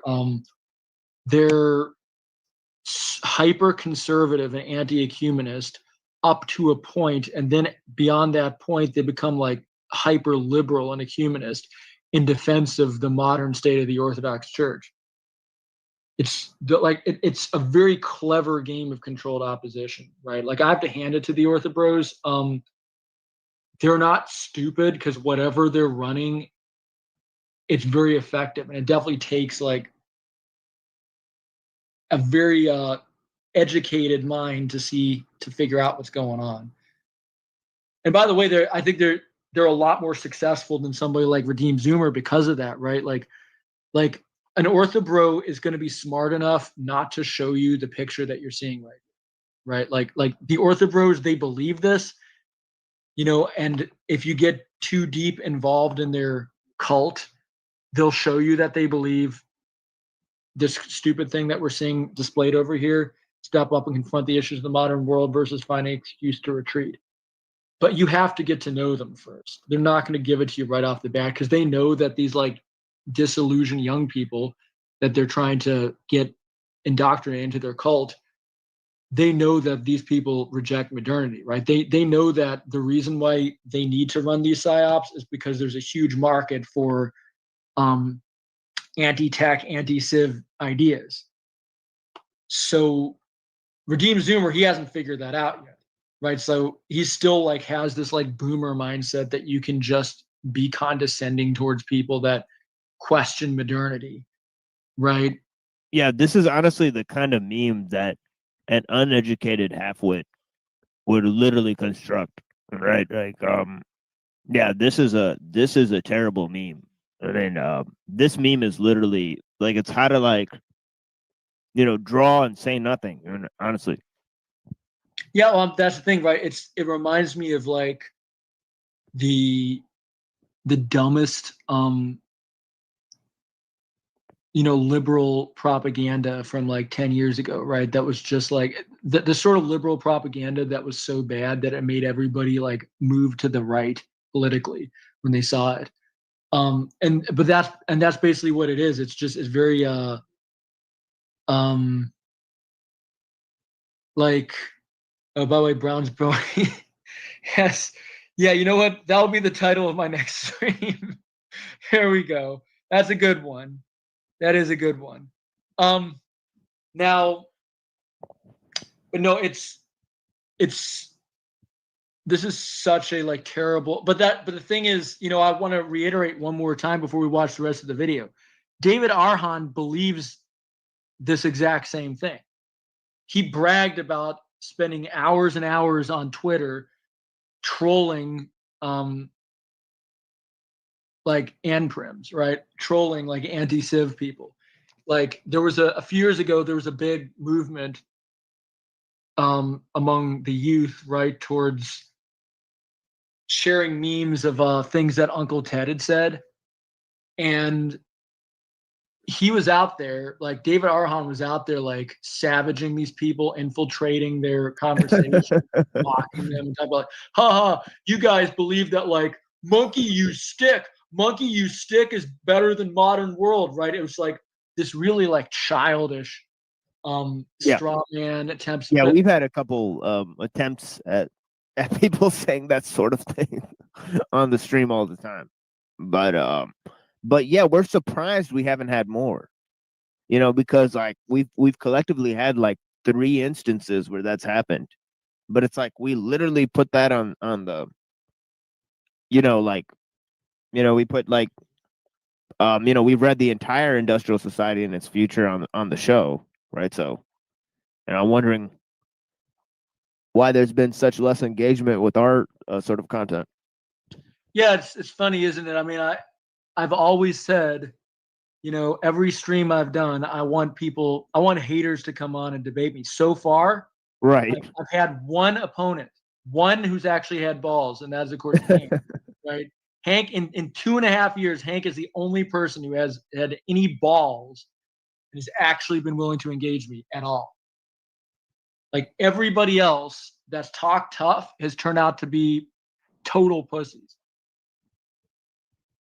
And I mean, some of these are big name people. Some of these are debate bros. Timothy Gordon has talked so tough, and yet he's such a pussy. Jim Bob has talked so tough. I mean, who else have we had? Like we've had so many other people, like just randos on Discord, randos on Twitter. What's up? You should have seen the Jay Dyer and Timothy Gordon debate that they did on the Trinity. It was 2 Christians, a Catholic and an Orthodox, arguing about what Maimonides said. It's like, why would 2 Christians argue about what a rabbi, some medieval rabbi believes? Right? Like, it's actually incomprehensible. I mean, well, actually, did you know? And Southern Israelite exposed this like months and months ago. Jay Dyer he spent like 1.5 years where he studied the Kabbalah and he was like about to convert to Judaism. Yep. And of course, now he tries to memory hold this, right? Like if you look on his blog, Jay's Analysis, there's mysteriously like no posts from the year 2012. Well, the reason why is because 2012 was when he was getting into like Kabbalah and Rabbinic Judaism.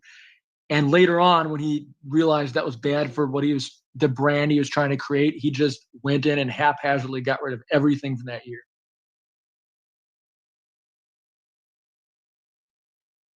Just crazy when you think about it. And John Nelson Darby, with his dispensationalism, gave them the ultimate excuse. Suddenly, Christians didn't have to put in the hard work of building up society when they could have hope of escaping it by the rapture. If society is just going to keep going downhill, there's no reason to invest in building it up. The only useful thing to do is retreat. Dispensationalists gave American Christianity a retreatist mindset, where we have to leave all the major centers of culture. Retreat from the cities. They're disgusting and sinful. You have to move to a farm in the middle of nowhere. Retreat from... Holy shit. Like, I mean, see, I just chose this video because the title sounded interesting. Like, I mean, this is a gold mine. This is an absolute gold mine. Yeah, like, what does this have to do with, like, what does Christian Zionism has to do with retreating from modernity, especially because the whole idea of dispensationalism and millenarianism is about establishing an earthly kingdom where they agree with the futurists. So honestly, he couldn't be more fucking wrong. He couldn't have been more wrong if he even tried. Like, this is literally the stupidest rendition of these ideas I've ever witnessed. Well, and it makes absolutely no sense. I mean, see, and it all shows that he's had zero experience with actual Christian Zionism, because you know what? And of course he hasn't, because he's from like New York City or somewhere, right? Like, he didn't grow up. I grew up in the South, right? In the rural South, where everybody and their grandma is a Christian Zionist, right? By the way, Chicken Saurus, I don't know who you are, so just like briefly show your face, just so I know you're not a weirdo. All right. Well, while Chicken Saurus is getting ready, so yeah, like, this is completely ridiculous, right? Like, I was a kid in the South, in the rural South, during the Iraq War, right, which is a Zionist war and was openly phrased as a Zionist war at the time. All right. The arguments were not like, oh, like, let's actually be like based Anprims who hate the modern world. They were all like, these evil Muslims, they hate our democracy, right? They were the exact sorts of arguments that like leftist Biden supporters use against Trump. Those were the arguments that the Christian Zionists were using against like Iraqis back in the early 2000s. And those are the arguments that they're still using against Palestinians now, right? Oh, it was Hamas terrorists and the evil, these evil people that like oppress women, right? Like, those are the arguments. They were using liberal modernist arguments. They weren't using these anti-liberal arguments. And I mean, this is just lying. He's lying through his teeth in the stupidest way possible, expecting that nobody will call his bluff. Again, so Chicken Saurus, again, I will ask you to show your camera, just because I don't know who you are. Yeah, I know that guy. Okay, is he cool? Yeah, he's cool. Okay, awesome. Well, he's gone anyway. All right. Well, Chicken Saurus, if you want to come back, you got the Machine Lie stamp of approval. So if you want to come back, that's fine. Major universities, they're teaching evil secular ideologies. Start your own fundamentalist Bible colleges. Retreat from modern science. It's run by people who don't have a biblical worldview. And most importantly, retreat from the mainline churches. They're all corrupt and liberal. Start your own non-denominational Bible churches where dispensationalism can spread rapidly. So like, you see what he's doing here, right? He's so hard trying to gaslight people, because he knows that like most people his age and younger are anti-Zionist, but they're also, increasingly becoming critical of modernity, because of course they are, because modernity's ruined them, right? Like, he knows that the audience, his potential audience, is coming dangerously close to holding views that he doesn't want them to hold, right? I think, obviously, whatever one wants to say about the whole Luigi thing last year, whether that was a psyop or not, right? That was a watershed where it turned out that young people were very open to anti-civ perspectives. And that's not good if you're one of the powers that be, right? That's not good if you're paying Redeem Zoomer's salary. So what he's doing right now is he's trying to gaslight these people, using their opposition to Zionism to try and say, oh, well, if you're anti-Zionist, you should also be like pro-modern science and modern technology, because those boomers that are living in the past, and they're like, there's cottage core farmers, right, out there in the boonies, they're the ones that are Zionists, which in America is technically true, but that's not because Zionism is an anti-civ position. It's because literally, like, that's just where those churches happen to be located in. And he's drawing all these fake connections. in order to push a stupid narrative, a profoundly stupid narrative. And by the way, the next level of how this is a stupid narrative is that, half the people now that are anti-civ in America are on the left, which was not even true, a few years ago during the whole CUF mess. But, now half the people out there that are telling you, AI is bad and we shouldn't trust it are part of these like mainline liberal churches. So it's like this worldview could not fail. Like this video, what he's trying to say on this video could not be more wrong, could not be more failed. Yeah, I mean, it's yeah. honestly in the name, right? Redeemed Zoomer, right? Because it's like he's not a Zoomer who's redeemed, but he's trying to redeem Zoomerism.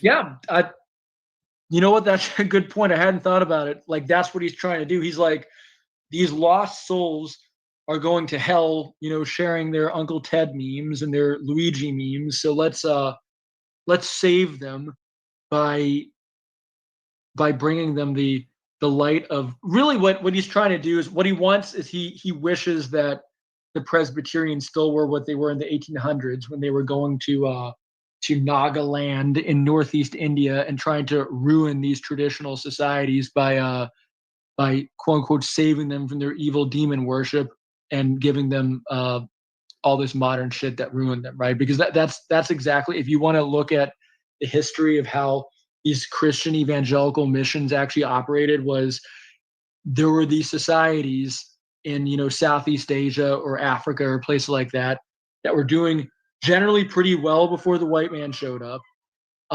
They didn't have that many diseases because they weren't in contact with civilization, so they didn't need allopathic medicine to save them.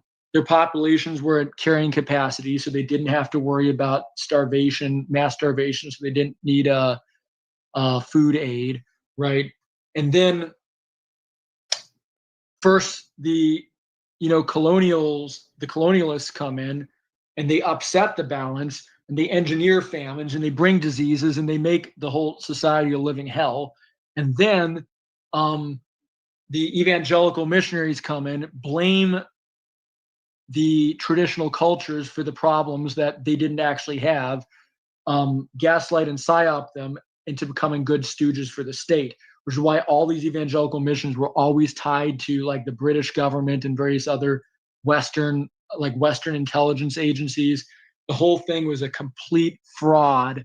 And then you get these liars like Asia Harvest that are coming around saying, "Oh no, we did the Lord's work. We saved these people from demons," and they trot out their like fake, they're like phony tribal shamans that are telling lies that are just made up stories about like, "Oh, my life was so horrible. I was miserable. I was in communion with all these dark spirits until these, CIA funded or KGB funded missionaries came in and saved my whole village and brought them all Western education, Western medicine."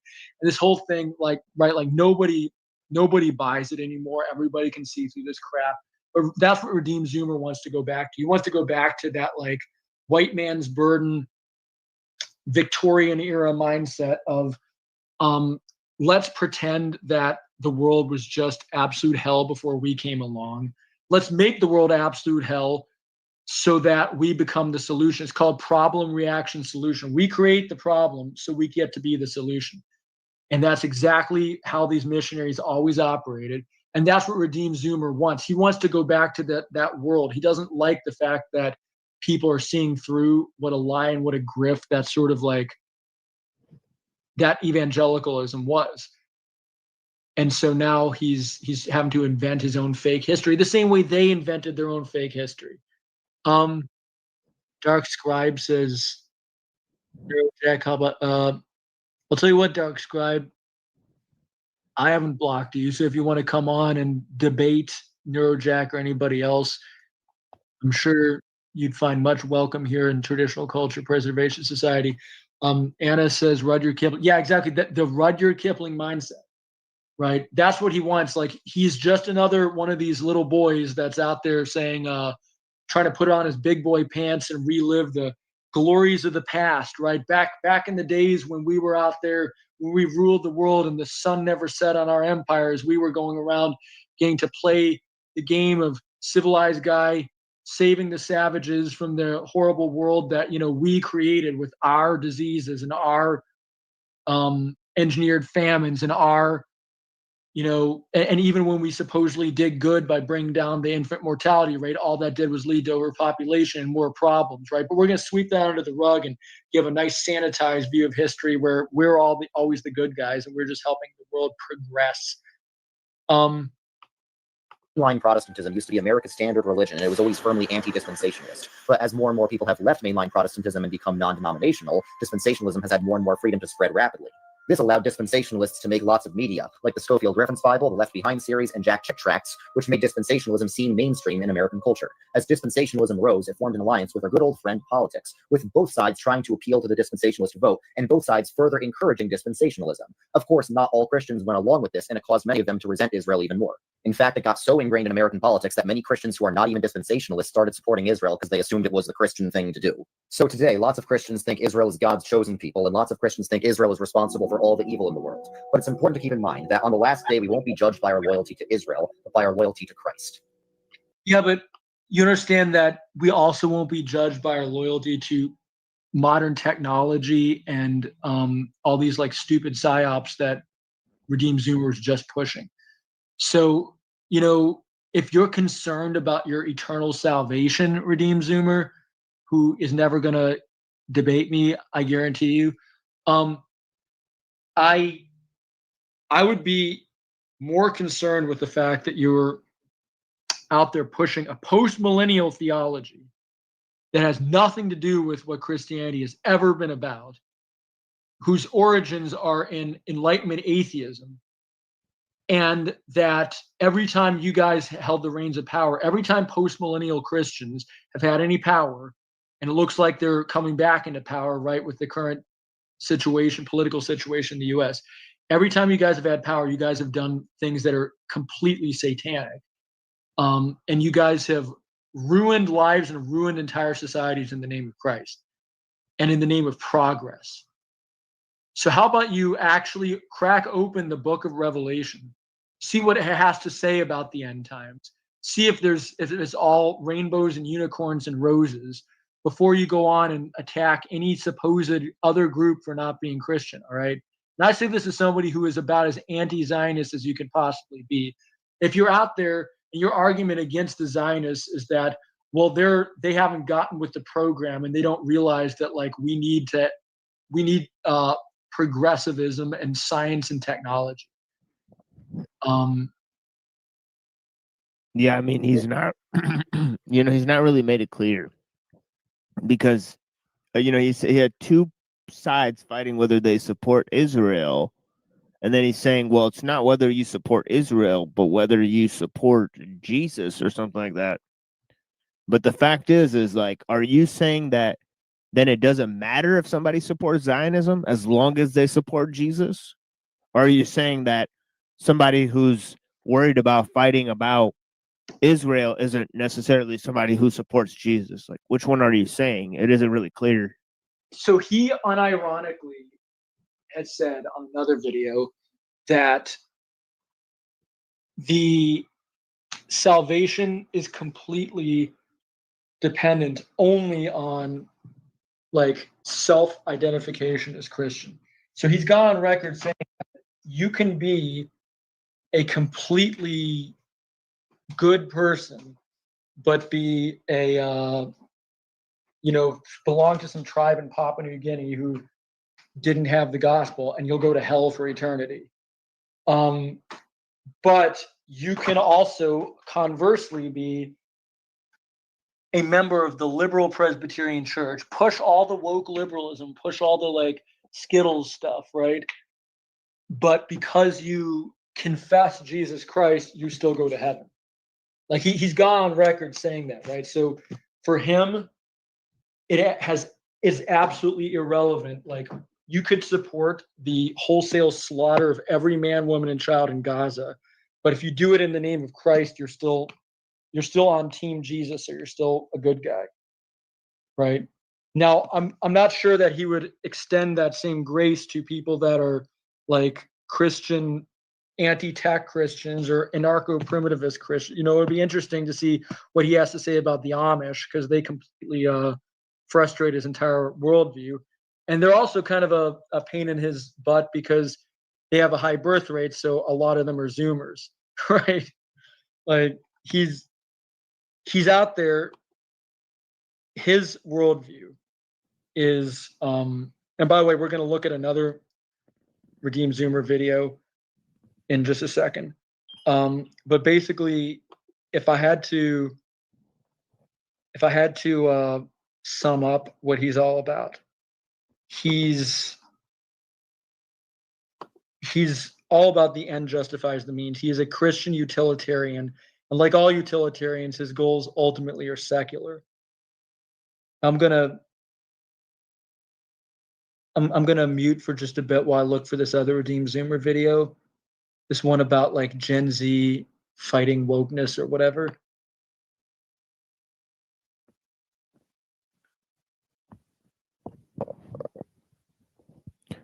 Yeah, that's another weird idea, is that, you know, like I would think that Christians would support different ideas within Democrat and Republican, you know, so they would tailor their position in a highly nuanced way. But instead, it seems like they've gone against one side, so they're actually very politically aligned usually, right? So it seems like, you know, this faux conservatism that seems to pop up, you know, they'll become aligned or they become persuaded by that. So I mean, just the entire conservative movement is a good way to hijack Christianity, or vice versa, you know, using Christianity to, you know, de-radicalize, as we've been saying. But yeah, no, it is interesting, right? That like there was a time when Christians were mostly on the left in America. Like people don't realize this, but like 100 and something years ago, the top like Christian evangelical in America was a guy named William Jennings Bryan, and he was a socialist. So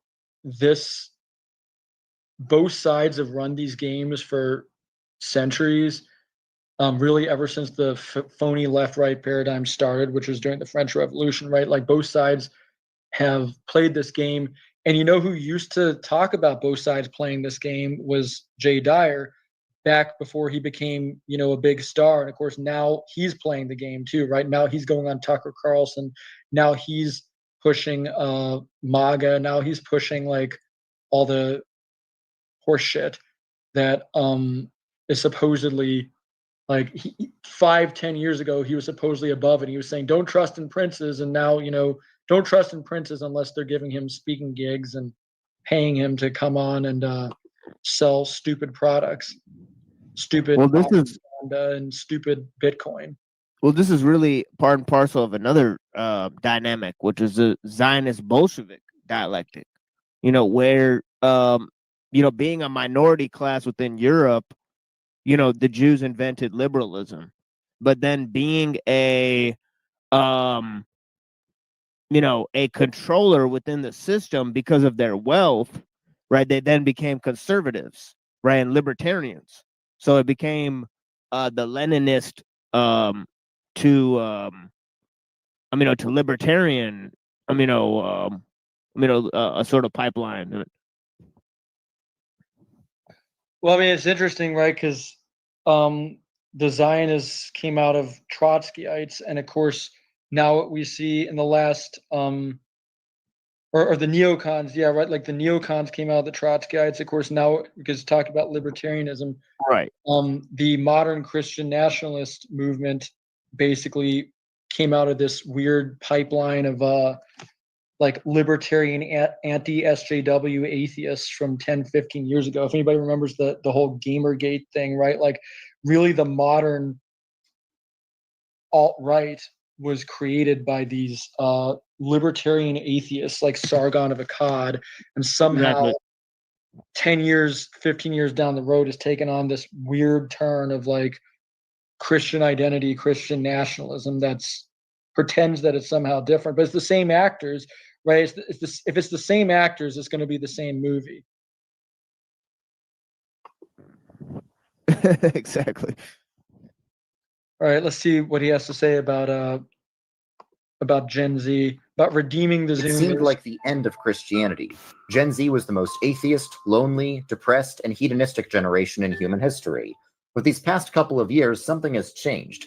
Gen Z has reversed the decline of Christianity. For the first time ever, children are more religious than their parents, and there's more interest in traditional Christianity than ever before. How did this happen? Gen Z was the first generation to be raised in a secular, post-Christian environment. They were the guinea pigs for the experiment of secularism, so they got to see the effects of secularism firsthand. So here's what it was like growing up Gen Z. Welcome to school. Hope you're excited to sit still and do mindless work for 8 hours every day. Not really. That sounds like a mental disorder. These pills should help. Okay, so how do I get good grades? By learning and being creative? No. School is designed for 20 highlighter girls who are neat and organized and submit meaningless homework on time. Not for guys like you with energy and motivation. Now here's why you should hate your country, race, sex, and religion. Okay, now I'm gonna try to get a girlfriend. Girlfriend? These days people just do casual hookups and situationships, and we're only interested in like 10% of guys, which does not include you. And you're happy about all this? Oh no, I'm dying inside, but I can't act otherwise due to social pressure. If you don't get your grades up, you're gonna fail. What about the kids who never go to class or do homework but graduate anyway? Our school isn't allowed to fail those kids due to PR. Well, I have no motivation to work either. What's the point of all this? Hey now, if you get all A's and get into a good college, you might even afford a tiny apartment someday. Well, that's depressing. You're depressed? Seems like you need therapy. No, I just want to know what I'm even working for in life. Sounds like a chemical imbalance. These pills will make you numb to it all. Well, hang on. Isn't he a big promoter of giving those pills to all these indigenous people that don't need it? Wasn't his entire last video about how if you don't support whatever stupid trend they're giving in the world of like science and medicine and technology, that means you're a Zionist? Like, again, we're seeing him play this game, right? Where he knows, right, because he's Gen Z himself, he knows deep down inside why this generation is so miserable and unhappy with the modern world, right? He knows that the modern world is evil and horrible and that it's, probably scarred and traumatized him. But at the same time, he's hearing the squeaking of those shekels rubbed together, right? And he's like, he's not going to actually give you a real solution. And we know that because we saw his last video. Yeah, I mean, what exactly did they win here? Right? So the entire structure of society is fucked up. So much so that kids are forced to perform well at school or else they'll be medicated. Right? And the victory is that although these conditions created these fucked up children, there it's not that the society's conditions that are totally fucked and are creating these horrible situations for these children, right? That's not the problem. Oh, but the problem is that rather it's a silent victory because these kids are becoming traditionalists online, right? So they're LARPing as Christians or conservatives, right? Like that seems stupid. And that's the thing, right? Like, yeah, and that's a really good point. How is this actually going to change society, right? Like, how is this? What's going to be the result of this? Because if they're all gravitating towards somebody like Andrew Wilson or Jim Bob, all they're going to do is they're going to have the exact same miserable life, but now they're just going to, instead of it being some atheist giving them all their happy pills, it's going to be Andrew Wilson and Jim Bob, both of whom completely support allopathic medicine and big pharma, giving them their happy pills. So what, like, again, what victory have you won in any way imaginable? Like, but the only thing to him that matters is like self-identity. So if you can theoretically get 100% of people to say, I call myself a Christian, then you win in Redeemed Zoomer world, right? Like that's all he cares about. The only two things that he cares about is Christian self-identity and utopian liberalism. Yeah, like This was these a pretty kids. normal experience for Gen Z. Whoops, my bad. Yeah, Ned. no, yeah, no, just gonna say that these kids that fried their brain, sitting on the internet, they're not winning victories by clicking on Christian talk shows online, right? Like this is not a sizable victory, right? Just a buttress your last statement, but yeah. Yeah, and by the way, and you know who the Christians that are supposedly saving Gen Z are? The people that are leaders of this new Christian revival are people like Andrew Wilson and Radim Zoomer and Timothy Gordon and Nick Fuentes and all these people that are being propped up by the establishment to give these horrible takes. So all this is just a masturbatory, self-congratulatory look at me like I'm important because now I have like an army of incels online that are still miserable and nihilist, but now they're miserable and nihilist. Men. They grew up lost, hopeless, lonely, and with no meaning in their lives. They also grew up surrounded by wokeness, which celebrated many groups of people, but said that men were the oppressor group and needed to take a back seat in society. The only voices speaking against the status quo were Christians and the cultural right, which have always had an uneasy on and off alliance with each other. There's a lot of overlap between them because they often support the same things, but for different reasons. But again, this is assuming that there's no wokeness on the right, too, right? Like, exactly.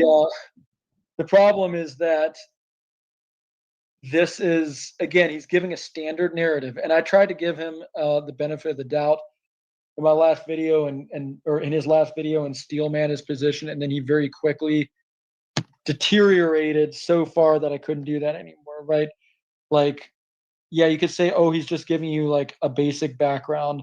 But the truth is that these right-wingers, this like conservative movement in America is just as dangerous as the left, right? From the standpoint of traditionalism, from the standpoint of what I would think is the shared beliefs of Christianity, this thing that we're seeing, this bizarre egregore of mass demonic energy that we're seeing coming out of like the Christian nationalist / right wing / Republican / conservative, whatever you want to call it, this movement, it doesn't really seem to be like that different from the atheist left, except that's maybe more dishonest, right? Like the atheist leftists they're going to straight up tell you that they want to destroy everything traditional, everything meaningful, everything valuable about the human experience.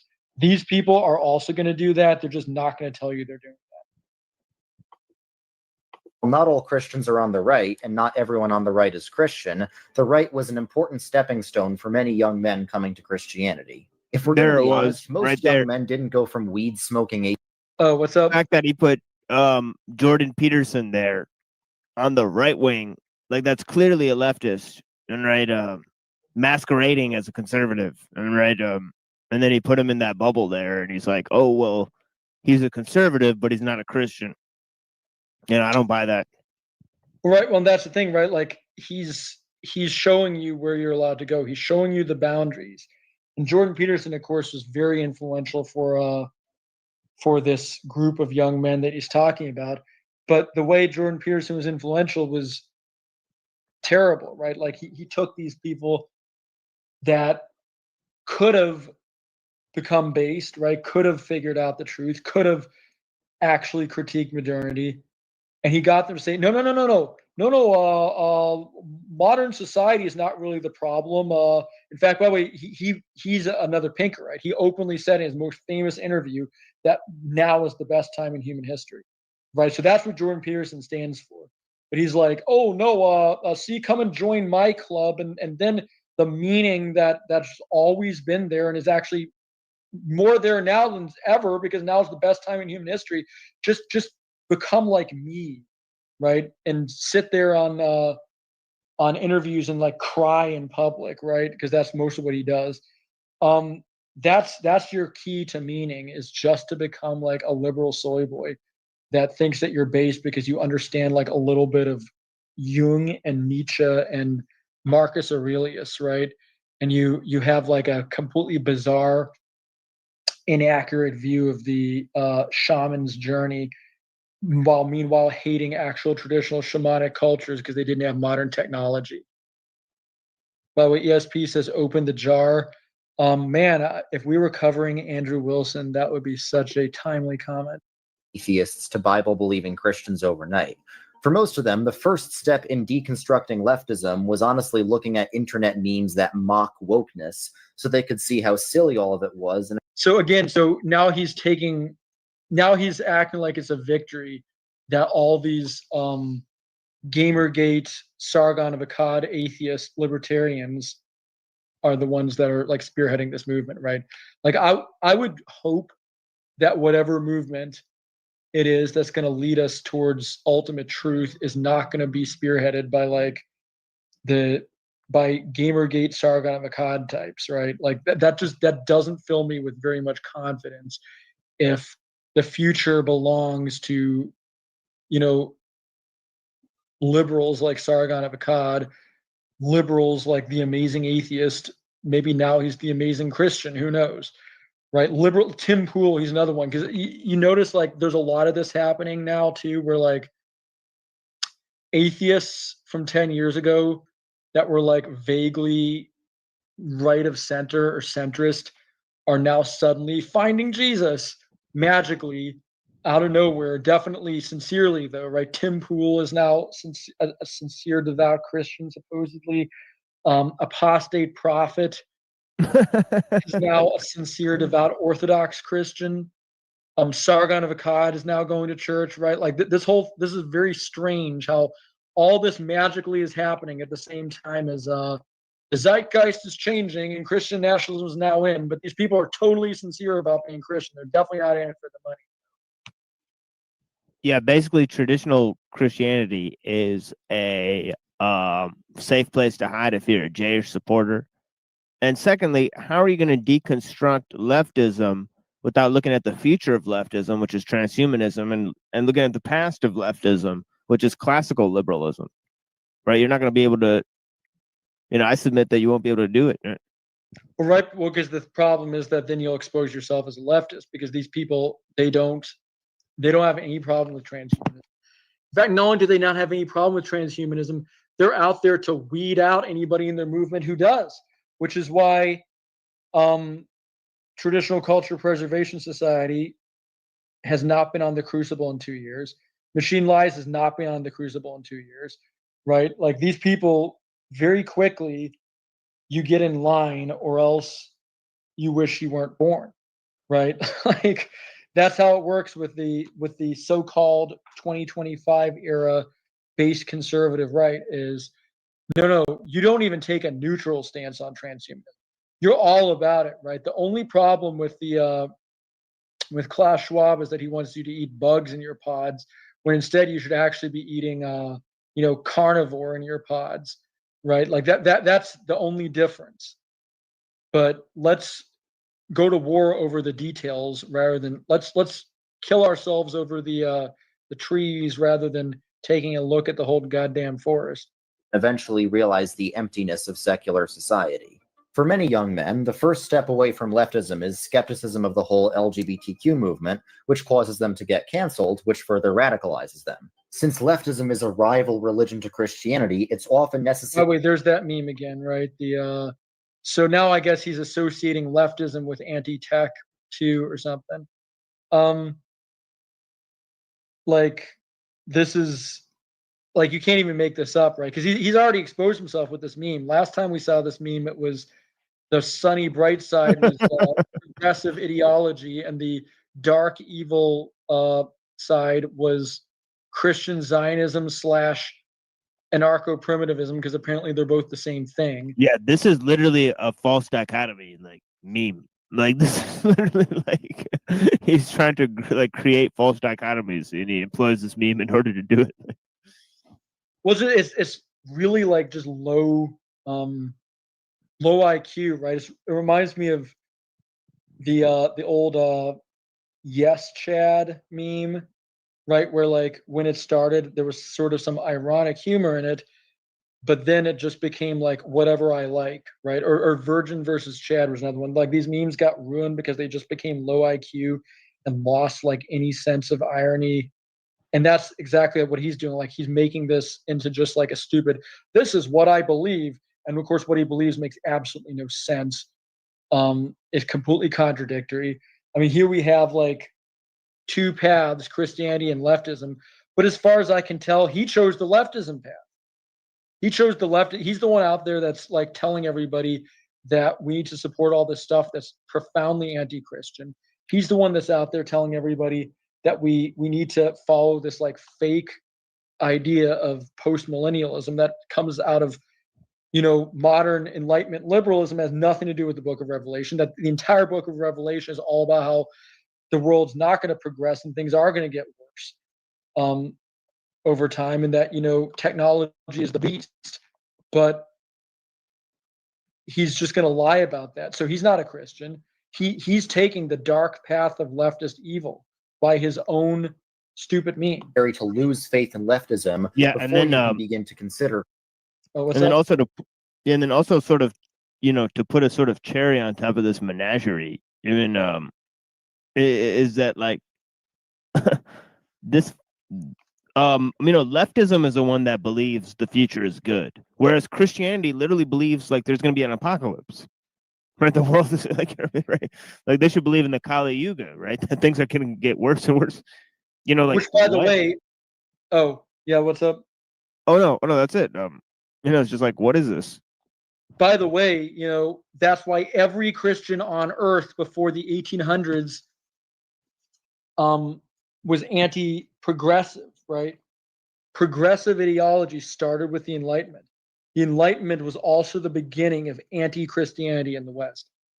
And I know there are people there that were supposed Christians that were part of the Enlightenment, but the Enlightenment as a whole, Enlightenment ideology, the original enemy was Christianity, right? That was especially Catholicism, but even Protestantism to some extent. That was the OG enemy of the Enlightenment, of the Enlightenment liberals before they were even thinking about like attacking Islam or something. Their first target was Christianity, because they saw Christianity as the main that was the chains that were shackling humanity to their dark, violent past, right? Thomas Hobbes, who invented this whole lie myth about how hunter-gatherers and traditional societies were all horrible and evil, he was also vehemently anti-Christian. He was vehemently, I don't know about atheistic, he may have been more of a deist, but he was completely anti any sort of religious revelation whatsoever. Yeah, he was pretty much an atheist. You know, I don't think he believed that human, bodies had souls. He like studied and promoted science and stuff. Yeah, he was not. He was clearly not a Christian if you read the Leviathan, right? But yeah. And that's the thing, right? And in fact, these people, they all, and somebody else who was heavily influenced by Hobbes, and actually was almost sort of just a clone of Hobbes, was Edward Gibbon, who wrote The Decline and Fall of the Roman Empire. And of course, that book was extremely atheistic, and it was also extremely like Whiggish, right? It was all about like, there's this whole theme of like constant human progress in Gibbon as well. So yeah, this whole ideology was basically made to destroy and subvert Christianity. And you know what? It worked, because now we have Redeemed Zoomer out there saying this is Christianity. Yeah. Yeah, Gibbons actually blames Christianity for the fall of the Roman Empire. It's crazy. Which, you know, but that's the thing, right? Like, these people, they're not your friends. If you're a Christian, none of this entire package is your enemy, is your complete, total enemy. Which means by proxy, anybody preaching it is your enemy, which means Redeemed Zoomer is your enemy. It means Andrew Wilson is your enemy. It means Jim Bob is your enemy. It means Timothy Gordon, who says that he doesn't respect any society that doesn't have electricity, is your enemy.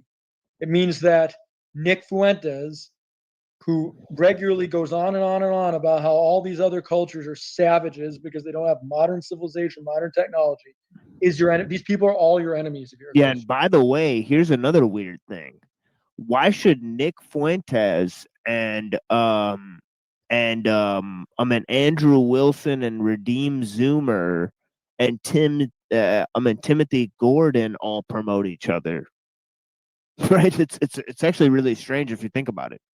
You're right. I mean, these people are supposed to be out there, attacking each other, right? Like, why are Timothy Gordon and Jay Dyer friends, right? And I know they're friends, they're buddies, and they brag about being buddies. I don't know if they still are after the debate, probably.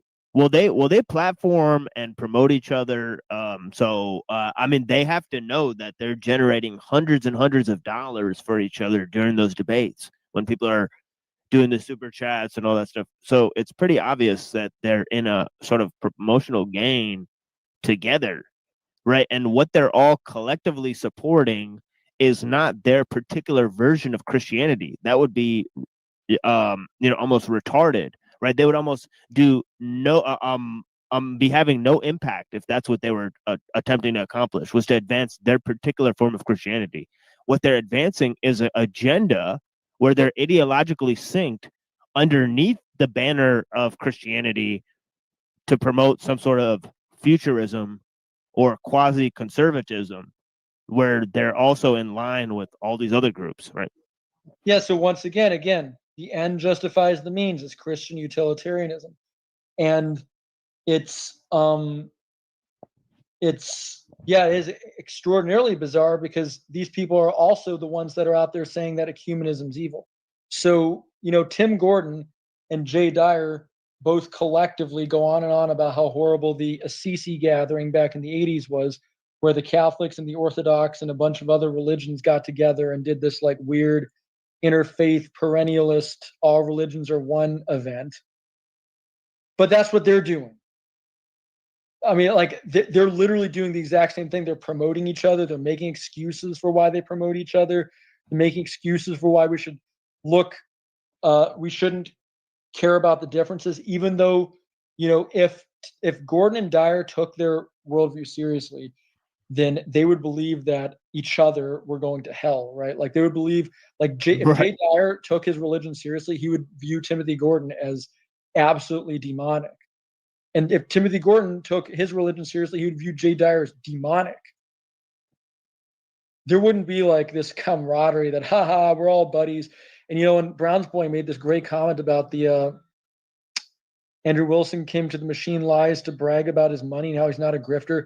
Oh my God, did anybody see Andrew Wilson, his performance coming on to Southern Israelite a year ago when the big scandal happened where it turned out that Rachel Wilson was not the trad wife she claimed to be, and Southern Israelite covered it in detail, and then Andrew Wilson got like really pissy and butthurt, and to be fair, actually did something that none of my ops have ever done except for Hank, and actually came on and debated him, right? But it was pathetic. It was like the whole thing was just like, my platform's bigger than yours, ha ha ha ha, and well, I'm doing this for entertainment, right? Basically admitting that he's not serious about anything he believes. So Andrew Wilson has on record, and you can go check out Southern Israelite's channel where this was all exposed, on record on Southern Israelite's channel. Andrew Wilson admitted that he's not serious about anything he does, and he's just doing it for shock value and entertainment. Yeah. When pressed, he will say that. He'll say it's just a business. It's just for entertainment. That's right. So all these ideological, sort of, bravado that he's like this sort of crusader. That's just all a LARP. When pressed, it's just a LARP. And you know what? But the thing is, again, he's like a smarter version of Redeem Zoomer. This is why the Ortho Bros are a lot smarter and more successful than these like Protestants on YouTube, is because like they know, maybe they've studied the Kabbalah deeper or something, but they know how to manipulate people. This guy doesn't, right? Like, this guy's still at the level of thinking that this meme is going to convince somebody, right? Like this is like a low IQ tactic. And to be fair, some of the Ortho Bros are pretty low IQ, like Jim Bob, right? But there's some that are a little more sophisticated. Jay's a little more sophisticated. Andrew Wilson's was a little more sophisticated. I think he's mostly a lolcow now, but like he had his day, right? Christianity. Not only did Gen Z lose faith in leftism, they lost faith in modern society generally. Because previous generations... Yeah, well, and that's the thing, right? So that's the point I was making about my last video. It's a package. Like, Gen Z didn't just like magically out of nowhere become like, I'm going to pick and choose, and I'm going to feel disillusioned by some things, but I'm going to absolutely adore other things. It's a package.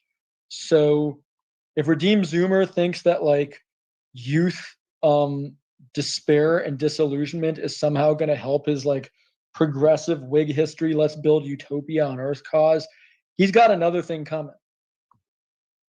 Were living off of the benefits of Christian society, they were able to have more faith in the material things of this world. But since society for Gen Z looked more bleak, they had to turn to spiritual things. By the way, you notice what you just said there, and it's easy to miss for like a lot of normies, but he literally just said that previous generations were living off the benefits of Christian society. Then he showed a picture of the Manhattan skyline. The implication of all this is exactly the same thing that inspiring philosophy does, where the implication is Christianity is good because it leads to material prosperity, technology, and Right. materialism. Yeah, never mind that the city like that or San Francisco or something, that's where, Christianity goes to die. Right? So pretty weird stuff, right? Like, Well, I mean, where is this, like, how does one square any of this with the teachings of Jesus? Like, where does Jesus say that that the truth of Christianity by all the technology and all the wealth it produces, right? Like, as far as I understand, it's been probably a decade or so at least since I've read the New Testament, but from my understanding, there's a pretty strong theme running throughout the entire New Testament that being rich is not a good thing, and that rich people aren't good people, and that a rich, wealthy society is probably not a very good society. yeah, and was Jesus promoting like look around, look at the progress and the wealth of the world, and then try to associate yourself with that and have a positive outlook on all that, right? For the purpose of your salvation. If you have a negative outlook towards that's sinful, I don't know. I don't really see that in the entirety of the Gospels, really. I mean, that just seems sort of misplaced. Yeah, I mean, I would argue that from a traditional Christian perspective, the biggest sign that one's denomination is wrong is if it's leading to all this crap, right? Like, I mean, if this were what Christianity were about, then the Roman Empire would have been the good guys in the Bible because they were the most powerful, technologically advanced, wealthiest state in the ancient world. So are the Roman Empire the good guys now? Maybe that's what Jesus said about render to Caesar what's Caesar's. Maybe that should be reinterpreted to mean like Caesar was actually good. So bizarre. For meaning in life. This can loosely be applied to the generations. Previous generations were able to take a successful society for granted and saw less of a need to turn to God, but that made them weaker and less religious, which made society worse, which is making Gen Z turn to God. This also applies to countries. It's a common pattern that after centuries of Christianity, especially Protestant Christianity, countries will become insanely successful, but then due to their success, they'll forget about God. Yeah, but how are they? Again, it's like, so he's using this like worldly liberal definition of success. If they're forgetting about God, how are they being successful from a Christian perspective? Wouldn't a real Christian say that like the Middle Ages were the most Christian time in history, even though people living then were poor, even though people living then didn't have, they had better lives, I would argue, than people now. Certainly they had more free time than people did now, but they did not have, modern crap. They did not have money enough to spend on, useless garbage. They didn't have nice houses in the suburbs. They didn't have air conditioning. So they didn't have electricity, which is the only thing that Tim Gordon cares about by his own admission. Yeah, like this is like he's so close to seeing what's actually going on with this like analysis here, but he says I mean, it says Christian men create good times create atheist men. He should replace atheist with liberal, right? Good times create liberal men create hard times, right? But what leads from Christianity to liberalism is the technology, right? I mean, there's so many layers of problems, right? Like, because he doesn't want to address the elephant in the room. He doesn't want to, critique technology or modern liberalism in any sense. It makes the whole thing just look ridiculous. And I mean, look what he's doing, even like with this stupid graph. It's like, I don't know what the flag is up there on the top, but the American flag is the one for the Christian men. The Swedish flag and the Norwegian flag are the ones for the good times, right? So he's basically sort of saying like America's world police, and they're the ones that are defending Sweden and Norway, which is true, but like, I don't know, is he saying that that's a good thing? Is suddenly America allowing these like parasitical states that wouldn't exist on their own to exist because of the like phony imperialistic Pax Americana? Is that good? And then of course you get the China flag for the bad atheists, right? Like, I don't know, there's a lot of bizarre subtext even to like this picture. Yeah, but I mean, ultimately, it's an Ouroboros, right? Like, it's right. And that's another good point, right? So like this graph almost makes it look like there's codependency, right? That like Christianity and atheism and liberalism can't exist apart from each other, right? Isn't Christianity supposed to be the solution to this? Aren't we supposed to hope for a world where we don't have to deal with atheism and liberalism? I don't know. It's very weird. This is also the pattern we see in the book of Judges many times over. Let's start with the end of the world, why don't we? Get it over with and move on to more interesting things. All right. The things that people often get meaning from, like money, romance, achievements, friendship, and self-image, are not necessarily bad things, but when they become ultimate things, meaning things that you can't have meaning without, then they become idols, which means false gods. Now, sometimes... By the way, this is coming from the person that literally said his chief argument for Christianity is that it creates material prosperity. But definitely don't make an idol out of money. Is when people lose all of these things and can't get any meaning from them, they turn to Christianity because that's something that can never go away. The reason people are starting to favor Christianity over secularism is because Christianity offers objective goodness, truth, and beauty. Modern secular society says those things are just subjective opinions, which... Wait, you notice... Oh, what's up? No, it's just interesting that he mentioned the Platonic synthesis, right? Oh. Goodness, truth, and beauty as Christianity, right? It's kind of weird, right? Oh man, actually, you're right. That is very fascinating, isn't it?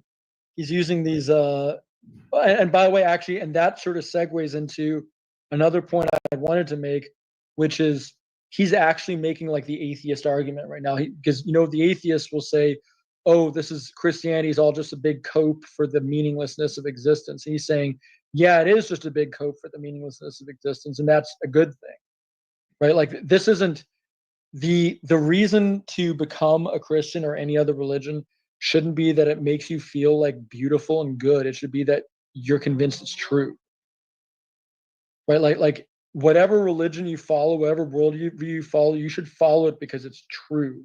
I mean, he says truth, but like, you know what I mean, right? Like he's focusing almost on like how it makes people feel, which is what atheists do, right? Because atheists try to reduce everything to chemical reactions in the brain.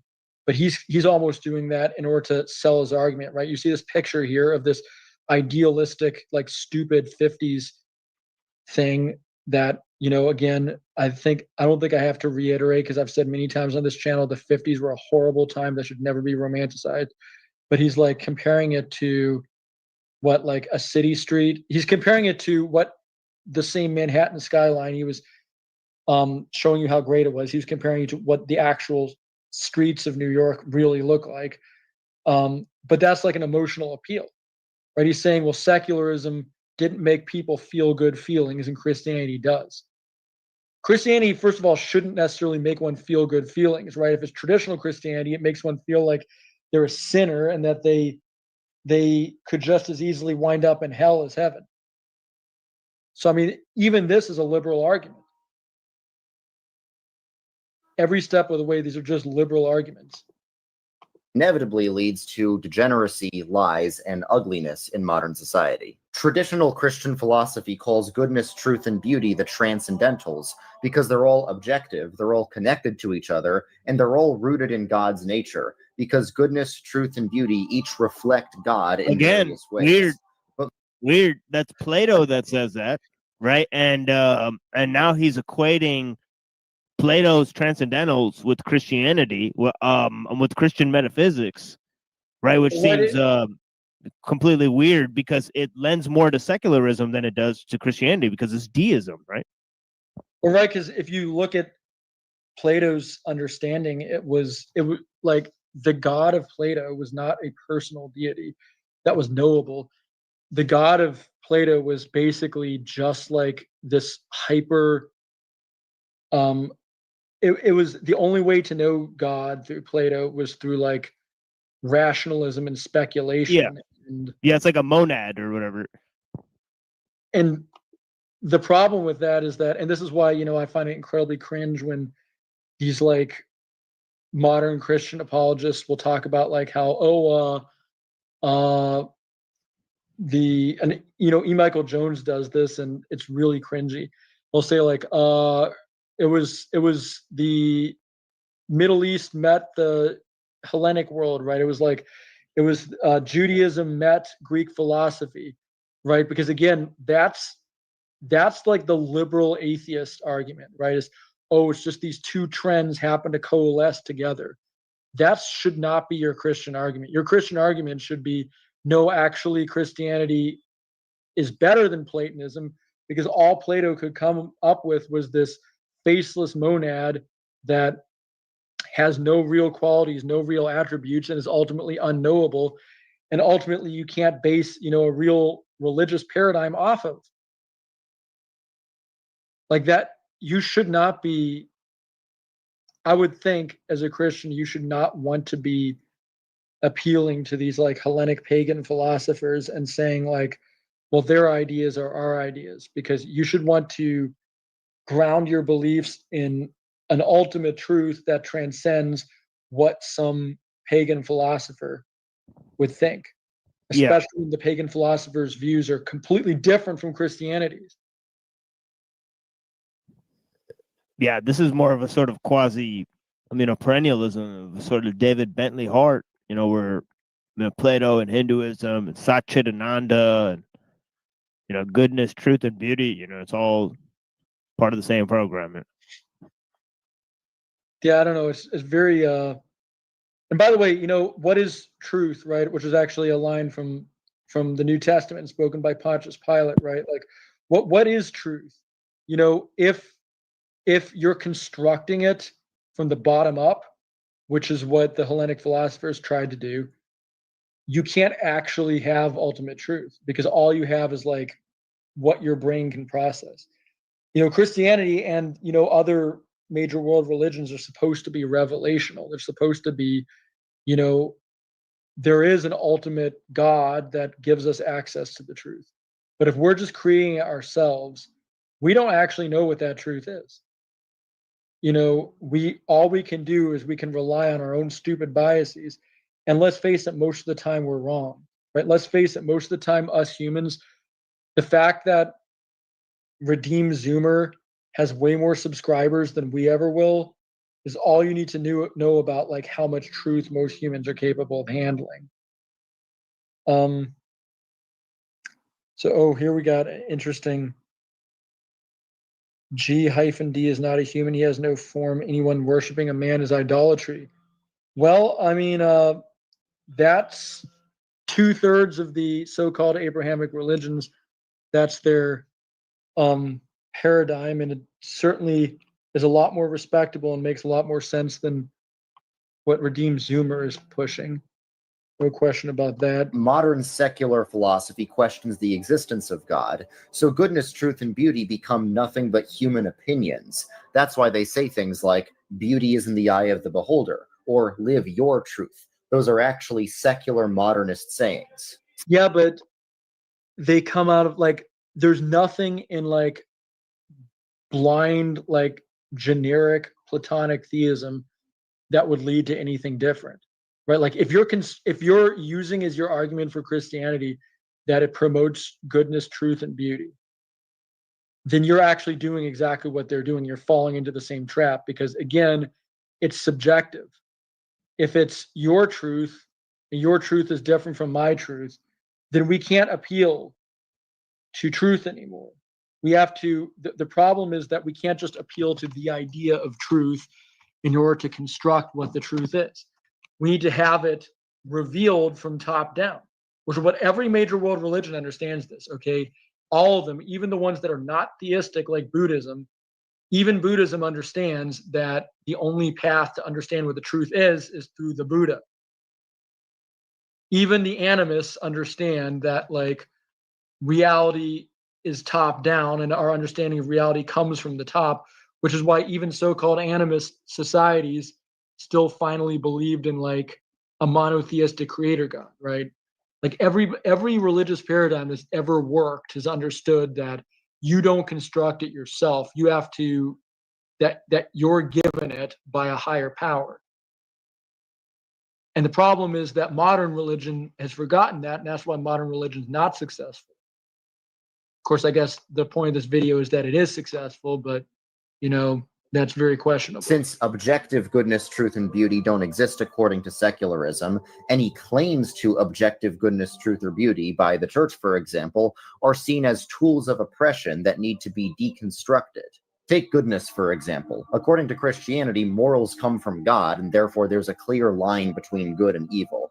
So the so-called traditional family structure is not... Okay, so once again, so now he's equating morality to 1950s gender roles that are ridiculous and did not exist before the 1950s. And you notice like they'll all do this. And even people that I like respect a lot more than I respect Redeem Zoomer, like What If Alt Hist, he even does this stupid crap where he'll like construct this straw man of what things are supposed to be. And it's stupid. It's a stupid straw man, right? Like the idea that the picture on the right represents what 1950s. Yeah, values, like it's totally weird, right? Type of equation here, right? Like post-industrial society is basically traditional, quote unquote. Weird. It's another emotional appeal. It's another appeal to some bizarre nostalgia.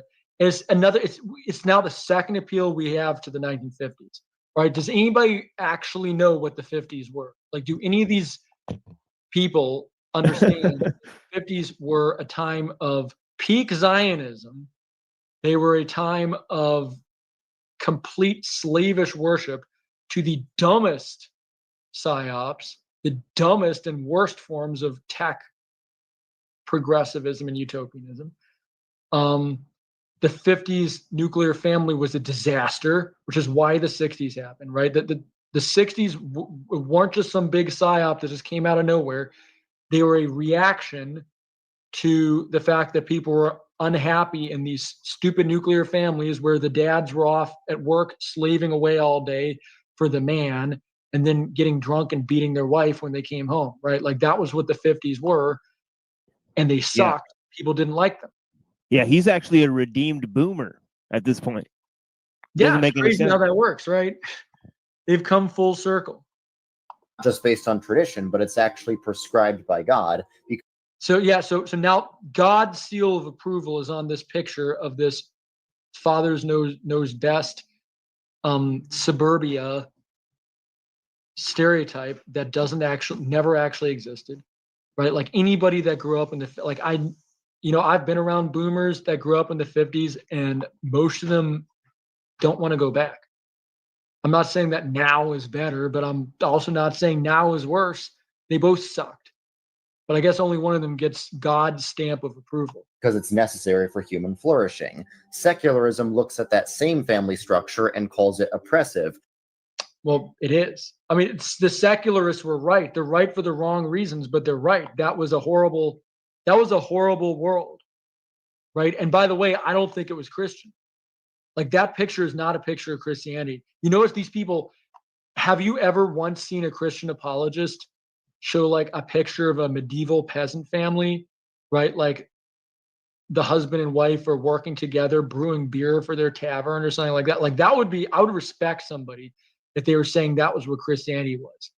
But no, they're saying like some society with like 30 to 40% church attendance from 70 years ago, and the churches were all liberalized, right? Because, like, let's face it, right? All the mainline churches in the 50s, they were already completely liberal. They were already pushing like the idea that the Bible wasn't really true and we should deconstruct everything. That was the truth back. Okay, that's the truth. That might not be your truth, Mr. Postmodern Redeemed Zoomer, but that's the truth. The truth is that your liberal utopia with it was liberal, but it was just liberal enough. It was just Christian enough and just secular enough. That was a nightmare, and the reason it disappeared was because it was supposed to disappear. Because the whole point of the liberal project is not to just freeze at one nice point that you like. The point of the liberal project is to go on forever, getting worse and worse and more woke and liberal. Because it's just based on arbitrary restrictions of people's rights. So they do everything they can. Again, here we go. So it's necessary for the flourishing of society for the male breadwinner to slave away at his corporation while the women raise the kids and thereby feminize them because they don't have a male role model, right? That's necessary for the flourishing of society, according to Redeemed Zoomer. Like this guy fucking sucks. This guy's horrible. Deconstruct it. They encourage women to be childless workers into their 40s. They encourage young women to party and sleep around and never settle down. They promote no-fault divorce, which breaks up families. They promote the LGBTQ movement, which breaks down the barriers between genders. And they promote abortion. Previous generations saw the absence of restrictions as free. Yeah, this guy is beyond stupidity at this point. Has he never read a book and he has no idea that the Industrial Revolution is what got women into the workplace? But it's so weird. He doesn't understand anything. It's like he thinks everything bad about the world just happened because like some evil hippies in the 60s decided to experiment, right? Like, he knows so little about history. He knows so little about, by the way, like, because he talks about like all the degeneracy of, Skittles or whatever, right? Like, that crap was going on before the 60s, all right? Like, that crap, like a lot of the sexual liberation stuff, that was very well going in Europe by like the late 1800s. And it was very well going in America by like the early 1900s. These people never remember that there was something called the Roaring 20s, do they? They never remember that it was whatever that would be, the lost generation. They were like some of the biggest degenerates of all. By the way, welcome, Neurojack. Yeah. Is this still a Redeemed Zoomer video we're watching? It is. It's what's up? Well, no. Well, the interesting thing is that all these guys will be nice to this guy, even though he's like a Protestant. But then when you are even an Orthodox person and you go against like their view of the their view of the world, they'll be like really upset with you, right? But yeah, it's funny how it works, isn't it? It's like these guys, they all promote each other. They all, I mean, in ways that are like sometimes really disgusting. Like, they promote each other's stupidity. Like, there was the big controversy, and to be fair to Nick, which I usually do not say positive things about him, but to be fair to him, he actually critiqued a few months ago. There was this stupid thing called wife jack I've covered on my channel. It was this like really cringy millennial thing where like these loser beta males, right? These loser guys, conservative guys, were basically like glorifying the fact that they were weak and couldn't resist like having sex with their wives or something, right? Like it was just this very bizarre, like cringy, like effeminate thing that these guys were all getting into. And Nick Fuentes, to his credit, was attacking it, which is good because it was horrible and incredibly cringe and should be attacked. But like Redeem Zoomer and Trent Horn basically got together, and one of them is a Catholic, a liberal Catholic, and the other one's a liberal Protestant. They got together and they basically were like just going on Twitter, trying to like attack all the incels, attack all the haters over this stupid meme, the stupid unfunny meme that they were obsessed with because they're weak beta men. It was the most bizarre controversy Well, I've ever seen. you know, I don't want to jump into, I don't want to like derail what you're talking about, but a lot of these like memes are pure psychological warfare of the highest order, really. And you know, I know that sounds like very like you know, hyperbolic, but I don't think it really is. And yeah, and just to address a couple things in the chat, one person said Christianity is idolatry and false. It's misappropriation of the Jewish way. Well, I would ask, like, what about other things like Hasidism or Chabad Lubavitch or you know, or Sabbatean Frankism, or like, are those idolatry as well? Like, you know, how do you define what is correct and what is not correct? And then Lethal Bubbles down here is saying gayness is more trad than Christo-fascist like Fuentes will ever be. Nick is a socialist and a fake American. He's a real Catholic. And so like I can understand somewhat of what that means, but I'm just kind of curious like what this person believes in as opposed to that. But anyways, so what I wanted to jump on about was I'm trying to think of how to put it. I don't know. This situation with all this stuff is a lot. I don't know. I don't want to like say I don't want to say what I really want to say. I'm trying to think of like a nice way to put it.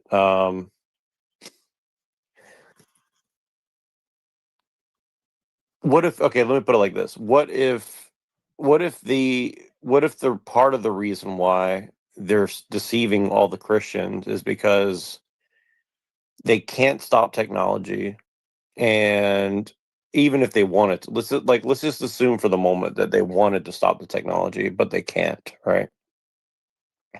And so the best thing they can do is like keep the Christians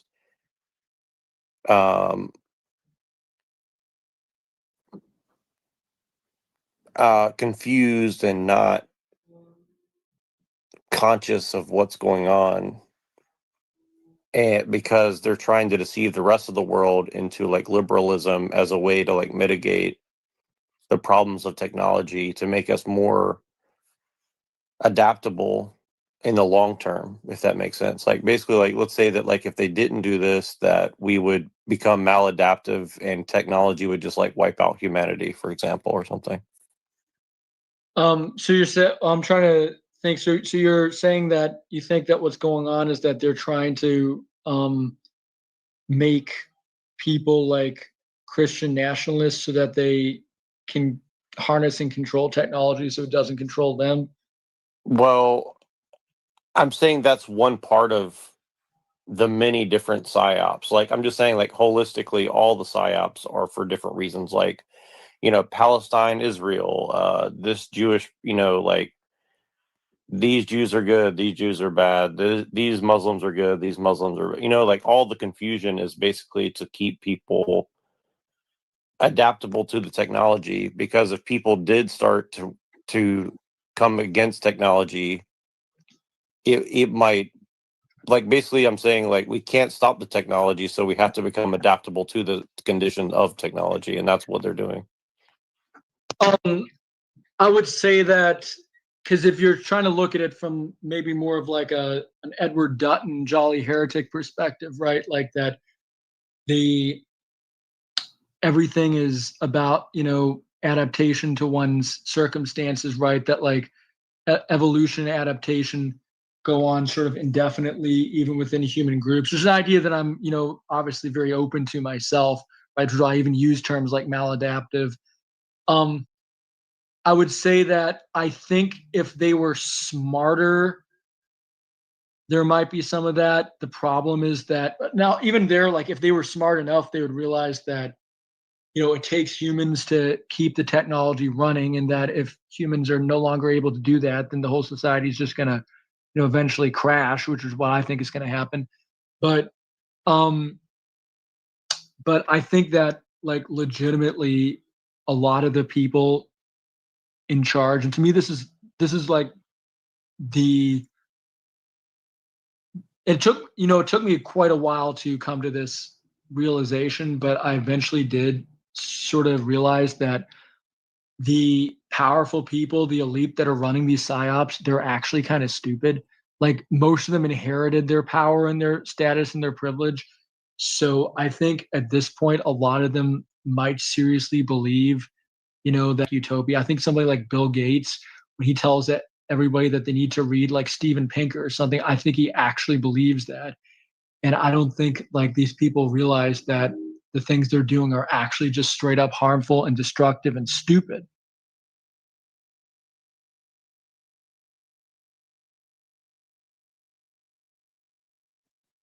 Well, I guess what I'm saying is like, well, I don't think that all the people are stupid just because the amount of occultism that they use to like code things with, you know what I mean? But I guess like what you mean is like they don't really have predictive power of like how things are really going to go, if that makes sense, right? Would you say that like they kind of don't really know like they can't really predict what's going to happen, so they're just trying to like hedge all? I mean, I feel like they're gambling, right? Like they're trying to like they're just trying to get the odds in their favor, right? Like how do we get the odds closer and closer to like in our favor, where we don't crash society, but we build the technology to a certain level that we want. So if it does crash, like at least the elites can kind of survive it or something.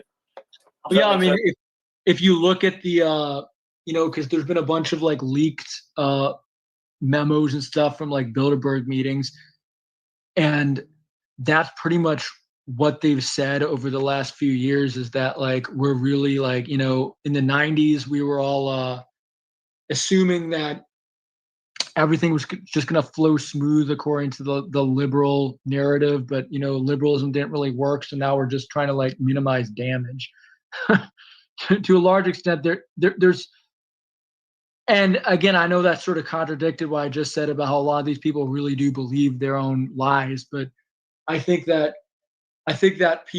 these people really like deceive themselves for many, many years, and it's only slightly starting now to dawn on them that, oh wait, actually maybe we fucked up, right? Maybe we actually maybe the situation might not be that great for us moving forward, and we got to do whatever we can to not make it worse.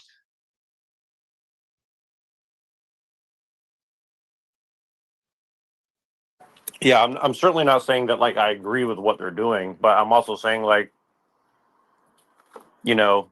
it's like if I had to guess what's really going on, like 99% of the quote unquote elites have no fucking idea what's going on, like you're saying. But I'm saying that like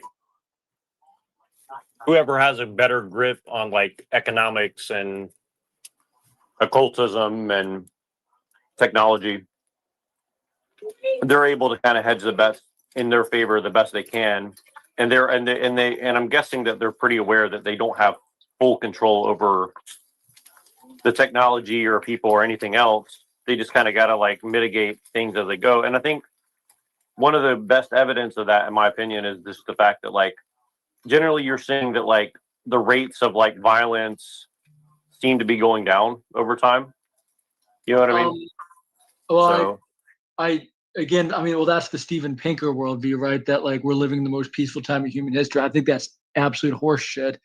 I think that that's just propaganda for the Pax Americana, because what they do is they artificially define all the like horrible things that we do are somehow not violence, even though they clearly are, right? Like all the times that civilians get blown up and shit, or people get starved, and famines that are pretty clearly our fault, right? That's just as magically not counted in the list of acts of violence or Yeah. atrocity. No, I So- get you. No, I get you by that. But what I mean is, like, I don't think we're going to see like another like World War II, or like what I'm saying is like relative to the amount of people, the scale. Like, I'm not saying that they won't do it, but what I'm saying is like, if they do that again, I think they're going to make sure that they've hedged their bets. Yeah, I will say I think that they're going to continue to run on periodic fears of a World War III, which is, we saw that this year, obviously. But like, I also think that they don't want a World War III because they know that nuclear power works, and that even if they construct their best fallout shelters, there's no guarantee that they'll escape, right? Like, so I think ultimately, and by the way, I think, and this is why I say even at the very tip top with the like highest level occultists, I still think they're fundamentally naive and stupid, because the highest level occultists, they're now transferring their blind trust to these demons, basically. And if you're trusting demons, you're almost like the stupidest person of all. So, right, like I don't think. I agree with you. I think it's kind of like spiritual autism or something like that. I think other people said something similar, but Yeah, and that's the thing. But I think it's the worst. Really, it's the worst possible position for us to be in as a collective species, and that like it's the living embodiment of the inmates running the asylum, and that's not where we want to be. yeah, I mean, I agree with you. I think so again, like I'm definitely not defending all the stuff going on, but what I'm saying is that I think that's kind of why I'm trying to think of the right way to put this, but like I think the reason why there's not a simple answer about any of these individual people, like let's just use Redeem Zoomer as a example, right? Like this guy probably barely knows his ass from the hole in the ground, So, and I don't say that like insultingly. I mean, like he's just some young kid who probably got recruited, and they're like, "Hey, do you want to be famous?" And they're like, "Yes." It's like Mr. Beast, right? Like, does Mr. Beast fully understand like all the different psyops he's a part of or whatever? Most likely no, right? He's just there making his money and getting money laundered through his, channel or whatever, right? So to him, it's just like another day at the office, and he's thinking maybe I'll have some kids and they'll be able to like retire in Switzerland or something, right? If that, if he's even thinking that far ahead, right? So, I guess my point is that a lot. I think that some of these higher level people that I don't want to name right now, but you guys will know who I'm talking about, that understand like Kabbalah and occultism and all these things, like they know that they're doing deception, and they know that they've kind of like made a deal with the devil, right? But either A, they're spiritually blind, or B, they just decided that like, well, the gamble is worth it because maybe I'll have like immortality, or I'll have whatever, perhaps, right? Yeah, I mean, I think that either way, no matter what they are, they're thinking in the now, and they're seeing like, well, I mean, actually, really, when you think about it, it's just like any of the like folklore or mythology surrounding like deals with the devil, right? It's always works out good for you until it doesn't, right? Like these people, all they're seeing right now is, well, everything I'm doing is giving me more fame and power, so I'm why not keep doing it, right? Like if it seems to be making my life better and seems to be giving me what I want, there's an old story. I don't remember who it was that told me, but it was about like a voodoo priest or whatever in New Orleans who said to a Christian missionary, I tried praying to God, but he wasn't giving me what I wanted. So then I started praying to Satan, and he was giving me what I wanted. Like, I think that's about where we're at with those people, right? Well, that's one of the reasons I'm anti-immigration, because I've been to countries where people literally pray to gods or whatever they do as in like a transactional manner. Like, I want X and I want to pray and get what I want. Right. Oh, So see, I was raised in a culture called like that. It was called Southern America, and it was a group called the Church of God or the Assemblies of God, right? Any of those like prosperity gospel groups do the exact same way.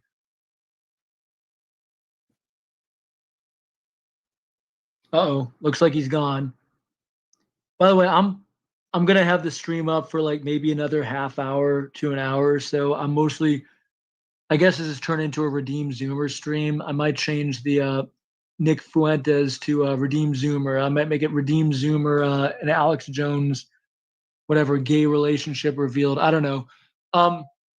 But yeah, we're definitely gonna finish up this video. I'm gonna get some final thoughts from people, and we'll take it from there.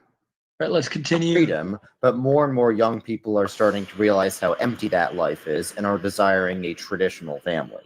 Now let's talk about truth. Christians believe that truth comes from God, revealed in the Bible, but once we understand that, we can also study science, because science is the study of God's creation. Christian ideas laid the groundwork for modern science because they believe the world was created by an Hey, here we go. So we have this again, this appeal to like, oh, look, all of our modern tech advancements, all of our,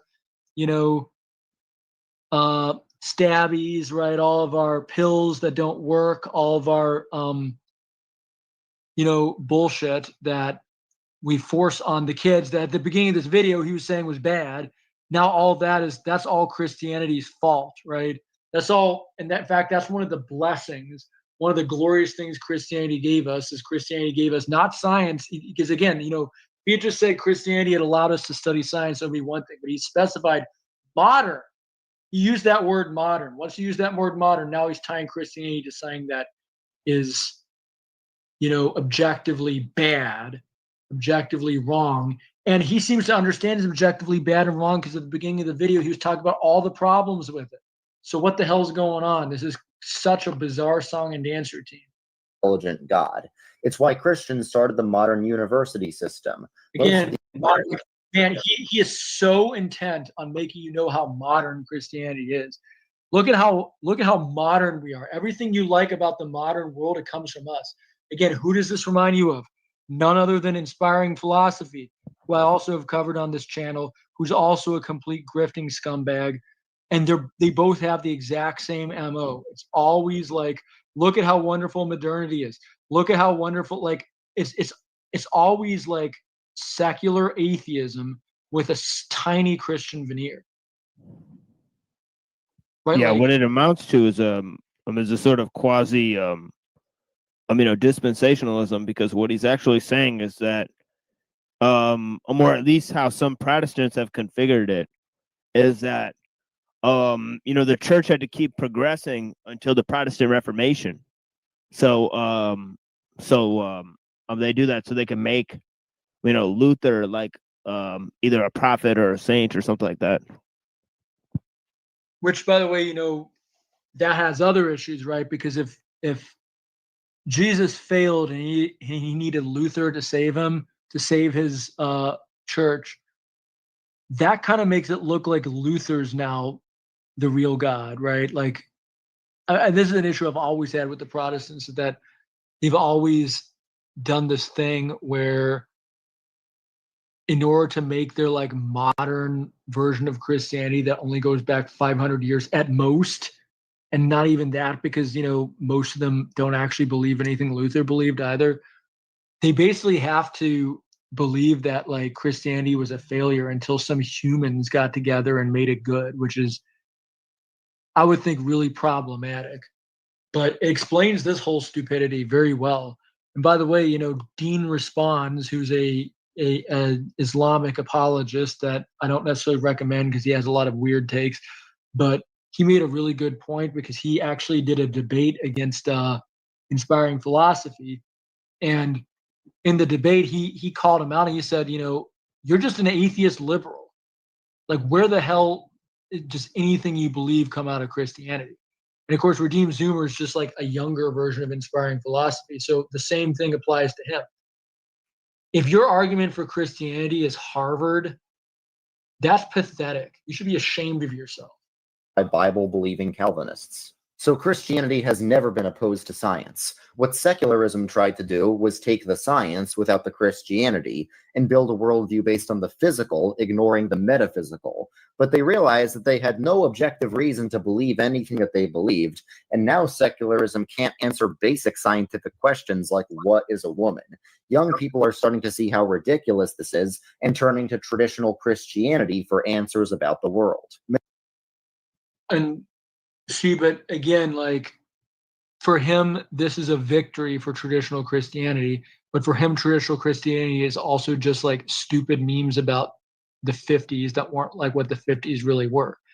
And for him, the solution to what is a woman is, a freaking homemaker from the 50s, right? So like this is all just, it's like, and again,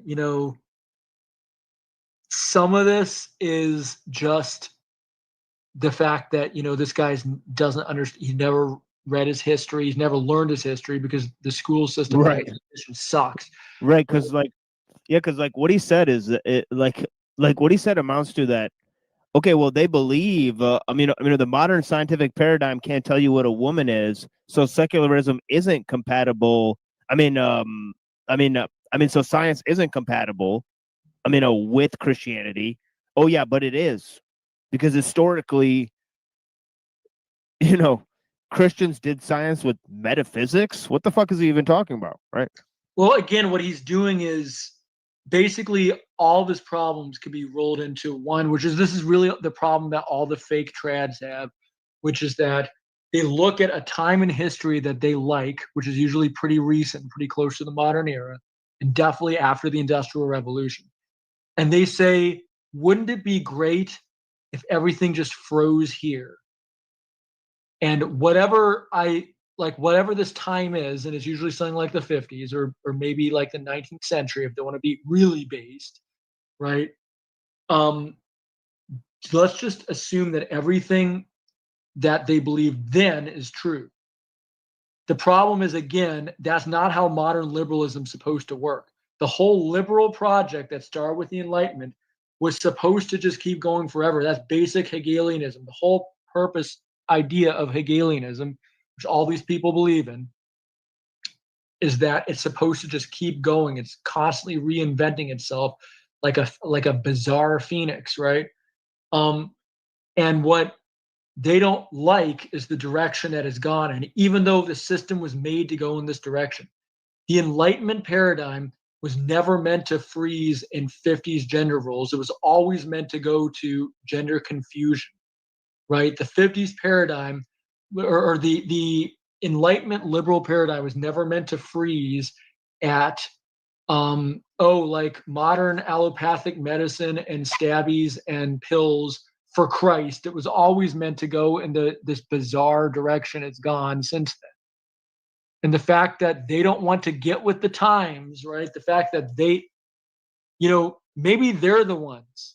Maybe Redeem Zoomer is the one that's in the stupid meme of the dark castle trying to retreat from the bright progressive future of liberal atheism. Because any version of his worldview that makes sense would lead one to liberal atheism.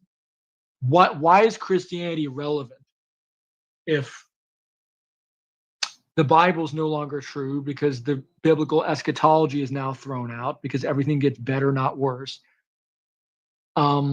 So the Bible's now out. Anything about the traditional Christian worldview is out. Any of the traditional Christian virtues of self-discipline are out because he's a wife guy coomer.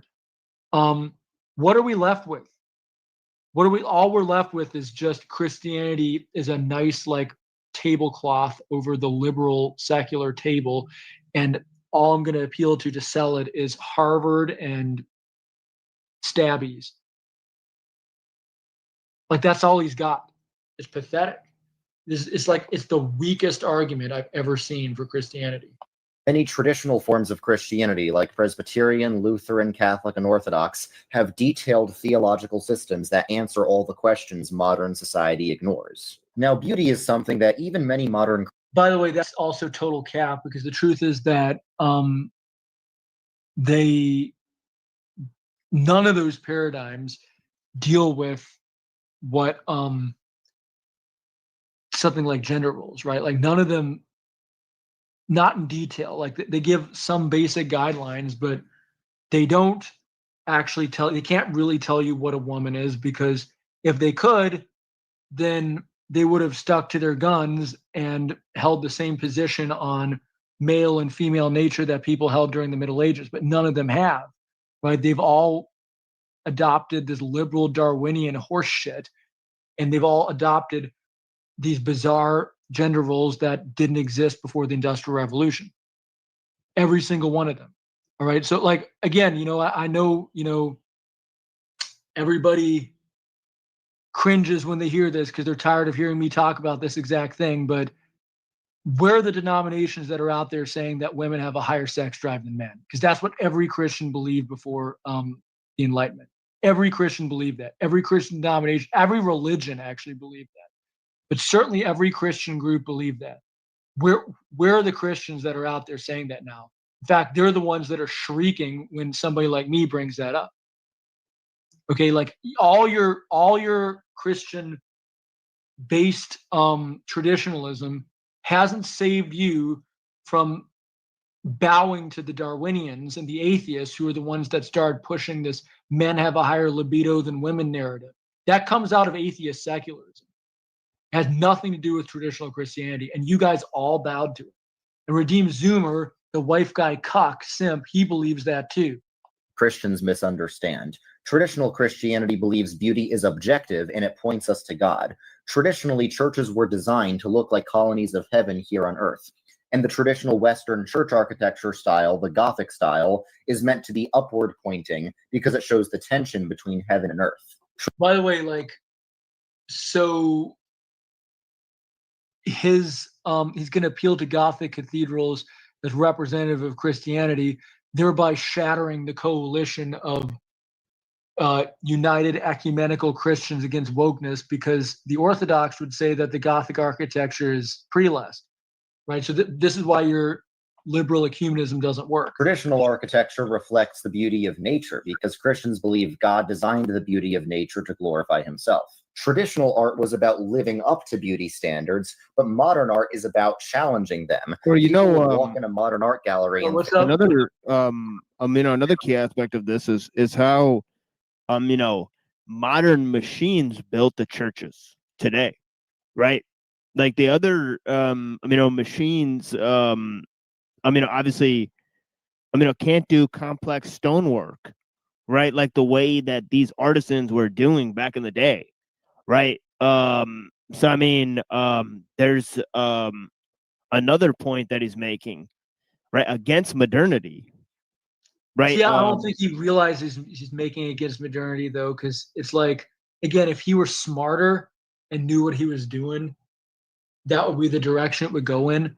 But keep in mind, like, this guy also thinks that when he talks about like beautiful architecture, which is a major, bit of spurgery for him, right? Like, again, that's another one of his arguments, besides like Christianity makes people rich, right? Is that like, oh, like Christianity created all this beautiful art, all these beautiful churches, but most of the time he's talking about like liberal Presbyterian churches that were built 100 years ago. This is actually the first time I've seen him talk about like Notre Dame or the Sistine Chapel or whatever, right? Like Because I've seen like probably 50 at least Redeemed Zoomer videos. He's always going on. One of his arguments for why the conservatives need to retake the mainline churches is so that they can get their hands on all this like church property that was all built like 100 years ago, or sometimes not even that long ago. So he doesn't really care about like traditional architecture. He just doesn't like postmodern architecture.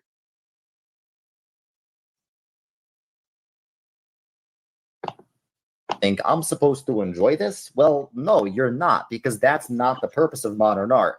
The purpose of modern art is just to rebel against beauty. Oh, well, you notice how like modern in like what 2 minutes went from being good to bad, right? So I thought modern was good.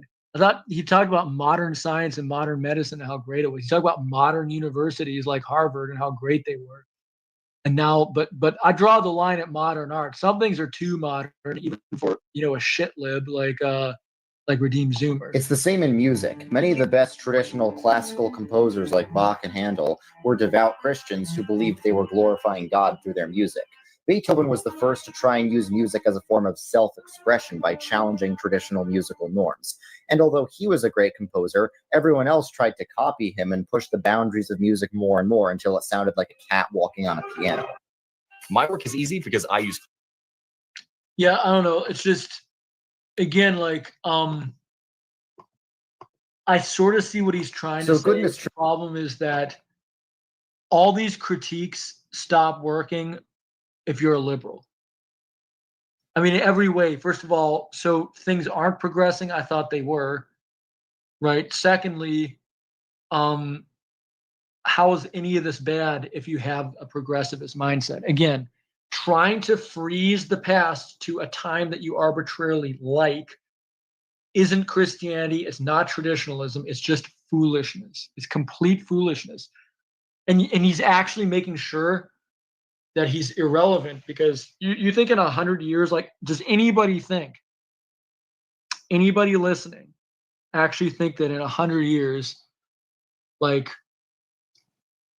based red-pilled manosphere Christian nationalist Duginist transhumanists are actually going to create a successful utopia? Right, like when you actually think about it, right, when you actually put it in terms of this is what is really being promoted, it's the most retarded shit anybody's ever heard. Right, Redeemed Zoomer, Jay Dyer, Andrew Wilson, Nick Fuentes, every single one of them are promoting literally like the stupidest thing. And their audience believes this could ever happen. Andrew Wilson, legitimately, I sat there on a 3-hour debate with him while he went on and on, legitimately, unironically saying he thinks that in the future we're going to have some like based techno-Christianity where, because Christians are having more kids than atheists, they seize control of technology, and we all live in some sort of like Christian version of Star Trek or something. And Taylor Marshall, who was formerly co-host with Timothy Gordon, he had, I got to cover this on my channel at some point, this bizarre blog post from like 2010, 2011, where he came up with this like Roman Catholic futurist version of Star Trek, where like the whole world is united under like some globo homo papacy, like one world government where everybody speaks Latin and they're out colonizing the stars. Like, I kid you not, like this is what these people actually think is going to happen. And this is what they think Christianity is going to lead to, as though somehow any of this has anything to do with the Bible, anything to do with the book of Revelation, anything to do with what the church fathers said. It's the most bizarre shit, the most bizarre Masonic shit I've ever heard.